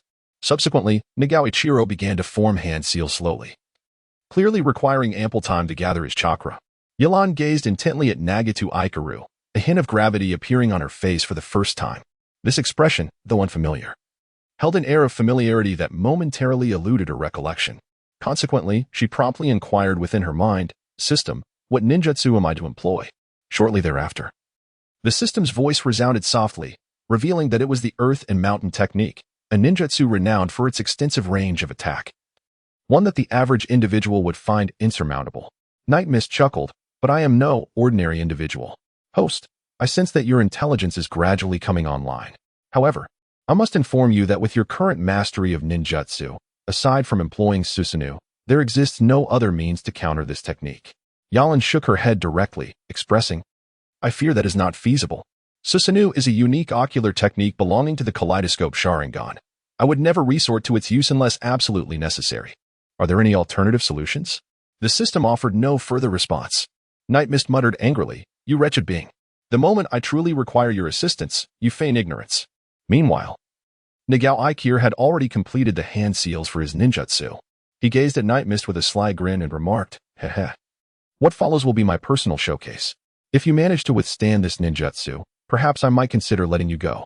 Of course, the likelihood of that is exceedingly slim. Chapter 116, You may depart first. Night Mist chuckled softly before stating, Enough with the idle chatter. The only way to determine if it can be blocked is to try, is it not? Moreover, it seems you have forgotten my identity. Nagatake Ikaru cast a fleeting glance at Night Mist and replied, Even if you are the copy ninja Kakashi, what does that signify? Under the immense pressure of absolute power, no matter how formidable you may be, you cannot withstand my strike. Aside from Lord Tsukuyomi, I have yet to witness anyone escape unscathed from my ninjutsu. Today, you shall witness the second. Just as Night Mist spoke, two half-circular mountains suddenly emerged in the open space beneath the city walls. These mountains were rapidly closing in on Night Mist's position, and once they converged, they would form a colossal sphere. Should Night Mist fail to evade this, he would undoubtedly be crushed within. Seeing this, Nagatake Ikaru laughed heartily, exclaiming, This time, I shall see how you evade. I am eager to witness how you intend to counter my ninjutsu. The ninjas of the land of Earth erupted in laughter at the sight. Boss, take him down. Teach this arrogant brat a lesson. Wow, boss, that was incredibly impressive. Even utilizing the Earth Mountain technique, it seems this Kakashi fellow is doomed. TCH. As if there were any doubt. Once the boss employs this technique, the struck individual will likely be reduced to nothing but a smear on the ground. Escape is out of the question. Meanwhile, Ji and Tanaka led all the hostages toward the opposite mountain. Hearing the commotion behind them, they couldn't help but glance back, only to find Night Mist ensnared in peril. Ji's expression shifted, sensing the gravity of the situation was far worse than she had anticipated. She could clearly see Night Mist trapped between the two half-circular mountains. With their rapid approach, it was uncertain whether Night Mist could escape. If he could evade, everything would be well, but if he could not, Ji dared not contemplate further, as the outcome was too dreadful to imagine. Beside her, Tanaka, noticing Ji's distress, patted her shoulder and reassured, Do not worry. Captain Mist can surely unravel this ninjutsu with ease. I firmly believe that such a high-level technique cannot truly confine Captain Mist forever. Ji nodded slowly at Tanaka's words. At that moment, there was nothing she could do but pray, wishing for Night Mist to successfully navigate this crisis. Trapped between the two half-circular mountains, Night Mist remained oblivious to the thoughts of those outside. He understood that only he could extricate himself from this predicament. Truthfully, Nagatake Ikaru underestimated the challenge of extinguishing him with this Earth Mountain technique. Let us set aside the question of whether he can employ other techniques to defend himself or perhaps utilize teleportation to escape. Even if he cannot flee, he possesses the formidable Susanoo to safeguard his life. Thus, Bei Ikir's aspirations to confine him to this place will likely come to naught. Nightstorm turned to his comrades, who stood a short distance behind, and urged, You all must leave at once and seek out Captain Z. I shall join you shortly. Chapter 117. The art of earth and soil, however, he continued, there is no further discussion. You must depart now. I shall hold the line here. Besides, your presence will only serve to distract me. Go on. I will catch up soon. Do not let Captain Z worry. Though his teammates wished to protest, Nightstorm waved his hand dismissively, insisting, enough. Hurry along. If you do not leave now, none of us will escape. The group exchanged hesitant glances, and ultimately, with resolute determination, they declared, we shall heed Captain Storm's command. We will go. Bay Aikir turned to Nightstorm and remarked, you truly are an admirable leader. However, with them gone, I believe that keeping you here alone will suffice. Once I eliminate you, what do I care for the hundreds of hostages? Nightstorm cast a glance at Nagao Ikaru and remarked, do you truly think it is so simple to take my life? Nagao Ikaru remained silent, merely observing Nightstorm, contemplating the audacity of this reckless youth. We shall see if you can unravel my earth and stone technique. If not, you shall remain forever entombed here. At that moment, Nightstorm turned to Nagao Ikaru and scoffed. So, you wish to kill me? Very well. I shall grant you that opportunity. However, allow me to pose a question. Which holds more value, my life or that of your subordinates? I propose a trade, my life for the lives of all your men. Surely, that is a worthy exchange. Nagao Ikaru furrowed his brow and inquired, what do you mean by that? Do you truly believe you can threaten my subordinates in your current state? Yet, as he uttered these words, he sensed something amiss. He noticed Nightstorm slowly forming hand seals. Although the movements were sluggish and clumsy, he recognized the technique. Was it not his earth and stone technique? How could this impudent boy have mastered the hand seals so swiftly? Despite his surprise, Nagao Ikaru remained unconcerned. For what did it matter if one knew the hand seals of the earth and stone technique? This jutsu had taken him 4 to 5 arduous years to master. It appeared that Kakashi was merely flailing in desperation. What good was a last-minute effort? Even as a copy ninja, it was implausible for him to learn such a formidable technique in such a short span. Moreover, merely executing this jutsu would deplete nearly 23% of his chakra. He could not believe that Kakashi, after enduring the preceding battles, possessed sufficient chakra to sustain this technique. If this jutsu were truly so easily wielded, it would hardly deserve the title of an S-rank ninjutsu. Although the seal in Ye Lan's hand felt quite unfamiliar, he gradually completed it. Nagao Ikaru watched Ye Lan intently, unable to believe that this young man could truly master and release such a jutsu in such a short span of time. Just then, a deafening sound erupted from behind him, causing the ninjas of the Earth Country to scream in terror. Sensing something amiss, Nagao Ikaru turned around, and what he beheld left him utterly astounded. 2 half-spherical forms, comparable in size to his jutsu, began to rise slowly from the ground, accelerating with increasing speed. He recognized all too well what these 2 hemispheres represented. This was none other than the Earth-style technique. Chapter 118. I am not Kakashi. How could this be possible? Nagao Ikaru stared in shock at the Earth-style technique behind him. His instincts told him that this young man had not only mastered his jutsu, but had surpassed him in skill. What was most incredulous was that a technique he had taken years to learn was now being flawlessly executed by Kakashi in mere minutes. How could such a feat be achieved? The ninjas atop the city wall were paralyzed with fear at the sight, scrambling down towards safety. Some shouted desperately to Nagao Ikaru, pleading for his assistance. Meanwhile, Ye Lan, standing behind him, chuckled and said, what S with that expression? You find it hard to believe I've mastered your jutsu? It's just a B-rank Earth-style technique. I could learn this effortlessly. Nagao Ikaru finally realized that this young man had been playing the fool all along. Despite possessing extraordinary power, he had pretended to waste time with him. The most underestimated aspect was his replication ability. To his astonishment, he could perfectly replicate even the Earth-style technique. To describe this skill as miraculous would be an understatement. Ye Lan sat contentedly on the ground, gazing at Nagao Ichiro. So, do you now believe my words? He inquired. I assure you, if your ninjutsu is exerted upon me, my own will instantaneously reduce every ninja within these walls to mere pulp. Ha, ha, ha. To his surprise, rather than being incensed by this declaration, Nagao Ichiro merely chuckled softly. Nightstorm squinted and remarked, I truly did not anticipate that even at this juncture, you could still manage a smile. To which Nagao Ichiro replied, why should I not be able to smile? I must commend you. Your strategy is quite astute. You seek to attack my subordinates to divert my attention. The technique of earth manipulation, which I control, is so potent that even I struggle to rein it in. Therefore, even if you have indeed replicated my ninjutsu, I find myself utterly powerless to safeguard my subordinates. Furthermore, I am unable to exert control over the two semi-spherical entities by your side. Thus, I shall candidly inform you. This time, your demise is inevitable. Ye Lan licked her lips and then spoke. You claim to be an elite jonin, and your prowess is undeniably formidable. Moreover, it must have taken great effort to rally these shinobi for this upheaval. If all your subordinates were to perish, I wonder how you would explain their demise to your superior. Nagao Ichiro scoffed. That is of no concern to you. In a rebellion, casualties are to be expected. Even if all of them were to fall, I would not lament. Lives can be replaced. However, you, Kakashi Hitaki, are an exceptionally powerful jonin of Konoha.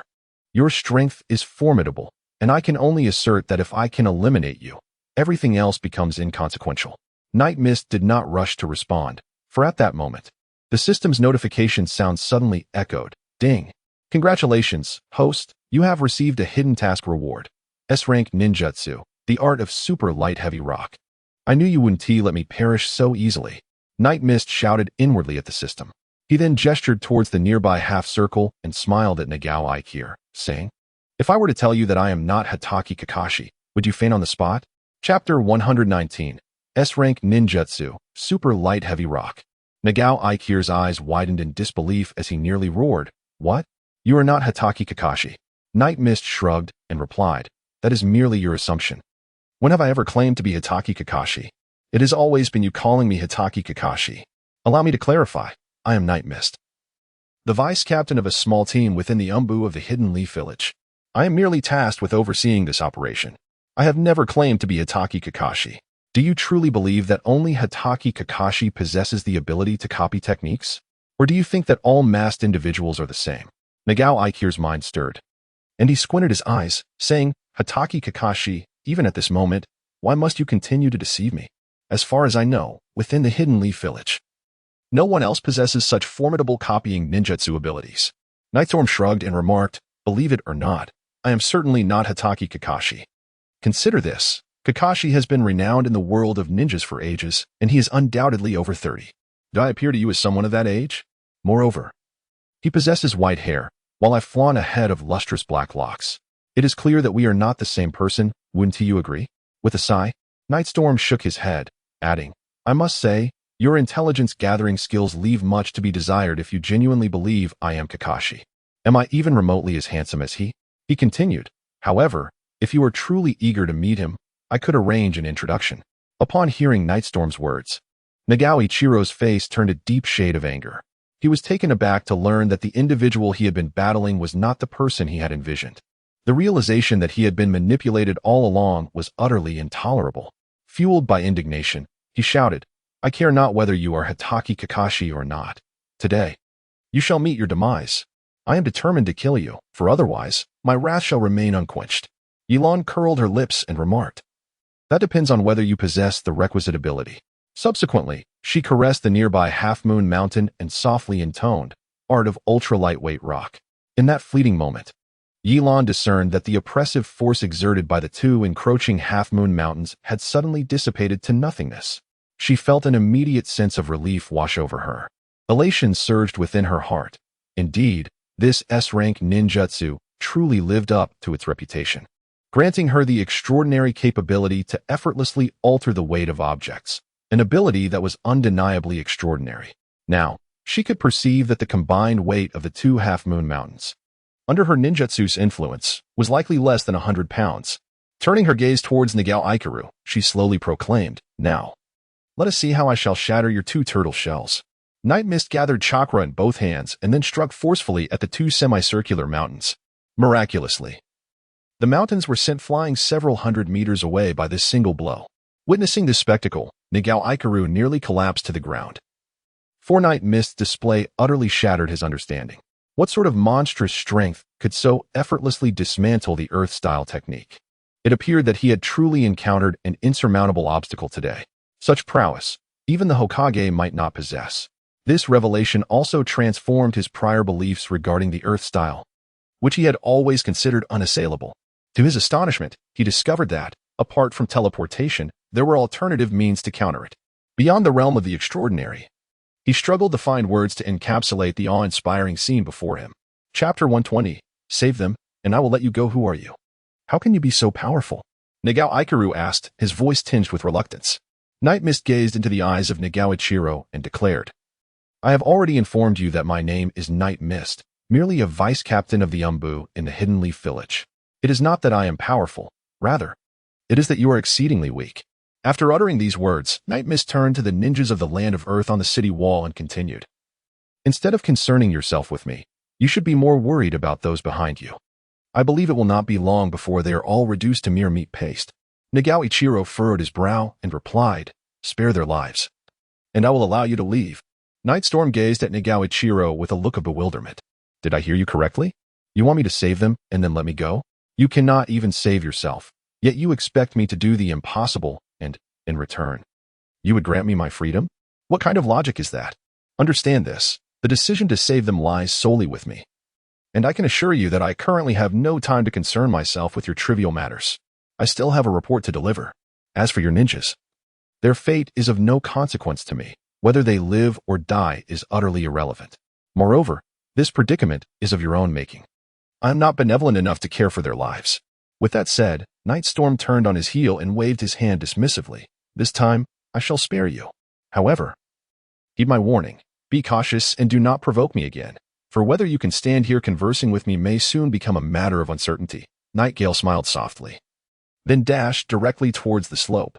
Nagao Ikir furrowed his brow as he watched Nightgale's retreating figure, yet he did not pursue her.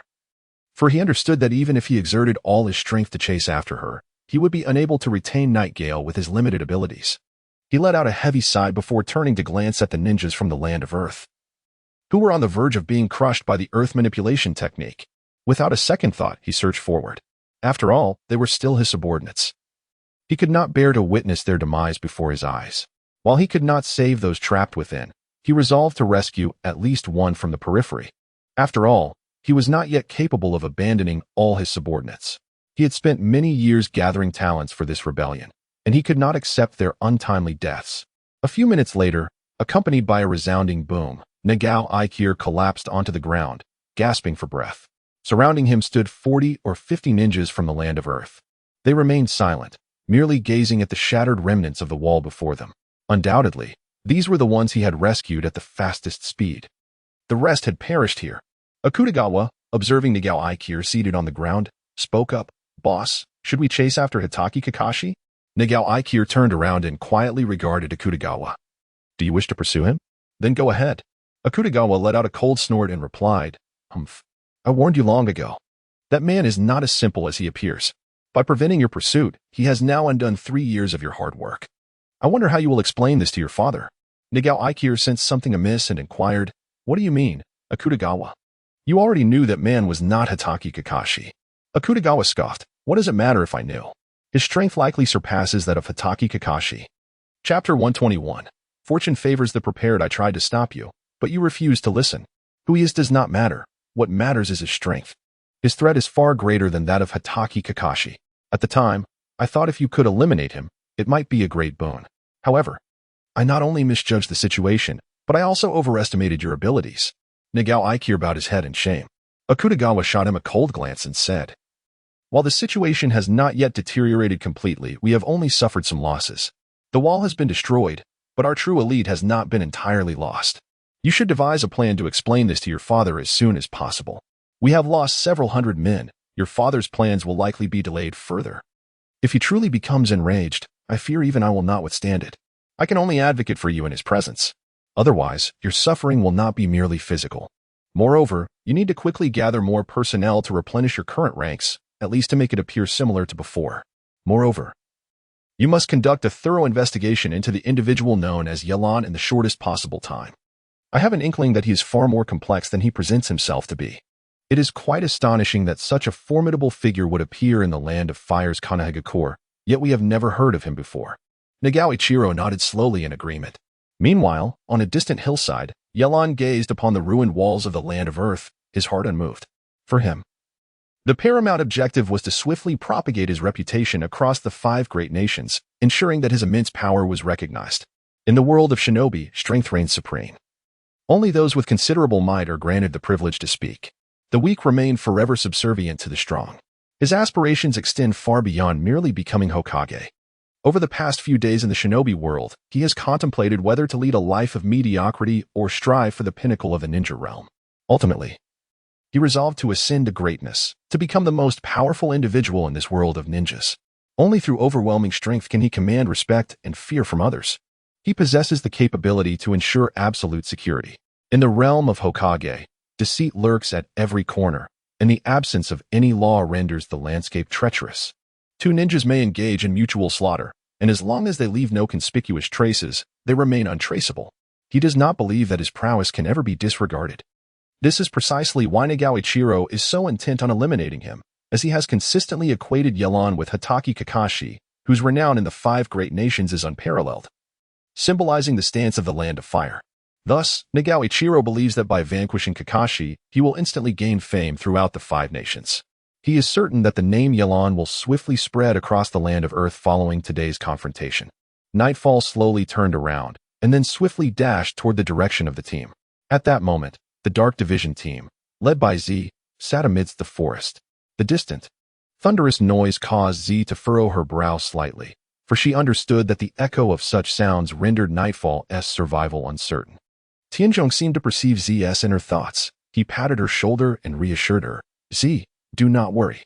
Nightfall is destined for greatness and shall not fall here. A person of his caliber cannot possibly be vanquished by mere earth techniques.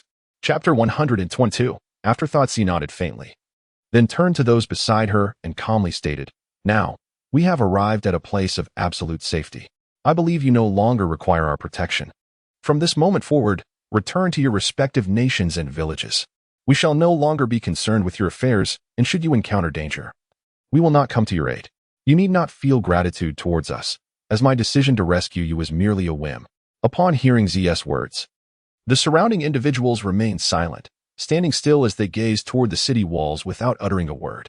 Z, displeased, remarked, What? Are you not leaving? Do you wish for us to escort you back to your village? Tianzhong chuckled and said, Z, I believe you may have misunderstood them. Z looked at Tianzhong, remaining silent. Tianzhong continued, They share your sentiment. They are waiting for Captain Lan to return. Yes, we will only feel at ease once Captain Lan stands before us unharmed. Without you, we would never have had a chance to escape. Had it not been for him buying us time, we would have been intercepted by the forces of the Earth Kingdom long before we reached this place. Therefore, we shall remain here until we see him. If we do not see him, we will charge back and eliminate those scoundrels from the Earth Kingdom. After all, if Captain Lan falls, there is no need for us to cling to life. You fools, Z exclaimed, unable to control her emotions. He risked everything to save you, hoping you would leave this place quickly. Yet here you are, stubbornly refusing to budge. Enough, Z, do not urge them to leave any longer. They are not going anywhere. Tianzhong sighed. I truly do not know what to say to you. Just then, a figure sped toward them from afar, capturing their attention. The figure moved quickly, prompting someone in the group to shout, Is that Captain Lan? By the heavens, it truly is Captain Lan. He has emerged. Aha, I told you. With Captain Lan's prowess, he could never be so easily defeated. Indeed, how could one possibly become our captain otherwise? Are you praising Captain Lan or yourself? You seem to be embellishing your own merits. Haha, never mind whether I am indeed flattering myself. Regardless, Captain Lan has returned, and that is cause for universal joy. Upon returning to the Hidden Leaf Village, we must certainly treat Captain Lan to a grand feast. However, it appears we are still unaware of Captain Lan's culinary preferences. All right, let us set aside the matter of dining for now. Look, Captain Lan is approaching. Captain Lan. Z has waited for what feels like an eternity. Initially losing all hope, yet upon recognizing the figure in the distance, her emotions surged with uncontainable excitement. Nevertheless, she restrained herself from rushing forward to embrace Ye Lan. Considering the multitude present, Tanaka, observing from the side, chuckled, Z, I told you, Captain Lan is not so easily defeated. Z pouted and feigned annoyance, retorting, You're just a bit late to the party. Chapter 123. Your beloved has arrived. Tanaka laughed heartily. Z, what is the matter? Your beloved has arrived. Yet you do not rush to embrace him?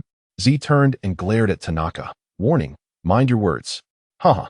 Whether I speak out of turn is something only you can ascertain. Humph. Nightstorm rushed to Zi's side. Then, with a hint of remorse, said, I sincerely apologize for keeping you waiting. I am glad you are well, Ji replied softly. This seemingly mundane statement piqued Nightstorm's curiosity. Leaning closer to Ji's ear, Nightstorm whispered, "You spoke to me with such coldness before. Why the sudden warmth now? Could it be that you have developed feelings for me?" Caught off guard by Nightstorm's perceptive remark, Ji's face flushed. Swiftly donning a mask, she turned away, biting her lip as she retorted, "You are simply spouting nonsense. Who has feelings for you?" Nightlan chuckled heartily, then turned to the teammates behind Z and inquired, "Are you all unscathed?" "Indeed." The team members replied in unison. Xiaohai promptly added, "Captain Lan, you were truly remarkable just now. However, we were genuinely worried when you let us go. You have no idea, especially Captain Z." She was nearly in tears, evidently quite concerned for your safety. Upon hearing Xiaohai's words, all the surrounding teammates, including the hostages, burst into laughter, fully comprehending the implications of his statement. "Oh, is that so?" Nightlan smiled slyly at Z. Z, ignoring Nightlan, turned to glare at Xiaohai, warning, "If you continue to speak such nonsense, you might become my first target upon my return to the Dark Division." Night Mist chuckled softly, reassuring Xiaohai, "Rest assured, if she dares to seek revenge against you, simply come to me, and I shall ensure she is dealt with appropriately." "Absolutely." Xiaohai responded promptly, standing at attention with utmost seriousness. Zichi remained silent, stepping aside. However, if one were to remove her mask, they would discover that her face was as red as an apple. Tianzhong interjected, "Captain Mist, you faced numerous adversaries alone and even sought a way to counter that earth technique. Please enlighten us on how you managed to escape under such circumstances." At this remark, all eyes turned to Night Mist, filled with eager anticipation, as they too were curious about how she accomplished such a feat naturally. Ye Lan could not disclose the matter of sending those two hemispherical figures flying with a single punch. Thus, with a smile, he remarked, "I cannot divulge this to you, for it is a secret." Upon hearing this, those around him understood that Ye Lan was unwilling to share further details and wisely refrained from pressing the issue. Night Mist gazed at the individuals from other nations surrounding him and inquired, "Why have you not yet departed?" "Captain Mist, we are all awaiting your return," one responded. "Indeed. Captain Mist, how could we possibly feel at ease leaving without you?"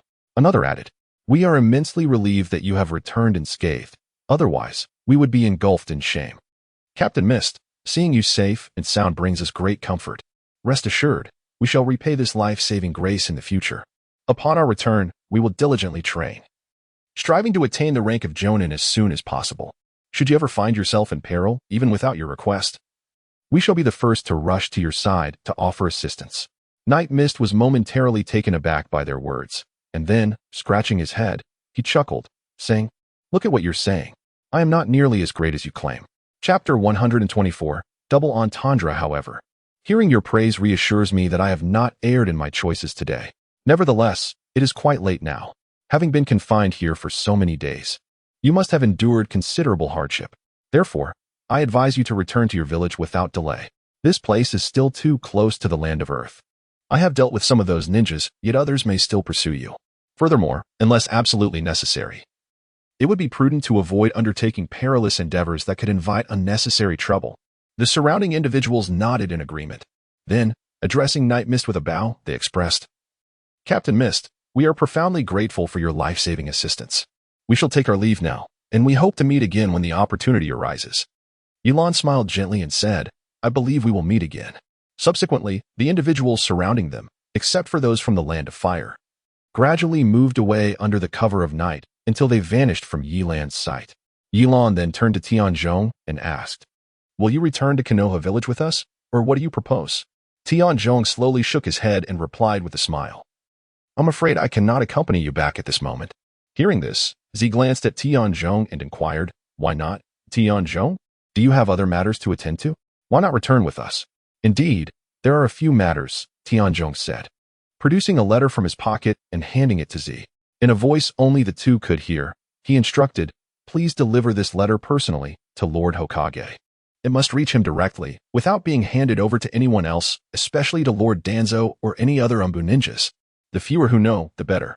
Z accepted the letter and discreetly tucked it into her own garments, assuring him, "Rest assured, Tianzhong, I will personally deliver this letter to Lord Hokage." Tianzhong nodded and then addressed both Z and Ye Lan, saying, "Brothers, let us part ways here. Once I complete this mission, I shall return to Konoha village to find you." At that time, we shall indulge in a few hearty drinks. One cannot return sober. Night Mist laughed heartily. Excellent. I shall await your arrival in the Hidden Leaf Village. But do remember this. Ensure you do not allow yourself to be captured again. Otherwise, I shall not have the chance to rescue you. Tanaka, feeling somewhat embarrassed, shook his head and replied, this was merely an unforeseen circumstance. Ji nudged Night Mist with her elbow and glared at him, saying, Tanaka, do not underestimate me. I am not as weak as you presume. His strength surpasses even mine. Witnessing this exchange, Tanaka chuckled heartily and remarked, you two truly resemble a couple. Ji, blushing with indignation, retorted, Tanaka, not again. Night Mist winked at Tanaka and then smiled. Actually, I feel the same way. Humph, I shall ignore you all. Tanaka chuckled softly and said to Night Mist, Brother Mist, we shall take our leave. Ji is a wonderful girl. I have always regarded her as a sister.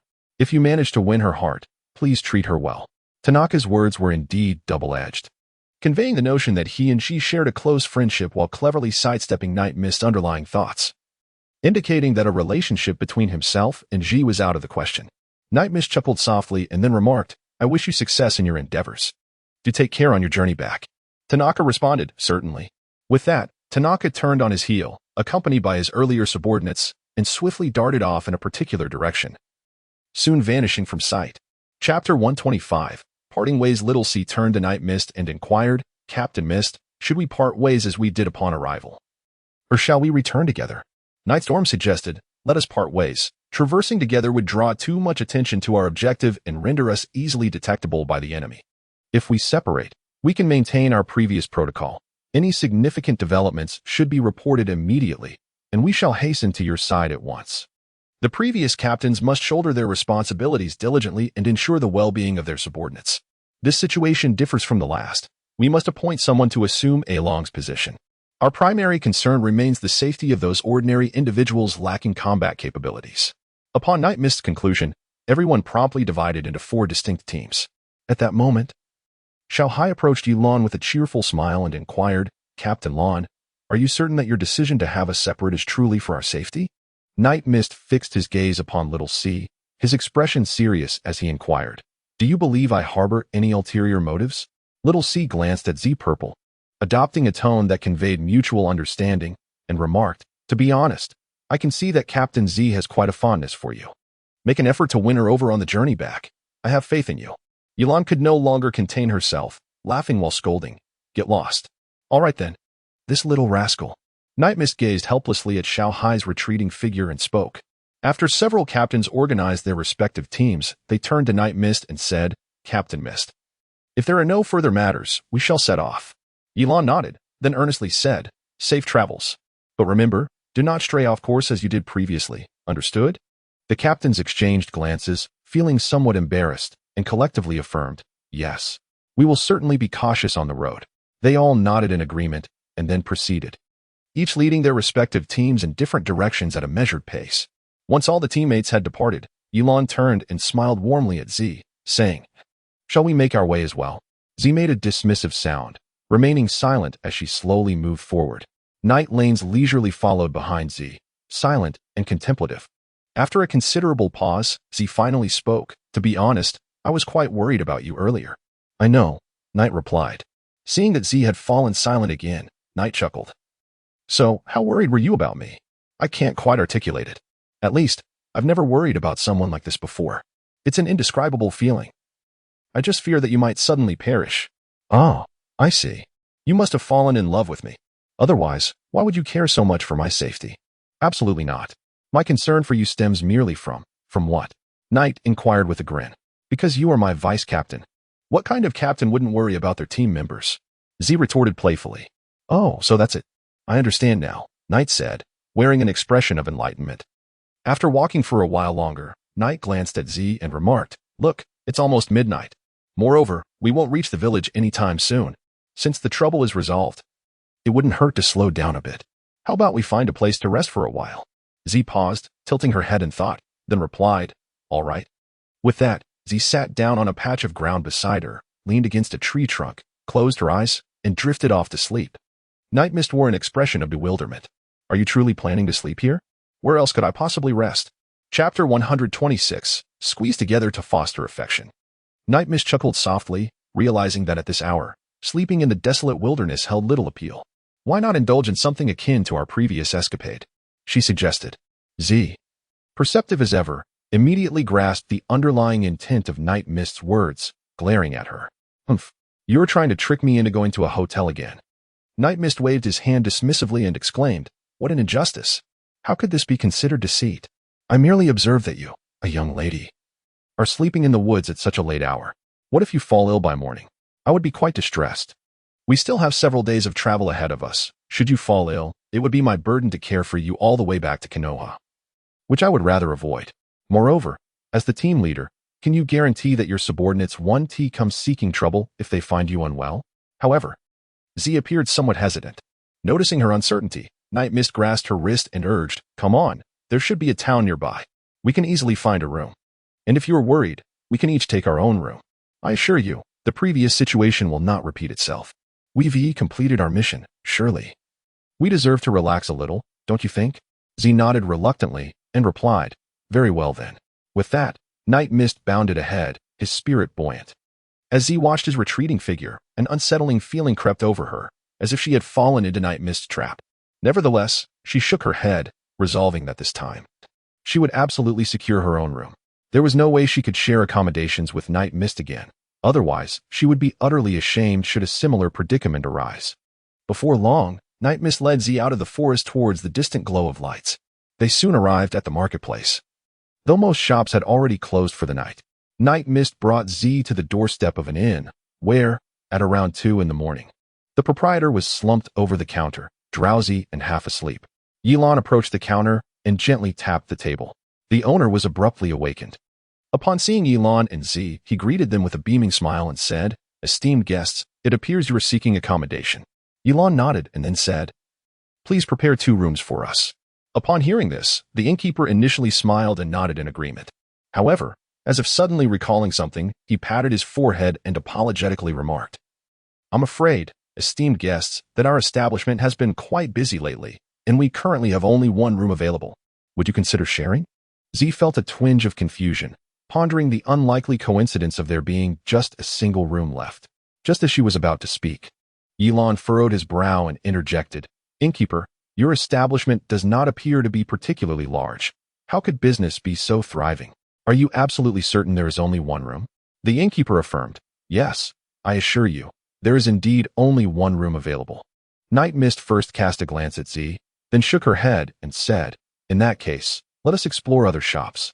Just as they were about to exit the store, the proprietor's voice unexpectedly resonated from behind them. Dear guests, please do not hurry to leave. I can see that you are a pair of talented individuals. Even if not bound by marriage, you must surely be friends. I believe it would pose no issue for you to share a room. Furthermore, if the arrangement as mere friends feels somewhat inconvenient, squeezing a little closer wouldn't hurt. After all, proximity fosters deeper connections, would you not agree? Chapter 127. Why do you not push me away? Night Mist looked at the shop owner with a troubled expression and said, thank you for your kindness, but we truly cannot stay here. As Ye Lan spoke, she led Z towards the door. At that moment, the innkeeper's voice resounded once more. Dear guests, it is not my intention to detain you. But let me be frank, the reality of the situation is this. Our town is rather diminutive, and within a 20-mile radius, I am the sole proprietor of an inn. Thus, if you truly wish to find accommodation, it appears that you have no choice but to stay with me. Otherwise, you may find yourselves sleeping on the streets. Moreover, young man, I am certain you would not want your friend to spend the night outdoors, would you? Honestly, I believe that 2 individuals can manage to share a space without issue. As long as there is no disrobing and no physical contact, it should be perfectly acceptable. Ye Lan took a deep breath and then looked at Z with a questioning gaze, saying, well, there you have it. Once again, I've acquiesced to your wishes. Night Mist scratched his head in helplessness and remarked, this situation is beyond my expectations. Ziki turned around huffily, placing her hand before the innkeeper. The innkeeper, somewhat puzzled, asked, Miss, what is it? Ziki furrowed her brow and replied, the key. Upon hearing this, the innkeeper's face lit up with joy as he promptly placed a key in her palm. Dear guest, your room is on the 3rd floor, the one on the right, he informed. Ziki seized the key and ascended the stairs, while the innkeeper gazed at Night Mist with eager anticipation. Ye Lan remained silent. Casually tossing a gold coin to the shopkeeper, whose face instantly blossomed into a radiant smile. This single coin was worth an entire 2 months of his net earnings. Night Mist swiftly followed Purple. Upon entering the room, Purple wasted no time and laid down on the bed, while Night Mist, displaying remarkable awareness, settled in the corner and closed her eyes, preparing for slumber. After a prolonged silence from Night Mist, Purple furrowed her brow and inquired, "Isn't the floor cold?" Night Mist chuckled softly, a hint of mischief in her tone. "Is that not enough reason to come closer?" Night Mist rejoiced, "Splendid." Ye Lan leaped onto the bed with remarkable speed, while Z promptly grabbed a blanket and placed it between the two, stating, just like before, "No one is allowed to cross the line, understood? Otherwise, I shall not be gentle." Night Lan scratched his head and chuckled. "Do I seem like that kind of person to you?" Z shot him a glance and replied, "Absolutely." After this remark, she turned to face the wall, preparing to sleep. And Night Lan followed suit, closing his eyes. "Good night, Captain." A moment later, Z's voice gently broke the silence. Good night." Soon, both of them drifted into slumber. In her dreams, Z often envisioned a warm embrace drawing near, compelling her to seek that warmth. She felt a profound urge to hold onto it tightly, cradling that warmth in her arms, ensuring her peace of mind. The following morning, when Z awoke once more, the first thing that greeted her was Night Lan's smiling face. "Hee, Captain, it seems you have crossed the line again." Upon hearing this, Z quickly glanced beneath her, only to discover that she was once again nestled entirely in Night Lan's arms, and this time, the physical contact felt even more intimate than before. Shocked, she promptly leaped out of bed and hurriedly adjusted her clothes, glaring at Night Lan with a mix of embarrassment and anger. "Why didn't you push me away?" Chapter 128. Accustomed to it, Ye Lan sat up from the bed, scratched her head, and with a look of exasperation, remarked, "It's not that I don't wish to push you away. Rather, you are pressed against me with such intensity that I simply cannot muster the strength to do so. Furthermore, seeing you sleep so soundly makes it difficult for me to awaken you. Wouldn't you agree? It seems to me that you are merely trying to take advantage of me." "I refuse to be swayed by your deceptive words," Ziki retorted indignantly. Upon hearing these words, Yalan's expression immediately shifted to one of grievance. She lowered her head and murmured softly, "You climbed onto me first. I did not overstep any boundaries. On what grounds do you blame me? Moreover, I have done nothing wrong. I merely wish not to disturb your slumber. Why are you angry?" She pointed at Yalan, momentarily at a loss for words. She felt a mixture of indignation and amusement. It was infuriating that she had somehow ended up on top of Yalan, embracing her so tightly. Yet, it was also comical that Yalan had taken advantage of her position and now feigned innocence and vulnerability. She smirked slightly and said, "I won't waste any more words with you. Let us hasten our departure. We must return to the village promptly to report the task's outcome to Lord Tuanzo." With that, she strode towards the door, followed by Yalan, who wore a smile. Once outside the inn, Ji walked ahead, her mind racing with thoughts. From this day forth, no matter the circumstances, she vowed never to share a bed with Yalan again, regardless of how she reasoned with herself. She would not allow herself to sleep in the same bed as him ever again. Nightfall could scarcely fathom the thoughts swirling within Z's mind. She merely followed obediently behind. As night descended, when Z once again entered the inn alongside Nightfall, an overwhelming impulse surged within her to plunge a knife into herself. Reflecting on her inability to resist accompanying this individual to the inn once more. To her dismay, the outcome mirrored their previous experience, yet again. There was but a single room available. It was perplexing. What had transpired recently that the inn's business had flourished so? This particular room, it was said, had been reluctantly vacated by the proprietor. Each time she observed Nightfall, innocently clutching the key, an urge to strike him crossed her mind. However, she found herself wanting to slap her own face, for each time they shared a bed, she inevitably awoke the next morning sprawled atop him like an octopus. Nevertheless, it was undeniable that whenever she lay beside Nightfall, her heart felt inexplicably at ease. To be candid, even she was at a loss to comprehend her own feelings for him. Had she truly fallen in love with Nightfall? She longed for a justification to convince herself. Yet upon reflection, she realized that had it been anyone else, such impulsiveness would have been utterly unfathomable.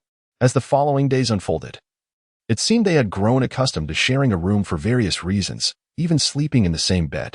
Initially, Z would warn Nightfall not to overstep boundaries, but eventually, she simply embraced the situation. Without her prompting, Nightfall would place a blanket between them. Though it was hardly a barrier, it was more of a mere decoration. For by the latter part of the night, Z would inevitably kick it aside. Strangely, After a few days, on the final night, Nightfall boldly approached the innkeeper, proclaiming, "Sir, please open a room for us."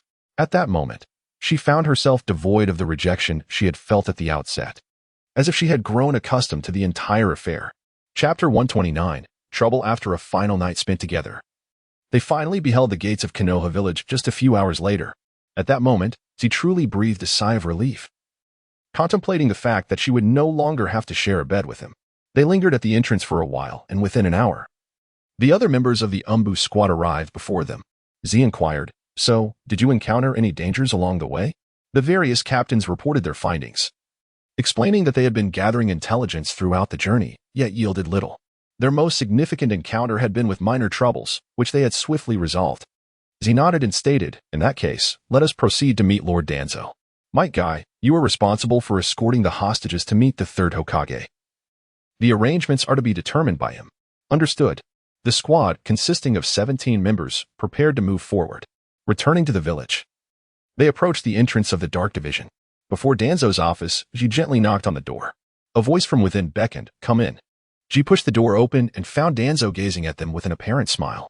"I have already gathered the general circumstances during your journey here. You performed admirably in this mission." She nodded and replied, "It is our duty. Moreover, the key factor this time was Ye Lan. Without him, our task would not have been accomplished so smoothly." Danzo smiled and nodded. "Regardless, you executed the mission exceptionally well. I shall reward you when time permits." Then Danzo continued, "Gee, if there is nothing further, you may return. I wish to have a private conversation with Ye Lan." "Understood," she nodded, saying no more. Though she felt puzzled as to why Danzo deliberately wanted to speak with Ye Lan alone, she complied with his directive. After Ji departed, Ye Lan casually seated himself on the sofa and looked at Danzo, saying, "Speak. What is it you wish to discuss?" Danzo's expression darkened instantly. He coldly regarded Ye Lan and inquired, "Do you realize the extent of the trouble you have caused this time?" Ye Lan shook her head innocently and replied, "I do not know." Danzo took a deep breath and then said, "Do you still remember the task I entrusted to you?" Night Mist gazed at Danzo with an air of indifference. Was it merely about suppressing a rebellion and rescuing hostages? Crack. The cup in Danzo's hand was suddenly crushed to smithereens. He fixed a cold stare upon Night Mist and said, "Very well, let me pose a question to you. Since you are fully aware that I tasked you with quelling the insurrection and liberating the captives, I must ask, when it comes to rescuing hostages, did I ever instruct you to also save the villagers from other nations? Do you understand? Although the ninja from the Earth country have indeed captured our people during this rebellion, and while others may also be involved, as citizens of the Fire Country, our obligations lie solely within our own borders. We should concern ourselves not even slightly with the affairs of other nations. Even if hostages have been taken, it bears no relevance to us. Yet, you chose to rescue them all. Are you aware of the error you have committed?" Chapter 130, As You See Fit. Ye Lan, with an expression of innocence, remarked, "I do not know. Allow me to elucidate with an analogy. In this instance, the rogue ninjas of the Land of Earth have also captured individuals from the Land of Water. However, you chose to rescue the people from the Land of Water. Upon their return to their village, the higher-ups of the Land of Water, rather than expressing gratitude, will harbor resentment towards us. Do you comprehend the reason? It is because we have meddled in the affairs of their nation. The individuals from their country ought to be saved by their own, and the ninjas of the Land of Fire must not intervene. As a ninja, you should have been educated in the code of conduct. Thus these principles should be clear to you. Merely this transgression constitutes a grave error. Z is a talent I have diligently nurtured, and I do not wish to place the blame for this incident upon her. Furthermore, to my knowledge, this matter was primarily orchestrated by you. Hence, you should grasp the essence of what I am conveying." Night Mist gazed coldly at Danzo and said, "Are you implying that I should bear the brunt of all the blame? Furthermore, let me inform you, you are indeed correct. All of this was commanded by me. The order to rescue the hostages was mine, and extending assistance to citizens of other nations was merely a matter of convenience. So, what do you intend to do?" Danzo sat there, his body trembling with rage. Gritting his teeth, he glared at Night Mist and exclaimed, "Ignorance. You are truly ignorant. Do you realize that by acting in this manner, if the higher-ups of the Land of Water become incensed, they will not only fail to express gratitude, but will also seize this opportunity to provoke us? Simply because I saved their people? Simply because you saved their people?" Night Mist glanced at Danzo and inquired, "Are you implying that my actions will provoke trouble from the Land of Water, the Land of Lightning, and the Land of Wind? Or do you think otherwise?" Ye Lan chuckled lightly, saying, This is quite simple. Just leave everything to me. Should you receive any news that individuals from other nations are causing us trouble, simply inform me, and I shall handle all matters." Danzo scoffed derisively, retorting, "What do you think you are? Do you believe that the mess you've created can be shouldered solely by you? Let me assure you, it is far more complex than that. Once they become enraged, the repercussions will involve the entire land of fire. Is this something you can manage alone?" Night Mist chuckled heartily, swiftly rushing before Danzo. Fixing him with an unwavering gaze, he remarked, "It appears that you have indeed grown senile. Let me assure you, if I were to approach the people of the land of Earth and request that they send a confidential letter to the other three nations, stating that it is their voluntary decision to release all of these individuals, I ask you this, would the others still harbor resentment towards us?" Danzo replied coldly, "What you propose sounds simple, but do you truly believe that, even if you were to journey to the land of Earth, you would achieve any results? I must inform you that even if you were to go, that Tsukuyomi may not grant you an audience, and whether you could even lay eyes upon him is uncertain, let alone persuading him to issue any such confidential correspondence." Nightfall scoffed, "These are matters beyond your concern. Grant me a week, and I shall resolve everything for you." "But what if you are unable to do so?" Night Mist chuckled, "Do as you wish." After a while, he exited the office, casting a glance back before snorting coldly, "This Danzo is forever scheming against me. Just wait, if you refuse to let me have peace, I shall ensure that your position as the leader of the Anbu remains unstable." Chapter 131. Be My Girlfriend. Night Mist then returned directly to his chamber, casting aside all thoughts as he tucked himself beneath the covers and drifted into a deep slumber. Meanwhile, in the Hokage's office, the third Hokage gazed at the letter from Zichong and slowly remarked, "This time, Tanaka has performed admirably. There have been no signs of unrest among the tailed beasts in the other major villages. It seems that life in the various villages will be relatively stable for the coming years. Thus, our fire country should remain unaffected." Zichong looked at the third Hokage and inquired, "Lord Hokage, does this mean that Tanaka can cease his tasks?" The third Hokage smiled and replied, "Indeed. It is time for you all to enjoy some well-deserved time together." When Night Mist awakened, the moon hung high in the sky. He approached the neighboring room and gently knocked on Z's door. Before long, the door swung open, revealing Z's countenance. Night Mist chuckled, "Aren't you going to invite me in for a while?" Z curled her lips slightly and replied, "You are now quite the esteemed hero. Who would dare disregard your words?" As she opened the door, Night Mist stepped inside, and she then inquired, "Well, what brings you to me?" Night Mist chuckled lightly, remarking that since there was nothing pressing at the moment, it would be delightful to venture outside for a stroll. "I shall take you to explore and see if there is anything that piques your interest, and perhaps I might purchase something for you as well. Afterwards, we could enjoy a meal or arrange a rendezvous. What do you think?" G hesitated momentarily, pondering, "But what if Lord Danzo seeks me for an urgent matter?" Ye Lan patted his chest and assured, "Rest assured, I have spoken with Maite. If Danzo seeks you out, simply inform him that I have taken you out. Do not worry, this old fellow is perpetually preoccupied with delegating tasks to you, when in truth, others could easily handle them as well. I believe he does this intentionally.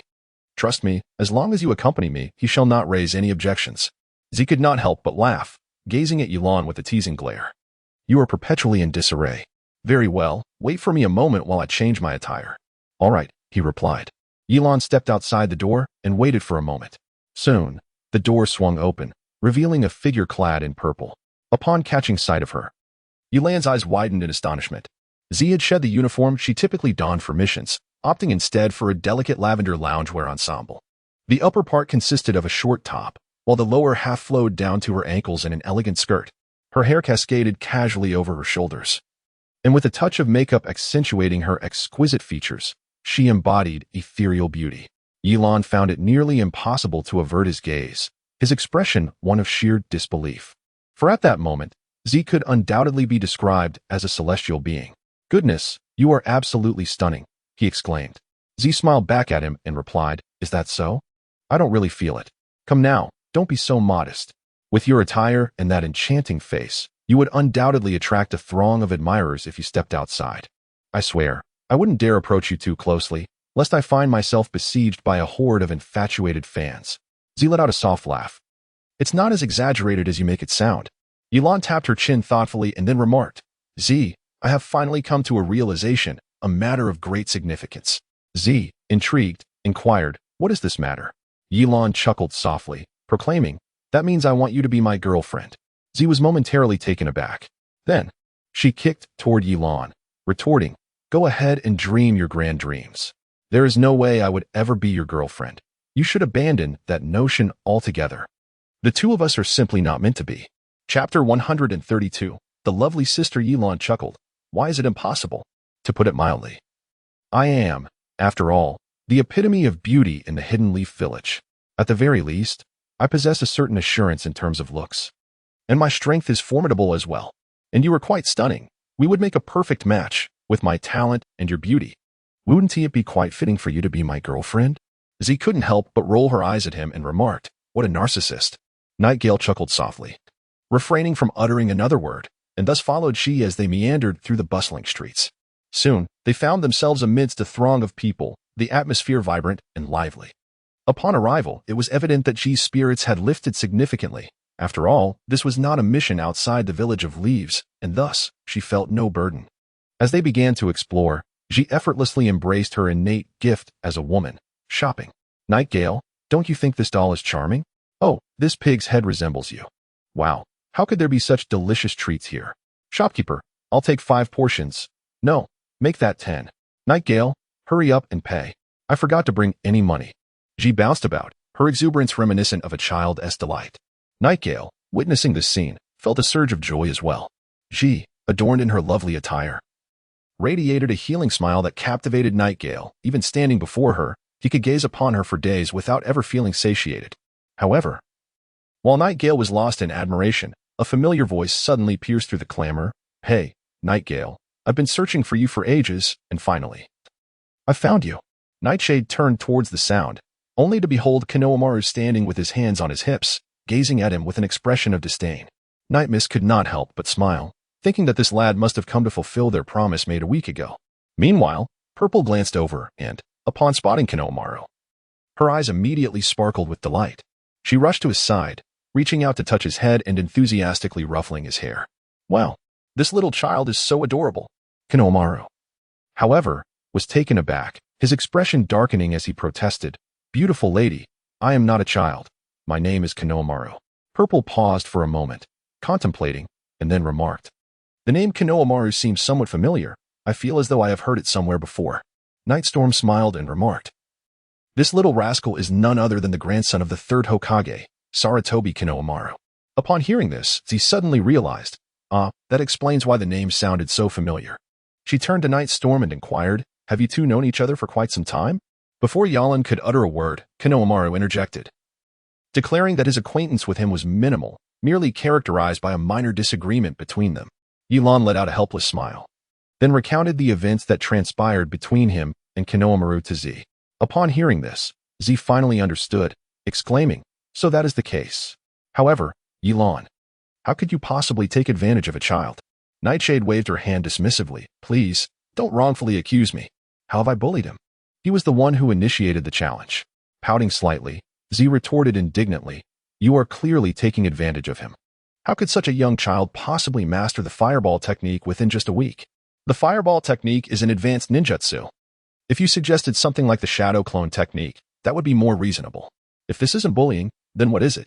Konohamaru, listen to your sister. Let us not compete with him. He is simply too wicked. He only knows how to pick on little ones like you. Come. Sister will take you out for some delicious treats." Chapter 133.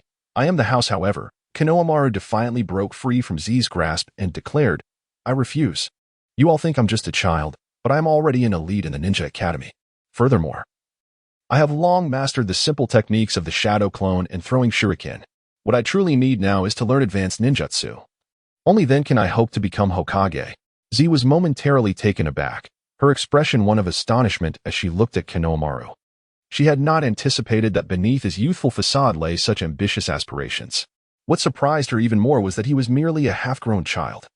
Yet he harbored such lofty ideals. It remained uncertain whether this would ultimately benefit or hinder his future growth.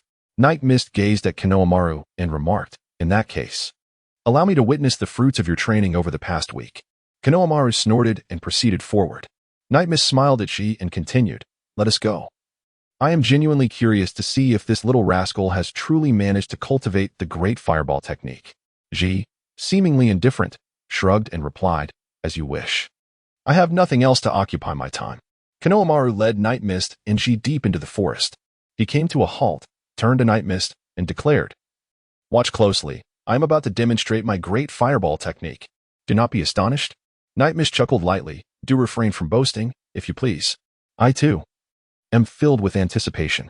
Little brother, do give it your all." Ji encouraged Muron from the sidelines. Muron nodded earnestly, then swiftly began to form the necessary hand seals. Observing him, Night Mist acknowledged that Muron had evidently devoted considerable effort over the past week, for while his speed was not exceptionally rapid, it was certainly commendable. In no time, Muron completed the hand seals and took a deep breath. Fire style. Great fireball technique. Boom. A massive blaze erupted from Muron's mouth, hurtling directly towards a great tree before him. The flames roared fiercely, and before long, the trunk of the tree was thoroughly charred. However, Muron clearly struggled to sustain the great fireball's demands, and he came to a halt, gasping for breath. Ji, with wide eyes, gazed at Muron and could not help but clap in delight, exclaiming, "Little brother, you are truly impressive." Muron offered no response, still panting heavily, evidently drained from the exertion of unleashing such a formidable technique. Ji turned to Night Mist with a smile, remarking, "It seems that this time, someone may be facing defeat. I never imagined you would encounter a loss in a wager." Nightfall chuckled softly, gazing at Z with a glimmer of mischief in his eyes. "I must concede that this lad has indeed performed admirably. However, you must understand that when it comes to wagering, I am the true expert. Moreover, the house is mine, not his. Thus, the outcome rests solely in my hands." Z's eyes widened in astonishment as she grasped Nightfall's implication. She stared at him incredulously and exclaimed, "You actually dare to bully a mere child?" Ye Lan chuckled softly. This was not an act of bullying on my part, but rather his own volition, and moreover. Before Nightstorm could finish speaking, Konohamaru gasped for breath and looked at Nightstorm, declaring, "How about that? I have mastered the fireball jutsu. Now, what do you have to say?" Night Mist gazed earnestly at Konohamaru and remarked, "Young man, I must say, your comprehension and mastery of ninjutsu are indeed commendable." Chapter 134. "You simply wish to be deceitful." Konohamaru, brimming with pride, replied, "Of course. I am a naturally gifted ninja. As long as I put in the effort, there is scarcely anything I cannot learn, including advanced ninjutsu." Night Mist chuckled, acknowledging, "I concede that your talent for ninjutsu is indeed remarkable, and your diligence is commendable. However, are you so certain that you will emerge victorious from this wager?" Konohamaru retorted with a smirk, "Of course, I shall prevail. Did we not agree that if I master your ninjutsu within a week, you are obliged to refer to me as a person of higher status, with at least 5 distinct titles? Surely, you do not intend to renege on our agreement?" Night Mist chuckled lightly. "Oh, certainly not. That could never be the case. While I may not excel in many areas, I possess one commendable trait, my integrity in gambling. Whatever I declare, I shall undoubtedly accept the outcome. Moreover, I shall honor my promises. However, I must wager with you. I have a strong feeling that victory will be mine." Mitsuki promptly interjected, "Impossible. How could that be? Did we not agree upon this? I have already mastered your ninjutsu." Night Mist chuckled softly, acknowledging, "Indeed, you have mastered my ninjutsu, which I concede. Moreover, you have performed admirably. However, it appears you have overlooked a crucial detail." Konohamaru questioned. "What detail?" Night Mist replied, "What else could it be? We had agreed that you would learn it within a week, yet how much time has elapsed since our wager? It must have been no less than 10 days, perhaps even a fortnight. We stipulated a week, yet you took half a month to accomplish it. Would you not agree that this wager signifies your defeat?" Konohamaru paused for a moment, then promptly retorted, "That is not the case. I learned it within the week. The only reason I did not come to find you sooner was that I was unaware of your whereabouts. I even inquired with Kakashi-sensei, who was reluctant to divulge your location. Regardless, I assure you, I mastered it within the week." Nightstorm chuckled, "Well, I cannot be held accountable. If you failed to find me within the stipulated time, that is hardly my fault, is it? During this period, I have merely remained within the dark division. Should you doubt my words, feel free to inquire with Kakashi-sensei. Furthermore, you claim to have mastered this ninjutsu within a week. Who can substantiate that? I assert that you learned it in 10 days, while you insist it was within a week. Our statements are unprovable. Who can discern the truth from the falsehood? Even if you were to claim you learned it in a single day, I suspect there would be no one to doubt you." Konohamaru glared at Nightstorm, accusing, "You are merely trying to evade responsibility." Ye Lan furrowed her brow, standing there in contemplation for quite some time before speaking. Konohamaru, how about this? Since neither of us knows where the other has faltered in this wager, and although it is true that you have indeed mastered this ninjutsu, it remains difficult to determine a clear victor. Therefore, let us consider this bet null and void. Upon hearing this, Konohamaru was quite displeased. That simply will not do. If you wish to disregard the terms, then you must teach me several other ninjutsu techniques. That way, we can consider the matter settled. Otherwise, I shall deem you a cheat. Night Mist, caught between laughter and tears, remarked, I have already told you that in this wager, neither of us can ascertain who the true loser is. Perhaps we should consider a compromise? Konohamaru looked at Night Mist with a puzzled expression and inquired, What trickery are you concocting this time? Night Mist could not help but chuckle. You little rascal. What I mean is, I am older than you. If you acknowledge me as your elder brother, I shall teach you the art of ninjutsu. What do you think? Chapter 135. Calling me brother. Mitsuki Maru was momentarily taken aback, then replied, Are you implying that as long as I recognize you as my elder brother, you will impart all the ninjutsu you possess to me? Without a moment's hesitation, Ye Lan replied, Of course, I can teach you anything you wish to learn. But whether you can grasp it is entirely up to you. Upon hearing this, Konohamaru's eyes sparkled with excitement, and without a second thought, he called out to Ye Lan, Big brother. Night Mist dug into his ear and then said, What did you just say? I didn't catch that. Please say it again. Brother, Ye Lan remarked. Could you please be a bit more sincere and speak louder? To which Mo Ye Wan directly shouted, Elder brother. Hey, Ye Lan replied with a cheerful smile. Then, with a grin, she approached Mu Ye Wan and gently patted his head, saying, If you had called me big brother sooner, we wouldn't have encountered so many troubles, would we? Mu Ye Wan chuckled in response. Big brother, I have already mastered the great fireball technique. What jutsu shall you call me to learn next? Ye Lan raised an eyebrow and gazed at Konohamaru, saying, You little rascal, you spend your days yearning for the jutsu in your older brother's possession. Rest assured, since I have taken on the role of your elder brother, I will undoubtedly teach you. However, at this moment, I am unable to impart the techniques. Konohamaru responded, Haven't I already called you brother? Why then can you not teach me the jutsu? Nightstorm gently tapped Konohamaru's small head with her finger and said, You must understand that mastering ninjutsu is a gradual process. Furthermore, you should realize that one cannot bite off more than one can chew. Ask yourself, have you truly perfected your fireball technique to a level of unparalleled mastery? I suspect the answer is no. Konohamaru, upon hearing Nightstorm's words, felt a twinge of shame and nodded in acknowledgement. Indeed, he was well aware that his fireball technique had not yet reached a level of consummate skill. Night Mist turned around, facing away from Konohamaru, and waved his hand, saying, Konohamaru, during this period, focus on mastering the great fireball technique. Once you have honed it to perfection, return to me, and I shall impart to you more advanced fire-release ninjutsu. Konohamaru eagerly replied, I will certainly dedicate myself to rigorous training. What ninjutsu shall you teach me next? As Ye Lan walked, he remarked, Look, how about the fire dragon flame bomb? Upon hearing this, Mai Wan exclaimed excitedly, Brother, I will certainly train diligently. Night Mist smiled softly and gradually moved forward. Purple stepped closer and gently patted Konohamaru's little head, encouraging him, Keep up the good work. I have great faith in you. When I was your age, I couldn't even master a single advanced ninjutsu. Yet here you are, already capable of performing the fireball technique.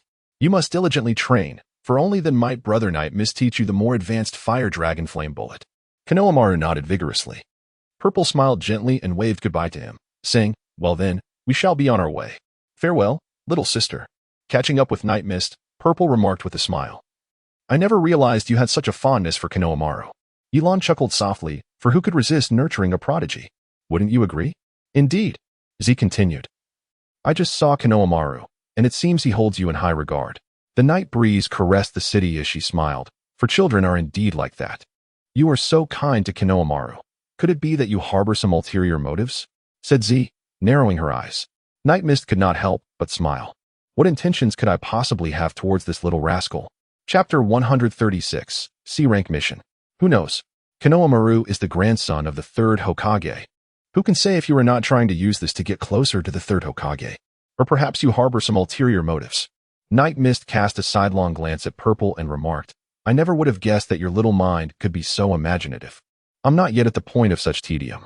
My fondness for Konohamaru is purely a matter of personal preference, and many things I could share with you would simply elude your understanding. With a dismissive huff, they continued on their path toward the Anbu headquarters. Due to the late hour, Night Mist and Purple swiftly returned to the Anbu, and without exchanging further words, each retreated to their respective quarters. At the break of dawn the following day, Night Mist set out from the Anbu and paused before a certain residence. Moments later, a figure emerged from within, none other than Kakashi Hitaki. Kakashi regarded Night Mist and inquired, "Welcome back, Mist. How have you been lately? Are you adjusting well to life in the Anbu?" Night Mist shrugged and remarked, "I've merely undertaken a few minor tasks. The Anbu is quite satisfactory. Though the interior is rather dim, one must venture outside to bask in the sunlight." Kakashi gazed at Night Mist and replied, "However, to my knowledge, your endeavors extend far beyond mere trifles." Ye Lan smiled gently, choosing not to elaborate further. Kakashi opened the door and invited Ye Lan inside, saying, "Please, come in and have a seat." Once inside, Kakashi retrieved a carton of milk from the refrigerator and handed it to Ye Lan, inquiring, "So, how have you been? I've heard that you've been quite busy with various tasks in the Anbu recently." Nightstorm did not respond directly. Instead, he remarked that there had been no significant developments lately, and that Danzo had not exhibited any conspicuous actions. Based on my conjecture, although Danzo appears to harbor considerable ambition, he ultimately remains aligned with the interests of the Hidden Leaf Village. It is unlikely that he will pose any adverse impact on the village. Kakashi nodded, feeling reassured by his words. "By the way, Nightstorm, do you have any free time lately?" Night Mist chuckled, remarking that since there was little to occupy her in the Dark Division, she encouraged Kakashi-sensei to inform her directly should any tasks arise. Kakashi smiled lightly and replied that, in truth, there was nothing of great significance at hand.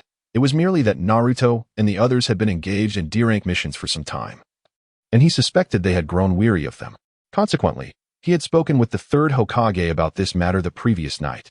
The third Hokage had indicated that a response would be forthcoming today. Thus, Kakashi proposed that she accompany them to discover what tasks the third Hokage would assign. At that moment, she would join Naruto and the others in their endeavors, with Kakashi also in attendance. "What do you think?" Night Mist chuckled, "Kakashi-sensei, Naruto and the others are merely the most ordinary of genin at this point. At most, they might undertake C-rank missions, which typically pose little danger. With you accompanying them, what could possibly go wrong?" Kakashi replied with a smile, "I am indeed considering your best interests. After all, you are at least a member of Team 7. And yet you are off in the land of Earth undertaking such a challenging mission to rescue hostages, while they are left to search for stray cats around the village. I believe that by having you accompany them, it will not only foster camaraderie and enhance their synergy, but also allow them to accumulate invaluable experience." Ye Lan nodded without a moment's hesitation and replied, "Of course, Kakashi-sensei. It just so happens that I also wish to strengthen my bonds with the other three classmates." Kakashi smiled and said, "Then it is settled. We shall meet with Lord 3rd Hokage shortly." Chapter 137, C-rank mission before long. Kakashi led Ye Lan to the entrance of the Hokage's office. At that moment, Naruto Uzumaki, Sasuke Uchiha, and Sakura Haruno were already standing there, their faces reflecting impatience. Clearly having waited for quite a while, Kakashi chuckled, "My apologies for the delay." Naruto, spotting Ye Lan beside Kakashi, dashed over with a grin and exclaimed, "Lan, where have you been these past few days? I was planning to look for you, but it seems you were nowhere to be found. We've been busy with missions all this time." Night Mist smiled gently and remarked, "This time, I am here to accompany you on a mission." "That is wonderful," Naruto exclaimed, turning to Kakashi. "What task will you assign us this time, Kakashi-sensei?" Kakashi scratched his head awkwardly and replied, "Well, this time, I anticipate it will still be a D-rank mission." Upon hearing this, Naruto's enthusiasm waned, and he muttered, "Another D-rank mission. It's surely just a pet retrieval or something mundane. I've had enough of such tasks." Sasuke and Sakura nodded in agreement, clearly echoing Naruto's sentiments. Kakashi, feeling somewhat embarrassed, scratched his head again and said, "But look, I brought you here to seek out Lord Hokage so that he can personally assign you a mission. However, I cannot guarantee what kind of task he will bestow upon you." Naruto's eyes sparkled with hope as he imagined, what if it were a B-rank mission? Kakashi approached Naruto and patted his head, saying, "A B-rank mission, you say? Those entail real combat with ninjas. It's quite possible you would have to face Chunin or Jonin. Do you genuinely believe you possess the strength to overcome them?" He continued, "Moreover, if you cannot defeat them, not only would you fail the mission, but you could also be killed on the spot. Is that the type of mission you wish to undertake?" Naruto's expression darkened, and he hurriedly shook his head, realizing such a task was beyond his current capabilities. Kakashi glanced at the group and stated, "Let us proceed inside and see what Lord Hokage has to say." He then knocked on the door, and the voice of the third Hokage echoed from within, "Come in." Kakashi opened the door, and Naruto dashed inside, addressing the third Hokage, "Grandpa Hokage. We have completed plenty of the simplest tasks lately. Could you possibly assign us something more challenging?" The third Hokage shook his head and replied, "Naruto, you are underestimating the nature of our missions. Let me explain. As ninjas, we rely on these tasks to sustain our basic livelihoods. Clients entrust us with their needs, and we categorize these tasks into corresponding ranks. The missions available in the village can be divided into 4 levels: A, B, C, and D, each varying in danger and corresponding rewards. Higher-ranked missions naturally offer greater rewards. The ninjas in the village, ranked from me downward, are Hokage, Jonin, Chunin, and Genin. Jonin, Chunin, and Genin correspond to the tasks of ranks A, B, C, and D respectively. As Hokage, when I am called upon, it will undoubtedly be for the most challenging S-rank missions. Chapter 138. Susanoo, although you have become ninjas, you are still merely the most ordinary of Genin, only capable of undertaking D-rank missions at best. Upon hearing this from the third Hokage, Naruto became discontented, seemingly disregarding the Hokage's words as he plopped down on the ground. Muttering to himself, "Yesterday's lunch was pork bone ramen. Today, I shall have miso." The third Hokage, witnessing this, sighed in exasperation and thumped the table, declaring, "Listen." Naruto pouted and retorted, "That old man always lectures me. But I have grown. I am no longer the mischievous little brat he believes me to be." The third Hokage smiled with a sense of relief, thinking to himself that this lad, who once could only express himself through pranks, had now attained such awareness. Thus, he replied with a grin, "Very well, I understand. Since you feel this way, I shall assign you a C-rank mission. You are to protect a certain individual." Naruto's eyes lit up as he turned around, his face alight with excitement. "Really? Who is it? Are we to protect the Lord or perhaps a princess?" The third Hokage, with a smile, responded, "No need to rush. I will introduce you right away. Please come in." Just then, the office door slowly creaked open, revealing an elderly man with a white headband, a bottle of sake in hand. As soon as Ye Lan spotted the old man, his suspicions were finally confirmed. It seemed that he would soon confront the infamous Momochi Zabuza. The mere thought of this ignited an inexplicable excitement within him. Though he could not quite articulate the source of his exhilaration, the old man pushed open the door and, upon seeing them, wore a disdainful expression as he remarked, "What is this? Just a bunch of little brats. Especially that shortest one. He looks utterly foolish. Are you really a ninja?" Naruto, hands on his hips, laughed and inquired, "Who are you talking about? The shortest one who looks so silly?" Meanwhile, Ye Lan and the others instinctively moved closer to Naruto. He glanced to either side, and it was evident that the shortest among them was none other than himself. Naruto's face instantly turned awkward, and he yelled at the old man, "Ah, I'll kill you." Kakashi, with a resigned expression, patted Naruto on the head and said, "You fool. Are you really going to kill the old man we're supposed to protect?" The old man paid little mind to Naruto's outburst and declared, "I am the renowned bridge builder, Susanoo. During my time away to construct the bridge, you must protect me with your lives until the task is complete." The third Hokage turned to the group and asked, "Will you accept this mission?" Naruto exclaimed with enthusiasm, "Of course we will." Susanoo continued, "Well then, let us prepare to depart. Although I think most of you, aside from that masked Jonin, are quite weak. The fact that Lord Hokage has sent you to protect me suggests you possess some capability." Before long, they exited the village. Once beyond the village gates, Naruto could hardly contain his excitement, shouting joyfully. Sakura shot him a disdainful glance and remarked, "We just left the village. Why are you so excited?" Naruto grinned and replied, "This is my first time leaving the village since I was born." Susanoo, looking exasperated, turned to Kakashi and said, "Is it really wise to send such a kid along?" Kakashi chuckled and reassured him, "Don't worry. With me, a Jonin, accompanying you, nothing will go awry." Chapter 139. The Land of Waves. Meanwhile, Naruto pouted at Susanoo, thinking to himself, "What a terrible client this old man is. I really want to teach him a lesson." He then pointed at Susanoo and said, "Hey, old man, don't underestimate ninjas. I'm actually quite formidable. I'm destined to become Hokage. Remember the name, Naruto Uzumaki." Just as Naruto was speaking, 2 figures darted swiftly through the trees on either side. Night Mist cast a glance, a gentle smile gracing his lips. He recognized the 2 individuals before him, Their forehead protectors signified them as ninjas from the hidden mist village. However, he perceived no threat from them, and thus, his reaction was one of indifference. Dasna glanced at Naruto and remarked, "The Hokage is the mightiest ninja from your village, is he not? I hardly believe someone like you could ascend to that position." Naruto retorted loudly, "You're so annoying. I have resolved to do whatever it takes to become Hokage. And once I achieve that, even you, old man, will have to acknowledge me." Dasna scoffed and replied, "I will never acknowledge you, kid, even if you become Hokage." Enraged, Naruto was about to charge at Dasna when Kakashi promptly restrained him. Kakashi chuckled heartily and advised, "Calm down, Naruto." Observing the commotion, Night Mist approached and placed a reassuring hand on Naruto's shoulder, stating, "I truly believe you possess the potential to become Hokage." Naruto beamed with pride, exclaiming, "See, even Night Mist understands me." The group then continued on their journey. Sakura turned to Dasna and asked, Mr. Dasna, is your country the land of waves?" Dasna replied, "Indeed, what of it?"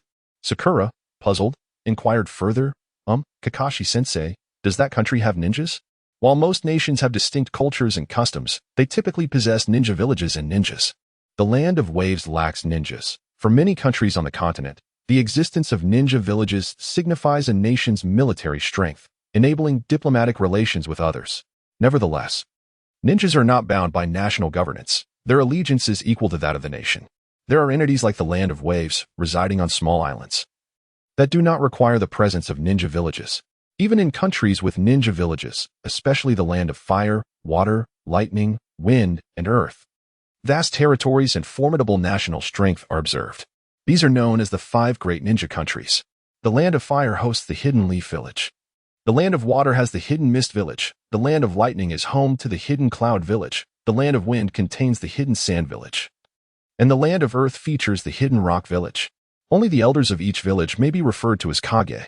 The Hokage, Mizukage, Reikage, Kazekage, and Tsuchikage are collectively known as the 5 Kage, rulers over nations and thousands of ninjas.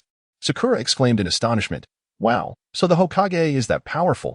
Yet, she privately harbored doubts, thinking to herself, "I really don't see how that old man is so impressive. He seems rather suspicious." Meanwhile, Naruto recalled the scene where he had used the transformation jutsu to captivate the 3rd Hokage, who had ended up with a considerable nosebleed. Kakashi, noticing their expressions, chuckled and remarked, "Were you just questioning the greatness of the Hokage?" Neither Ye Lan nor Sasuke reacted, while Sakura and Naruto quickly shook their heads. Ye Lan couldn't help but chuckle, thinking to himself, "Isn't this just a case of no silver here? 300 taels?" Chapter 140. A puddle. Kakashi gently ruffled Sakura's hair and said, "Never mind. Rest assured, C-rank missions will undoubtedly not involve any confrontations between ninjas. Thus, there is no need to worry about encountering foreign ninjas." Dasna responded, "That is indeed the case."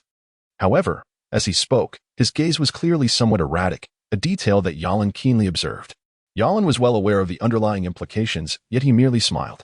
His task was simply to assist Naruto Uzumaki and the others in completing this mission, rendering any unnecessary efforts superfluous. They continued on their way, and during their walk, Ye Lan noticed a puddle on the road. Nightstorm merely cast a fleeting glance before averting his gaze. As they crossed the puddle, a sudden commotion erupted from within, and 2 heads slowly emerged from the water. These were the very 2 ninjas from the Hidden Mist Village that Nightstorm had encountered on the outskirts of Konoha. Without warning, they hurled 2 massive iron chains, ensnaring Kakashi with unwavering precision. In a swift motion, they yanked the chains, and Kakashi's body was instantaneously torn asunder. This shocking scene unfolded too abruptly, leaving Naruto, Sakura, and Sasuke utterly astonished. The demise of their teacher Kakashi, so sudden and brutal, rendered them speechless. The 2 ninjas from the Hidden Mist, emboldened by their success, charged towards Naruto. In that moment of chaos, Naruto found himself at a loss for action. Fortunately, Sasuke intervened just in time to shield Naruto, though Naruto sustained a minor injury in the process. Sasuke then engaged the 2 assailants. Yet it was evident that they had no intention of lingering in combat. They surged directly towards Dasna. Recognizing the peril, Sakura positioned herself protectively in front of Dasna, for their mission was to safeguard him. At that moment, a now alert Sasuke rushed to stand beside Sakura. As the 2 ninjas from the Hidden Mist raced toward them, Nightstorm sprang into action, unsheathing his ninja blade from his back and charging at the adversaries. In an instant, The blade pierced the chest of both ninjas from the hidden mist. They struggled momentarily before falling silent. Nightingale slowly sheathed the blade, while Naruto stood with his mouth agape, clearly still in a state of disbelief. Remarkable, truly remarkable. Ye Lan chuckled softly, winking at Naruto. Then she said, I apologize for my late intervention. At that moment, Kakashi approached from the side. Sakura exclaimed with delight, Kakashi-sensei, I can't believe you're still alive. Kakashi smiled and replied, Oh, it's not so easy to take me down. He then turned to Ye Lan, giving her a thumbs up, and remarked, Ye Lan, you are far more formidable than I had anticipated. I never expected you to dispatch them so decisively. Night Mist chuckled, remarking that the experiences of the past few days must yield some results. Kakashi then replied, Indeed. However, your demeanor suggests a complete lack of surprise. As if you were already prepared. Have you perhaps discerned their presence long before? Nightstorm continued, In truth, I sensed something amiss at the gates of the Hidden Leaf Village. As if someone were tracking our movements. However, I did not pay it much heed at the time. It was only moments ago, upon discovering a puddle on the ground, that my suspicions were confirmed. Chapter 141. Sworn by the pain of the left hand, the past few days had been characterized by clear skies, with no rain to speak of, yet now, a puddle had inexplicably appeared on the road. It was evident that this was a trap. Kakashi nodded in agreement, a smile gracing his lips as he remarked, Your analysis is astute and entirely accurate. At that moment, Nightstorm turned his gaze towards Dazna and said, Mr. Dazna, I have a question I wish to pose to you. Dazna's eyes flickered momentarily, yet he responded, Please, go ahead.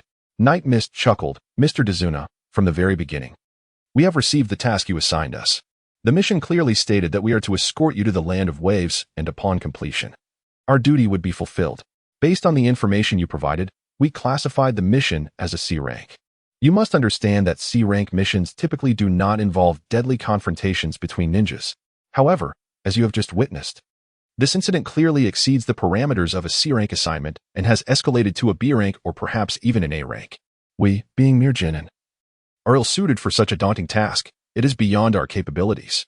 Had it not been for Kakashi-sensei and our collective intervention, had it been anyone else in our place, the outcome could have been dire. I deduced that these two ninjas attacked us with a specific target in mind among our group of 6, though I cannot ascertain who that individual might be. While I am uncertain of their intentions, the sudden emergence of such perilous circumstances is clearly beyond the scope of ordinary genin. You appear to harbor some unspoken concerns, yet this mission has surpassed our limits. Thus, I propose that we retreat to the village and summon more experienced ninjas to undertake this assignment. What do you think? Sakura chimed in from the side. Let us conclude this. The task is still too premature for us, and we need to tend to Naruto's wound, which requires both lancing and anesthesia. It would be wiser to return to the village. Kakashi added, This adds considerable weight to our responsibilities. Let us heal Naruto and head back to the village. Upon hearing this, Naruto unsheathed a kunai without hesitation and plunged it into his own wound. The others gasped in shock, their eyes wide with disbelief. Naruto frowned and exclaimed, Why is it like this? Why does it have to be so different? Why am I always holding everyone back? Damn it. I train every day. I should be stronger than before. I constantly complete missions and practice my ninjutsu alone. I no longer wish to wait for others to save me. I will not shy away from setbacks. I refuse to be outdone by Sasuke. I swear upon the pain in my left hand, I shall protect you, old man. Now, let us continue with the mission. Naruto, while releasing the poison blood at the right moment is commendable, losing more blood could lead to your demise, Kakashi cautioned.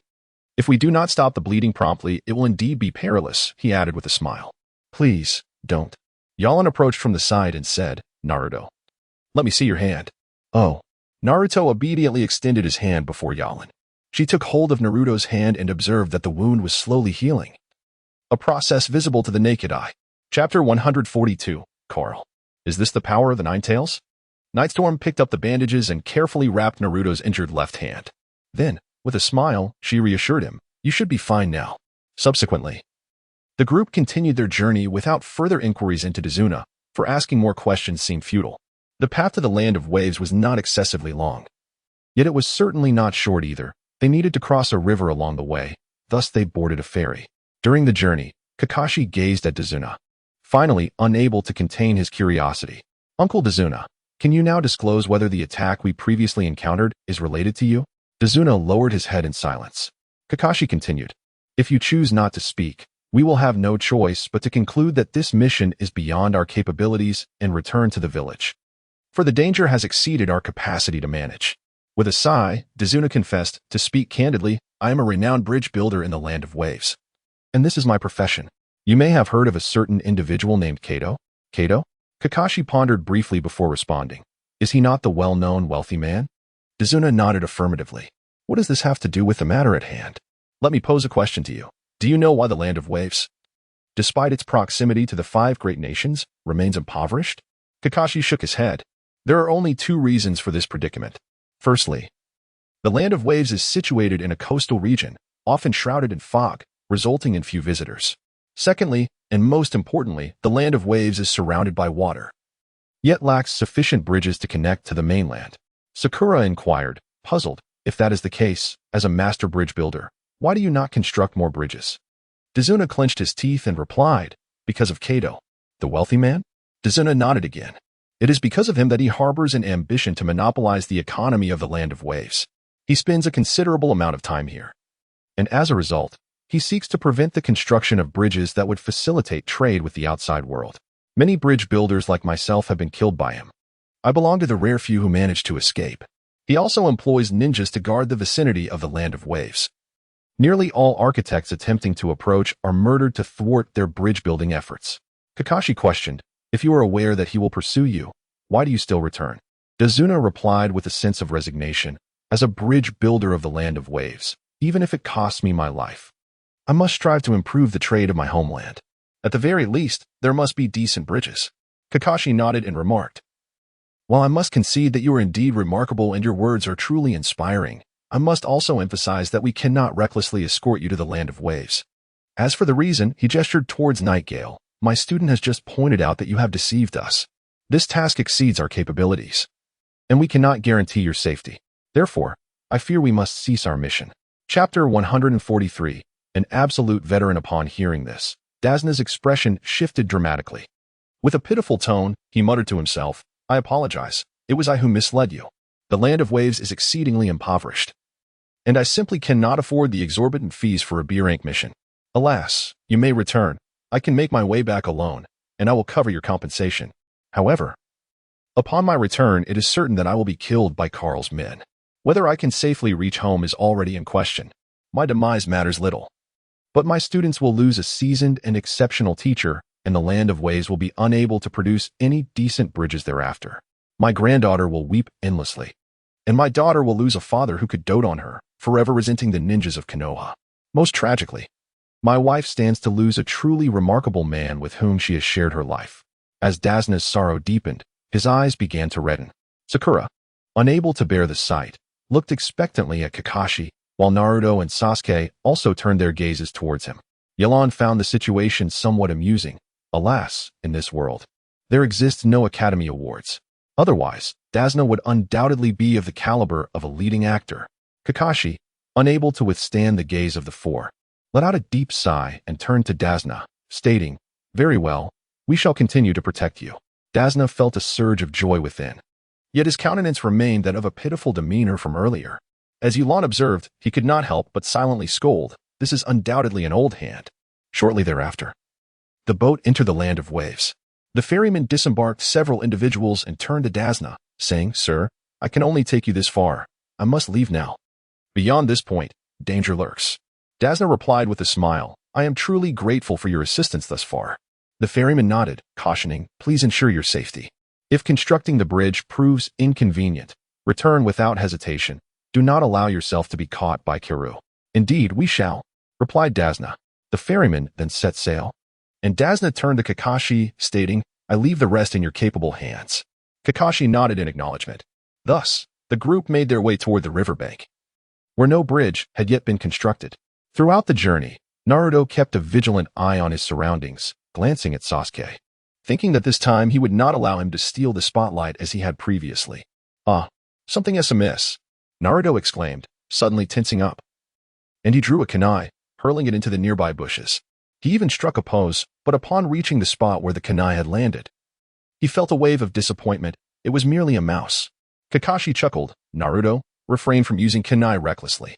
Susanoo, trembling, shouted, for heaven's sake, Don't get startled when there are no enemies. Embarrassed, Naruto scratched his head. Moments later, Naruto's ears perked up, and he declared, enemies are near. He once again retrieved a kunai from his bag, throwing it toward another patch of grass. Sakura approached from behind and playfully slapped the back of Naruto's head, saying, enough with the tricks, know when to stop. Kakashi and Ye Lan approached the bushes, discovering that the kunai had accurately struck a tree trunk, beneath which trembled a small, frightened white rabbit. Chapter 144. Momochi Zabuza. Sakura suddenly turned around, shouting, Naruto, look at the mess you've made. Naruto rushed over, and upon realizing it was a small rabbit, he awkwardly scratched his head, then knelt down and embraced the rabbit, filled with remorse. Little bunny, it's all my fault. Meanwhile, Ye Lan scrutinized the rabbit, frowning as he sensed something amiss. This was no ordinary wild hare. It was a snow hare, its fur a pristine white, a color that typically appeared only during the brief winter months. Yet, it was summer, and winter was still several months away. The presence of a pure white snow hare was entirely illogical, unless one considered the possibility that this snow hare was domesticated. As for who might have raised this snow hare, and to what purpose, he already had a rough idea in his mind. Ye Lan cast a glance at Kakashi. Kakashi-sensei. He addressed him. Kakashi, maintaining his composure, subtly glanced at Ye Lan before murmuring, let us strike together. 3, 2, 1. In that fleeting moment, Ye Lan and Kakashi surged forth, dashing towards the same direction. Observing their swift action, Naruto, Sasuke, and Sakura immediately became alert, rushing to form a protective formation around Dazna, ensuring his safety at the center. Meanwhile, a figure perched on a nearby tree, startled by their sudden movement, promptly leaped backward. Nightingale and Kakashi were unlikely to grant him an opportunity to escape. Nightingale swiftly hurled several shurikens, which flew with remarkable speed, reaching the shadow in the blink of an eye. The figure let out a low grunt, dismissing the attack as mere trifles. He unsheathed the massive blade from his back and swept it horizontally, deflecting the shurikens with ease. This momentary distraction allowed Nightingale and Kakashi to position themselves directly in front of the figure. They turned in unison, their expressions vigilant as they scrutinized the man before them. Kakashi's countenance grew serious the instant the figure drew his large sword. He recognized him, a rogue ninja from the Hidden Mist Village, one of the legendary 7 ninja swordsmen, Zabuza Momochi. Kakashi whispered, Gale, be cautious of this individual. He is one of the 7 ninja swordsmen from the Hidden Mist, possessing formidable strength. His beheading sword is his signature weapon, and he excels in water techniques and silent assassination.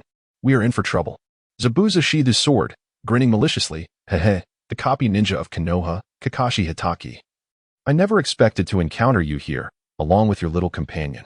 Your reflexes are impressive. I am not surprised you detected my presence. But it is remarkable that you could ascertain my location as well. Nightstorm scoffed, remarking on the obvious presence looming above them. You think we would remain oblivious? TSK. I wonder if it is our strength that overwhelms or your weakness that prevails. Without hesitation, Coldblade interjected with a disdainful grunt, adding, you silver-tongued rascal, along with Hitaki Kakashi. Heed my words. My intentions do not lie with you two. I am aware that your current endeavor is to safeguard this old man on account of a mission. However, I must convey that, given your capabilities, you may not be able to protect him adequately.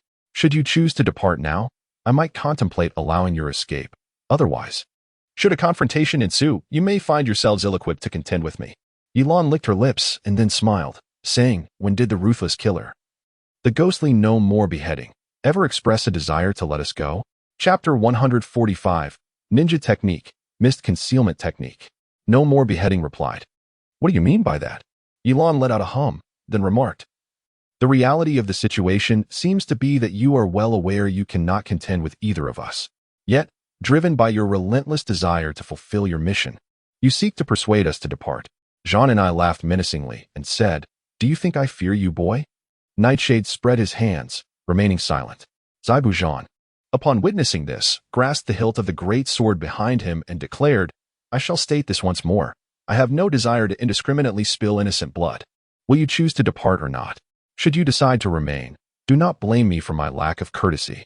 Night Mist chuckled and said, when entrusted by others, one must certainly remain loyal to their cause. There is no need for you to be overly cautious. Just proceed. Alternatively, I can offer you a choice. You have 3 seconds to vacate this place. Otherwise, I fear you may not witness the dawn of tomorrow.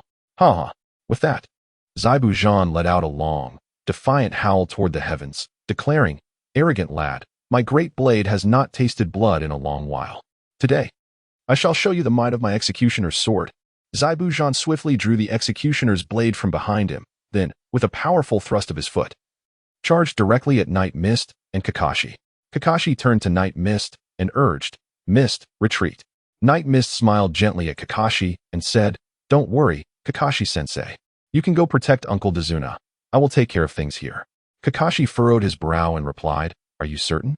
While I am aware of your formidable skills, his strength may far exceed what you anticipate." Ye Lan smiled and reassured, "Rest assured, Kakashi-sensei, I should be able to handle him." Kakashi pondered for a moment before nodding and replied, "Then be cautious." Ye Lan nodded and then charged directly towards Zabuza. At that moment, the system's voice suddenly echoed, "Ding. A beheading sword has been detected. A temporary mission is issued. The host must seize the beheading sword and claim it as their own. Mission rewards include advanced lightning-based ninjutsu, lightning release, and lightning kirin. Failure to complete the mission will result in the loss of Sharingan abilities." Night Mist was momentarily taken aback. Pondering to herself, isn't the Thunder Kirin a jutsu of Sasuke? Though Sasuke has only employed it once, it certainly qualifies as an S-rank technique. How can one still dare to be distracted at a time like this? Without further ado, Zabuza let out a sinister laugh and, with a swift motion, raised his decapitating blade to strike down upon Night Mist's head. Nightstorm remained utterly unperturbed until the moment the executioner's heavy blade was poised to descend. When he finally allowed a cold smile to grace his lips, drawing forth the short dagger from behind, he met the impending strike head-on. With a resounding clash, the two weapons collided with tremendous force. Zabuza furrowed his brow at this sight, contemplating the boy's remarkably swift reflexes and astonishing strength. It was worth noting that his executioner's blade weighed over 200 pounds, yet Nightstorm was able to withstand the blow with a single hand gripping his dagger. However, despite his surprise, Zabuza dismissed the notion as merely a fleeting thought. He swiftly transitioned, delivering a series of rapid strikes with his blade aimed at various points on Nightstorm's body. Yet, Nightstorm remained composed, effortlessly deflecting each of these attacks with nonchalance. A sense of foreboding crept into Zabuza's mind, for he realized that he was unlikely to gain the upper hand in close combat. Thus, he retreated a few steps and decisively formed a series of hand seals to invoke his secret technique. With his lips moving, Zabuza intoned, "Ninja art, hidden mist technique." In an instant, his figure began to blur, and soon he vanished entirely, blending seamlessly with the surrounding mist. Chapter 146. Incredulity witnessing this unfolding scene. Kakashi and Naruto instantly shifted into a state of heightened alertness. Kakashi cautioned, "Everyone, stay vigilant. Zabuza's technique is renowned for its lethal precision, capable of taking lives without a trace." At that moment, Zabuza's voice echoed menacingly around them. "Heh, don't be alarmed, little ones. Rest assured. My strikes will be heavy. I guarantee that one swift blow will cleave your heads in two. You shall perish swiftly, devoid of suffering. And as for the lad wielding the short dagger, you shall be my first target. Do take heed." Ye Lan scoffed with disdain and remarked, "Let us see if you possess such capability." Jean, with a hint of scorn, retorted, "You truly are an arrogant youth, unaware of the vastness of the heavens and the depth of the earth. At present, you remain in the light while I dwell in the shadows. You cannot even ascertain my location. What, then, do you intend to confront me with? Even now, you dare to speak defiantly. Rest assured, I shall allow you to draw breath for a while longer. I wish to witness the terror in your eyes as you approach your demise." Night Mist let out a cold snort and then declared, "Bah, you do not truly believe that by shrouding this area in mist, I would be unable to discern your movements, do you?" Following this, Night Mist swiftly formed hand seals and took a deep breath, bellowing, "Fire release. Fire dragon flame bullet." In an instant, a pillar of fire transformed into the likeness of a dragon, rapidly swirling above Night Mist's head. Soon, under the searing blaze of the fire dragon, the surrounding thick fog began to dissipate, revealing the figure of no more mist standing on the water's surface with crystal clarity. Night Mist smiled, gazing at the astonished Zabuza, and remarked, "Behold, breaking your ninjutsu is as simple as this. Did you truly believe that this single technique would suffice to vanquish me?" Although Zabuza was indeed taken aback, he had prepared for this moment. He swiftly formed the final hand seal and proclaimed, "Water style, water dragon bullet technique." Humph. Night Mist clasped his hands together and, in an instant, struck the ground, invoking the earth escape technique, the earth flow wall technique. In that moment, towering earthen walls sprang up around Night Mist, enveloping his form completely. The next instant, a torrent of water surged forth with a thunderous roar, crashing against the earthen barrier, the first layer of the earth flow wall. Unable to withstand such an immense impact, shattered with a resounding crack. Following that, the second layer succumbed, then the third, just as the water dragon projectile breached the 10th layer, the final barrier. Yet, Ye Lan let out a thunderous shout, swiftly extending his hand to deliver a powerful strike upon the head of the water dragon. The water dragon bullet could advance no further. Mere seconds later, to everyone's astonishment, the water dragon bullet shattered, transforming into a puddle that scattered across the ground. Jean, in utter disbelief, exclaimed, "How is this possible? How could you possess such immense power and chakra?" Nightshade smiled and remarked, "In this world, nothing is impossible, and there is nothing I cannot accomplish. At least, when it comes to combat, not even you can rival me." With a gentle smile, Ye Lan gazed at the dazed Zabuza and said, "Now, your beheading sword belongs to me." Subsequently, Ye Lan remained still, slowly forming hand seals. It was evident that he found the first seal rather awkward, however. As he completed it, the subsequent seals were executed with increasing swiftness. Ultimately, he accomplished all 12 seals in what seemed like an instant. Night Mist stood in the clearing and bellowed, "Water release! Water dragon bullet technique!" In the next moment, an astonishing spectacle unfolded before him. A colossal water dragon, measuring dozens of feet in length, materialized out of thin air. Chapter 147. White Zabuza was taken aback, exclaiming, "How is this possible? Even the water dragon bullet unleashed with all my might while standing on the water cannot compare to this behemoth." The water dragon roared as it surged towards Zabuza. In a frantic attempt to defend himself, he raised his hands, but how could a mere mortal body withstand such a formidable force? With a cry of despair, Zabuza was lifted into the sky by the sheer power of the water dragon bullet. He spiraled through the air for a good 10 seconds before plummeting back to the ground. With a thunderous crash, his body struck the earth, leaving him completely unconscious. With his fate hanging in uncertainty, Ye Lan stepped forward, casually lifting the formidable beheading sword of Zabuza and resting it upon her shoulder. She remarked, "My apologies, but this executioner's blade now belongs to me." At that moment, the system's voice resounded once more, "Ding. Congratulations, host, for completing the task. Task reward, lightning release, thunder Qilin, is now at your disposal. The host may unleash it at will." In Night Mist's mind, the intricate sealing technique of the thunder Qilin suddenly emerged, along with the essential points for unleashing the thunder Qilin. Ye Lan smiled gently, then turned to Kakashi and the others, saying, "This fellow is indeed a bit troublesome." Kakashi, witnessing this scene, remained unfazed, while Naruto and the others stared at Ye Lan with wide eyes, their faces reflecting disbelief. Ye Lan chuckled, "Why is everyone staring at me? Is there something dirty on my face?"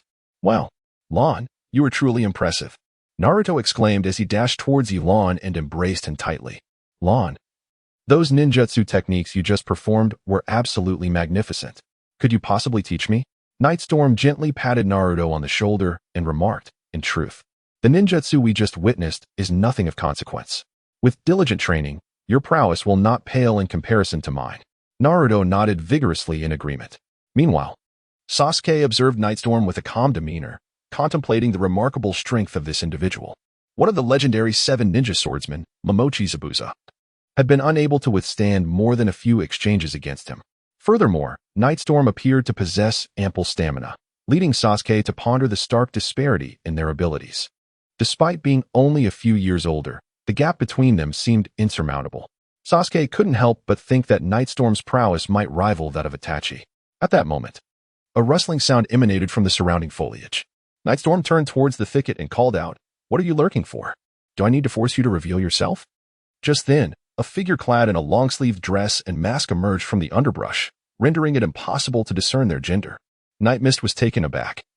He instantly recognized the individual before him as Bai, who had been masquerading as a member of the Anbu of the Hidden Mist Village and had been in constant company with Zabuza Momochi. Kakashi's expression grew serious as he turned to Bai and inquired, "Are you a member of the Anbu of the Hidden Mist Village?" Bai nodded and then glanced at the unconscious Zabuza lying on the ground, stating, "I have been relentlessly pursuing this man. May I take him into my custody?" Night Mist did not expose Bai's identity. Instead, she smiled and remarked, "Your arrival is rather timely, isn't it? We just finished our battle, and you have come at the perfect moment, almost as if you were meant to pick up the pieces." Bai's voice betrayed no emotion as he replied, I am merely carrying out my orders, and from the very beginning, I did not believe you would be able to defeat him. Although you certainly provided me with ample surprises, it seems I need not intervene personally. With that, I turned towards Zabuza. Chapter 148.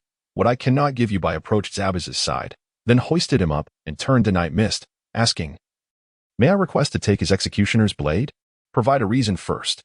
He is a rogue ninja from our hidden mist village, and I have been the one tasked with pursuing him. Furthermore, the executioner's blade is his unique weapon. Thus, I believe it is the only item that can substantiate his identity. Additionally, the blade rightfully belongs to our hidden mist village. Unless it falls into our hands to return to its rightful owner, I will continue to seek it. I wonder if this reason is sufficient." Night Mist shrugged his shoulders and chuckled. "I fear that may not be possible." I appeared taken aback by Night Mist's response, his tone instantly becoming cooler. "I can discern that you are a ninja well-versed in both fire release and water release techniques. Although your close combat skills are commendable, I believe this beheading sword does not suit you. Carrying it may prove to be more of a hindrance than an asset. Therefore, why not entrust it to me? In doing so, we could forge a friendship, which would surely benefit us both." Night Mist curled her lips slightly and remarked, "I fear your reasoning may be rather tenuous. You must understand that Zabuza has just attacked us. Had I lacked sufficient strength, I would have surely been cleaved in two by his beheading blade by now. As it stands, I can ascertain that he is merely unconscious and not deceased. What prevents me from claiming his weapon as my trophy? Furthermore, even if the beheading blade were lost, you could easily forge another, requiring only a bit of time to gather materials. Therefore, I regret to inform you that I cannot return this blade to you."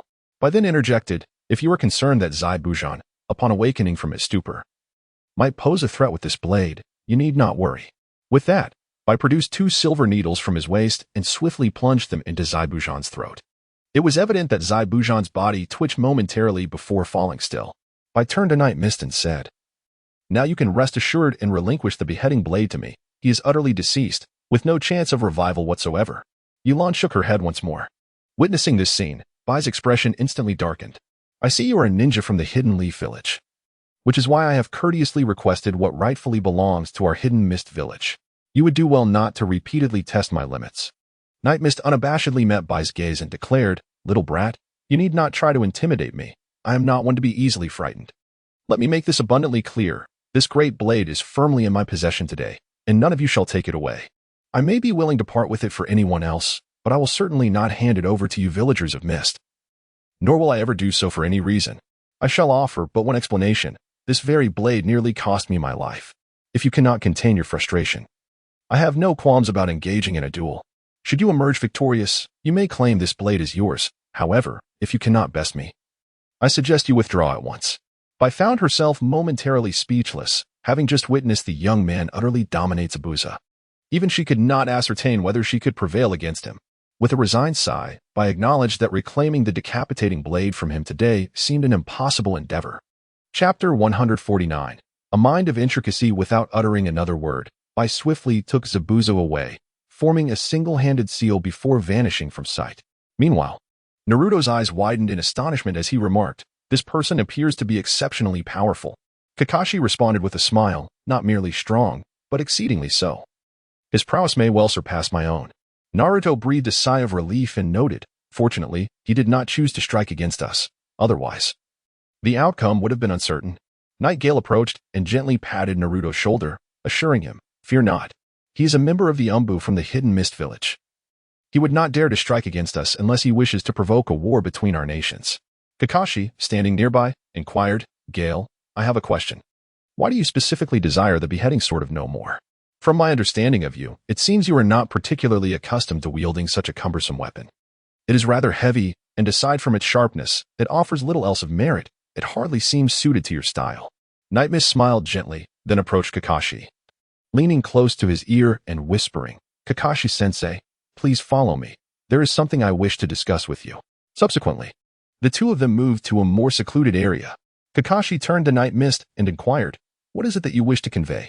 Ye Lan sheathed her beheading blade upon her back and turned to Kakashi, stating with utmost conviction, "I can assure you, Kakashi-sensei, that Zabuza is not dead." "What?"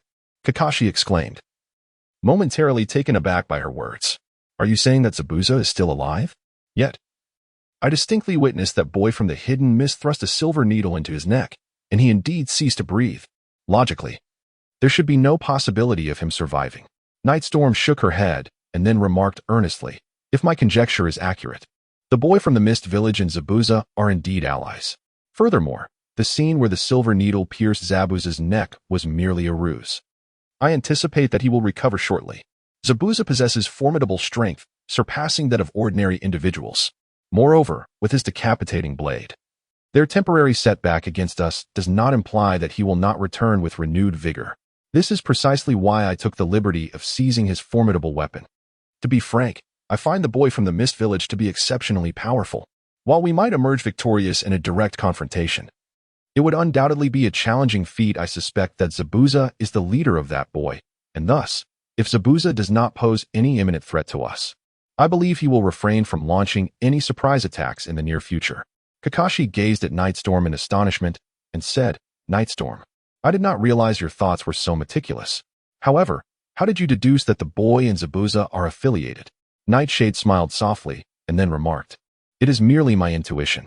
I have always felt that the masked youth is somewhat amiss, be it the tone of his speech or the gaze he casts upon Zabuza. Initially, I was a bit uncertain, but when he persistently sought to reclaim Zabuza's greatsword, my doubts were finally dispelled. Sure. I truly owe you a debt of gratitude this time.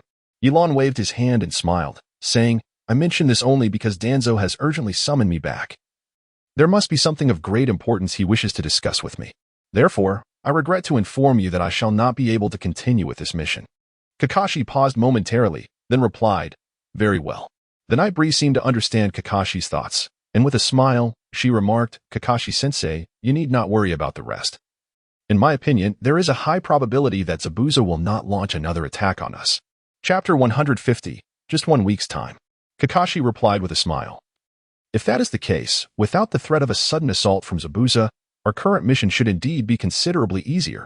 Then Kakashi-sensei, I shall return to the Hidden Leaf Village now. I will not bid farewell to Naruto and the others. We can have a proper gathering once your mission concludes. Very well. Ye Lan waved her hand, then hefted the beheading sword slung across her back, swiftly making her way in the direction from whence she came. Before long, she vanished from Kakashi's sight. Kakashi continued to gaze at the path Ye Lan had taken for a while, until even the distant silhouette faded away. A gentle smile graced his lips as he mused inwardly, Ye Lan shall be the most accomplished student I have ever taught. Nightfall, oblivious to Kakashi's words, dashed towards the direction of Konoha. This time, unencumbered by the presence of others, Nightfall was finally able to unleash his full speed. What was originally a 3-day journey was completed in less than half a day. Before the sun dipped below the horizon, Nightfall entered the gates of the Anbu. Without a moment's hesitation, he approached the door of Danzo's office and pushed it open. There sat Danzo, with a furrowed brow, staring despondently at the documents on his desk. Without any preamble, Nightfall took a seat before him and inquired, What troubles you? Why the urgency in summoning me back? Is there something amiss? Danzo exhaled deeply. And without uttering a word, he thrust the paperwork in front of him towards Nightfall, exclaiming, Look at the mess you've created. Night Mist gazed at Danzo with a mixture of exasperation and disbelief. How could someone of his age still be so reckless? Was there not a better way to communicate than through shouting? Subsequently, Night Mist picked up the documents, perused them hastily, and then tossed them back into Danzo's embrace. Was it not merely a minor issue arising from the land of Earth? He could resolve it with ease. Danzo furrowed his brow and retorted, Do you truly believe that individual strength can resolve every predicament? Pay close attention. The commotion you have stirred at the borders of the land of Earth, resulting in such substantial casualties among their shinobi, and yet you remain here so composed? Should you not be feeling a sense of unease? Ye Lan pursed her lips and remarked, I have only slain the traitorous ninjas of the land of Earth, and they forcibly abducted our people from the land of fire to use as hostages. Shouldn't they be punished? Danzo took a deep breath and slowly replied, What do you truly understand by eliminating so many ninjas from the land of Earth in one fell swoop? Have you considered that they are, after all, a vital part of the strength of their nation? Their sudden demise equates to a significant loss for the land of Earth's border defenses. And the true culprits lie with your own Konoha village of the land of fire. Do you think the daimyo of the land of Earth and the Tsukuyami will simply let this matter rest? Night Mist slowly rose from her chair and, stretching languidly, cast a disdainful glance at Danzo. Danzo Shimura, is it any wonder that Lord Hiruzen Sarutobi ascended to the position of the third Hokage, while you remain ensconced in this dismal office? You truly have aged. All you seem to know is how to manipulate others into becoming mere pawns. Has the fervor of your youth been wholly squandered? You. Danzo's eyes widened in disbelief as he regarded Night Mist. When had he ever been subjected to such insolence? What do you mean by you? Night Mist turned and walked towards the door, believing that within just a week, she could resolve this matter impeccably. Chapter 151, Be Gentle. As Ye Lan spoke, she exited Danzo's office, slamming the door shut with great force. Danzo was seething with rage. Yet what vexed him further was his inability to confront Ye Lan. As Ye Lan stepped out, she made her way directly to Z's door. She knocked gently a few times, and soon, the door swung open. Upon seeing Ye Lan outside, Z's expression shifted from surprise to a huff as she turned and walked back inside. Ye Lan smiled gently and then approached her, inquiring, "What troubles you?" Z replied coldly, "Have you been occupied with missions these past few days?" Ye Lan nodded slightly. Only then did Z feel a measure of relief, exhaling softly as she continued. "I wonder why I hadn't seen you these past few days. You left without a word, and I couldn't even catch a glimpse of you, let alone know where you had gone." Night Mist gazed at the melancholic Z, feeling a warmth blossom within him. He leaned in deliberately and remarked, "I say, Captain, have you developed dark circles under your eyes? Have you not been resting well these past few days?" Z replied coolly, "Just a touch of insomnia." "Oh." Night Mist smiled gently at Purple and said, "Captain, is your recent insomnia perhaps due to the lingering sensation that something is amiss during your slumber?" Purple looked up at Night Mist and inquired, "Do you have a remedy for this?"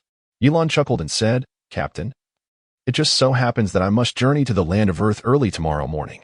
How about I hold you as we sleep? Resting by my side will surely leave you refreshed and invigorated by dawn." Zi's expression shifted, her cheeks flushing with embarrassment as she retorted, "What nonsense are you spouting? Who would want to sleep in your embrace?" Ye Lan glanced at Z and smiled softly. Without uttering a word, she began to undress. Startled by the sudden action, Z furrowed her brow and exclaimed, "What are you doing?" Ye Lan appeared oblivious to Z's words, swiftly shedding her garments until only a pair of oversized trousers remained. She then gradually approached Z, who was taken aback in astonishment, momentarily forgetting her intentions in the flurry of the moment. Ye Lan approached Z, gazing at her blushing visage, and remarked, "In truth, I have harbored feelings for you for quite some time." Z, breathing heavily, stammered, "If you dare to act recklessly, that would surely be an affront." Night Mist licked her lips and smiled, saying, "At this hour, you're still making such remarks. Do take a glance in the mirror and see who that blushing figure is." You. Purple dared not meet Night Mist's gaze any longer, for she feared she would swiftly succumb to the warmth of his deep affection. Night Mist gently wrapped his arm around Purple's waist, and in that fleeting moment, he could distinctly perceive a tremor coursing through her body. Yet, to his exhilaration, Purple did not push him away. Subsequently, Night Mist swiftly maneuvered his other arm beneath Purple's tightly closed legs, lifting her effortlessly into his embrace.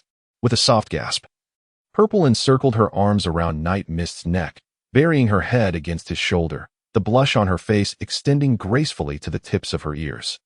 Night Mist smiled gently, then delicately placed Z upon the bed.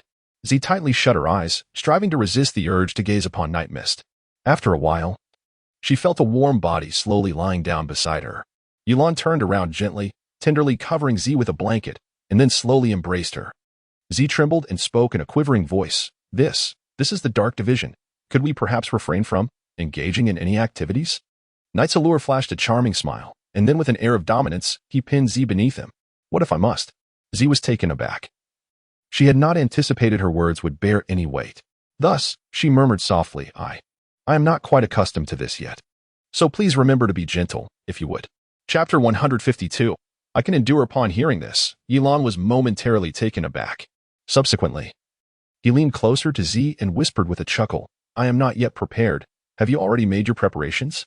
Z discerned the underlying meaning in Ye Lan's words and promptly delivered a playful punch to his arm. "You always pick on me. Humph, I shan't pay you any mind." Ye Lan chuckled softly, holding the purple figure even closer. "In truth, I love you dearly." After a moment, Z turned around, wrapping her arms around Ye Lan's waist, and whispered, "I know, I love you too." Nightfall chuckled softly, "Sleep now." Z pressed her lips together and then whispered, "You have no idea. During the days you were away, I endured nightmares every night. I longed so much to be held by you." Nightfall felt a stirring in her heart as she gently caressed the little head of Purple, assuring her, "Do not worry, for at least tonight, I shall remain by your side." With that, Purple closed her eyes and drifted off to sleep. The night breeze gently kissed Z's forehead. And then she too began to close her eyes, cultivating the sweet embrace of slumber. After a moment, Z's voice softly emerged. "You are pressing against me." The expression on Ye Lan's face abruptly shifted, and he gently pushed aside the restless giant before asking, "Is it all right now?" Z buried her head in Ye Lan's embrace and softly murmured, "If you truly cannot hold back, then go ahead." Ye Lan coughed lightly and remarked, "What's the matter? Do you desire it so much?" Z playfully struck Ye Lan's chest with her hand and softly retorted, "You rogue, I have no such intentions." Night Lan chuckled softly. "Then let us sleep. I can endure it." Z remained silent, merely holding Night Lan a bit tighter. After a considerable time, Z distinctly heard Night Lan's steady breathing. Observing his peaceful slumber, she couldn't help but lean down to plant a gentle kiss on him, before succumbing to sleep herself, cradling him closely. That night, Z enjoyed an exceptionally tranquil rest. The following morning, as Z awakened, she noticed the absence of Night Lan by her side. A slight wave of melancholy washed over her. But her spirits brightened instantly upon catching sight of the violets on the balcony. She recalled mentioning to Night Lan that her favorite flower was not the rose, but the violet. To her surprise, Night Lan had remembered this detail. Just moments ago, she had felt a tinge of sadness, but now her heart soared with joy. Meanwhile, Night Lan, driven by determination, was swiftly approaching the borders of the Earth Kingdom. His pace was remarkably swift, and with no one accompanying him. He pressed forward with all his might. Shortly after the sun had dipped below the horizon, Night Lan arrived once more at the familiar site. He gazed from a distance at the damaged city walls he had seen days prior, now beautifully restored, and noticed that a new contingent of guards had taken their posts atop the walls. Nightfall was not only impressed, while Ichiro's prowess might be lacking. His efficiency in carrying out tasks was undeniably remarkable. Without overthinking, he seized the opportunity presented by the cover of night.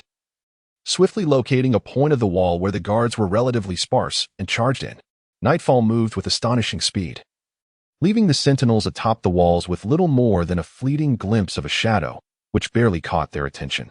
As the night mist drifted westward, Ye Lan followed the path etched in his memory, advancing until he reached the heart of the city. Only after ascertaining his safety did he choose a secluded inn for his stay. Reclining nonchalantly on the bed, thoughts of Z flooded his mind. Recalling the warmth and softness of her embrace from the previous night, he felt an exquisite sensation that was truly unparalleled. Had it not been for the task he faced today, he might have faltered when Z leaned in to kiss him. Chapter 153, The Obstructive Black Soil. Fortunately, his self-control was remarkably resilient. In truth, the reason for his restraint was his current predicament. Suddenly welcoming a goddess into his arms was overwhelming for someone like him, who had spent a millennium in solitude. Moreover, there exists a saying that resonates well. What is yours will always belong to you, while what is not cannot be forced. At the break of dawn the following day, Ye Lan deliberately adorned himself as one from the land of Earth and approached the entrance of a Wagakure village. Just as he intended to enter directly, two guards barred his passage. No outsiders are permitted entry. Night Mist was taken aback, staring at the two individuals, and exclaimed, "Who informed you that I hail from another village?" The two guards scrutinized Night Mist from head to toe, and after a brief moment, one of them sneered, "Kid, don't put on an act. The people of the land of Earth do not possess such a fair complexion as yours. Even if you don our garments, it is of no consequence. Be on your way, and do not linger here to create an inconvenience. Is it forbidden for outsiders to enter? What sort of absurd regulation is this? Are you engaging in a self-imposed isolation?" With that, Night Mist pushed past the two guards and strode forward. The guards quickly stepped in front of Night Mist, their voices icy as they warned, "Outsider, our village has recently encountered certain issues. We advise you to heed our counsel. Do not provoke us with your insolence. If you truly anger us, expelling you will not be a pleasant affair." With a light laugh, Night Mist declared, "If you wish to expel me, you must first demonstrate the capability to do so." The two guards, immediately incensed, exchanged glances before swiftly forming hand seals, striking the ground with fervor. Earth escape. Earth prison technique. In an instant, numerous earthen pillars surged from beneath Night Mist's feet, intertwining above her head. Before long, an earthen cage had ensnared Night Mist securely within its confines. Observing this, one of the guards sneered, "I shall grant you one final opportunity to depart. Should you fail to leave now, we will have no choice but to apprehend you." With that, he waved his hand, causing the cage that encircled Night Mist to gradually sink into the earth, vanishing from sight. Without uttering a word, Ye Lan swiftly unleashed the same ninjutsu. Earth release. Earth prison technique. What?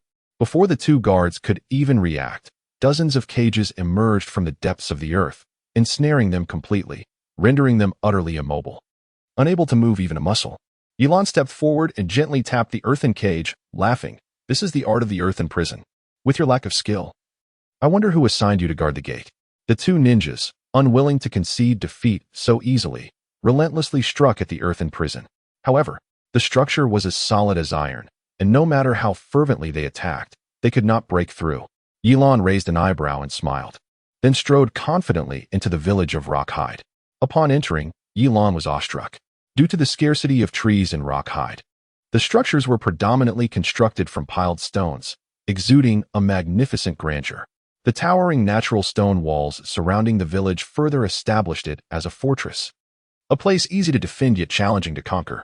Ye Lan gazed upon the tallest edifice in the distance, his destination being the very place where the Earth Shadow resided. Just as Ye Lan advanced, a graceful figure obstructed his path. Hey, you there, do refrain from proceeding any further. When Night Mist discerned the identity of the visitor, a smile graced her lips, for it was none other than the granddaughter of the third Tsukuyomi, Kuratsuchi. With her short hair and relatively fair complexion, Kuratsuchi, despite her youth, bore an air of gallantry about her. Chapter 154. I have come merely for a journey. Night Mist glanced at Black Earth with a smile and said, Little girl, you can't be older than I am, can you? How dare you call me young lad? Black Earth snorted and replied, Where do you hail from? Daring to intrude upon our hidden rock village? Are you not aware that significant events have transpired recently, prohibiting outsiders from entering? Night Mist, with a pitiful tone, lamented. I truly do not know.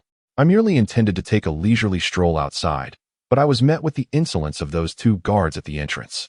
They immediately resorted to violence against me, leaving me no choice but to defend myself. Who could have anticipated that they were so feeble, proving no match for me? I was also curious about the recent happenings in your land of Earth, particularly why your village has barred outsiders from entering. Might you enlighten me, young lady? Black Soil scoffed and replied, Humph. I'm afraid I cannot divulge that information. Moreover, how dare you act so innocent, when it was you who ensnared the two of them? Do not presume I am unaware of what was exchanged between you. Ye Lan curled her lip and murmured softly, Isn't it obvious, engaging in such back and forth? Hey. He-Tu glared at Ye Lan and declared, I care not who you are. My grandfather has decreed that recently, no outsiders are permitted to enter our village. I suggest you return whence you came. Night Mist raised his hands in exasperation and said, You must tell me the reason, at least. I have traveled a great distance to visit your hidden rock village. It would be absurd to leave without experiencing anything. He-Tu furrowed his brow and replied, But you are already inside, are you not? You have seen the scenery, so it is time for you to depart, is it not? That simply cannot be. Night Mist insisted. I came to Hidden Rock Village not only to admire the views but also to savor your local delicacies. Otherwise, would my journey not be in vain? He-Tu continued, Regardless of the circumstances, I cannot allow you to re-enter, and even if you wish to return, you must first inform me of your origin. Night Mist scratched his head in contemplation and then said, I hail from a rather distant small nation. Even if I told you, you wouldn't be familiar with it. I merely wish to visit your Hidden Rock Village and catch a glimpse of Lord Tsukuyomi. After that, I shall take my leave. What do you think? I assure you it will not interfere with your affairs. At this point, Night Mist suddenly realized something and added, Oh, by the way, young lady, you mentioned that the order forbidding outsiders from entering was issued by your grandfather. Could it be that your grandfather knows Lord Tsukuyomi? He-Tu proudly replied, What do you mean by my grandfather knowing Tsukuyomi? My grandfather is the current third Tsukuyomi. Impressive, isn't it? Upon hearing these words, Ye Lan's eyes immediately sparkled with excitement. She gazed longingly at He-Tu and implored, Could you possibly take me to meet your grandfather? I promise I will leave right after. He-Tu shook his head and replied, No, that is not possible. Ye Lan clasped her hands together, presenting a pitiful appearance as she implored, Surely. Just a fleeting glimpse will suffice? Once I have seen him, I shall take my leave without causing any disturbance to Lord Tsukuyomi. Besides, considering the lengths I have traveled to reach this place, you cannot possibly deny this modest request of mine, can you? He-Tu, hands on her hips and head tilted in contemplation, finally responded, Are you certain that you only wish to see my grandfather and nothing more? Night Mist nodded eagerly and said, Rest assured, I will certainly refrain from any actions. Moreover, Lord Tsukuyomi is immensely powerful, even if I wished to do something. I would be utterly incapable, wouldn't you agree?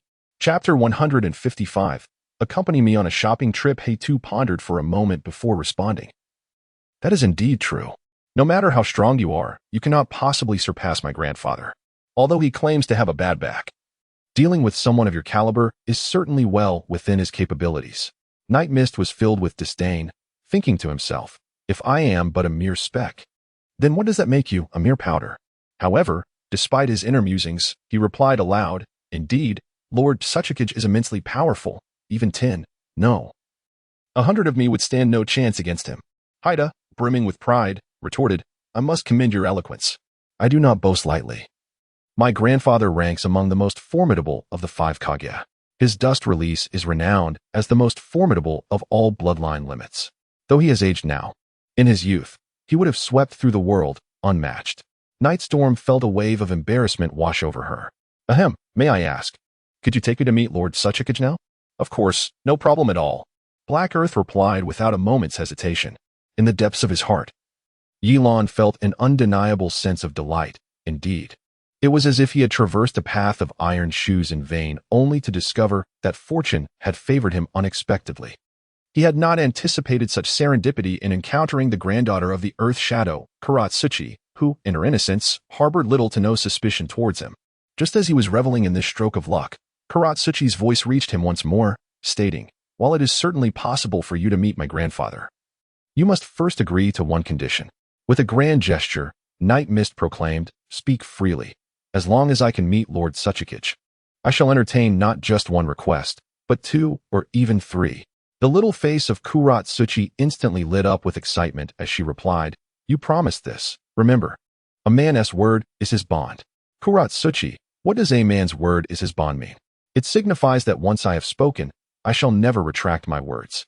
Upon hearing this, Kuratsuchi nodded in satisfaction, declaring, then the first order of business is that you must accompany me on a day of shopping. Night Mist, what? I must have misheard you. You want me to accompany you for an entire day of shopping? Heitu nodded vigorously indeed. You heard correctly.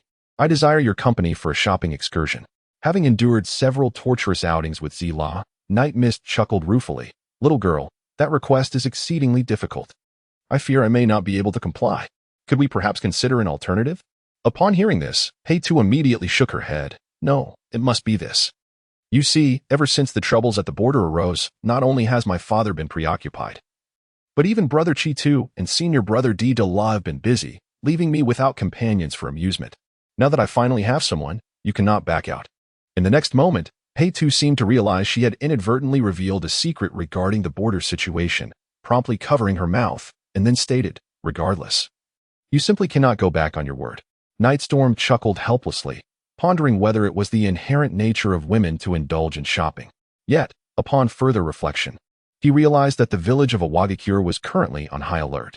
As an outsider, gaining an audience with the Tsukuyomi would be exceedingly difficult. A reckless intrusion would not only be futile but would likely result in an immediate encounter with the Tsukuyomi's dust release technique, a method of dimensional severance. Thus, he concluded that it would be more prudent to accompany Kuratsuchi for the day. Perhaps through her connections, he might successfully meet the third Tsukuyomi, Inoki, allowing him the opportunity to converse and persuade him to abandon any notions of an assault on Konohamaru. Chapter 156, Ill Intentions. Very well. I shall accompany you on your shopping spree. Ye Lan nodded vigorously. As the saying goes, one must be willing to part with something dear in order to achieve one's goals, for the sake of successfully meeting the third Tsukuyomi. This small sacrifice was of little consequence. That is splendid. Heitu exclaimed, gesturing for Ye Lan to follow. Come with me. I shall take you to the streets. Ye Lan revealed a helpless smile, one that he himself deemed far from attractive. Haikudu furrowed his brow and inquired, what expression is that? Did you not promise to accompany me on a shopping excursion? You appear rather reluctant. Impossible. Ye Lan replied with a chuckle. Haikudu approached with a grin, boldly draping his arm over Ye Lan's shoulder as they strode forward. Greetings. I am Haikudu, a fact of which you are already aware. Ye Lan shrugged her shoulders. And I understood. She was the granddaughter of the third Tsukuyomi. Heitu nodded in acknowledgement and inquired, what is your name? Ye Lan blinked her eyelids and then said, I am called Bayun. Heitu responded, your name is quite feminine. Nightstorm shrugged, choosing to remain silent. Black Soil pursed her lips and then led Nightstorm into the bustling street. Upon arriving, Black Soil eagerly pulled Nightstorm in every direction. fully embracing her innate desire as a girl to explore the market. In no time, they accumulated a plethora of purchases. Most notably, after each transaction, Black Soil would gaze expectantly at Nightstorm. Observing this, Nightstorm rolled her eyes and placed several gold coins on the vendor's table. These coins were universally accepted currency across various nations, and it was all that Nightstorm possessed. Black Soil glanced at Nightstorm and exclaimed joyfully, "White Cloud, I never imagined you could be so extravagant. Your generosity is truly impressive. It seems I chose the perfect companion for today's outing." Night Mist broke into a grin, gazing at the bundles hanging from Black Soil's body. "What do you think? You've had your fun. Can you take me to meet your grandfather now?" Black Soil furrowed his brow in response, saying, "Why the rush? I haven't had my fill of fun yet." Night Mist let out a helpless smile. "When, dear aunt, will you finally finish your shopping?" Black Earth responded with a playful grin. Having ventured out for a rare outing, one must enjoy it to the fullest. Thus, the day stretched on until evening. Black Earth continued to skip ahead with exuberance, while Night Mist, weary and exhausted, trudged along with drooping shoulders, taking one painstaking step at a time. Observing this, Black Earth turned back and urged, "White Cloud, do hurry up." Ye Lan shot a glare at Hei-Tu and then plopped down onto a nearby chair, exclaiming, "I am weary." Hei-Tu approached Ye Lan, gazing at him with a smile, and said, "Bayun, would you mind spinning with me for a little while longer?" "Not at all." Night Mist casually tossed the pouch of gold coins at Black Earth and remarked, "Since I can no longer turn, you shall have to do it yourself." Observing this, Black Earth sat beside Night Mist and quietly inquired, "White Cloud, are you truly exhausted?" Ye Lan cast a sidelong glance at her, dismissing her words. Hei-Tu twisted his neck and then, with a beaming smile, remarked, "Very well. Then we shall forego our shopping excursion for now." Night Mist gazed into Black Earth's eyes. "Why do I always feel that you harbor ill intentions?" Black Earth swiftly waved his hand and chuckled, "White Cloud, where are your thoughts wandering? I merely noticed your fatigue and wished to lighten your burden. You certainly do not have good intentions." Black Earth firmly grasped Night Mist's hand and declared, "Come, I shall take you to a special place." Chapter 157. Teach me the art of the Earth Prison. Where are we going? "To the place where I cultivate." Night Mist frowned and asked, "Why are you taking me to that place?" "I have no intention of cultivating." Black Earth smiled gently and replied, "You will understand once we arrive." Night Mist could not help but murmur, shrouded in mystery. Before long, Black Earth led Night Mist to a certain location. As Ye Lan surveyed the surrounding scenery, she couldn't help but express her disdain. "Is this truly the place where you usually train, Hei-Tu?" "Indeed," Hei-Tu nodded. The area was desolate, devoid of anything substantial. Aside from the rocky ground, there wasn't even a decent target in sight. This arrangement hardly seemed fitting for the granddaughter of the third Tsukuyomi, did it? Hei-Tu curled his lip in response. "What do you know? While I may not possess the formidable bloodline of my grandfather, I do have my own limit of bloodline. My ninjutsu is Doton, and training in such an expansive area is the optimal choice." Night Mist let out a sound of indifference, clearly showing little interest in the matter. Seeing this, Black Earth dashed in front of Night Mist, blinking its large eyes, and said, "White Cloud, is it not your desire to meet my grandfather? This is quite simple. After all, you are not in a hurry. It just so happens that I have something I wish to inquire of you.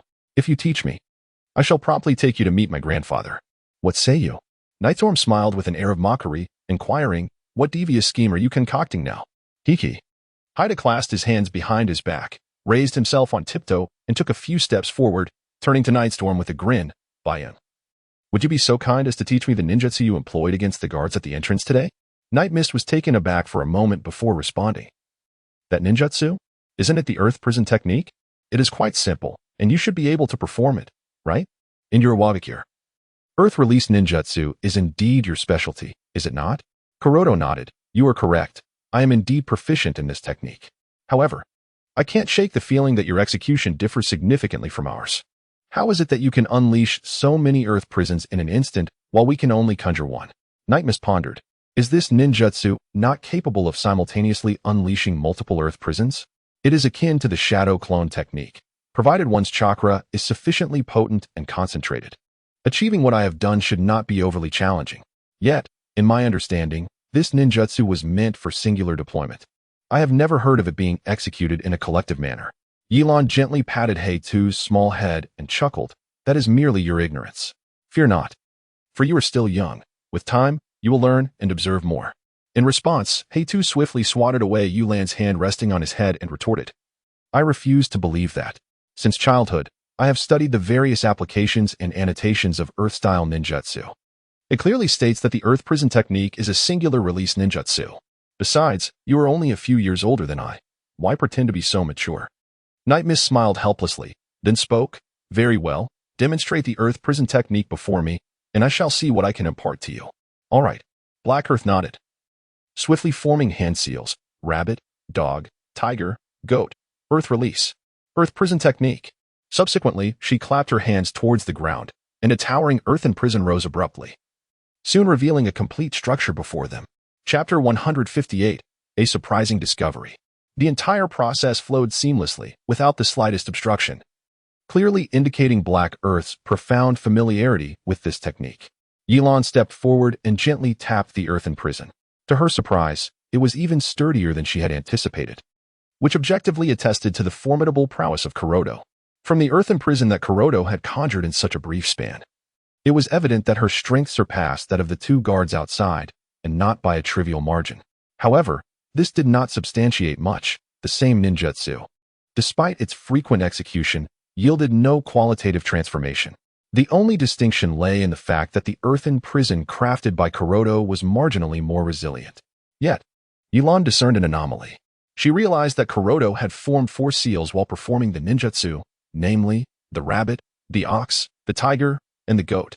However, in her mind, the 6 seals she had assimilated from the 2 guards were distinctly different, with the first 4 being identical.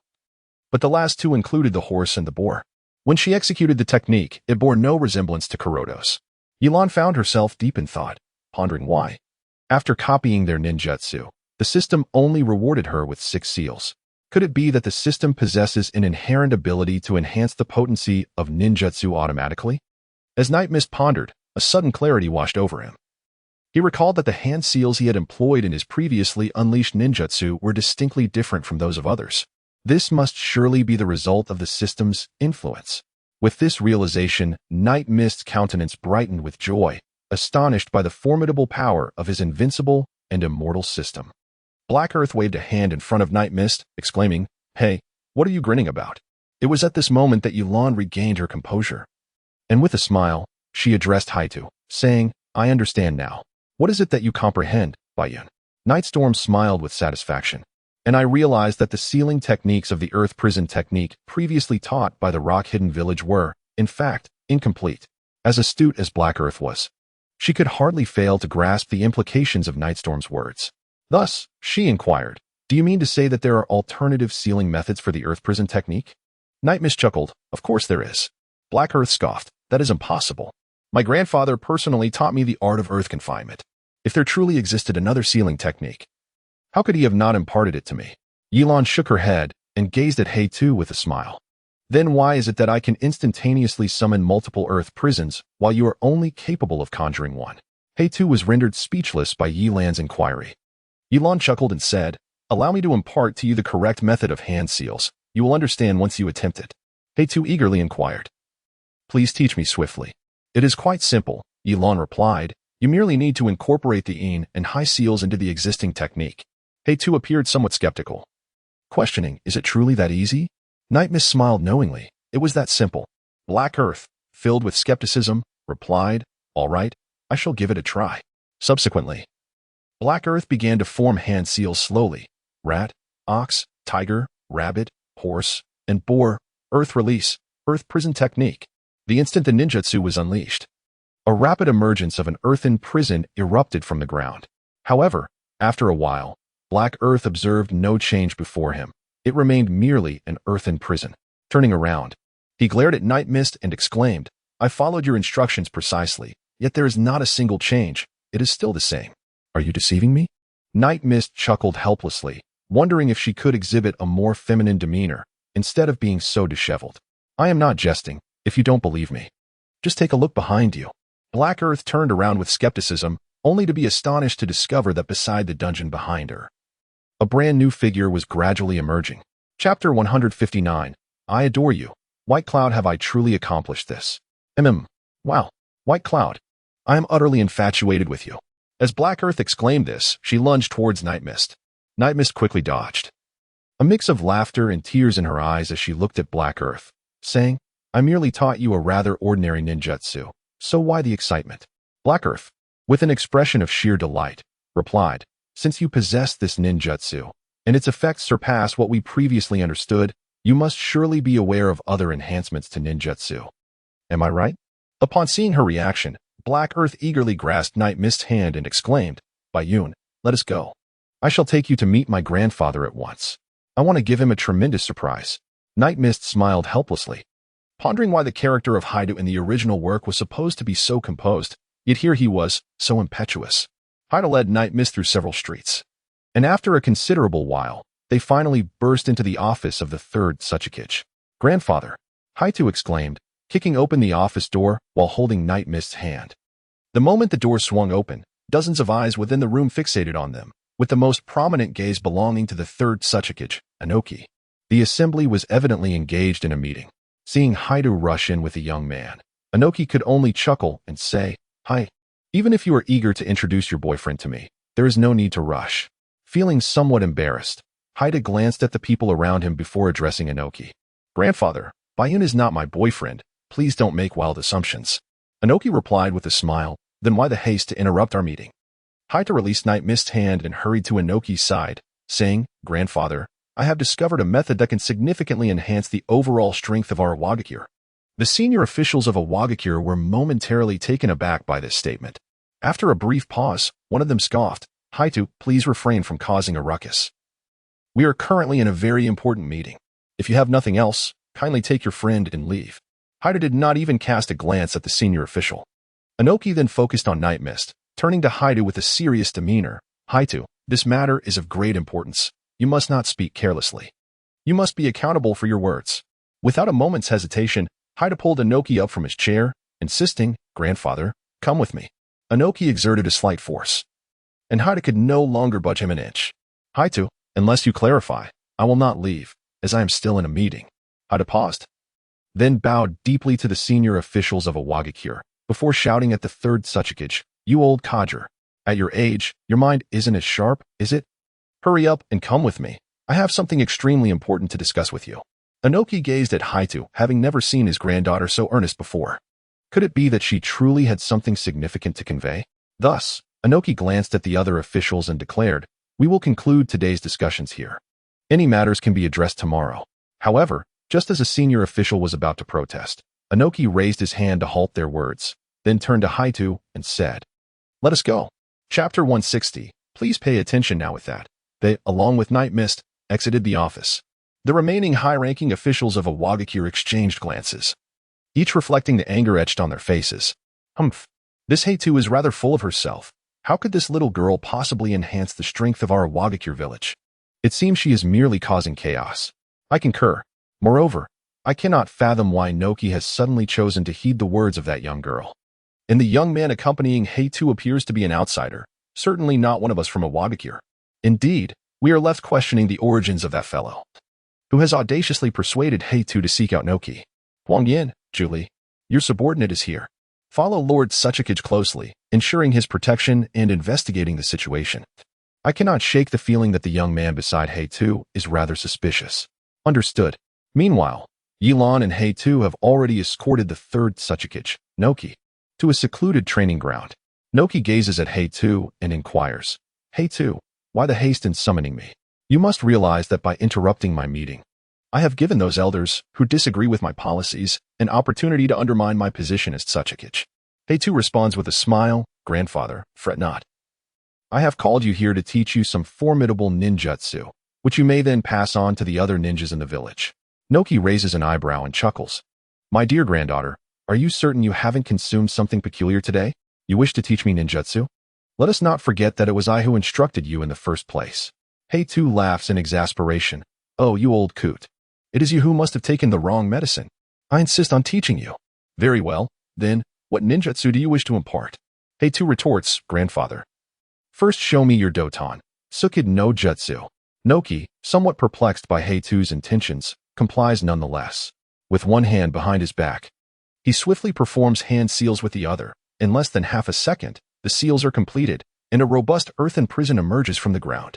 Upon witnessing this, Ye Lan notes the remarkable difference, Naka's speed in performing the seals, the completion of the technique, and the durability of the earthen prison are all levels above that of Hey Tuesday. Truly, he is the third Tsukuyomi, exhibiting extraordinary prowess. Observing this, Hey Tu smiles and asks, Grandfather, can you create only one earthen prison? Noki replies, I can produce 60 earthen prisons within a minute. So, you mean to say you can only manage one per second? Noki nods, acknowledging the limitations of ninjutsu. With a triumphant grin, Hey Tu boasts, if I told you I could conjure two, or even more simultaneously, would that not render me more formidable than you? Noki shook his head, deeming it impossible. Although the earth prison technique is classified as a B-rank ninjutsu, its fixed casting position and notable chakra consumption typically limit its deployment to a single instance. Furthermore, it is inherently impossible for anyone to release two such techniques simultaneously, unless they have elevated their ninjutsu. Kuratsuchi winked at Noki and said, Grandfather, since you are so certain that no one can achieve this, you might want to keep your eyes wide open. Chapter 161. Isn't it dashing? With that, Kuratsuchi swiftly formed hand seals and, at the culmination of the technique, exclaimed, Earth style, Earth prison technique. In the next moment, a remarkable scene unfolded before Naka's astonished eyes. Two identical earth prisons emerged simultaneously from the spot where Kuratsuchi had unleashed her jutsu. Noki stared intently at the two prisons. Kuratsuchi, seeing his reaction, smiled proudly, Grandfather, what do you think? Am I impressive? After a brief moment, Noki slowly nodded, acknowledging, Indeed. I did not anticipate that you would innovate the earth prison technique. Observing your earlier movements, it is evident that you introduced two additional seals based on the original technique. And the chakra consumption is quite reasonable. This represents a significant breakthrough for this jutsu. Flattered by Naka's compliment, Kuratsuchi felt a surge of pride. However, the subsequent words from Noki struck her like a blow. Nevertheless, Kuratsuchi, you must understand that while I acknowledge your innovation, the earth prison technique alone is insufficient to compel me to leave the conference room with you. You must realize that this is a critical juncture for a Wagakure, and time is of the essence. Therefore, unless you can present a truly remarkable ninjutsu that leaves me in awe, I fear I will have no choice but to confine you for a month as punishment. Kuratsuchi gasped at his words and quickly replied with a smile, Grandfather, please don't be anxious. I haven't finished speaking yet. Allow me to introduce someone. She then approached Ye Lan and introduced, Grandfather, this person is Bayun. Hailing from a distant small nation, he is extraordinarily powerful. He has managed to trap the two guards at the entrance using only the earth prison technique. Upon hearing this, Ye Lan humbly replied, You flatter me, please do not idolize me. I am merely a legend. In response, the Yimu gazed at Ye Lan with a smile and said, Young man, since you possess such remarkable prowess that has garnered the admiration of my proud granddaughter, why not showcase your abilities a bit more? I, as an old man, would be pleased to observe and learn from you. Night Lan chuckled, Then I shall gladly comply. He then stepped forward, mimicking Naka's one-handed hand seals with remarkable speed, employing the same technique as Kuratsuchi. In an instant, Night Lan completed the seals. Earth release.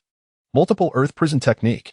As Night Lan's voice resonated, dozens of earthen prisons erupted from the ground, densely arranged and nearly filling half of the training ground. Noki gazed intently at these earthen prisons. If his earlier astonishment at Kuratsuchi was profound, he was now utterly astounded. What a formidable multiple earth prison technique. The same technique could wield such power, if deployed on the battlefield. If the shinobi of the land of earth could swiftly summon 2 or 3 earthen prisons against their foes, the tide of battle would swiftly turn in their favor. Kuratsuchi, having witnessed Night Lan unleash this jutsu before, was nearly overwhelmed with excitement and nearly rushed to embrace him. For at this moment, Bayun was undeniably, overwhelmingly impressive, exceedingly handsome. One might say, one must ask, how many can move the heart of the Tsukuyomi, Noki? Noki regarded Night Lan with a smile, saying, Young man, I hear from Kuratsuchi that your name is Bayun. Is that correct? You are quite remarkable. I wonder, would you be interested in spending some time in my land of earth? Chapter 162. Knowing full well that tigers lurk in the mountains, Night Mist chuckled softly and said, Of course, this is entirely possible. Hey Tu, brimming with pride, replied, Grandfather, what do you think? I told you, Bayun is truly remarkable. Dayamu nodded, Hey Tu. Bayun has traveled a great distance to our land of earth, to the Hidden Rock Village. As the saying goes, a guest is a guest. You must ensure she enjoys a splendid tour of our village's scenery. He then turned to Night Mist with a smile, Young friend Bayun, I must admit, I am quite astonished that someone so young possesses such skills. You have truly broadened this old man's horizons. In your esteemed presence. It is merely a display of modest talent, replied Bayun. Night Mist would not become overly proud merely from a few compliments. For the elderly gentleman before her ranks among the 5 strongest in the world. Noki nodded and said, since you are here, I shall have Karatsuchi guide you around our hidden stone village for the next few days. You may depart whenever you feel satisfied with your visit. He continued, well then. My young friend, you are aware that as the Tsukuyomi of the hidden stone village, I have numerous responsibilities to attend to, so I must take my leave. As he turned to depart, Night Mist hastily interjected, Lord Tsukuyomi, I actually have a matter of greater importance to discuss with you. Noki paused, turning back to face Night Mist and inquiring, oh, my young friend, is there something else you wish to convey to me? Ye Lan smiled gently before turning to glance at the figure beside her. Hey Tuesday. How astute Hey Tu was, understanding Ye Lan's intentions without the need for further explanation. With a soft huff, he turned and departed. Diemu stood with his hands clasped behind his back, a smile gracing his lips as he inquired. Young friend Bayun, may we speak now?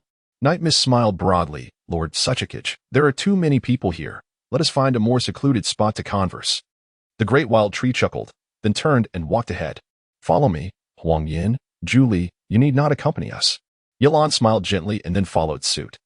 In the distant corner, Huang Yin exchanged a glance with Julie, who inquired, what shall we do? Should we follow them? Huang Yin waved his hand dismissively and replied, let it be. After all, Lord Tsukuyomi is immensely powerful, that young man poses no conceivable threat to him.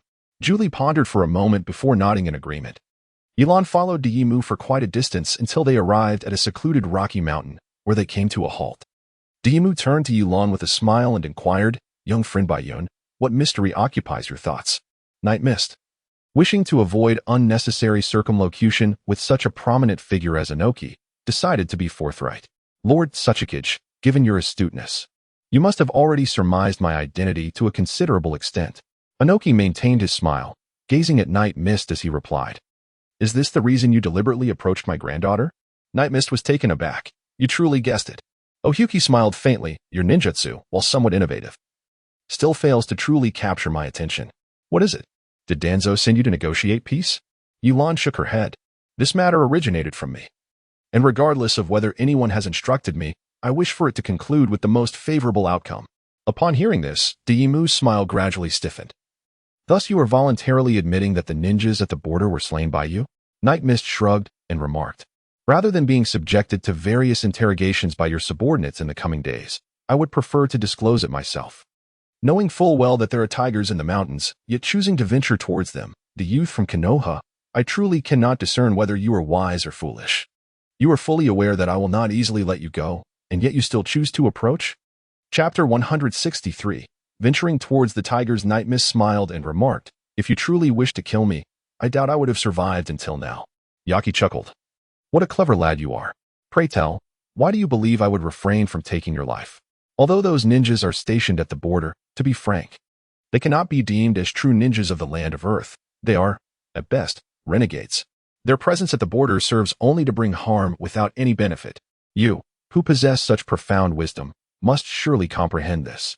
Moreover, if my assumptions are correct, as the Tsukuyomi of Awagakure, you should possess greater authority in dealing with rogue ninjas than I do. I may simply have arrived at the border before you did.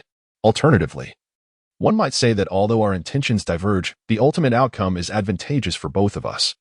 This is precisely why I have the audacity to stand here and converse with you. Yaki laughed heartily and then his expression turned grave. While you speak the truth, I shall not let you off so easily. As the Tsukuyomi of Awagakure, you have slain many of our ninjas, all of whom wore the headbands of Awagakure. Even for appearances sake, you cannot leave here unscathed. This is not a place where you can come and go at will. As he spoke, the aura surrounding Yaki intensified layer by layer. Nightstorm's expression grew serious. At this moment, confronting a shadow-level powerhouse was somewhat beyond his capabilities. Nevertheless, he maintained a smile as he addressed Noki, Lord Tsukuyomi. Don't you think it is rather excessive to extinguish a potential future genius who may one day rise to the level of a shadow? Naka's demeanor remained unchanged. It is my duty to safeguard the rock-hidden village.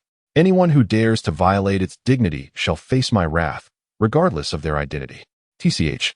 What a stubborn old man, Nightstorm muttered under his breath. Clearly reluctant to kill me, yet he insists on adopting that deadly serious expression. Noki let out a wry smile and responded, "Young friend from the cloud, you speak the truth. I truly do not wish to take your life, especially someone of your remarkable talent. However, you must understand that apart from myself and a select few, a significant portion of the upper echelons of the rock-hidden village view your Leaf Village as overly arrogant and are determined to pursue this matter further." Ye Lan was taken aback. "Wouldn't it be better to simply reveal the truth to them?" Noki scoffed, asserting that your words are easy to speak. Yet the majority of the deceased are ninjas from our Wagakure, and the sheer number of them inevitably stirs their emotions. Do they intend to incite a fourth great ninja war then? Noki shook his head, suggesting that it would not come to that. However, it is certainly unavoidable that your Konohagakure will face certain repercussions. Ye Lan chuckled mockingly. Dayimu inquired, "What is it that brings you amusement?" "Oh, it's nothing," Ye Lan replied. "I merely find it astonishing that the leaders of your Wagakure village are a band of blindly impulsive individuals. It was your ninjas who initially abducted our people as hostages, and now, in my endeavor to rescue them, I have had to eliminate those captors.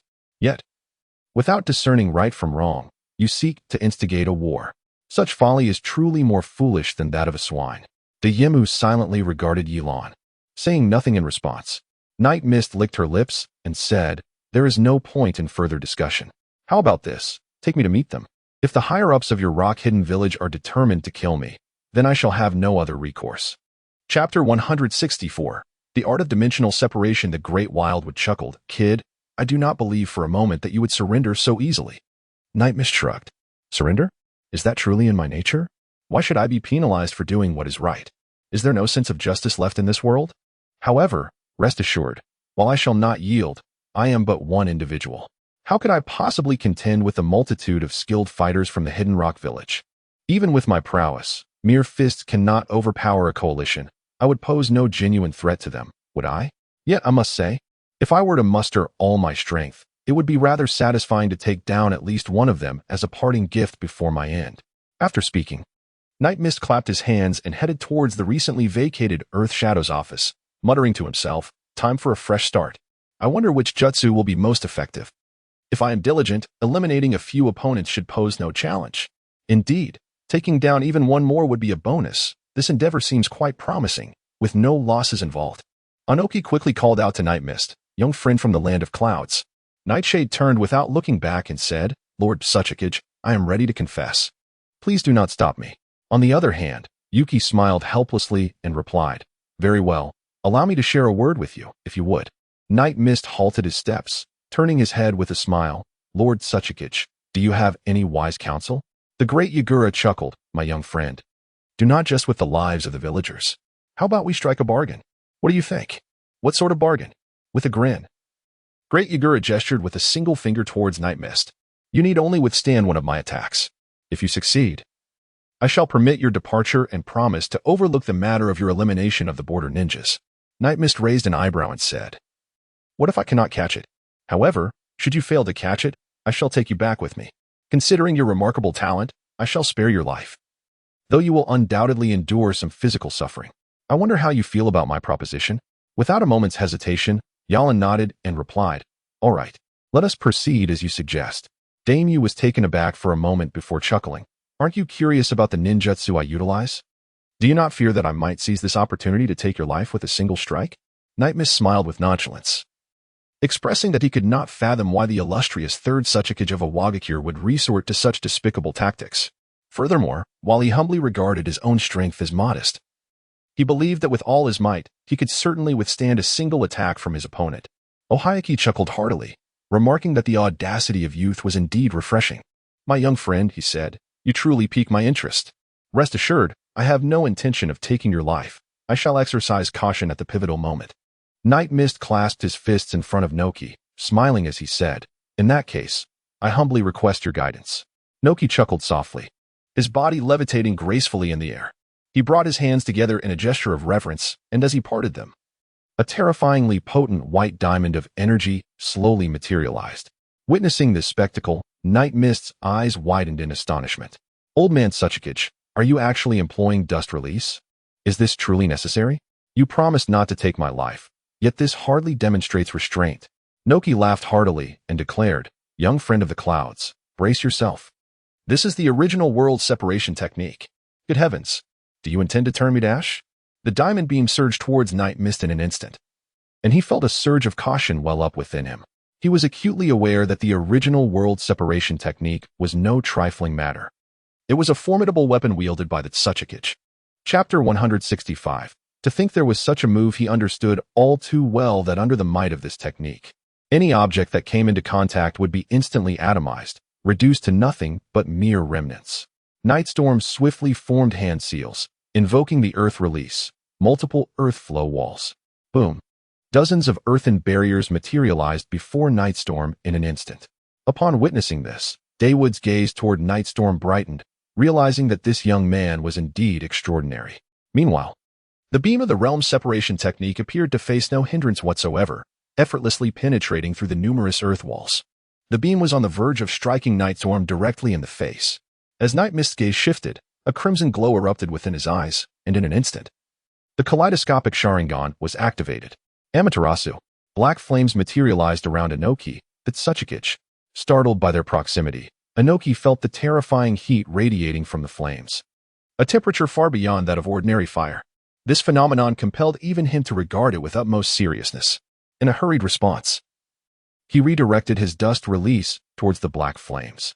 The moment the dust release made contact with the black flames, an astonishing scene unfolded before Inoki's eyes. Instead of disintegrating the flames, a hissing sound emerged as the two forces collided. This was an outcome Inoki had never anticipated.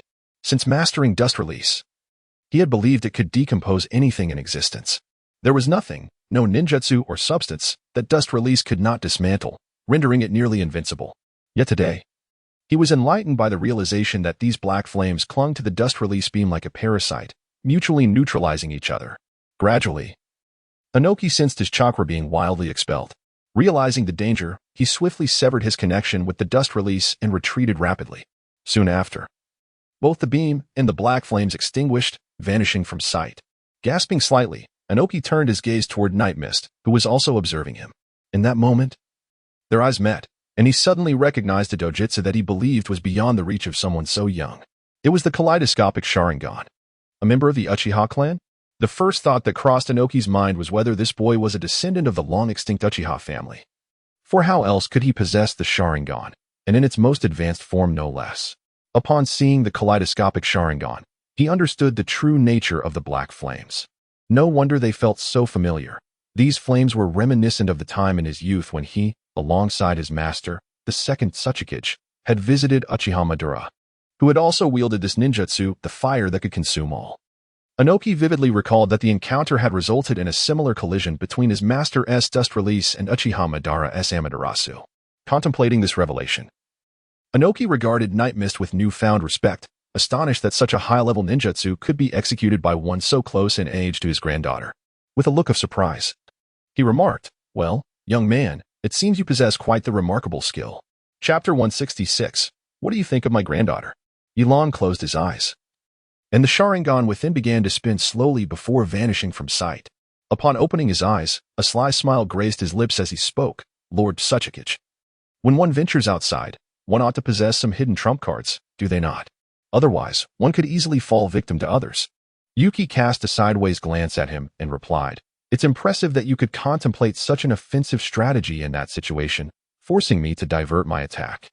Aren't you concerned that I might lose control and end your life in an instant?" Ye Lan smiled faintly, remarking that her insignificant life pales in comparison to that of Lord Tsukuyomi. Unburdened by attachments, her demise would evoke no sorrow, however. The situation was entirely different for Lord Tsukuyomi. Should anything untoward befall him, the hidden stone village would be left leaderless. Dayemu chuckled softly, acknowledging the smooth-talking youth. Suddenly, Dayemu's gaze sharpened, and he inquired, "You hail from the Uchiha clan in Konoha, do you not?" Nightstorm shrugged and smiled, saying, "Lord Tsukuyomi, had this inquiry been posed by another, perhaps from the Hidden Leaf village, I might have acted without a second thought and taken their life. The Uchiha clan massacre 8 years ago is a topic I prefer to avoid. Furthermore, whether I am indeed a member of the Uchiha clan or how I have survived remains best left unknown to you, as it bears no relevance to you. Does it?" Inoki was momentarily taken aback and let out a sigh. He had initially hoped to extract some valuable information from Nightstorm, but it appeared that endeavor had failed. Nonetheless, Nightstorm was correct. These matters had no bearing on the land of Earth, on him, or on Awagakure. Thus, he decided to refrain from further questioning. If only I could witness your Susanoo, Inoki jested with a smile. Night Mist curled her lips in disdain, remarking that it was unnecessary to even look, assuring that he was undoubtedly more handsome than Danzo. Demon laughed heartily, feeling a newfound respect for Night Mist while secretly relieved that he had entrusted him to the higher-ups of the Hidden Stone Village. After all, a man endowed with the eternal Meijiki Sharingan, possessing powers such as Amaterasu and Susanoo, would be more than sufficient to annihilate them all. Night Mist was unaware of the thoughts swirling in Naka's mind. Thus, he gazed at Noki and said, Lord Tsukuyomi, I have successfully received your move, and I hope you will honor your promise. Noki nodded, his expression turning solemn as he replied, I, Noki, have always conducted myself with integrity and honor. I would never deceive a junior. Rest assured, I shall fulfill the commitments I have made to you. Ye Lan chuckled softly, expressing her gratitude to Lord Tsukuyomi. The third Tsukuyomi, Inoki, smiled in return, and then, as if struck by a sudden thought, approached Ye Lan and regarded her with a warm smile. Night Mist felt a bit unsettled under Inoki's gaze, so she cautiously inquired, Lord Tsukuyomi, you wouldn't be having second thoughts, would you? Inoki shook his head. That is impossible. Then what is this about? Night Mist asked.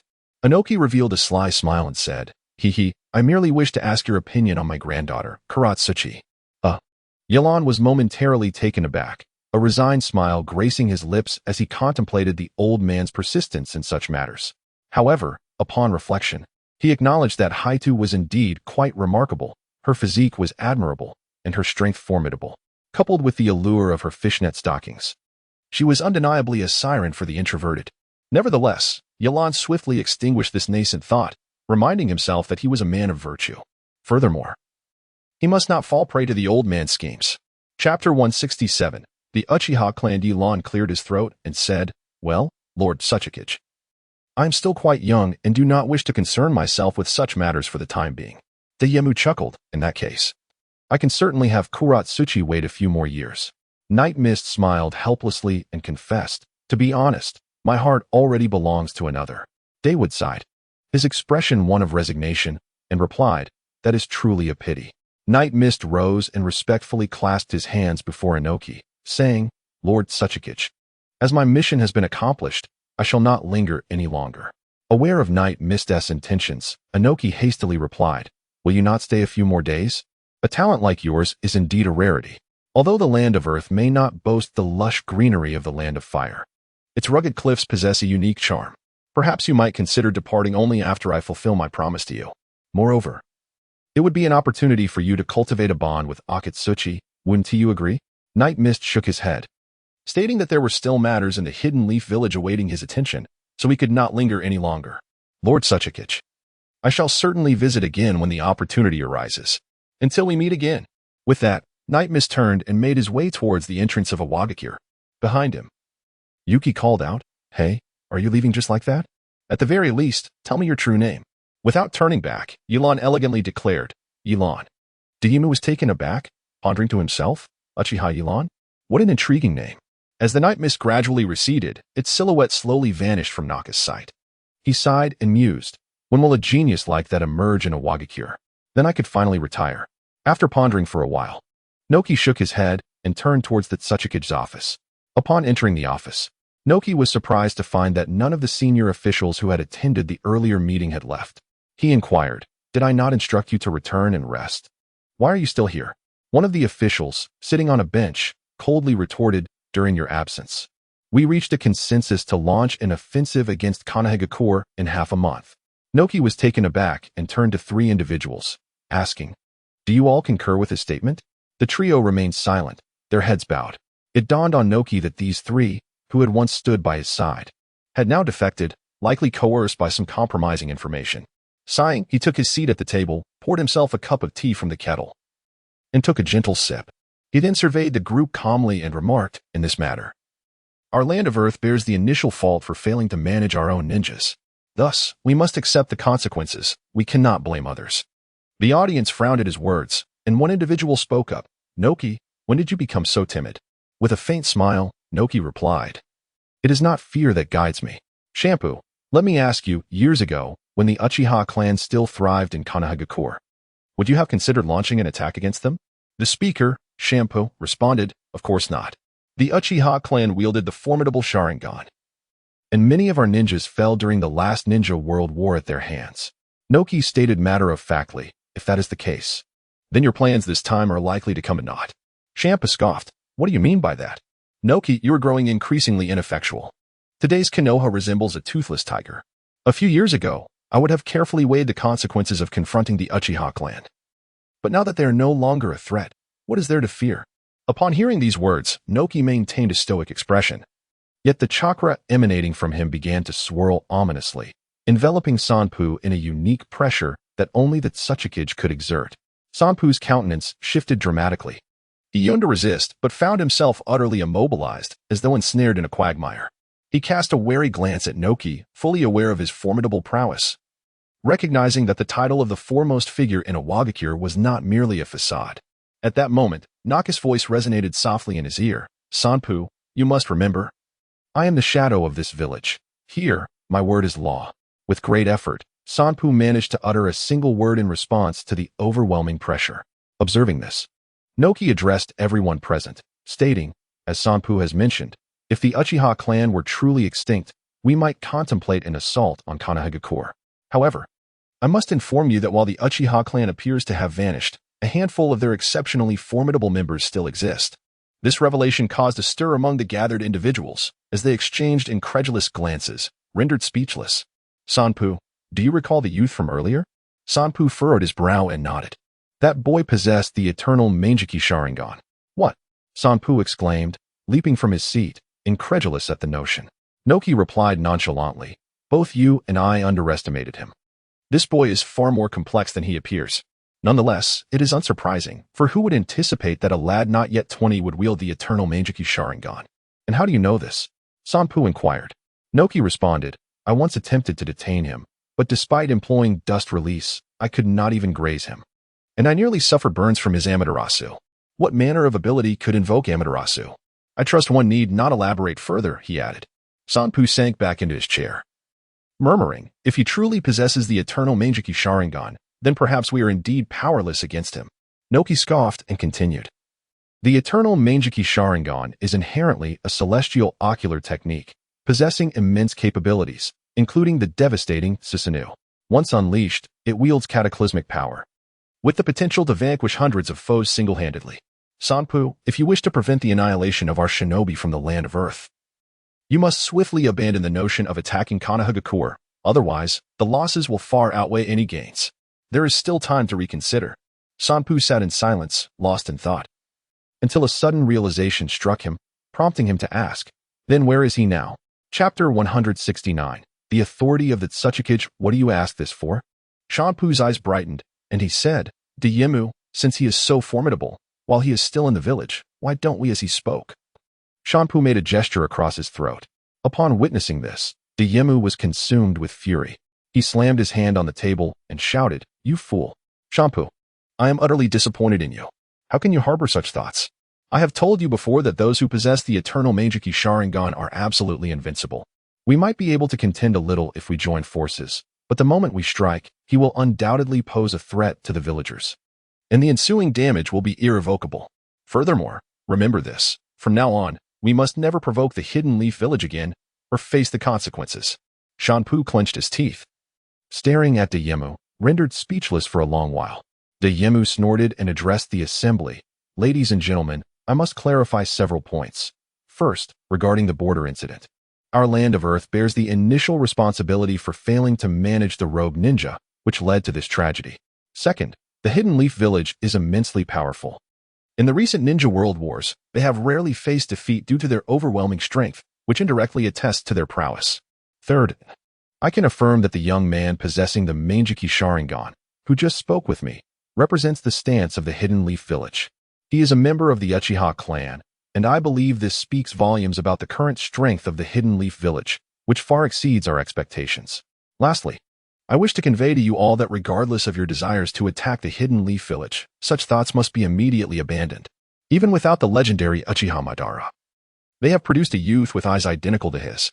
The renowned reputation of Uchiha Madara in his time needs no further elaboration. Those present nodded in agreement. That Tsukuyomi spoke truthfully. A village with a wielder of the Manjiki Sharingan should not be recklessly provoked. No one dared to question Dayemu's words. For the Tsukuyomi represented absolute authority in their village, a fact they all understood well.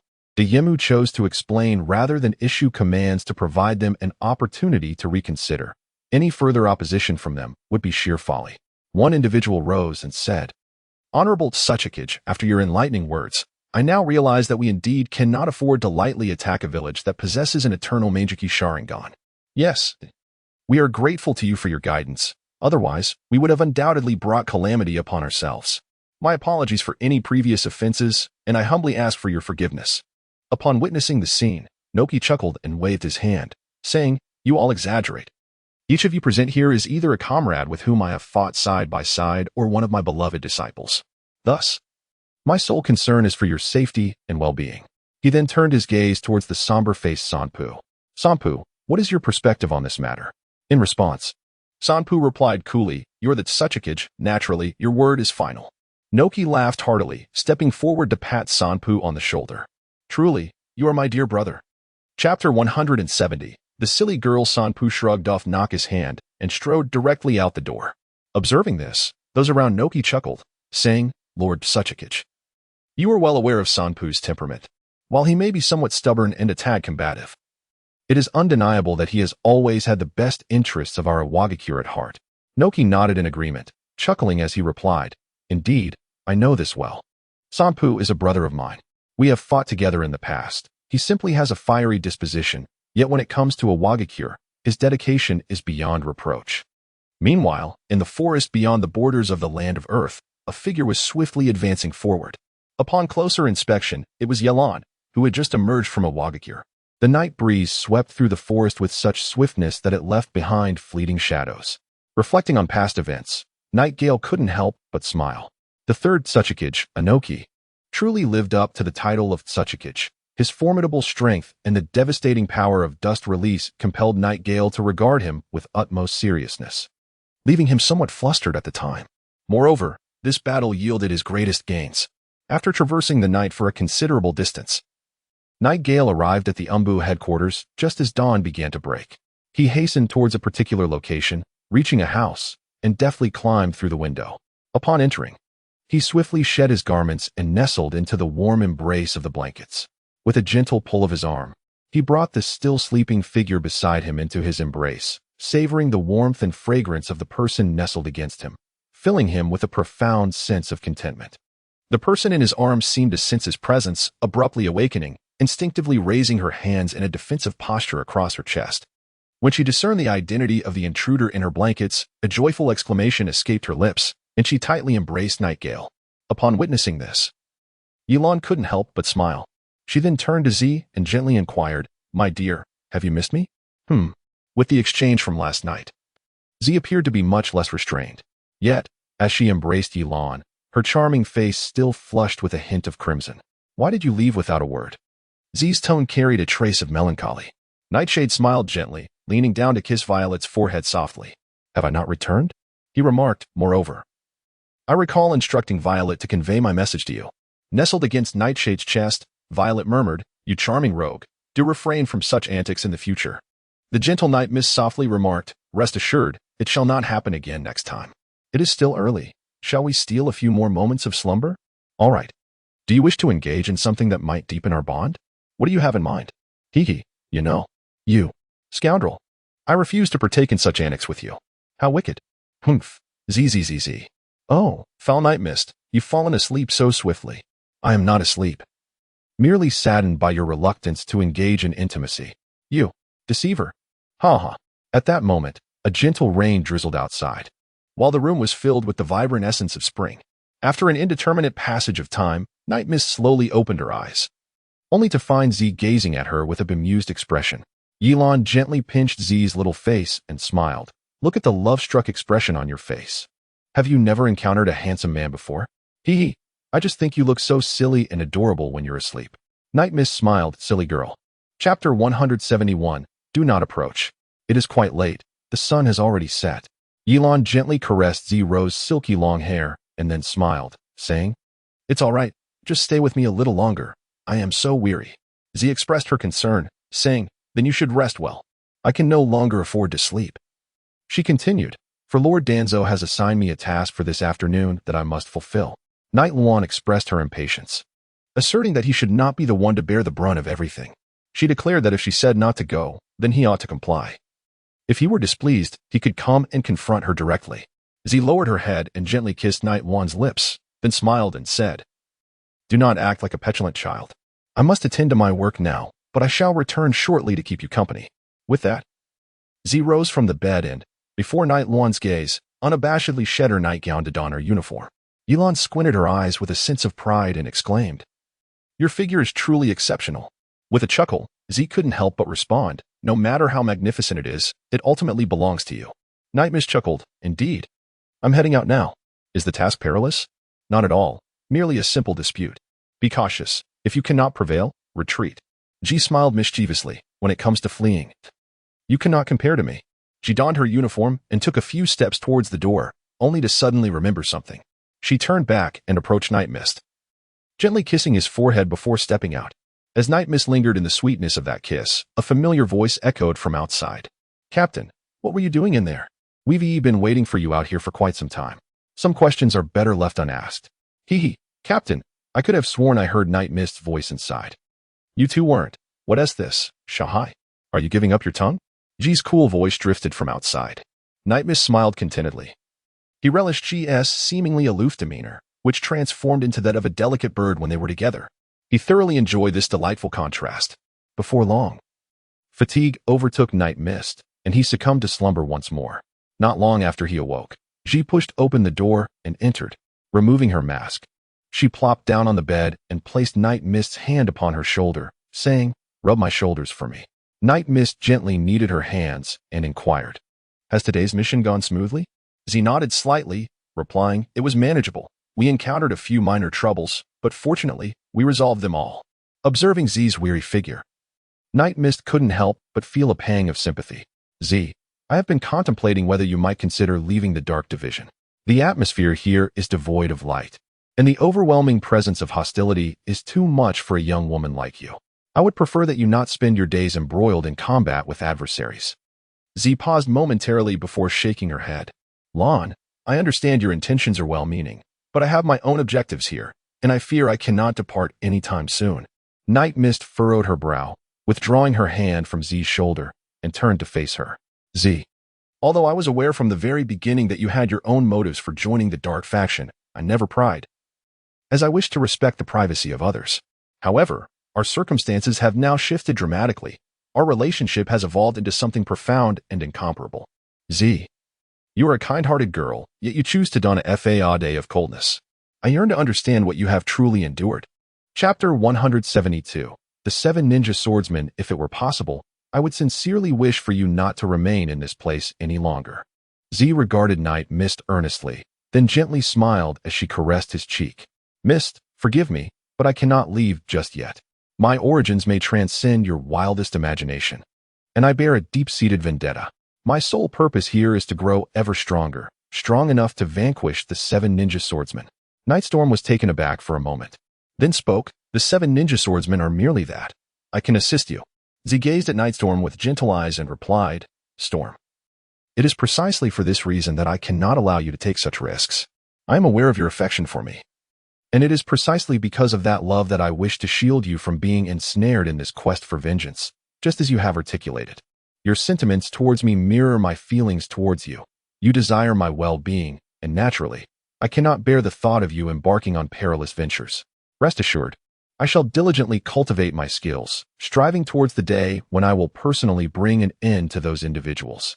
Night Mist gazed quietly at Purple, perceiving the tenderness in his eyes, yet also the stubbornness that lingered within. He let out a gentle sigh, refraining from uttering further words. For he understood that no matter how much he pleaded, Purple would never easily depart from the Anbu.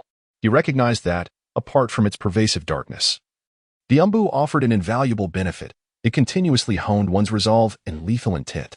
Such intensity could hardly be sensed in the villages beyond. This is precisely why the ninjas of the Anbu are regarded as the elite of Konoha. Well, in light of this, I shall not impose any further demands upon you. A soft smile graced Purple's lips as he nestled in Night Mist's embrace, drifting into a peaceful slumber.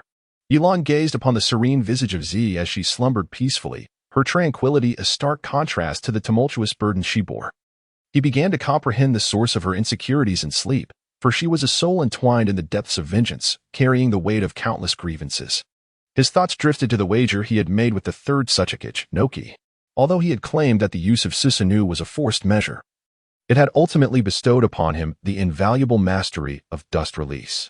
In that fleeting moment when Noki unleashed his jutsu, Ye Lan had not only replicated his hand seals but had also appropriated his Kekkai Jinkai. Consequently, he no longer needed to fear inadvertently revealing the abilities of his Sharingan in future confrontations. After all, the exposure of such ocular prowess could lead to unnecessary complications. That night, Ye Lan remained awake, meticulously recalling the visages of the 7 ninja swordsmen of the mist. Yet, he soon found himself shaking his head, for he discerned an anomaly. Among the original cadre of the 7 swordsmen, which included the likes of Kiba Tz, Sujetsu Zuki, and others, for had fallen to the hand of Might Guy, the father of Might Guy. Thus, it stood to reason that Z's parents should have been vanquished by the new generation of the 7 swordsmen, namely, Momochi Zabuza, Zuki Mangitsu, and others. Therefore, in a nominal sense, only 4 of the 7 remained. As the night breeze whispered, Ye Lan narrowed his eyes. Among these individuals, each one was formidable. Yet he felt no significant pressure. Chapter 173, The 7 Ninja Swordsmen. As the name suggests, each member wields a powerful ninja sword, which endows them with extraordinary combat prowess. In addition to their blades, each possesses remarkable strength. Take, for instance, Zabuza Momochi. While his inherent abilities may seem modest, the execution of his executioner's blade elevates him to the level of an elite jonin. Among the new generation of the 7 ninja swordsmen, however, it is the likes of Kisame Hoshigaki, Yagura Karatachi, and Mangetsu Zuki that he finds particularly formidable. Kisame Hoshigaki commands immense water-based techniques and possesses an astonishing reservoir of chakra. With the aid of his sword, Samahata, he can merge with it, transforming into a hybrid of man and beast, showcasing extraordinary power. Yagura Karatachi, on the other hand, is reputed to be a rare lightning prodigy from the hidden mist village, capable of unleashing tremendous might with her thunderous blade. With her lightning-infused weapon, she embodies the very essence of a thunder god, unleashing a myriad of lightning techniques with ease. Lastly, Mangitsu Zuki, the brother of Suijetsu Zuki, is an undeniable force as a resident of the hidden mist village, demonstrating unparalleled mastery over water techniques. His dual blades, the Hiramakerii, in his hands, dance with an artistry that is nothing short of divine. When assessing the strength of these individuals, it is likely that Mangitsu Zuki stands as the most formidable among them. In contrast, Zabuza Momochi appears somewhat diminished, especially since his executioner's blade has been seized, significantly undermining his capabilities. The echoes of various techniques and skills resonated in Ye Lan's mind throughout the night. Before long, dawn broke. Early the next morning, Ye Lan exchanged a few words with Z and then made his way to the village. He approached a small cottage and knocked on the door. Kakashi's figure appeared, and upon seeing Ye Lan, he welcomed him inside with a smile, saying, "Ye Lan, you have returned from your mission." Ye Lan nodded with a smile, indicating that the mission had proceeded smoothly. "What news do we have from the rock-hidden village?" Ye Lan cast a surprised glance at Kakashi and remarked, "Kakashi-sensei, your information is remarkably well-informed." Kakashi chuckled softly and replied, "As a jonin of the hidden leaf village, one must possess such abilities, and besides, I have Pakin with me." Nightshade smiled and said, "Rest assured, I have mostly taken care of this matter, provided that the old Tsukuyomi keeps his word." Kakashi chuckled heartily and replied, "Then I can relax. It's just the right time to report back to Lord Third Hokage. By the way, is Danzo aware of this situation?" Night Mist nodded. "Undoubtedly aware of the situation. This task was assigned to me by him, though he remained oblivious to my return. Thus, I decided to tantalize him, allowing him to stew in anticipation for a couple of days." Kakashi chuckled heartily and remarked, "Night Mist, I truly admire this aspect of you. I have endured my fair share of Tsunade's displeasure in the Anbu, so it would be splendid if you could keep him on edge for a good 10 to 15 days before revealing the truth." Ye Lan chuckled softly and then remarked, "This is undoubtedly certain." Ye Lan took a sip of water and then gazed at Kakashi, saying, "Kakashi-sensei, the reason I came to see you this time is due to a matter of greater significance." Kakashi paused momentarily before responding. "Since you have taken the effort to come find me in person, It is evident that this matter is indeed extraordinary. Speak freely, I assure you. I will not withhold any information I possess. Nightstorm nodded and then said, Kakashi-sensei, I would like to inquire about the origins of Ji. Kakashi was taken aback for a moment and then replied, what has prompted you to ask such questions all of a sudden? Chapter 174. The origins of Ji. Because there are certain matters I must attend to, Nightstorm responded. Kakashi narrowed his eyes slightly but refrained from further comment. He turned to Nightstorm and smiled. Very well. First and foremost, I must inform you that Ji is, in fact, not from the land of fire, but from the land of water, and her status there is quite significant. Ye Lan raised an eyebrow, then smiled and nodded. Kakashi appeared somewhat taken aback. As it seemed you were not as surprised as I had anticipated. Night Mist chuckled and remarked, prior to our arrival, I had contemplated this matter to some extent. How could a family pursued by the 7 ninja swordsmen possibly be ordinary? Indeed, your intuition serves you well, Ji. In truth, she is none other than the princess of the land of water. The evening mist hung low, a reflection of her contemplative demeanor. It is no wonder. Yet as the princess of the land of water, her father must surely be the esteemed feudal lord of their nation. Surely, the 7 ninja swordsmen, no matter how malevolent, would not dare to pursue the lord of their own country. Kakashi smiled softly, then remarked, Rin, you underestimate the 7 ninja swordsmen. They are directly subordinate to the Mizukage of the Hidden Mist Village and heed only his commands. Each member is exceedingly arrogant, bolstered by their formidable prowess. Furthermore, during the reign of the 4th Mizukage, Yagura, the land of water remained in a state of isolation. This isolation indirectly influenced the higher echelons of the land of water, inevitably leading to unrest within the nation. Night Mist's expression hardened. Could it be that all of this is connected to the current daimyo of the Water Nation? Oh, what leads you to this conclusion? Night Mist continued, the only possible cause for such a royal upheaval, which has plunged the entire nation into isolation, I believe, is usurpation. Kakashi nodded in agreement. You may well be right. I too have entertained similar conjectures.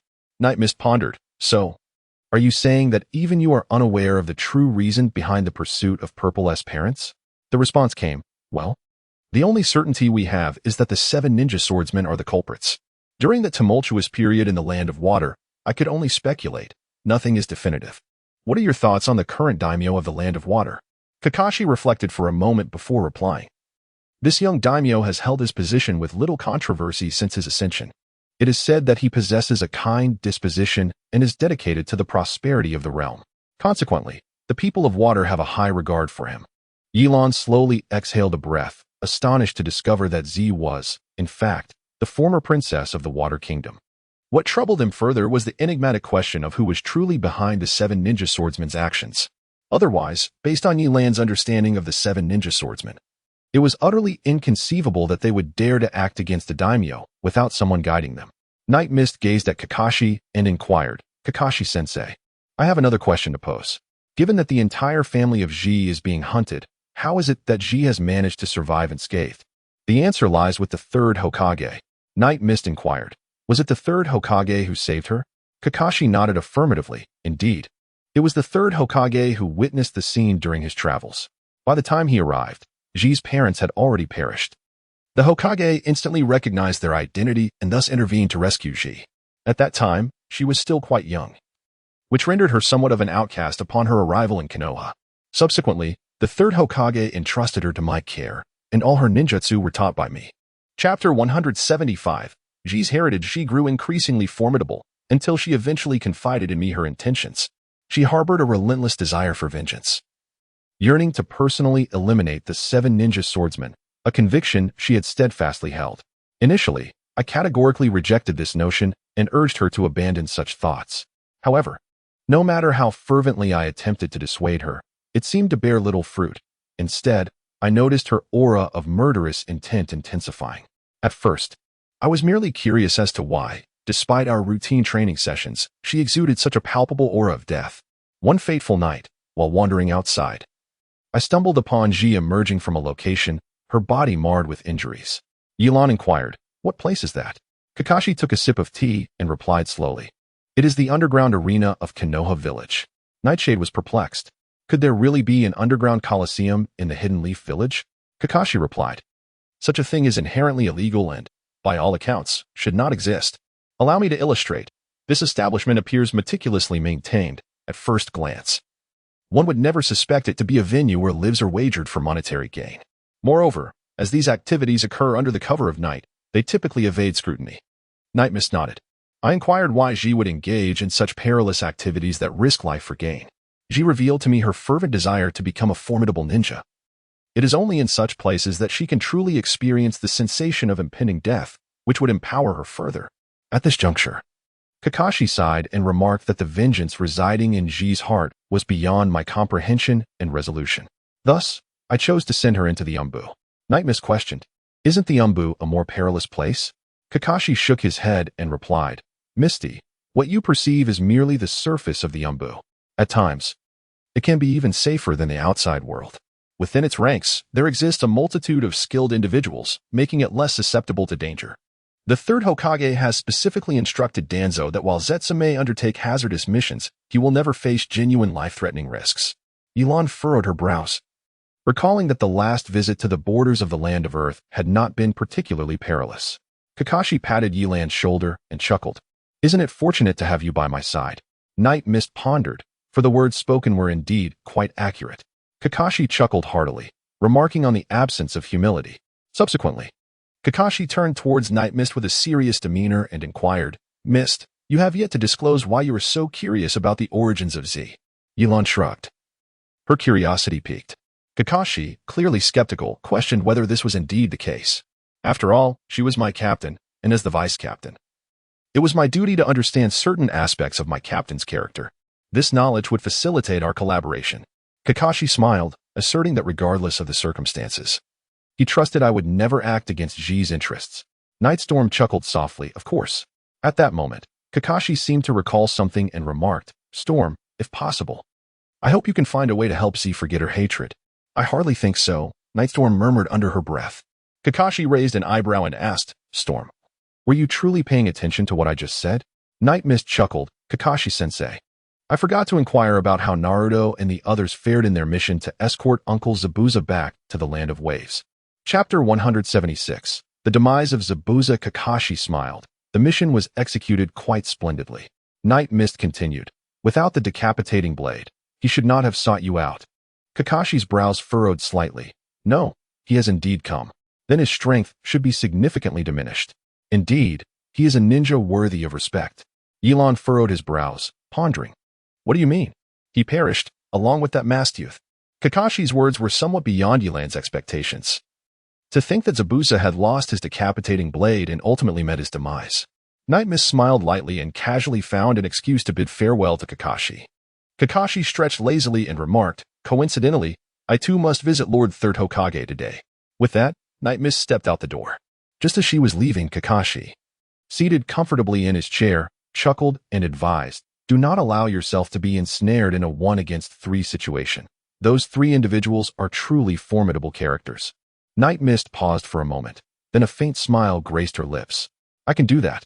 Stepping outside, she wiped a bead of sweat from her brow, contemplating the challenges of conversing with someone of such intellect. Kakashi's last remark was indeed profound.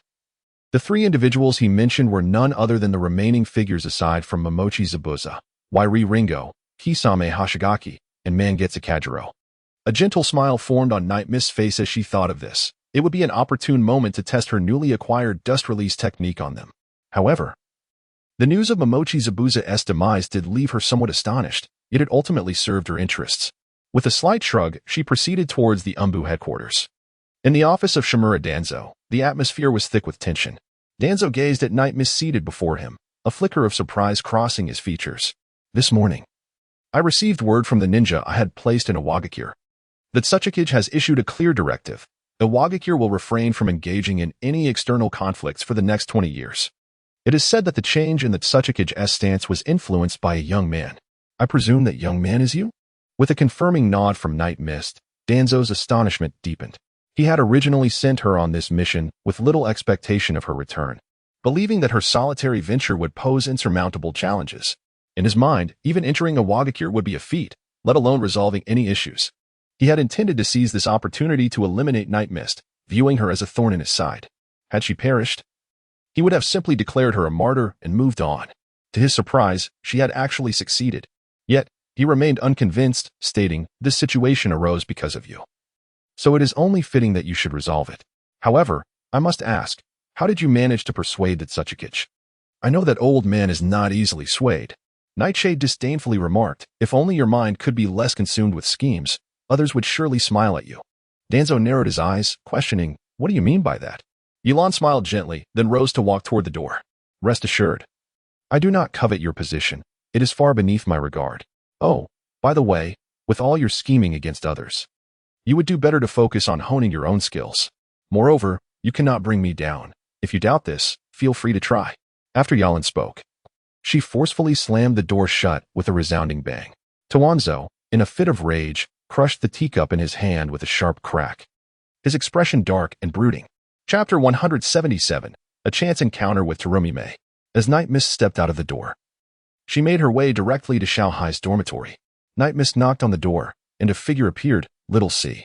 Upon seeing Night Mist, Little C hurriedly exclaimed, "Captain, please come in and have a seat." Night Mist waved his hand dismissively, indicating that it was sufficient to enter. "I have something to discuss with you," he said. "When Z returns, inform her that I have gone out on a mission that may take a bit longer than usual, and assure her not to worry." Xiaohai, puzzled, replied, "Captain, if you are going on a mission, why not take me along?" Ye Lan cast him a disapproving glance and remarked, "What purpose would it serve to take you along? Are we to march towards demise? You would do well to refine your skills for a few more years." Xiaohai, feeling somewhat embarrassed, scratched his head and replied, "In that case, I shall wait for Captain Z to return and relay the message to her." Ye Lan patted Xiaohai's shoulder with a smile and said, "Let's go. Next time, I will take you and Mai Tai along to complete a mission. Do not be lazy in your training." Xiaohai's eyes brightened, and he replied, "Yes." Ye Lan said nothing more and turned to exit the dark division. Xiaohai gazed at Ye Lan's retreating figure and quietly mused, "I aspire to be as formidable as Captain Lan one day, at the very least. I must ensure that I do not hinder the team during our missions." Ye Lan emerged from the shadows and unfurled a map to locate the position of the land of water. After tucking the map securely into his cloak, he discerned the general direction and donned his mask before proceeding onward. The distance from his current location to the land of water was significantly greater than that to the land of earth, as it necessitated traversing a vast expanse of sea. Consequently, Ye Lan exerted himself to the utmost, yet it took him nearly 3 days to reach the fringes of the land of water. After journeying for 3 days, Ye Lan perceived only the shifts in temperature. Surrounded by the sea on all sides, the Water Kingdom is distinctly different from the other nations, as it remains shrouded in a veil of mist for extended periods. The winds howl fiercely, and the temperatures are significantly lower than those of its neighboring realms. Ye Lan sat upon the boat, gazing at the distant, hazy gates of misty hidden village, and slowly exhaled a breath. Soon, there would be much to attend to. When Ye Lan passed through the gates of misty hidden village, she encountered no obstacles whatsoever. Ye Lan massaged his shoulders and casually settled into a nearby inn. From passers-by, he learned that the 5th Mizukage, Tsukuyomi, had only recently assumed office, and the land of water had just emerged from a tumultuous era, stepping into a phase of openness. What astonished him most was the revelation that among the current 7 ninja swordsmen, Kirigakure's own Wairi Ringo was afflicted with a terminal illness and was not long for this world. He had known of Wairi's condition but had not anticipated such a grim coincidence. Meanwhile, Kisame Hashigaki had been labeled a rogue ninja following an assassination attempt on a daimyo, and the villagers of Kirigakure were actively pursuing him. Ye Lan speculated that he had likely joined the Akatsuki by now. As for Suigetsu Hozuki, his whereabouts remained a mystery, as he was still in the village. Thus, it seemed that in the present day, the once mighty 7 ninja swordsmen of the land of water were now reduced to a solitary figure, Suigetsu Hozuki. Night Mist frowned, his turmoil not stemming from anything else but the fact that the enigmatic Kisame Hashigaki was conspicuously absent from the hidden mist village. Having traveled such a distance, he could only first contend with the formidable Ao, the wielder of the demon lantern. As for Kisame, it seemed he would have to embark on yet another journey.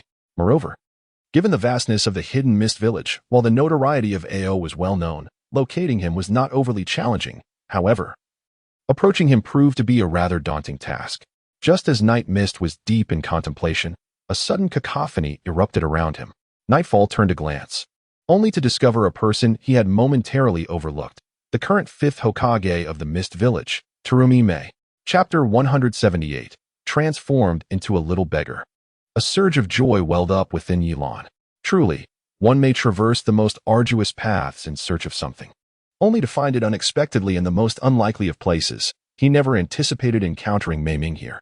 With this thought igniting his resolve, Ye Lan sought a secluded spot and swiftly formed a series of intricate hand seals.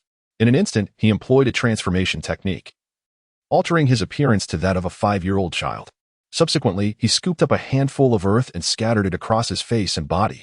This act dramatically altered his visage, transforming him from a handsome and fair young man into a filthy little beggar. Night Mist caught a glimpse of her reflection in the puddle beneath her, nodding in satisfaction.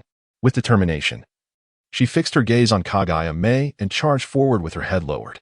Just as she felt she was about to leap onto Kagaya, a powerful hand suddenly grasped her head firmly. "Little imp, what are you doing? This is not a place for you to beg. Have you no awareness of whom you stand before? How dare you recklessly charge about? If you harm Lord Watershadow, you will find yourself in a predicament you cannot escape."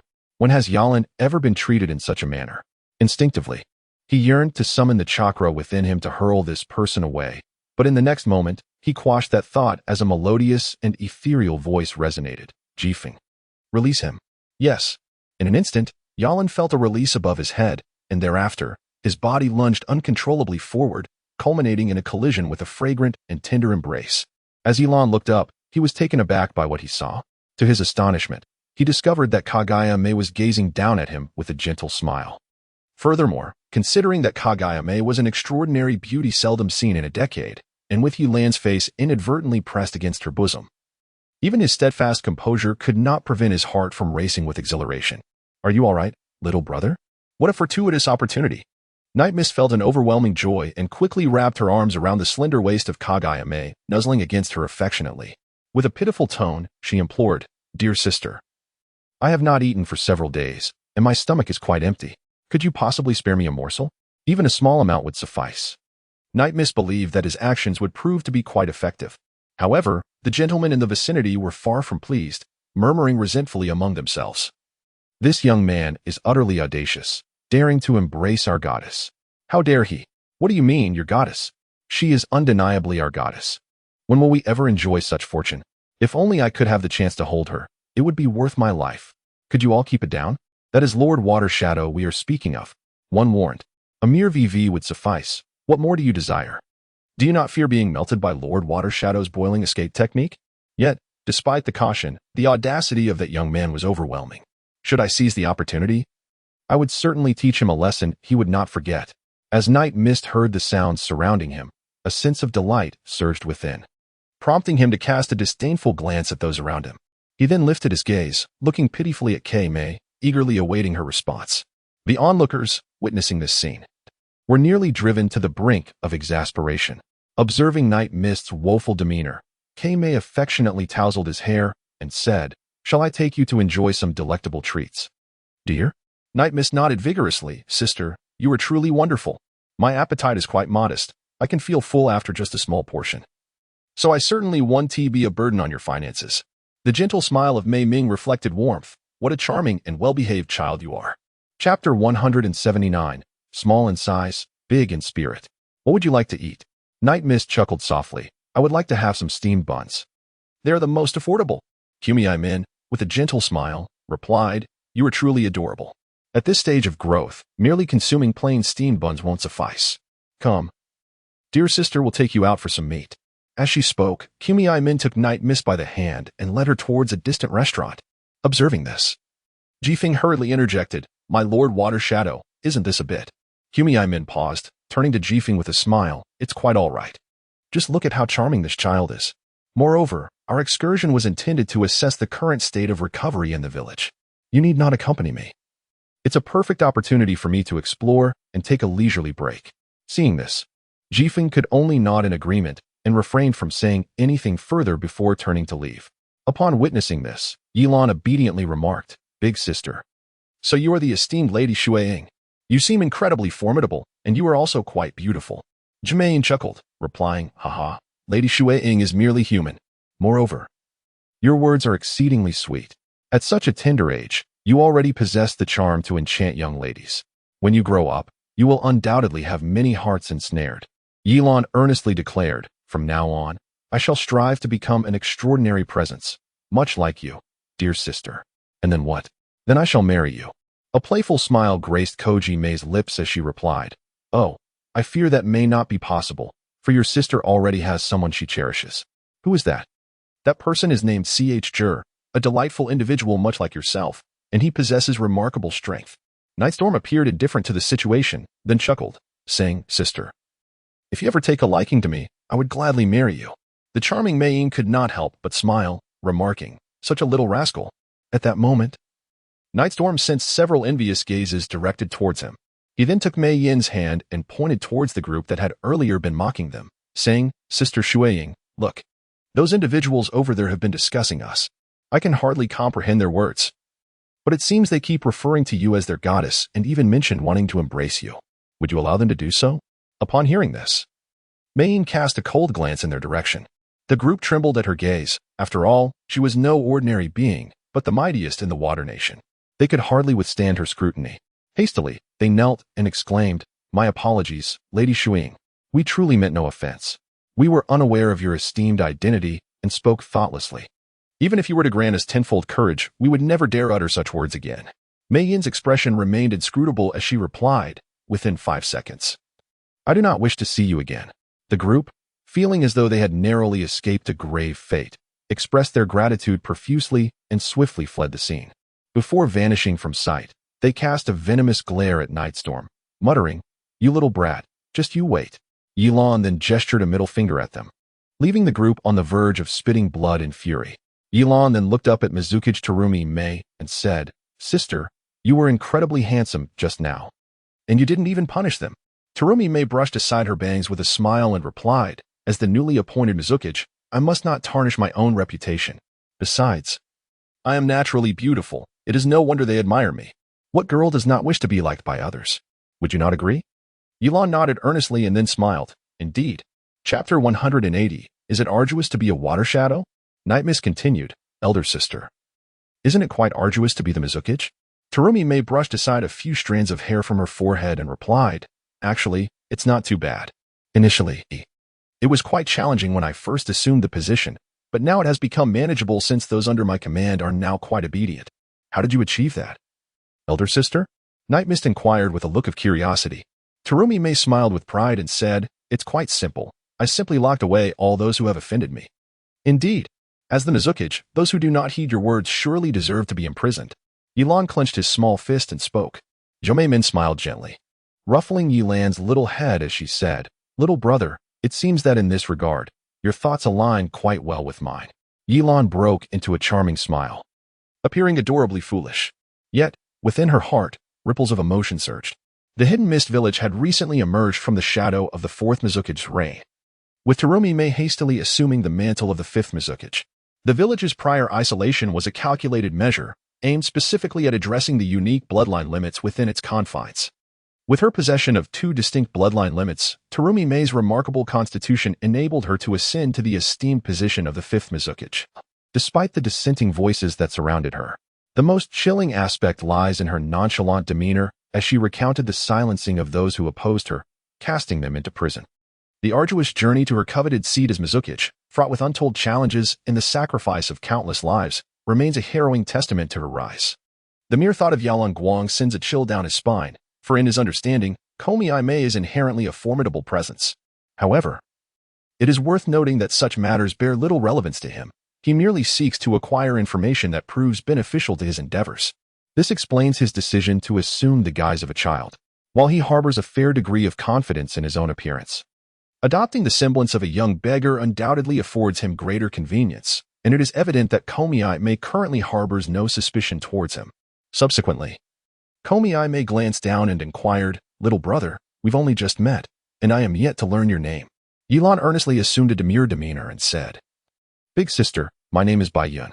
Zhen Mei Yin smiled gently and replied, Bai Yun is indeed a lovely name. May I ask where you reside? You do not appear to be from our Water Nation.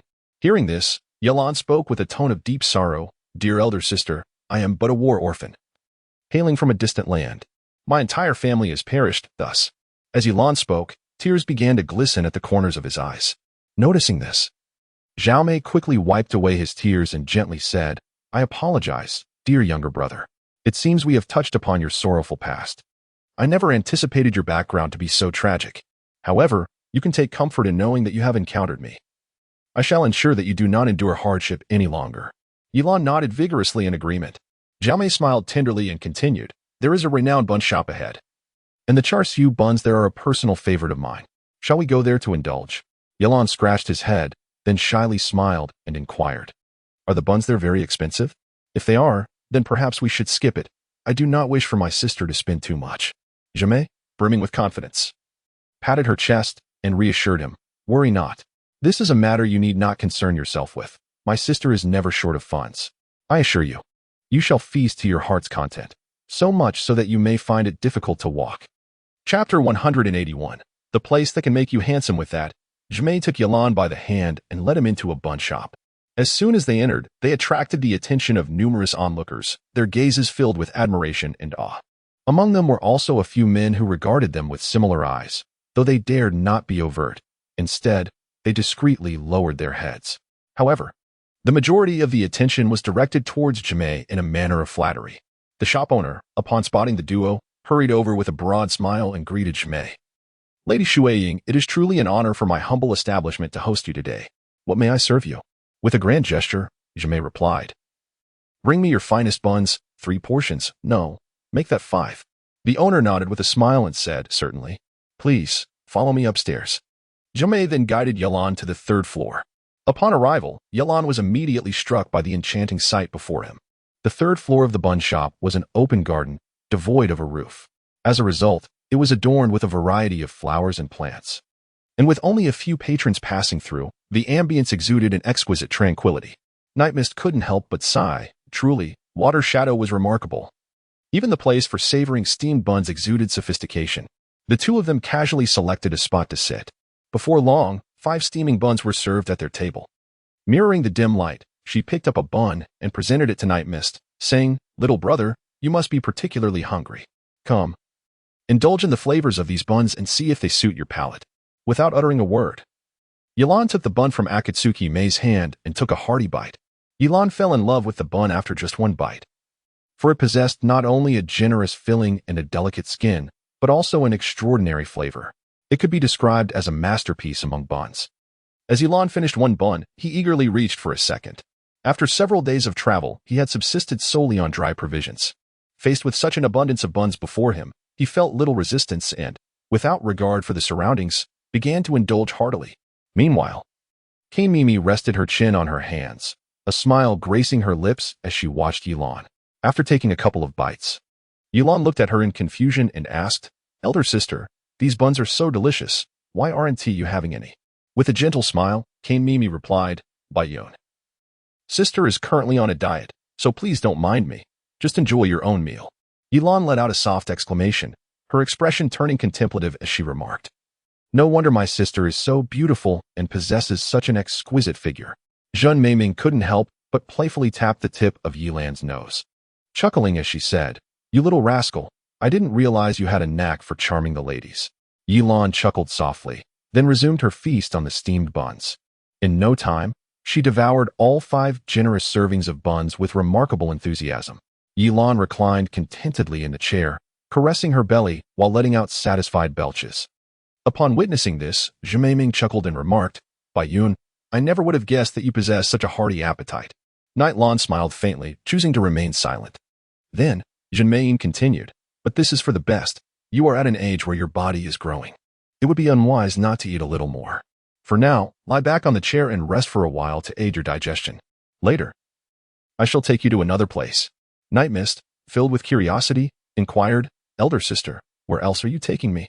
To which Koji Mei, with a radiant smile, replied, "It is a place that can transform you into a more handsome version of yourself." Night Mist, perplexed, nodded slightly. Chapter 182. Thankfully, I held back. After a while, Terumi Mei looked at Night Mist and smiled. "Bayun, have you rested well?" Ye Lan unsteadily rose from her chair and, gazing at Zhao Meiyin, smiled as she said, "Have you rested well?" Zhao Meiyin grasped Ye Lan's hand and urged, "Shall we go now?" Although Ye Lan felt somewhat puzzled, she nodded in agreement. Upon arriving at the bun shop, Zhao Meiming approached the counter and reached into her waist pouch. Noticing her actions, the The shopkeeper hurriedly interjected. My lady Shueying, it is a rare pleasure to have you here. Furthermore, your visit brings honor to my establishment. Consider this meal as my treat. And there is no need for payment. Zhao Mei Ming appeared to disregard his words, instead placing several gold coins upon the counter. Business is business. One must pay for their meal here, as is the custom. Not even I, as Shueying, am exempt from this rule. With that, Zhao Mei Ming led Ye Lan straight out the door. The shopkeeper watched her retreating figure and couldn't help but give a thumbs up. Truly, she is the esteemed Shueying. Principled and commendable. After walking for a while, they came to a stop at a certain location. Ye Lan looked up and was greeted by the sight of two large characters on the sign, Hot Spring. Night Mist suddenly comprehended the meaning behind Kagaya's words, and then looked at her with a face full of embarrassment. Kagaya playfully pinched Night Mist's nose and laughed. Look at you, all covered in dirt. I shall take you to soak in a hot spring and cleanse all the grime from your body. Night Mist lowered his head, remaining silent. Kojime, thinking he was simply shy, gently ruffled his hair with a smile before leading him inside. In truth, Night Mist felt no embarrassment. Rather, his mind was filled with vivid images of him and Kojime sharing a bath together. Unaware of Night Mist's thoughts, Kojime paid and proceeded further. She took Night Mist's hand without hesitation and headed towards the women's bathing area. Observing this, Night Mist hurriedly tugged at Kojime's hand.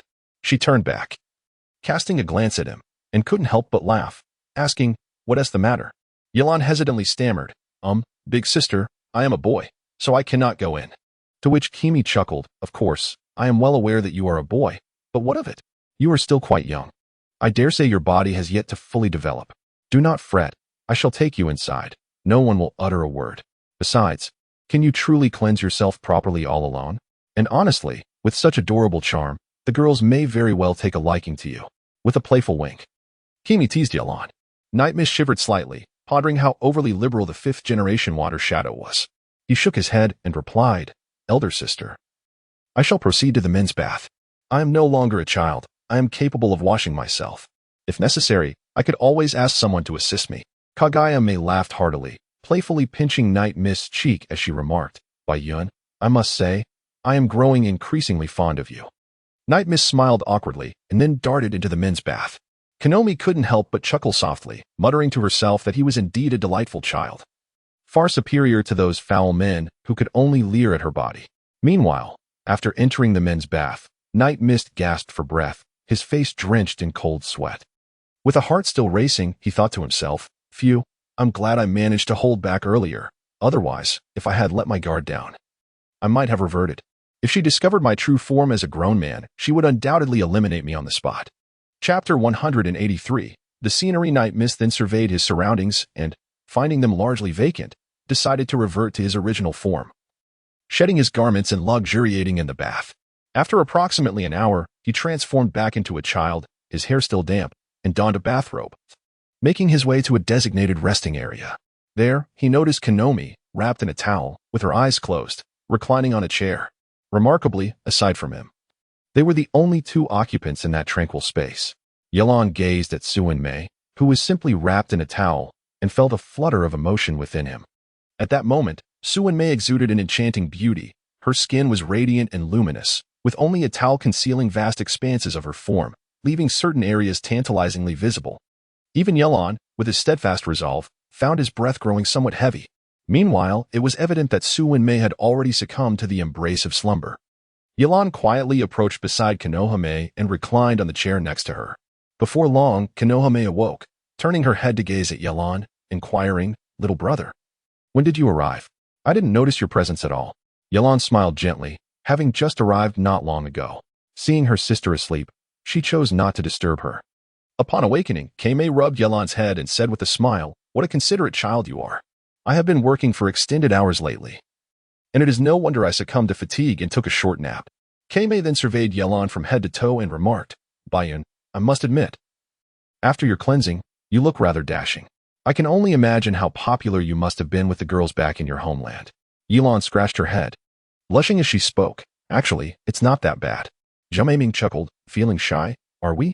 Bayun, since you've cleaned up nicely, how about I take you shopping? Yalan gazed at Terumime and then shook her head.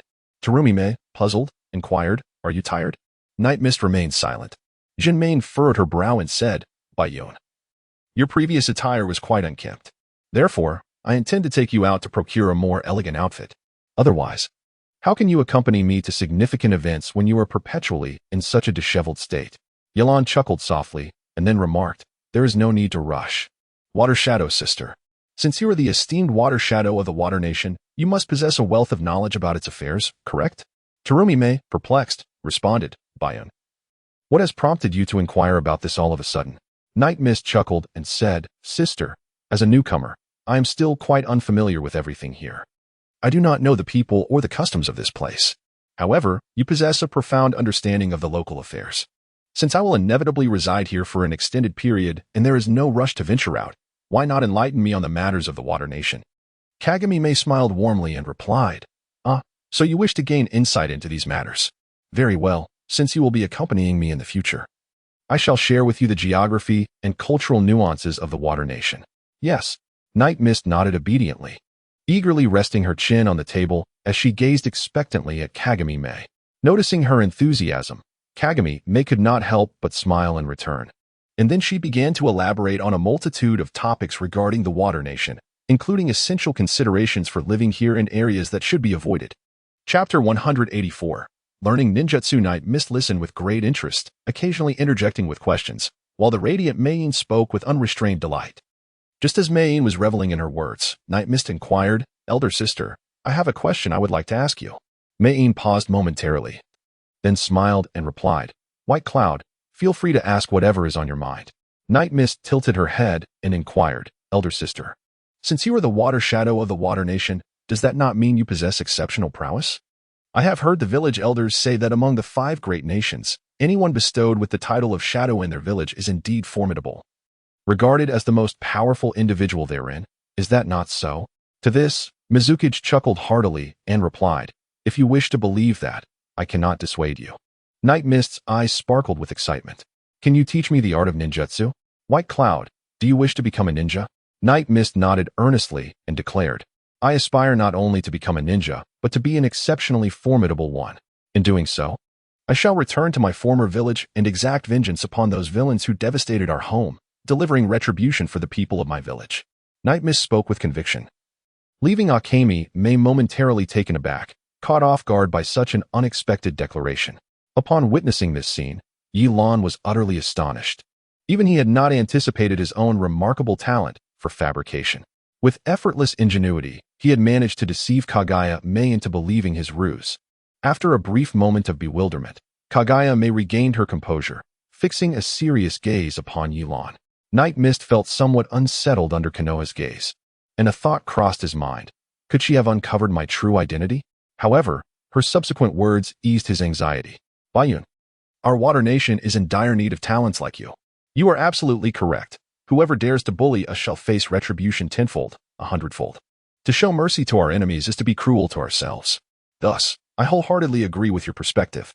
From tomorrow onward, I shall arrange for the most formidable jonin to instruct you in the art of ninjutsu.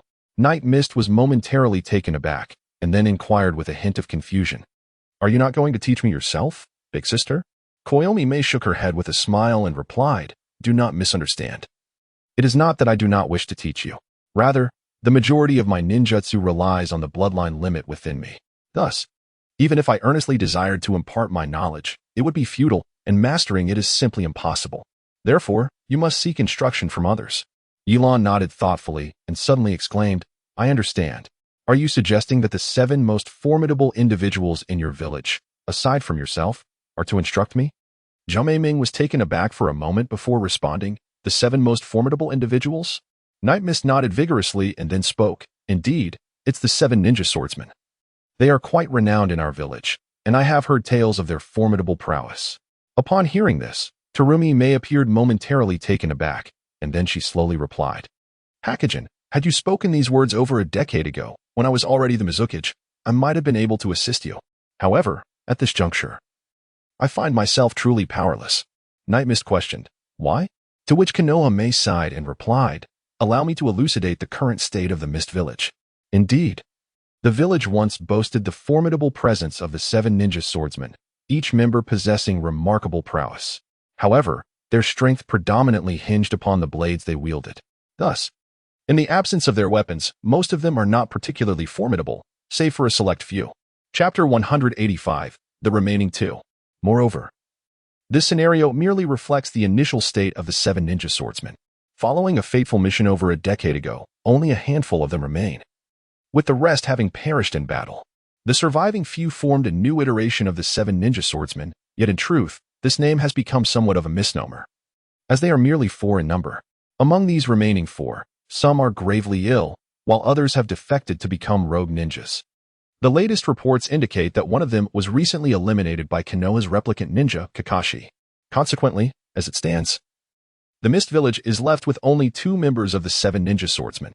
Ye Lan was already aware of these matters, thus she displayed no surprise. However, her countenance still bore a semblance of vexation. Jinmei offered her solace, assuring her that it was of no consequence. Even if the 7 ninja swordsmen could not impart their skills, she could still arrange for others to teach her the art of ninjutsu. After a moment of contemplation, Ye Lan tentatively inquired, "Elder sister, you just mentioned that the Mist-Hidden Village now has only 2 members remaining from the 7 ninja swordsmen. May I have the opportunity to meet them?" Tsukuyomi licked her lips and replied, "That is certainly feasible. I can take you to meet them. However, one of them is gravely ill. Are you certain you wish to see him?" Night Mist nodded without hesitation. After all, they were her seniors. "By the way, elder sister, which 2 individuals are you referring to?" "There are Kari Manzuki and Ringo Amayuri. The critically ill one I mentioned is Ringo Amayuri. She is an exceptionally powerful lightning-style ninja, while Manzuki is a prodigy of water release, possessing the remarkable ability to liquefy his body. Perhaps you could learn advanced water techniques from him." Ye Lan nodded earnestly. "When will I be able to meet them?" Jinmei smiled and replied, "If you wish, I can take you to see them tomorrow morning. However, as members of the 7 ninja swordsmen, they may possess rather peculiar temperaments, so you must be mentally prepared.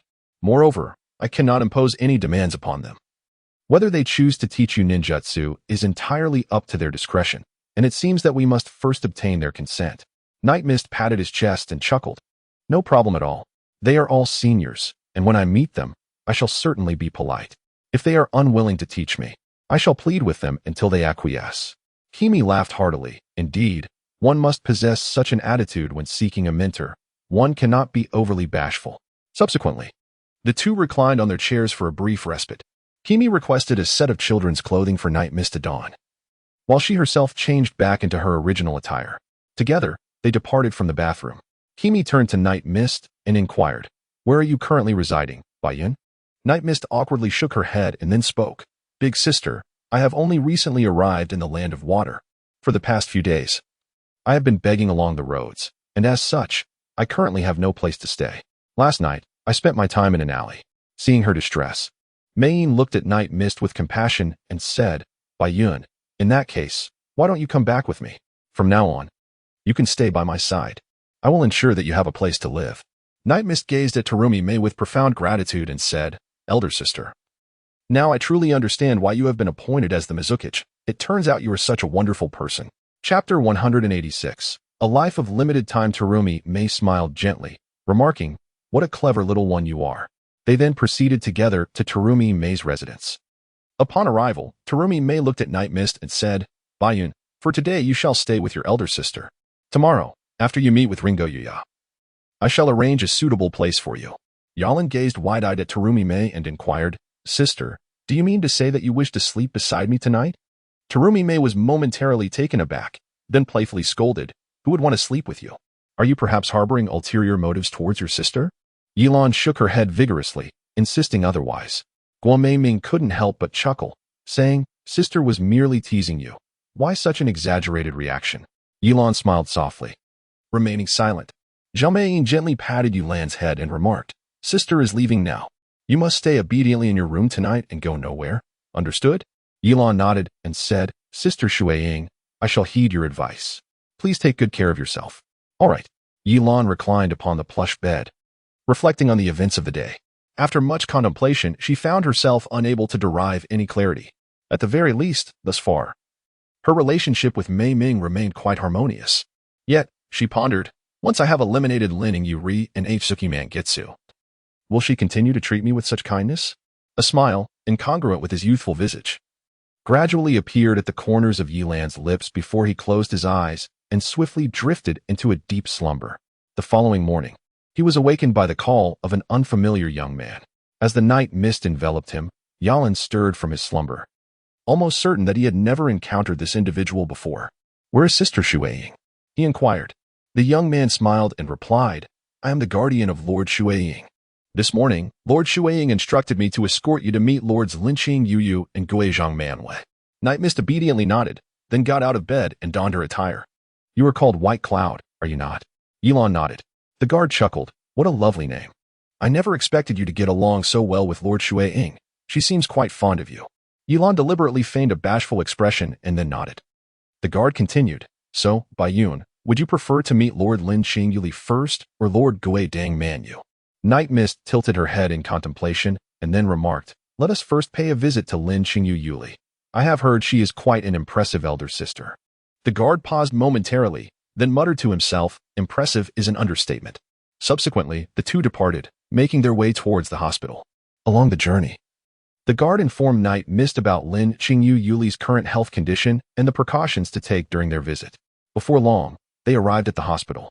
The guard led Night Mist to a door, glancing inside before turning to her and saying, "Baiyun, Lady Lin Qingyuli is within. She is gravely ill, so please do not linger too long. However, if she wishes to converse with you, feel free to keep her company. I shall wait for you outside." Night Mist nodded earnestly before gently pushing the door open and stepping inside. Upon entering, she beheld Lin Qingyu lying on the hospital bed. Her complexion was pale, and her eyes were hollow, staring vacantly into the distance. Night Mist reached out to sense her chakra and discovered that only a faint wisp lingered in her chest, clearly indicating that her time was drawing to a close. Chapter 187, Life for a Life. Beside her, two thunderous blades rested against the edge of the bed. Ye Lan's lips curled into a faint smile as she approached Lin Qingyu and took a seat beside her. Lin Qingyu seemed to sense someone's presence and stiffly turned her head, then raised an eyebrow and grinned at Ye Lan, saying, "Little one, it appears we are not acquainted." "Are we?" Night Mist smiled softly, and then spoke, "You may not recognize me, yet I am well aware of your name, Lin Qingyuli. This name resonates like thunder wherever it is uttered. Who would have thought that today would lead to such a fate?" Lin Qingyuli let out a cold laugh. "Indeed. You are correct, little one. It is a shame that I, once one of the 7 swords of the enduring blade, find that no amount of strength can ultimately defy death. Nevertheless, I have lived a life of brilliance, and even if my days are numbered, I hold no regrets.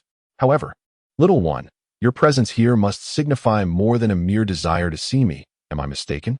Night Mist chuckled. "Tita Kiri is dead." Upon hearing this, Lin Qingyuli's eyes sparkled momentarily, followed by a rather unpleasant smile. "So that fellow has met his demise as well? Yet, considering all the misdeeds he committed, his death is of little consequence. Is that all the reaction you have, given he was somewhat your comrade?" Lin Qingyuli cast a sidelong glance at Night Mist and remarked, "Listen, I have no desire to answer so many of your inquiries. If you wish to take my thunder blade, then by all means, take it. After all, my days are numbered, and keeping it would merely be a waste." Night Mist raised an eyebrow, slightly taken aback by the words of Lin Qingyu. "Senior Lin Qingyu, I am still quite young. Even if I were to wield your thunderblade, I would be unable to unleash its true potential. I sincerely hope you recover swiftly." Lin Qingyu smiled gently and replied, "If you do not covet my thunderblade, then why waste your time here with the dying man? I am aware that you are not from the land of water." Ye Lan smiled gently, a smile that appeared quite natural. He cast a glance at Lin Qingyu and remarked, "May I interpret this as the intuition of a person on the brink of death?" Lin Qingyu chuckled softly in response and said, "That is one way to perceive it. Moreover, young man, you are indeed not as simple as you appear on the surface." Night Mist smiled softly and then remarked, "However, my desires extend beyond merely acquiring your thunderblade." Lin Qingyu seemed to have anticipated this, gradually responding, "Regardless of the profound grievances that may exist between us, I find myself devoid of any capacity for resistance. Nevertheless, I advise you to refrain from taking action here. Otherwise, you may find yourself in considerable trouble." Night Mist chuckled. "I am not so foolish. If you wish to take my life, provide me with a reason first." Ye Lan scoffed, "You are stained with the blood of innocent souls. Do you require justification for your demise? You even dared to betray the lord of your water nation. Did you provide him with an explanation before he met his end?"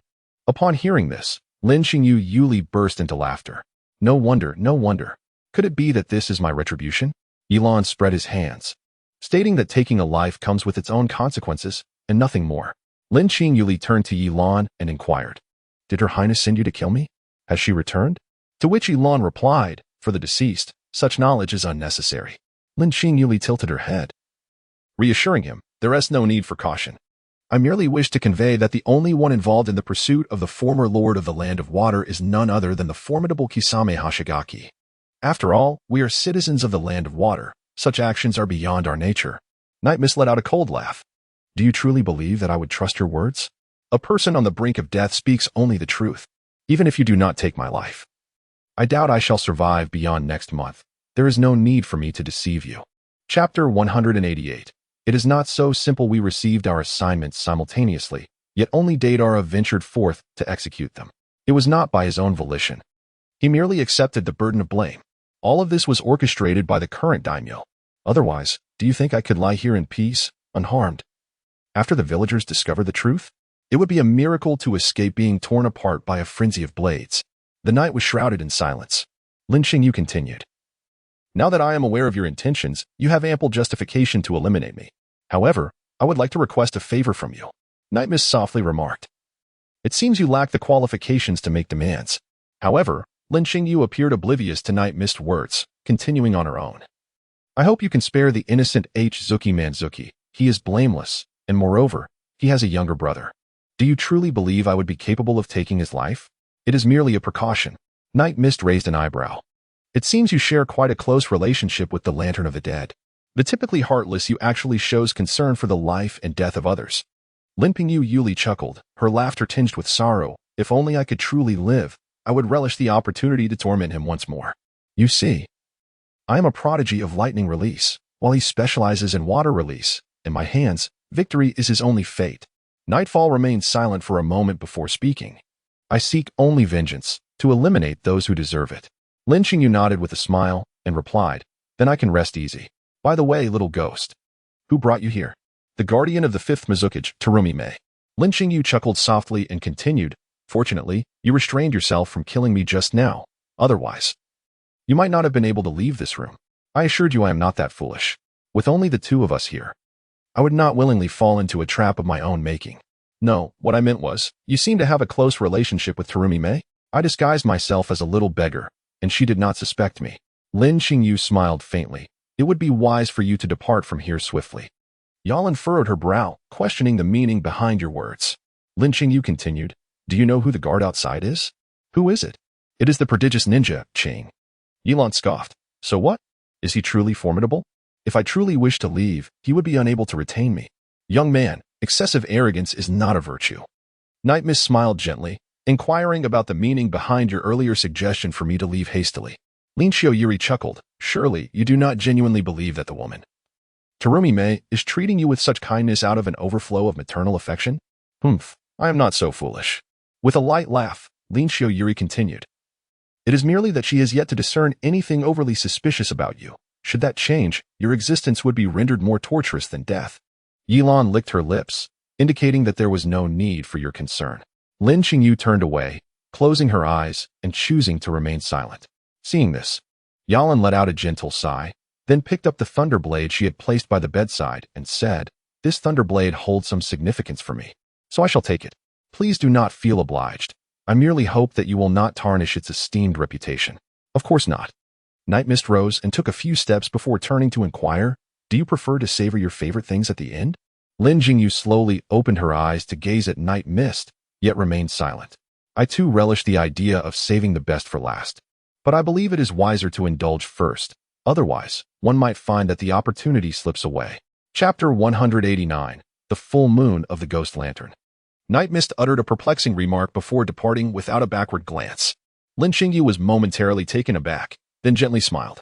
"Hey, kid, having taken my knife, don't you think you ought to leave behind a name?" Yeren paused for a moment and said, "The Land of Fire, Konoha Yeren." After speaking, he pushed open the door and stepped outside. Ringo Yuki smiled lightly and remarked, "Yeren, indeed, is quite an intriguing young man." As Ye Lan stepped outside, Qing promptly approached. With a single glance, Qing noticed the thunderblade in Ye Lan's hand.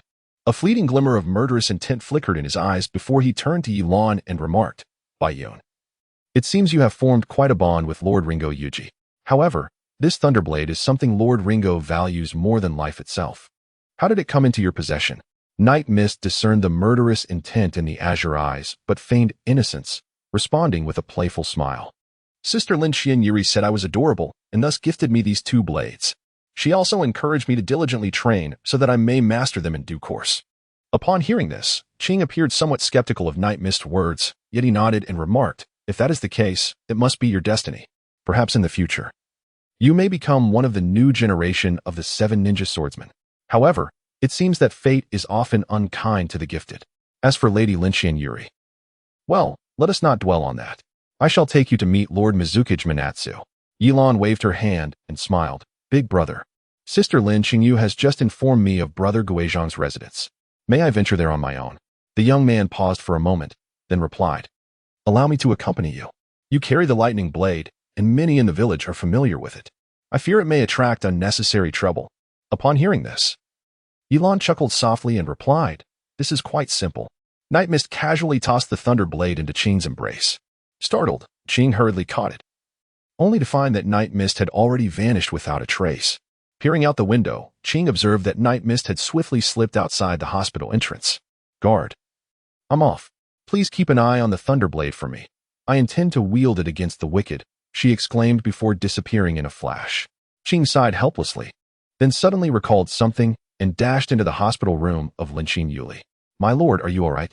He inquired urgently. Lin Xianyuli, lying on the hospital bed, slowly opened her eyes and scolded him in a tone sharp enough to pierce. Have you disturbed my sweet dreams? Qing awkwardly chuckled. I volunteered to take on that little rascal. Is that not acceptable? Acceptable it may be, but, Lin Xianyuli retorted impatiently, there is no but to discuss. Get out. I need to rest properly. Qing hastily replied, but, scram. Lin Xianyuli snapped. You think just because you've become a jonin, you can evade my reprimand? Don't let my current state fool you. If you dare disturb me again, I shall rise and teach you a lesson. Nodding vigorously, Qing swiftly exited the room. Once the door was shut, he wiped the cold sweat from his forehead, reflecting, truly, Lin Xianyuli is formidable. Even her mere presence nearly overwhelms me. However, Bayun is not exceptionally handsome. At most, he is merely cute. Why do both Lin Xianyuli and the Water Shadow treat him with such kindness? It perplexes me.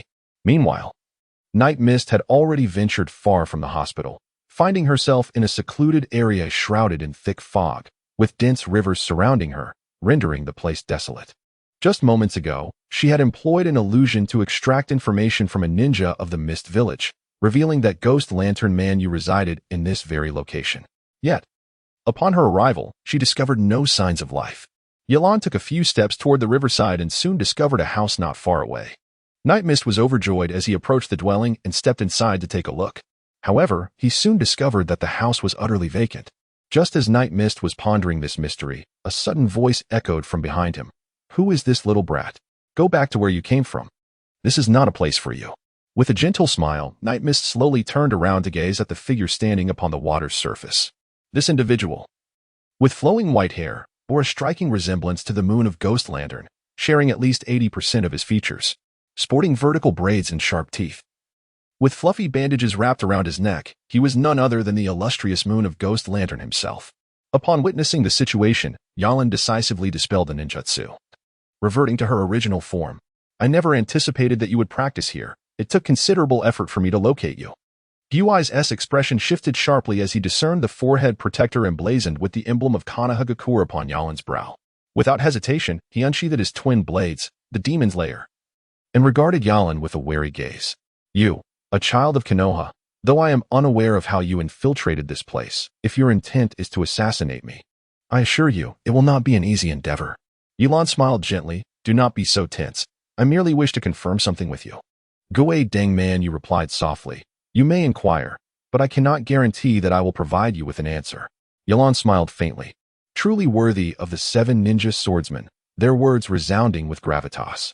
I merely wish to inquire whether the demise of the former daimyo of the Land of Water bears any relation to you.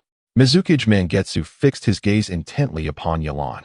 And after a brief pause, he replied, if Lord Mizukage were to ask me, I might entertain a response. However, as for your inquiry, it is best left unspoken. I cannot divulge that information. Night Mist seemed to have anticipated that Suzuki-man Tetsu would respond in such a manner, and thus he smiled faintly. I have already encountered Ringo Amayuri. What? Suzuki-man Tetsu could hardly fathom that the young man before him possessed the capability to infiltrate the hospital, and now, after having met Ringo Amayuri, he still stood there unscathed. This could only imply one thing. He dared not pursue the thought further.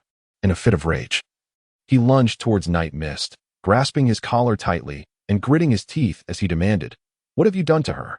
Ye Lan smiled faintly, remaining silent. Gue Dang's heart plummeted to the depths of despair, and in an instant, his eyes turned crimson. Brandishing his twin blades, he glared fiercely at Ye Lan. "How dare you? I shall end your life." Upon witnessing the situation, Night Mist swiftly retreated a few steps to evade the attack, then said with a faint smile, "To be honest, I haven't harmed her. She is doing quite well, and she even entrusted me with the Thunder Blade." "What?" Lantern Spirit halted in disbelief, gazing at Night Mist with incredulity. "This is impossible. I know Yuli, she is so proud and regards the Thunder Blade as her very life. How could she possibly bestow it upon you, a complete stranger? Because she trusts me. Impossible. I know Yuli. How could she possibly place her trust in an outsider like you?" Chapter 191. Lantern Spirit Ye Lan shrugged and smiled, saying, "I shall not beat around the bush. I have been commanded to eliminate you, for you have slain the former lord of the Water Nation." Suzuki-man Gitsu lowered his head and replied, "Kid, do not attempt to extract information from me. I shall reveal nothing to you." Ye Lan smiled faintly and said, "If I were to tell you that Lin Yu not only revealed to me that the former lord was slain by the man known as Deidara, but also implored me to spare you, would you then divulge the truth?" Suzuki-man Gitsu's pupils visibly contracted for a moment before he replied to Ye Lan, "As long as you have not wronged Yuri, there would be no harm in sharing the truth with you." Night Mist smiled gently. "Indeed, I had done nothing to her, for she was already a soul on the brink of death." Lantern of Ghosts, half convinced, gazed at Night Mist and remarked, "In any case, it matters not to disclose this. I can assure you with utmost certainty that the matter at hand bears no relation to us. It is merely the directive of the current lord. Moreover, as Yuli mentioned, the sole individual responsible for the demise of the previous lord is none other than the dry persimmon ghost shark. No one else was involved." Night Mist slowly nodded. "While that may be the case, how can I ascertain the veracity of your words?" The Ghost Lantern, frowning, replied, "Whether true or false, you may inquire with Lord Fifth Water Shadow, and the truth will be revealed." Ye Lan spat and retorted, "Do not attempt to deceive me. I am not a mere child of 3. If I were to inquire of Zhao Meiming, would she not simply dissolve me on the spot? So what do you propose?" Night Mist smiled faintly and remarked, "Since I have come at the behest of another, I certainly cannot return empty-handed." The Ghost Lantern, with a cold snort, replied, "In that case, I fear you shall be disappointed. It is impossible for you to be my match." "That may not necessarily be the case," came the retort. In the depths of Nightstorm's eyes, a glimmer of crimson light flickered, and in an instant, the 9-tomo Sharingan manifested. Subsequently, the 9-tomo intertwined, transforming into the eternal kaleidoscope Sharingan. The expression of Ghost Lantern Full Moon shifted, and with a furrowed brow, he remarked, "No wonder you possess such audacity to venture here alone. It turns out you hail from the illustrious Uchiha clan of Konoha village. Moreover, this pair of eyes must belong to the most supreme form of kaleidoscope Sharingan. Am I correct?" Night Mist chuckled, "You certainly possess a wealth of knowledge." The cold voice of the Ghost Lantern replied, "If it were to come to a confrontation, it's not certain that I would be the one to lose." Such bravado. Nightstorm clasped her hands across her chest, embodying the adage that knowledge of oneself and one's adversary leads to victory in every battle. Under the full moon, in the hidden mist village of the Land of Water, a member of the 7 ninja swordsmen, using the dual blades known as Flatfish, exhibited mastery over ninjutsu, particularly water style and body transmutation techniques. Her strength was formidable, yet she harbored a vulnerability. During her body transmutation, she feared large-scale lightning-style attacks and favored close combat. Only through the suppression of her abilities with advanced fire or lightning-style techniques could one hope to prevail. Suzuki-man Gitsu, I am acutely aware of your capabilities and weaknesses. But what do you know of me? Are you cognizant of my vulnerabilities? You lack even the knowledge to counter the ocular techniques of the Mangekyou Sharingan. How could you possibly contend with me? No, should a confrontation arise, your defeat is inevitable." Suzuki-man Gitsu's expression shifted, for he realized the truth in Nightstorm's words. He knew little about the young woman before him, while she possessed profound insight into his abilities. In the event of an actual conflict, his prospects of victory appeared dim. Nevertheless, as a member of the 7 ninja swordsmen, he regarded Nightstorm with a composed demeanor and inquired, "Then what do you propose as the resolution to this matter?" Nightmist smiled gently. "That's quite simple. Just hand over your twin blades to me, and then sever one of your arms." Chapter 192, Amaterasu's Resolution. Ha! What audacity! Upon hearing this, Ghost Lantern Full Moon's gaze instantly turned icy. "How dare you presume that you are worthy of such a sacrifice from me?" With a smile, Ye Lan implied that there was nothing left to discuss. Seeking death, Gui Ding, in a fit of fury, shouted loudly before charging towards Ye Lan. Nightstorm observed with a chilling smile, his gaze fixed upon Ghost Lantern Full Moon, as the eternal kaleidoscope Sharingan spun rapidly. Amaterasu. Ghost Lantern Full Moon had nearly reached Nightstorm's form, yet in the next instant, a searing pain coursed through his body, akin to being engulfed by flames, rendering him utterly tormented. Instinctively, Ghost Lantern Full Moon glanced down at himself, only to discover that his body had inexplicably become enshrouded in large swathes of black flames. His eyes widened in alarm as his body swiftly transformed into a liquid state. In the following moment, an unimaginable occurrence transpired, despite his liquid form. Those black flames clung to him like parasitic maggots, continuously scorching his being. Ugh! Before long, Ghost Lantern Full Moon could no longer endure the agony. Collapsing to the ground and rolling in desperation, he attempted to extinguish the flames with the earth around him, but found that no matter what he did, the flames seemed utterly impervious to being quenched, even capable of incinerating the very soil itself. What manner of power is this? He had never witnessed such a phenomenon, and the fact that these flames could consume even dirt was beyond his comprehension. Veins bulged on Ghost Lantern Full Moon's forehead, clearly indicating the inhuman suffering he was enduring. Meanwhile, Nightstorm remained aloof, arms crossed, smiling nonchalantly as he observed Ghost Lantern Full Moon's plight. Ghost Lantern Full Moon gritted his teeth, glaring defiantly at Nightstorm. Gradually, he began to sense the pain in his body fading, and his consciousness became increasingly hazy. Finally, in a fleeting moment, his awareness fell silent, and he slumped to the ground, utterly motionless. Ye Lan gazed upon the unconscious figure of Gui Ding Manyu. His Sharingan spun once more as the dark flames enveloping Gui Ding Manyu's body gradually dissipated. He then stepped forward, retrieved the twin blades in his grasp, and sheathed them upon his back. Night Mist cast a fleeting glance at the ghostly lantern under the full moon before turning away. His intention was not to take a life. Indeed, should he desire to kill, it would merely require a swift stroke of his blade. True to his own words, he only eliminates those who truly deserve it. Furthermore, the resilience of the ghostly lantern exceeded his expectations, prompting him to abandon the thought of ending its existence. At least for the time being, the ghostly lantern would be incapacitated for an extended period, without the Reaper S-blade. Its prowess would barely reach that of an ordinary elite ninja. Now he found himself with but 2 objectives. First, to eliminate the formidable Kisame Hoshigaki, and second, to devise a means to slay the current feudal lord of the Land of Water.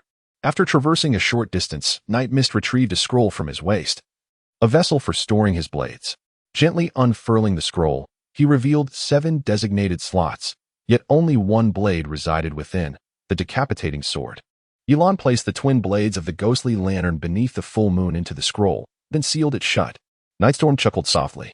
Now, with the addition of the Thunderblade, he had successfully gathered 3 of the 7 ninja blades.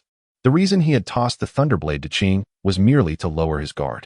Chapter 193, Do Not Follow Me. Nightstorm's collection of ninja blades was purely a personal endeavor, and indeed, possessing these blades would enhance his strength to a certain extent. Retrieving the scroll, Nightstorm then transformed back into his youthful form and proceeded toward the center of the village. Before long, he spotted a familiar figure. Night Mist greeted with a smile, "Greetings, Guardian brother." Ching turned to face Night Mist and replied with a smile, "Ah, it is you, White Cloud. Have you just encountered Lord Ghost Lantern, Full Moon?" Ye Lan smiled and nodded, expressing her delight. "I have indeed met him, and moreover, Brother Gazai Full Moon mentioned that he holds a fondness for me and wishes to teach me the art of ninjutsu." Ching, somewhat astonished, glanced at Ye Lan and replied, "Is that so? How remarkable. I recall that while Lord Gazai Full Moon may not possess the tempestuous temperament of Lord Lending Yuri, he is not easily swayed. In fact, when I sought his guidance, he refused to impart the secrets of ninjutsu to me. Pray, do enlighten me on how you managed to persuade Lord Gazai Full Moon to impart his wisdom in this art." Ye Lan chuckled softly and remarked, Perhaps it is due to my handsome appearance. Qing's forehead was lined with black threads as he thought to himself, this fellow is indeed exceedingly narcissistic. Subsequently, Ye Lan turned to Qing and inquired, Brother Guardian, may I have the Thunder Blade bestowed upon me by Lord Rinji Yuli? It is time for its return. Is it not? Qing furrowed his brow and, with a hint of envy, drew the Thunder Blade from behind his back, gazing at Ye Lan as he said, This is a pair of swift blades. Are you certain you can wield them effectively? Ye Lan raised an eyebrow and remarked, I might just prove to be as adept as you.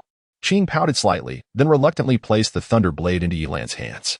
Night Mist held the Thunder Blade in her hand, casually gesturing with it before smiling at Qing.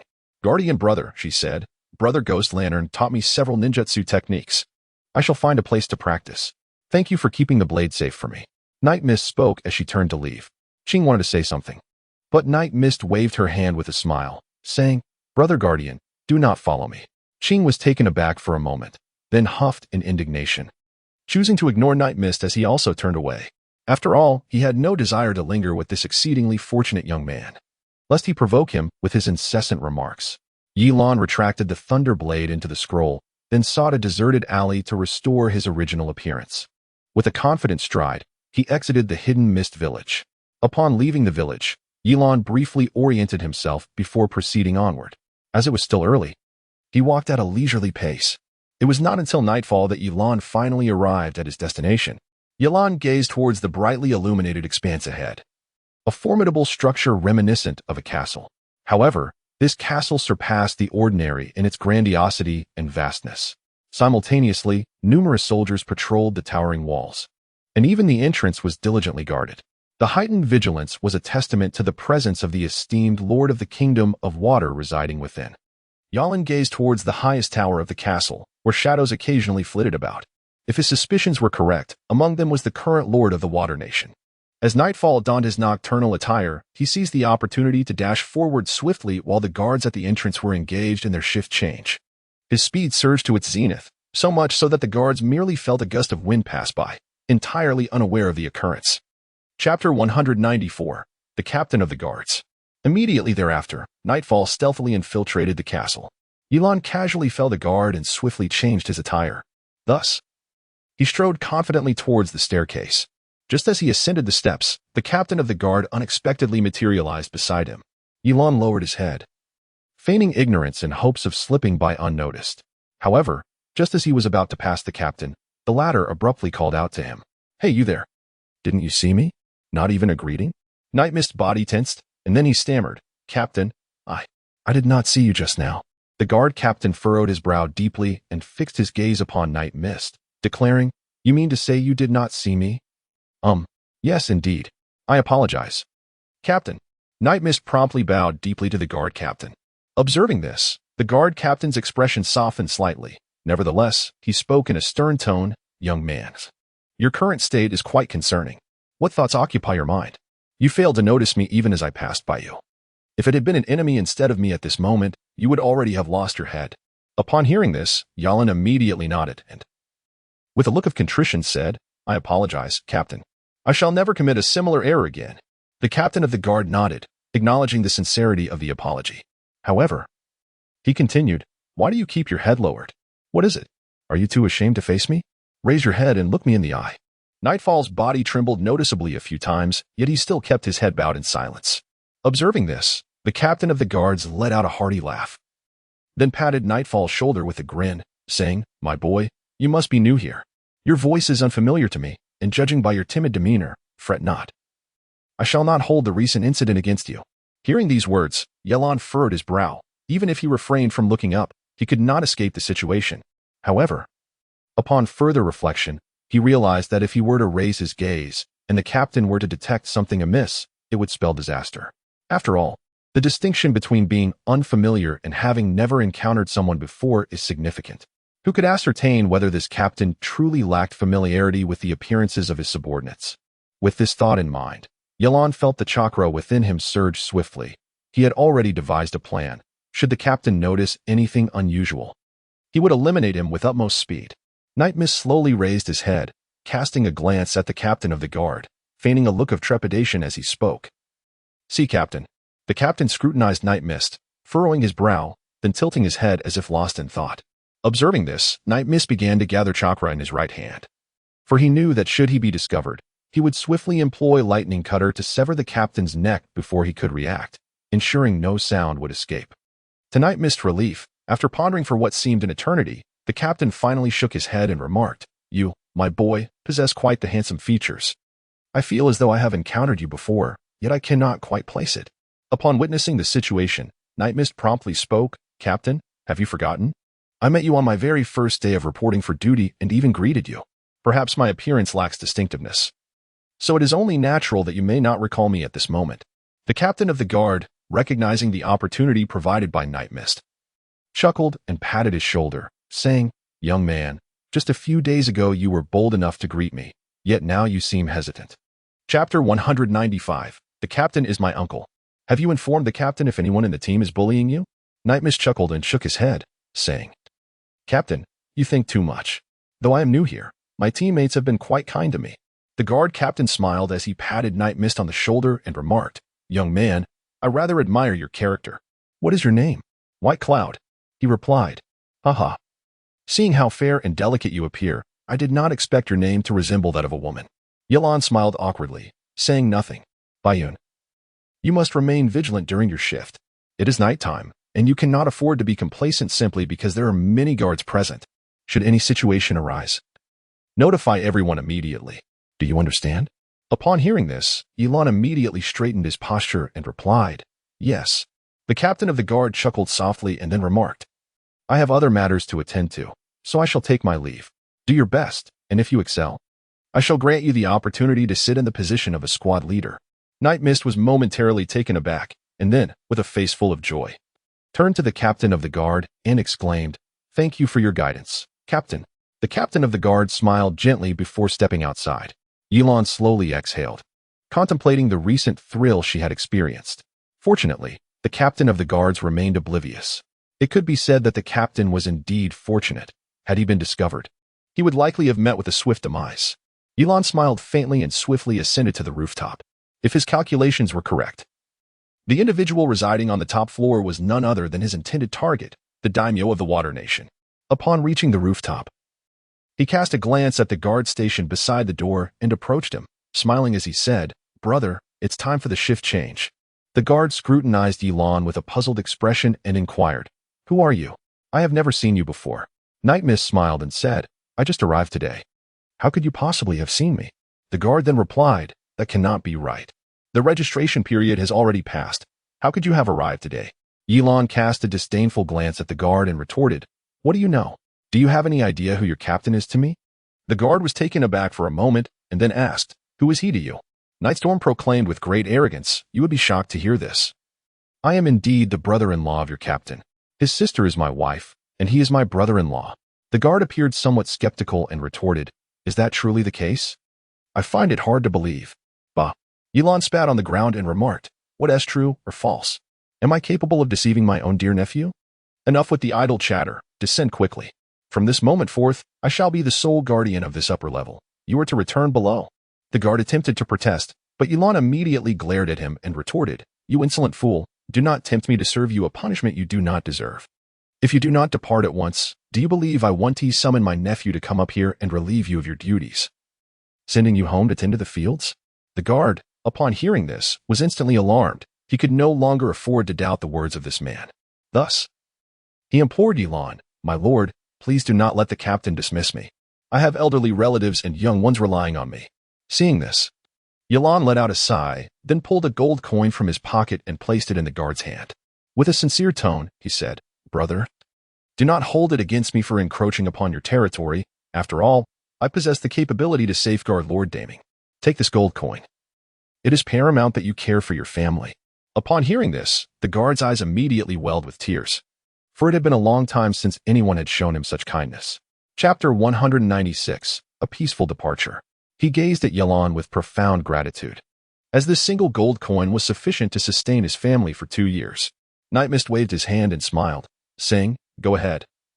Following me will surely be a wise choice. Consider this gold coin as a token of friendship." "Very well." With that, the guard descended. Before leaving, he inquired, "My lord, may I ask how I should address you?" Ye Lan raised an eyebrow, pondering why so many individuals inquired about his name. Thus, he casually responded, "You may call me Jiang Chuan." The guard performed a formal bow before Ye Lan and then proclaimed, "Lord Jiang Chuan." Ye Lan waved his hand, urging them to depart. He then positioned himself at the doorway, waiting patiently for the occupant within to succumb to slumber before making his move. As he stood vigil outside, boredom began to settle in, until suddenly the door swung open. Ye Lan instantly became alert and quickly lowered his head. At that moment, a petite figure emerged from within. With a casual glance, Ye Lan's demeanor shifted dramatically as recognition dawned upon him. The person before him was none other than Rika, whom he had saved from the clutches of two bald men on the very day he first arrived in the world of Naruto. Ye Lan was taken aback, burying his head even lower, for he wished to avoid being recognized by Konohamaru. Otherwise, he would inevitably find himself in a troublesome situation. However, a sense of curiosity enveloped him as he pondered why Konohamaru would appear in this place. Could it be that she had some connection to the Lord of the Water Nation? Nightfall swiftly recalled all the events of that day, and then his thoughts drifted to the token in his room. Luoyuo had informed him that he could seek her out in the Water Kingdom should anything arise. But he had been preoccupied with numerous matters at the time and had not given her words much consideration. Moreover, fearing that Z might misunderstand, he had tucked the token away in a drawer, never to retrieve it again. Yet, here he was, unexpectedly encountering Luoyuo once more. Coupled with the peculiar title that the elder, Li Huanjianshan, had used to address her, and her effortless comings and goings in this place, Night Mist is now almost certain that Li Hualuo is most likely the daughter of the Lord of the Land of Water. Yet, by a twist of fate, he finds himself tasked with assassinating the very Lord, who is also Li Hualuo's father. This is quite the predicament. Li Hualuo, seemingly oblivious to Night Mist's presence, strides down the stairs without a second thought. Ye Lan let out a quiet sigh of relief. After a considerable moment, he turned and approached the door. Ensuring that no one was around, he stepped inside without hesitation. Ye Lan had already formulated his plan. Even though Li Hualuo was the daughter of a lord from the Water Nation, he was resolute in personally dealing with this nobleman. He sought to bestow upon Z a surprise of considerable magnitude, and the vengeance for his father's death was a debt he could not forsake. What he needed to do now was swiftly eliminate the lord, and then attend to Tao Ji Yao Yao. In doing so, everything would transpire unnoticed, and Li Hualuo would never suspect him. Ye Lan entered the room and shut the door behind him. His gaze immediately fell upon the middle-aged man reclining on the bed, who was none other than the current daimyo of the Land of Water. With an impassive expression, Ye Lan grasped a towel and immersed it in water. Subsequently, he approached the esteemed figure, draping the damp cloth over his mouth, before swiftly drawing a short blade and thrusting it towards the dignitary's body. Startled by this sudden act, the nobleman awoke with wide eyes, gazing at Ye Lan in terror, and began to struggle violently. Night Mist seemed to comprehend the gaze directed at him, and with a smile, he uttered, "I am here to avenge the former lord. You may rest assured in your demise." Chapter 197. The assault of Chestnut Blossom Mountain. The lord struggled violently, yet no sound escaped his lips. The dagger in Night Mist's hand was poised to pierce his chest. Just at that moment, however, Night Mist abruptly halted. 2 meters behind him, a figure was rapidly approaching, and Night Mist could distinctly sense the concentrated ninjutsu in the hands of this shadowy form. Night Mist furrowed his brow, swiftly retracting his dagger and leaping aside, for this was undoubtedly the wisest course of action. Should he continue to thrust downward with the dagger in his hand? He was entirely confident he could eliminate the daimyo. However, he would undoubtedly be impaled by the arm behind him. This was clearly a matter of choice, to trade one life for another or to evade. Evidently, Night Mist opted for the latter, for he deemed the life of the daimyo of the water country far less precious than his own. Having freed himself from restraint, the daimyo removed the towel from his mouth, pointing at Night Mist in a state of sheer terror, visibly shaken.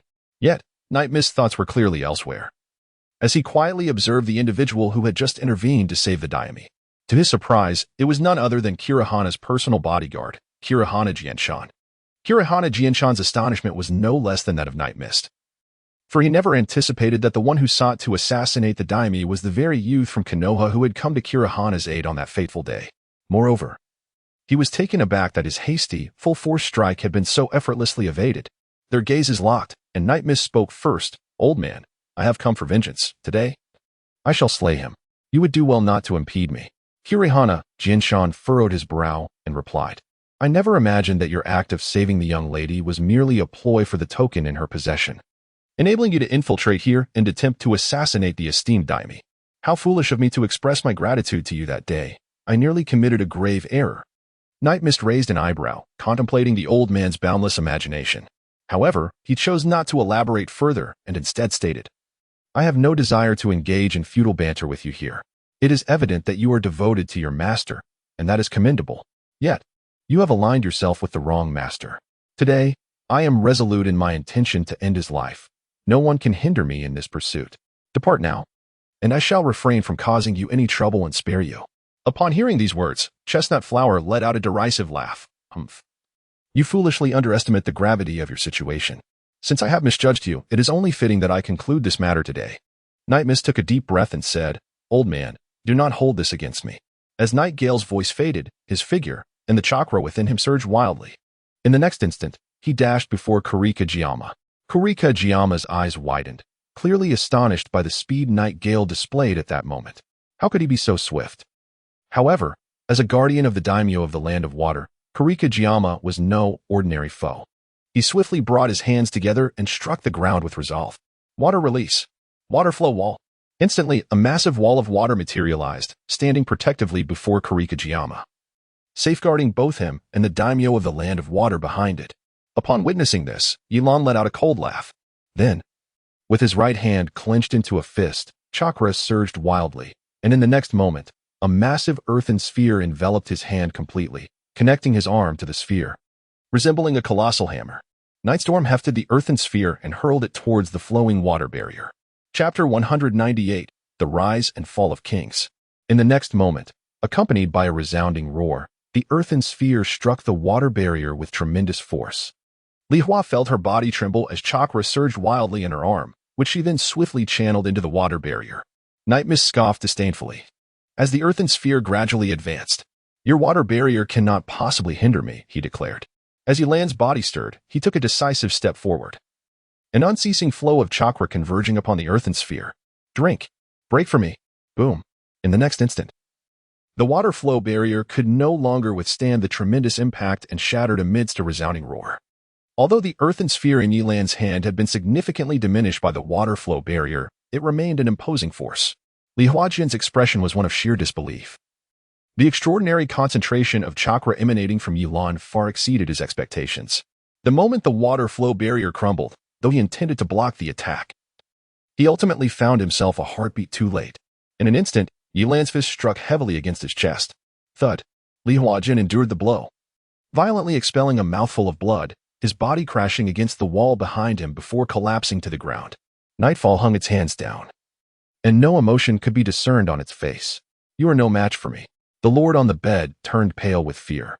He never anticipated that even the formidable Chiwar Jianshan was no match for him.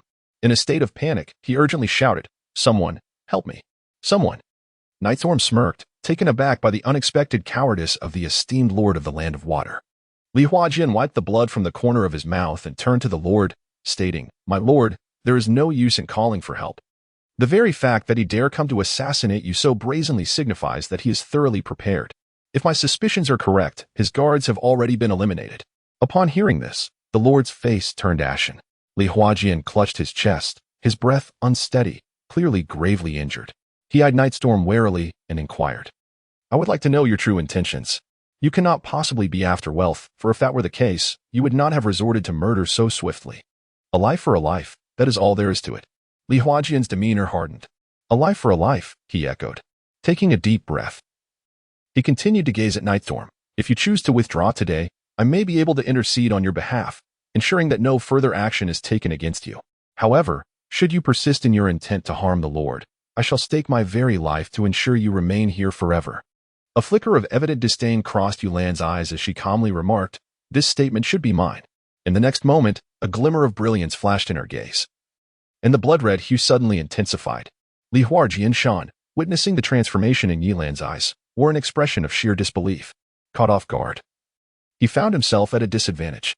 Moments later, Ye Lan let out a gentle smile, playfully made a face at Li Huajian, and then with a subtle push, he found himself slumped onto a nearby chair.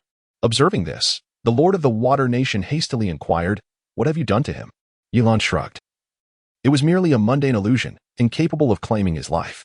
At most, it would cause him some suffering, but he would awaken before long. Deming lowered his gaze, seemingly concluding that today there was no escape from his demise. Night Mist smiled gently. If one were to assign blame, it would be for the demise of the previous lord. The lord sat upon the bed, gazing at Night Mist, and slowly began to chuckle. In the end, it is merely a matter of victors and vanquished. Without the requisite ability, clinging to the title of lord is nothing but a folly, is it not? Chapter 199, Sending You to Hell. Nightstorm disdainfully remarked, "Is this truly the justification for your arbitrary usurpation? You have gone to great lengths to eradicate the entire family of the previous lord, all in pursuit of this position. I suspect you never anticipated that you would find yourself in such a predicament, did you?" The lord chuckled softly before responding. "I have long been informed by Deidara that girl, Suki, was rescued by the third Hokage. I surmise that your presence here today is indeed under his directive. Is it not?" Ye Lan, with an air of impatience, remarked, "What does this have to do with you?" Deming shrugged his shoulders, choosing not to elaborate further.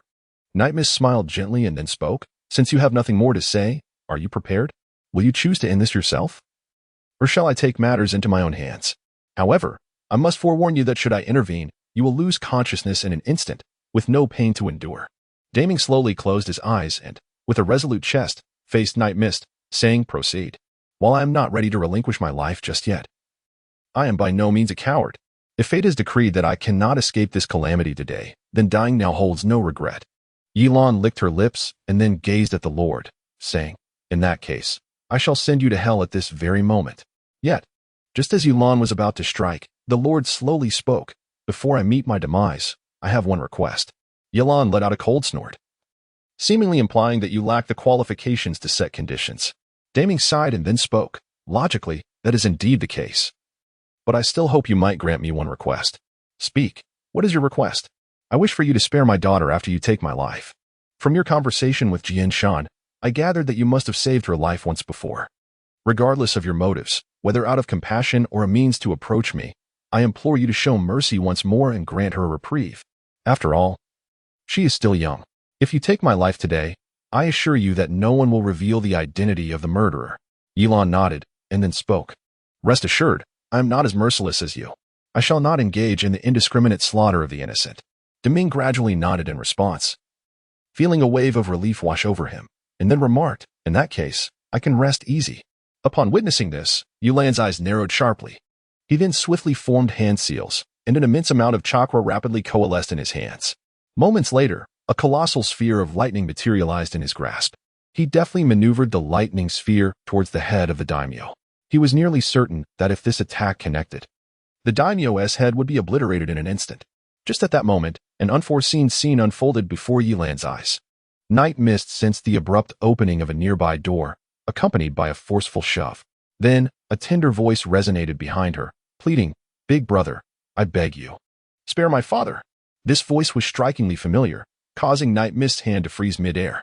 The speaker was none other than the renowned daughter, Chestnut Blossom. Night Mist inhaled deeply, pondering in frustration that if only he had foreseen this, he would have refrained from engaging in such futile banter with the lord. Now, with the arrival of Chestnut Blossom, the situation was bound to deteriorate. At that moment, the lord swiftly opened his eyes and bellowed at Chestnut Blossom, demanding to know who had permitted her presence. He insisted she leave, asserting that this was no place for her, and that she need not concern herself with him. Whatever transpired next was of no consequence to her. Chestnut Blossom cried out, "No, father, I cannot bear to stand idly by while you are harmed." Chapter 200. A Life for a Life. Chestnut Blossom glanced at him and implored, "Dear brother, I beseech you, spare my father." Upon hearing this, Ye Lan furrowed her brow and took a deep breath, speaking in a different tone. "Little girl, your father just mentioned that this is not a place for you, and it is particularly unwise for you to come here now." Li Hua Luo, unaware of the underlying tension, replied, "Big brother, I must come now, otherwise you will surely take action against my father." Night Mist impatiently remarked, "Your father, having committed numerous wrongdoings, deserves his fate. My sole purpose today is to address him, not anyone else. Look, your esteemed grandfather still lies there unharmed, so do not worry. I shall only take your father's life and spare yours. If you choose to leave now, you still have time. Otherwise, do not blame me for my ruthless actions later." Li Hua Luo fell to her knees with a thud, tears streaming down her face as she pleaded, "Big brother, I beg you, Please spare my father. He is a good man and incapable of wrongdoing. Just release him. And I will do anything you ask. Is that all right? At that moment, the Lord's expression shifted dramatically as he glared and shouted, Luor, did I not teach you that under no circumstances should you bow to anyone? Have you forgotten my words? Get up immediately. You must not kneel. I command you to leave this room at once and never return. Do you hear me? I won't. Li Hua Luo cried. Father, you are such a good person. I believe you could never be as wicked as he claims. Everything you do is for the betterment of all. And the people of the Water Nation admire and cherish you. How could you possibly be evil? Big brother, if you truly intend to take my father's life, then I implore you to spare him. If it must be, then take mine instead. I am but a frail girl of little consequence. Whereas my father is a lord of this nation. Without him, chaos will reign. I beseech you to let him go. I am willing to trade my life for his. The Lord, heart-wrenchingly distraught, bellowed, Luor, what foolishness are you speaking? You do not understand these matters, nor should you bear the burden of them. This is a responsibility your father must shoulder alone, for it is he who has erred. Turning to Night Mist, he pleaded, I beseech you, in my life instead. As long as you do not harm my daughter. Night Mist let out a cold laugh, and then said, It seems that the choice is no longer yours to make. After finishing her words, Ye Lan swiftly took a piece of black cloth from her waist and covered her face, turning to approach Li Hualuo step by step. As she walked, she inquired, Little girl, have you truly made up your mind? It is now a matter of either your life or your father's. Are you certain you wish to exchange your life for that of your father's? Ye Lan uttered these words with the intention of intimidating Li Hualuo, hoping to alter her resolve. However, to Ye Lan's astonishment, Li Hualuo not only remained undeterred but also, without a moment's hesitation, declared, Rest assured, since I have spoken, I shall not waver. As long as you release my father, I will heed your every command, even if it costs me my life. Chapter 201. Abdication. Nightstorm was momentarily taken aback by these words. He had not anticipated that Luoyuo could articulate such sentiments in a moment like this. This was far from the demeanor one would expect from a young girl in such circumstances, and it was entirely contrary to his expectations. However, his astonishment was fleeting. He soon resumed his pace towards Luoyuo. Just as he moved forward, a voice from behind him suddenly resonated. Kid, are you certain that you will only kill one of us and spare the other? As Ye Lan walked, he spoke. That is a certainty. One of you will undoubtedly perish. However, I shall not retract my words.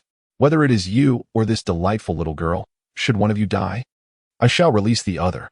Very well, Deming replied, falling silent thereafter.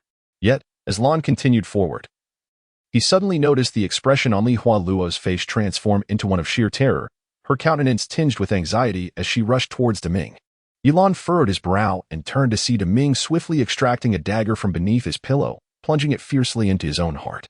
Nightfall narrowed his eyes slightly, quietly observing the scene before him. The speed of the great name was astonishing, and the blade swiftly approached within mere inches of his heart. Yet, Nightfall remained motionless, for he was still waiting to ascertain something.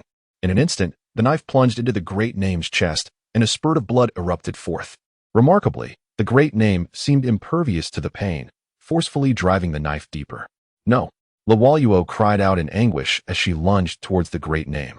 However, the speed of his hand was far too swift. Luoyuo had no hope of reaching him in time to intervene. Upon witnessing the scene, Ye Lan let out a soft snort. In an instant, she advanced towards the daimyo, delivering a powerful kick to him. This entire sequence transpired in the blink of an eye, so much so that even the daimyo himself could not discern how Ye Lan had moved. Her foot struck him fiercely, causing blood to spew from his mouth as he fell heavily onto the bed, subsequently falling silent. The dagger he had wielded was cast aside, its location unknown. In a state of panic, Li Hualuo rushed to the daimyo's side, confirming that he was still alive. Only then did she turn to Ye Lan and say, Thank you for saving my father. Now, you may kill me.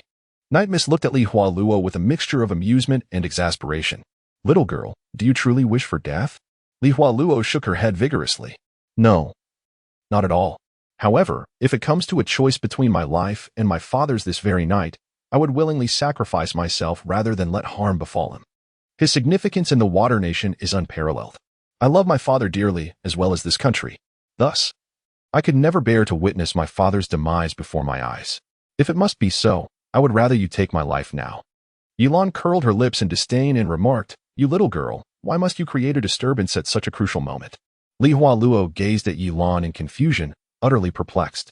Night Mist sighed and then, with an air of impatience, remarked, all right, look at your pitiable state. I shall spare both of you. Surely, this must satisfy you now?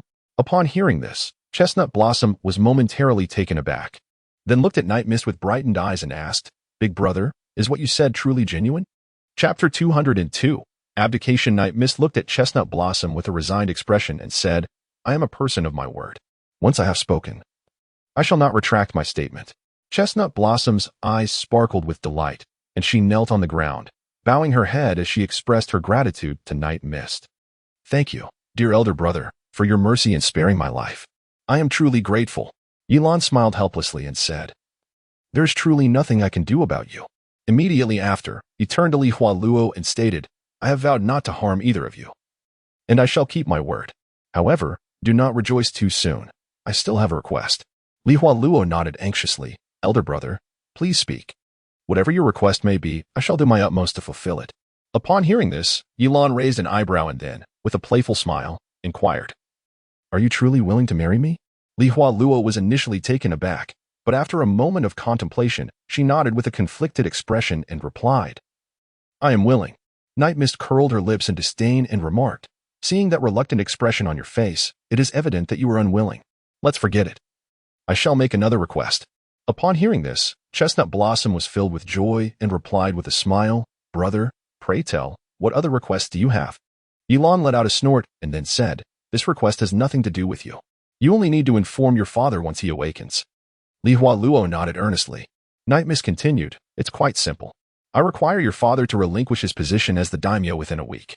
I have no preference regarding who succeeds him, as long as it is not your father. Naturally, if it were you, that would be even better. Upon hearing this, Chestnut Blossom nodded without a moment's hesitation. Big brother, that is no issue. I shall communicate this matter to my father. Ye Lan chuckled softly, Little girl, you certainly possess a keen sense of weighing pros and cons. Li Hualuo responded, No matter how prestigious a position may be, it pales in comparison to the value of life. Without life, what significance does power hold, no matter how great? Ye Lan gazed at Li Hua in astonishment. He never anticipated that such words would emerge from the lips of a mere teenage girl. Such thoughts and realizations are something that some may never comprehend in their entire lifetime. Night Mist nodded slightly, then turned and said, Remember the words I just spoke. Within 1 week, starting from this moment until the same time next week, if at any point during this interval I receive word of your father's abdication, I shall no longer seek you out. However, let me be clear, if the time elapses and I have not received such news, both you and your father shall meet with death. Do you understand? Upon hearing this, Li Hualuo quickly nodded and replied, Elder brother, rest assured. I shall certainly keep my promise. Night Mist opened the door and, before departing, turned his head to say, Little girl, inform your father that it would be wise for him to refrain from playing any tricks. I was able to come here once, and I can certainly return a second time. This time, I spared him because of you. However, next time, I may not be so accommodating. Chestnut Blossom nodded vigorously. Night Mist cast a profound glance at Chestnut Blossom, then he closed the door and turned to descend the staircase. Ye Lan removed the black cloth and swiftly exited the castle. As he made his way, he turned to glance at the brightly lit uppermost floor of the castle. Upon seeing it, he smiled faintly. Then, he took advantage of the night and continued to run forward, eventually vanishing from sight. In recent days, Ye Lan had been resting not far from the castle, undisturbed by any stirring of the wind or grass. However, just as impatience began to take hold, he received a piece of news that sent shockwaves throughout the nation. The Lord of the Water Kingdom had suddenly fallen gravely ill. In haste, the Lord's position was bequeathed to his daughter, Kirihanariku. Upon receiving this news, Ye Lan smiled faintly, casting a glance back at the distant castle before rising and gradually making his way out of the forest. As dawn approached, he finally crossed the borders of the Water Kingdom. Reflecting on the events of the previous nights, he remained somewhat bewildered. His initial intention had been to assist Z in eliminating all those connected to the murder of her parents. After arriving in the Water Kingdom, however, Ringo Yuli had become gravely ill, nearing the end of her days, which had dissuaded him from taking lethal action. From Ringo Yuli, he learned that Kaido Mamoon had not been involved in those matters. Although he remained uncertain about the veracity of Ringo Yuli's claims, he ultimately chose to place his trust in her. After all, as she had stated, a person's words hold truth as they approach death. In an attempt to alleviate his own guilt, he had severely injured Kaido Mamoon and seized his twin blades. reducing Kaido to the status of an ordinary upper ninja, thus posing no significant threat to him. As for the 7 ninja swordsmen, he deemed himself unworthy of such a title. What troubled him most was the release of the Lord of the Water Kingdom. His original plan had been to spare Ringo Yuli and Kaido Manmoon, and that very night, he would assuredly eliminate the Lord, for he was of paramount importance.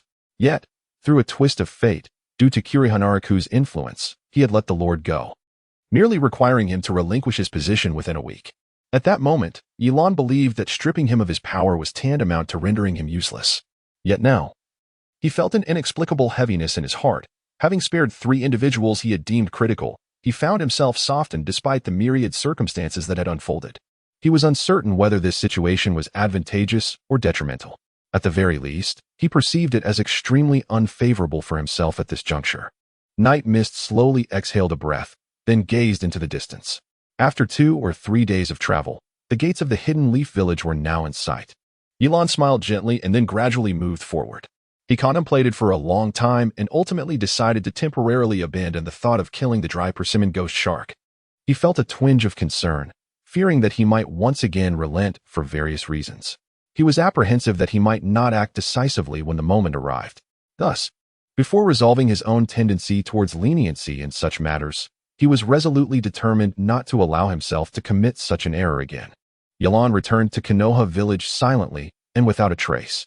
He chose not to go directly back to the Anbu, but instead ventured in another direction. Before long, Ye Lan arrived at a place he frequented, which was none other than the home of Kakashi Hitaki.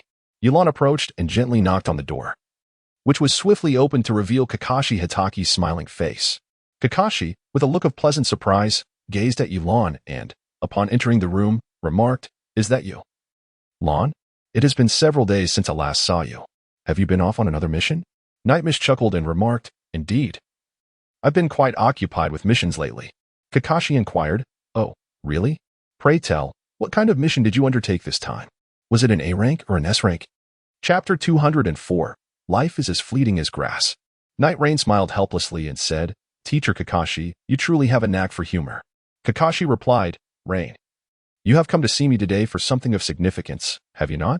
Ye Lan nodded, acknowledging the gravity of the matter at hand, one that perplexed her beyond measure. Kakashi raised an eyebrow, intrigued, and remarked, "Oh, I am quite eager to hear about this.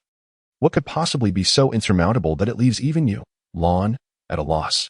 Night Rain replied earnestly, "Kakashi-sensei, before we proceed, I would like to pose a few questions." "Very well, ask away," he responded.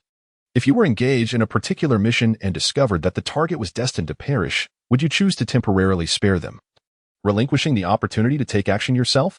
Kakashi pondered for a moment before replying, "I believe I would not." Night Mist furrowed her brow, pondering the reason behind it. "Are you certain he does not have long to live? Why not allow nature to take its course?" Kakashi continued, "As you have pointed out, that individual is destined to perish, whether it be sooner or later. What difference does it make? Rather than dwell on such trivialities, I might as well eliminate him for the sake of our mission. After all, the task holds greater significance. I refuse to find myself ensnared in a dilemma due to his current frail condition. Furthermore, to avert any unnecessary complications, I must promptly take his life myself. This not only ensures the completion of the mission but also alleviates any lingering concerns." Night Mist nodded slowly and then inquired, "Kakashi-sensei, if you were to undertake a mission and were initially convinced that a certain individual was a criminal, but subsequently, numerous people provided credible evidence proving his innocence, would you still choose to let him go?" Kakashi furrowed his brow and replied, "I believe I would still not let him off the hook." Night Mist furrowed his brow, pondering the reason behind it.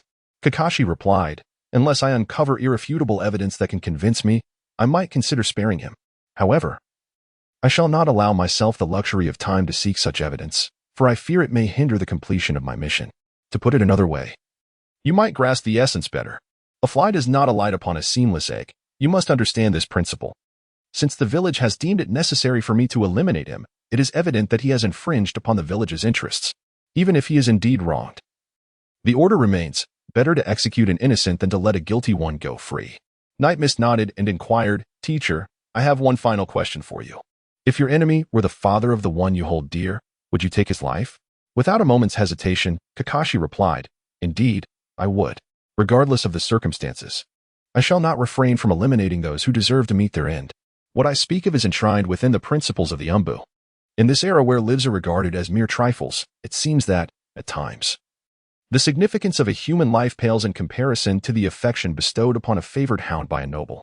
Upon hearing this, Ye Lan took a deep breath and replied, I understand, Teacher Kakashi. Kakashi glanced at Ye Lan with a faint smile and said, You came to me today and asked 3 consecutive questions because you spared 3 individuals whom you deemed lethal prior to undertaking your mission. Am I correct? Ye Lan nodded. Indeed, I initially believed these individuals were destined for demise. However, each time I was on the verge of taking action, I found myself softening time and again, ultimately sparing them. Kakashi-sensei, will you be disappointed in me for saying this? Chapter 205. A sudden enlightenment. Kakashi smiled at Ye Lan and replied, No. I am not at all disappointed in you. In fact, I hold you in great admiration. Night Mist pondered. Why? I have spared the one person I should have slain. Kakashi shook his head. Mist, your strength is beyond question. I concede that you are formidable. Indeed, in certain aspects, I believe you are not inferior to me. Therefore, regardless of the tasks you undertake, the likelihood of your success should be exceptionally high. You mentioned that when poised to strike, you find yourself unable to do so for various reasons, resulting in the repeated sparing of your adversaries. I believe this is not a source of disappointment for you. Rather, it should be a point of pride.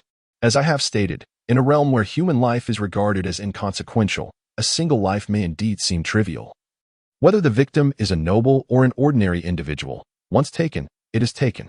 However, I wish to convey that even if you choose to spare him, regardless of your reasons, the mere act of doing so is commendable. In this world, the true challenge lies not in the act of killing, but in preserving one's own essence. Taking a life may be simple, often resolved with a mere technique.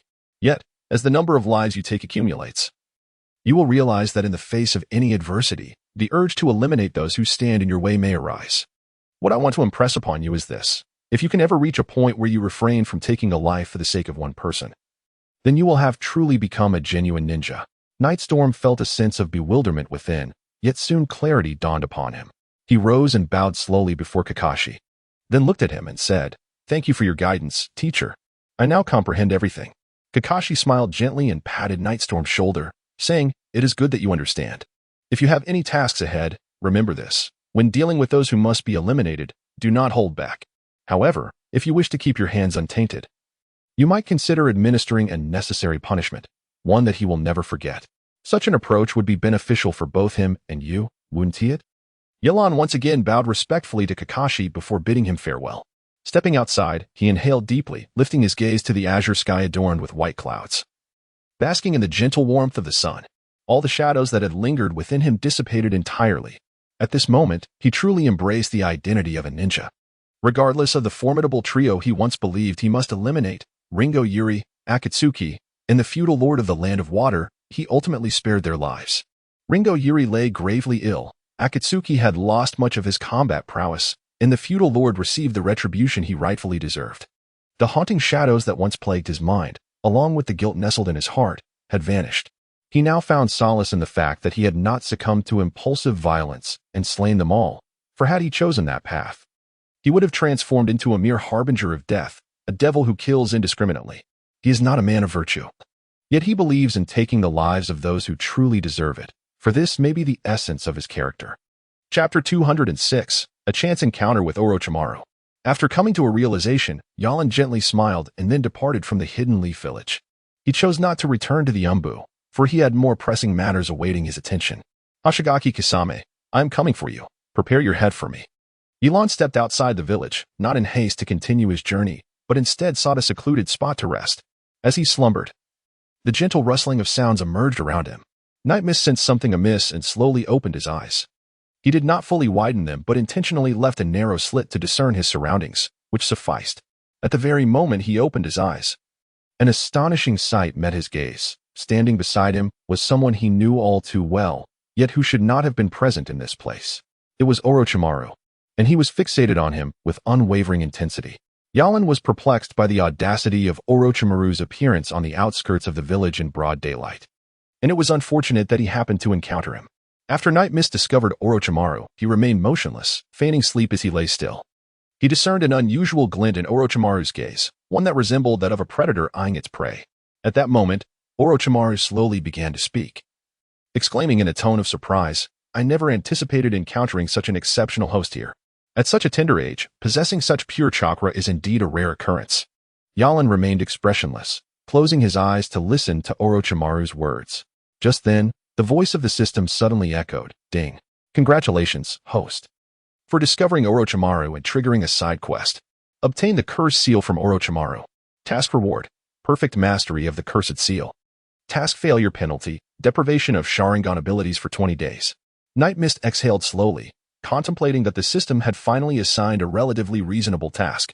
Furthermore, the penalties for failure did not appear to be excessively severe. However, just as he was musing over this, Orochimaru's voice suddenly turned frigid. Remarking that now that he was awake, there was no need to feign any longer, Ye Lan opened her eyes and smiled mischievously at Orochimaru. She then rose to her feet and, with a perplexed expression, asked, "Excuse me, sir, who are you?" Orochimaru raised an eyebrow and replied, "As a ninja of Konoha. You do not even recognize me?" Ye Lan shrugged his shoulders and, filled with curiosity, inquired, "You are of considerable age, yet you appear neither fully human nor entirely ghostly. Who might you be? I have never encountered you in the village before."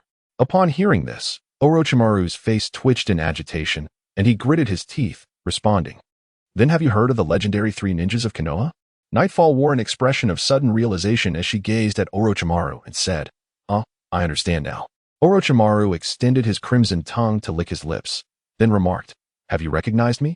Night Mist directly stated, "Look, there is Lady Tsunade, and also Lord Jiraiya. Among the legendary 3 ninjas of our Hidden Leaf Village, the last one is Lord Orochimaru. I have met Lady Tsunade, and I have an impression of Lord Jiraiya. As for Lord Orochimaru, I have heard that he left the village a long time ago, and I have no idea what he has been up to. However, I am quite certain that person cannot be you. I have seen a photograph of Lord Orochimaru, and he was quite handsome in his youth, even now. He must still possess a charm that belies his age. As for you, you just mentioned the 3 ninjas. Could you possibly be a disciple of one of them?" Chapter 207, Puppet. Yet, looking at your current appearance, your visage is rather unfortunate, and your tongue is excessively long. Oh. I truly pity the 3 ninjas of the leaf. Surely, you are not a product of some lizard transformation, are you? Their esteemed legacy has resulted in such an unseemly disciple. You appear rather unsightly and somewhat lecherous. You. Orochimaru initially glared at Night Mist, but then he slowly began to smile. "Heh, kid, you clearly recognized who I am, yet you still choose to play coy. I am indeed Orochimaru, without a doubt." Upon hearing this, Night Mist raised an eyebrow and replied, "Oh, so you are Lord Orochimaru. However, it seems you have aged considerably, and your complexion is rather pallid. I wonder if you have been in an unfavorable situation? You appear rather listless. Would you like me to prescribe you some medicine? Perhaps some invigorating supplements?" Orochimaru snorted coldly and narrowed his eyes at Night Mist, saying, "Humph, sharp-tongued little brat. Do you believe I won tea extract all your teeth, leaving you unable to speak for the rest of your life?" Nightstorm shook his head in exasperation, letting out a sigh as he remarked, "Alas, I never expected this. The revered Lord Orochimaru, whom I once idolized, is not only grotesque in appearance but also lacks intellect. Do you not realize that one can still speak without teeth? It merely results in a somewhat haphazard articulation. Is this elementary knowledge beyond your grasp?" Upon hearing these words, Orochimaru's expression gradually turned frigid. Moments later, he erupted in a fit of rage, a sinister smile curling on his lips as he gazed at Nightstorm. "I initially intended to capture you and make you my next vessel, but your blatant lack of appreciation has changed my mind. Now, you shall serve my purposes." No sooner had Orochimaru finished speaking than a small serpent sprang forth from his being, darting swiftly towards Nightstorm. Upon witnessing this, Nightstorm exhibited an expression of sheer panic, raising a hand in a futile attempt to deter the diminutive serpent. Meanwhile, Orochimaru observed the scene with a cold, mocking smile. In the very next instant, the small snake soared towards Nightstorm's neck, opening its mouth wide to deliver a fierce bite. A sudden sharp pain pierced Nightstorm's neck, swiftly followed by a sensation of searing heat. Ye Lan was acutely aware that these were the symptoms preceding the manifestation of the cursed seal, so he endeavored to relax his body as much as possible. Moments later, a black mark resembling a 3-pronged shuriken appeared on his neck. Soon, the sensation of pain dissipated swiftly. Ye Lan briefly assessed his body and detected no abnormalities. Suddenly, he toppled backward, collapsing to the ground in a faint. Orochimaru observed him with a cold smirk and remarked, "Heh, kid, From this moment forth, you shall be my puppet. Unless you heed my commands, I shall make your existence a living hell." Having uttered these words, Orochimaru turned and vanished into the depths of the forest. After a short while, Ye Lan gradually opened his eyes. He sat up and reached to touch the mark on his neck, a soft smile gracing his lips. At that moment, the system's notification chimed once more. Ding. Congratulations, host, for completing the task. You have received the reward, perfect mastery of the curse seal. In the depths of his heart, Nightstorm reveled in the possession of an extraordinary power. With the mark of the curse, his abilities became a kaleidoscope of transformations as long as he could master it. It would serve as an unparalleled weapon.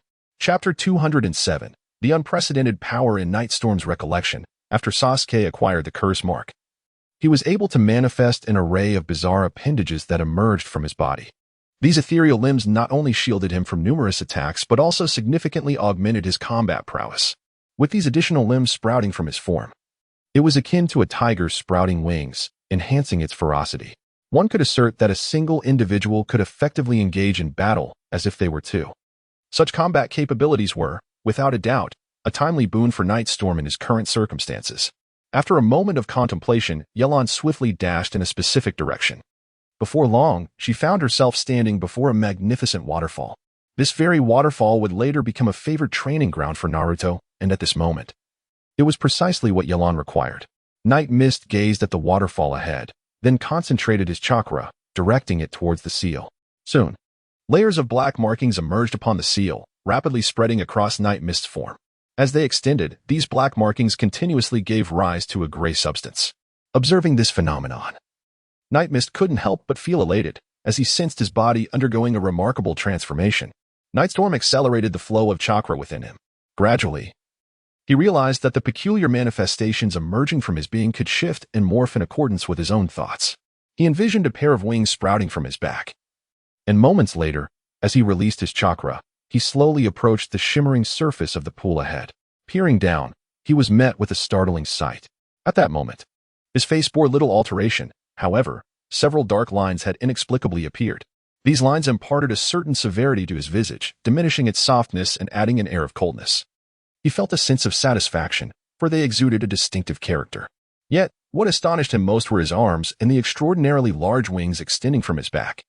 His arms appeared enveloped in a layer of dark substance, with his fingers unusually elongated, adorned with sharp, protruding nails.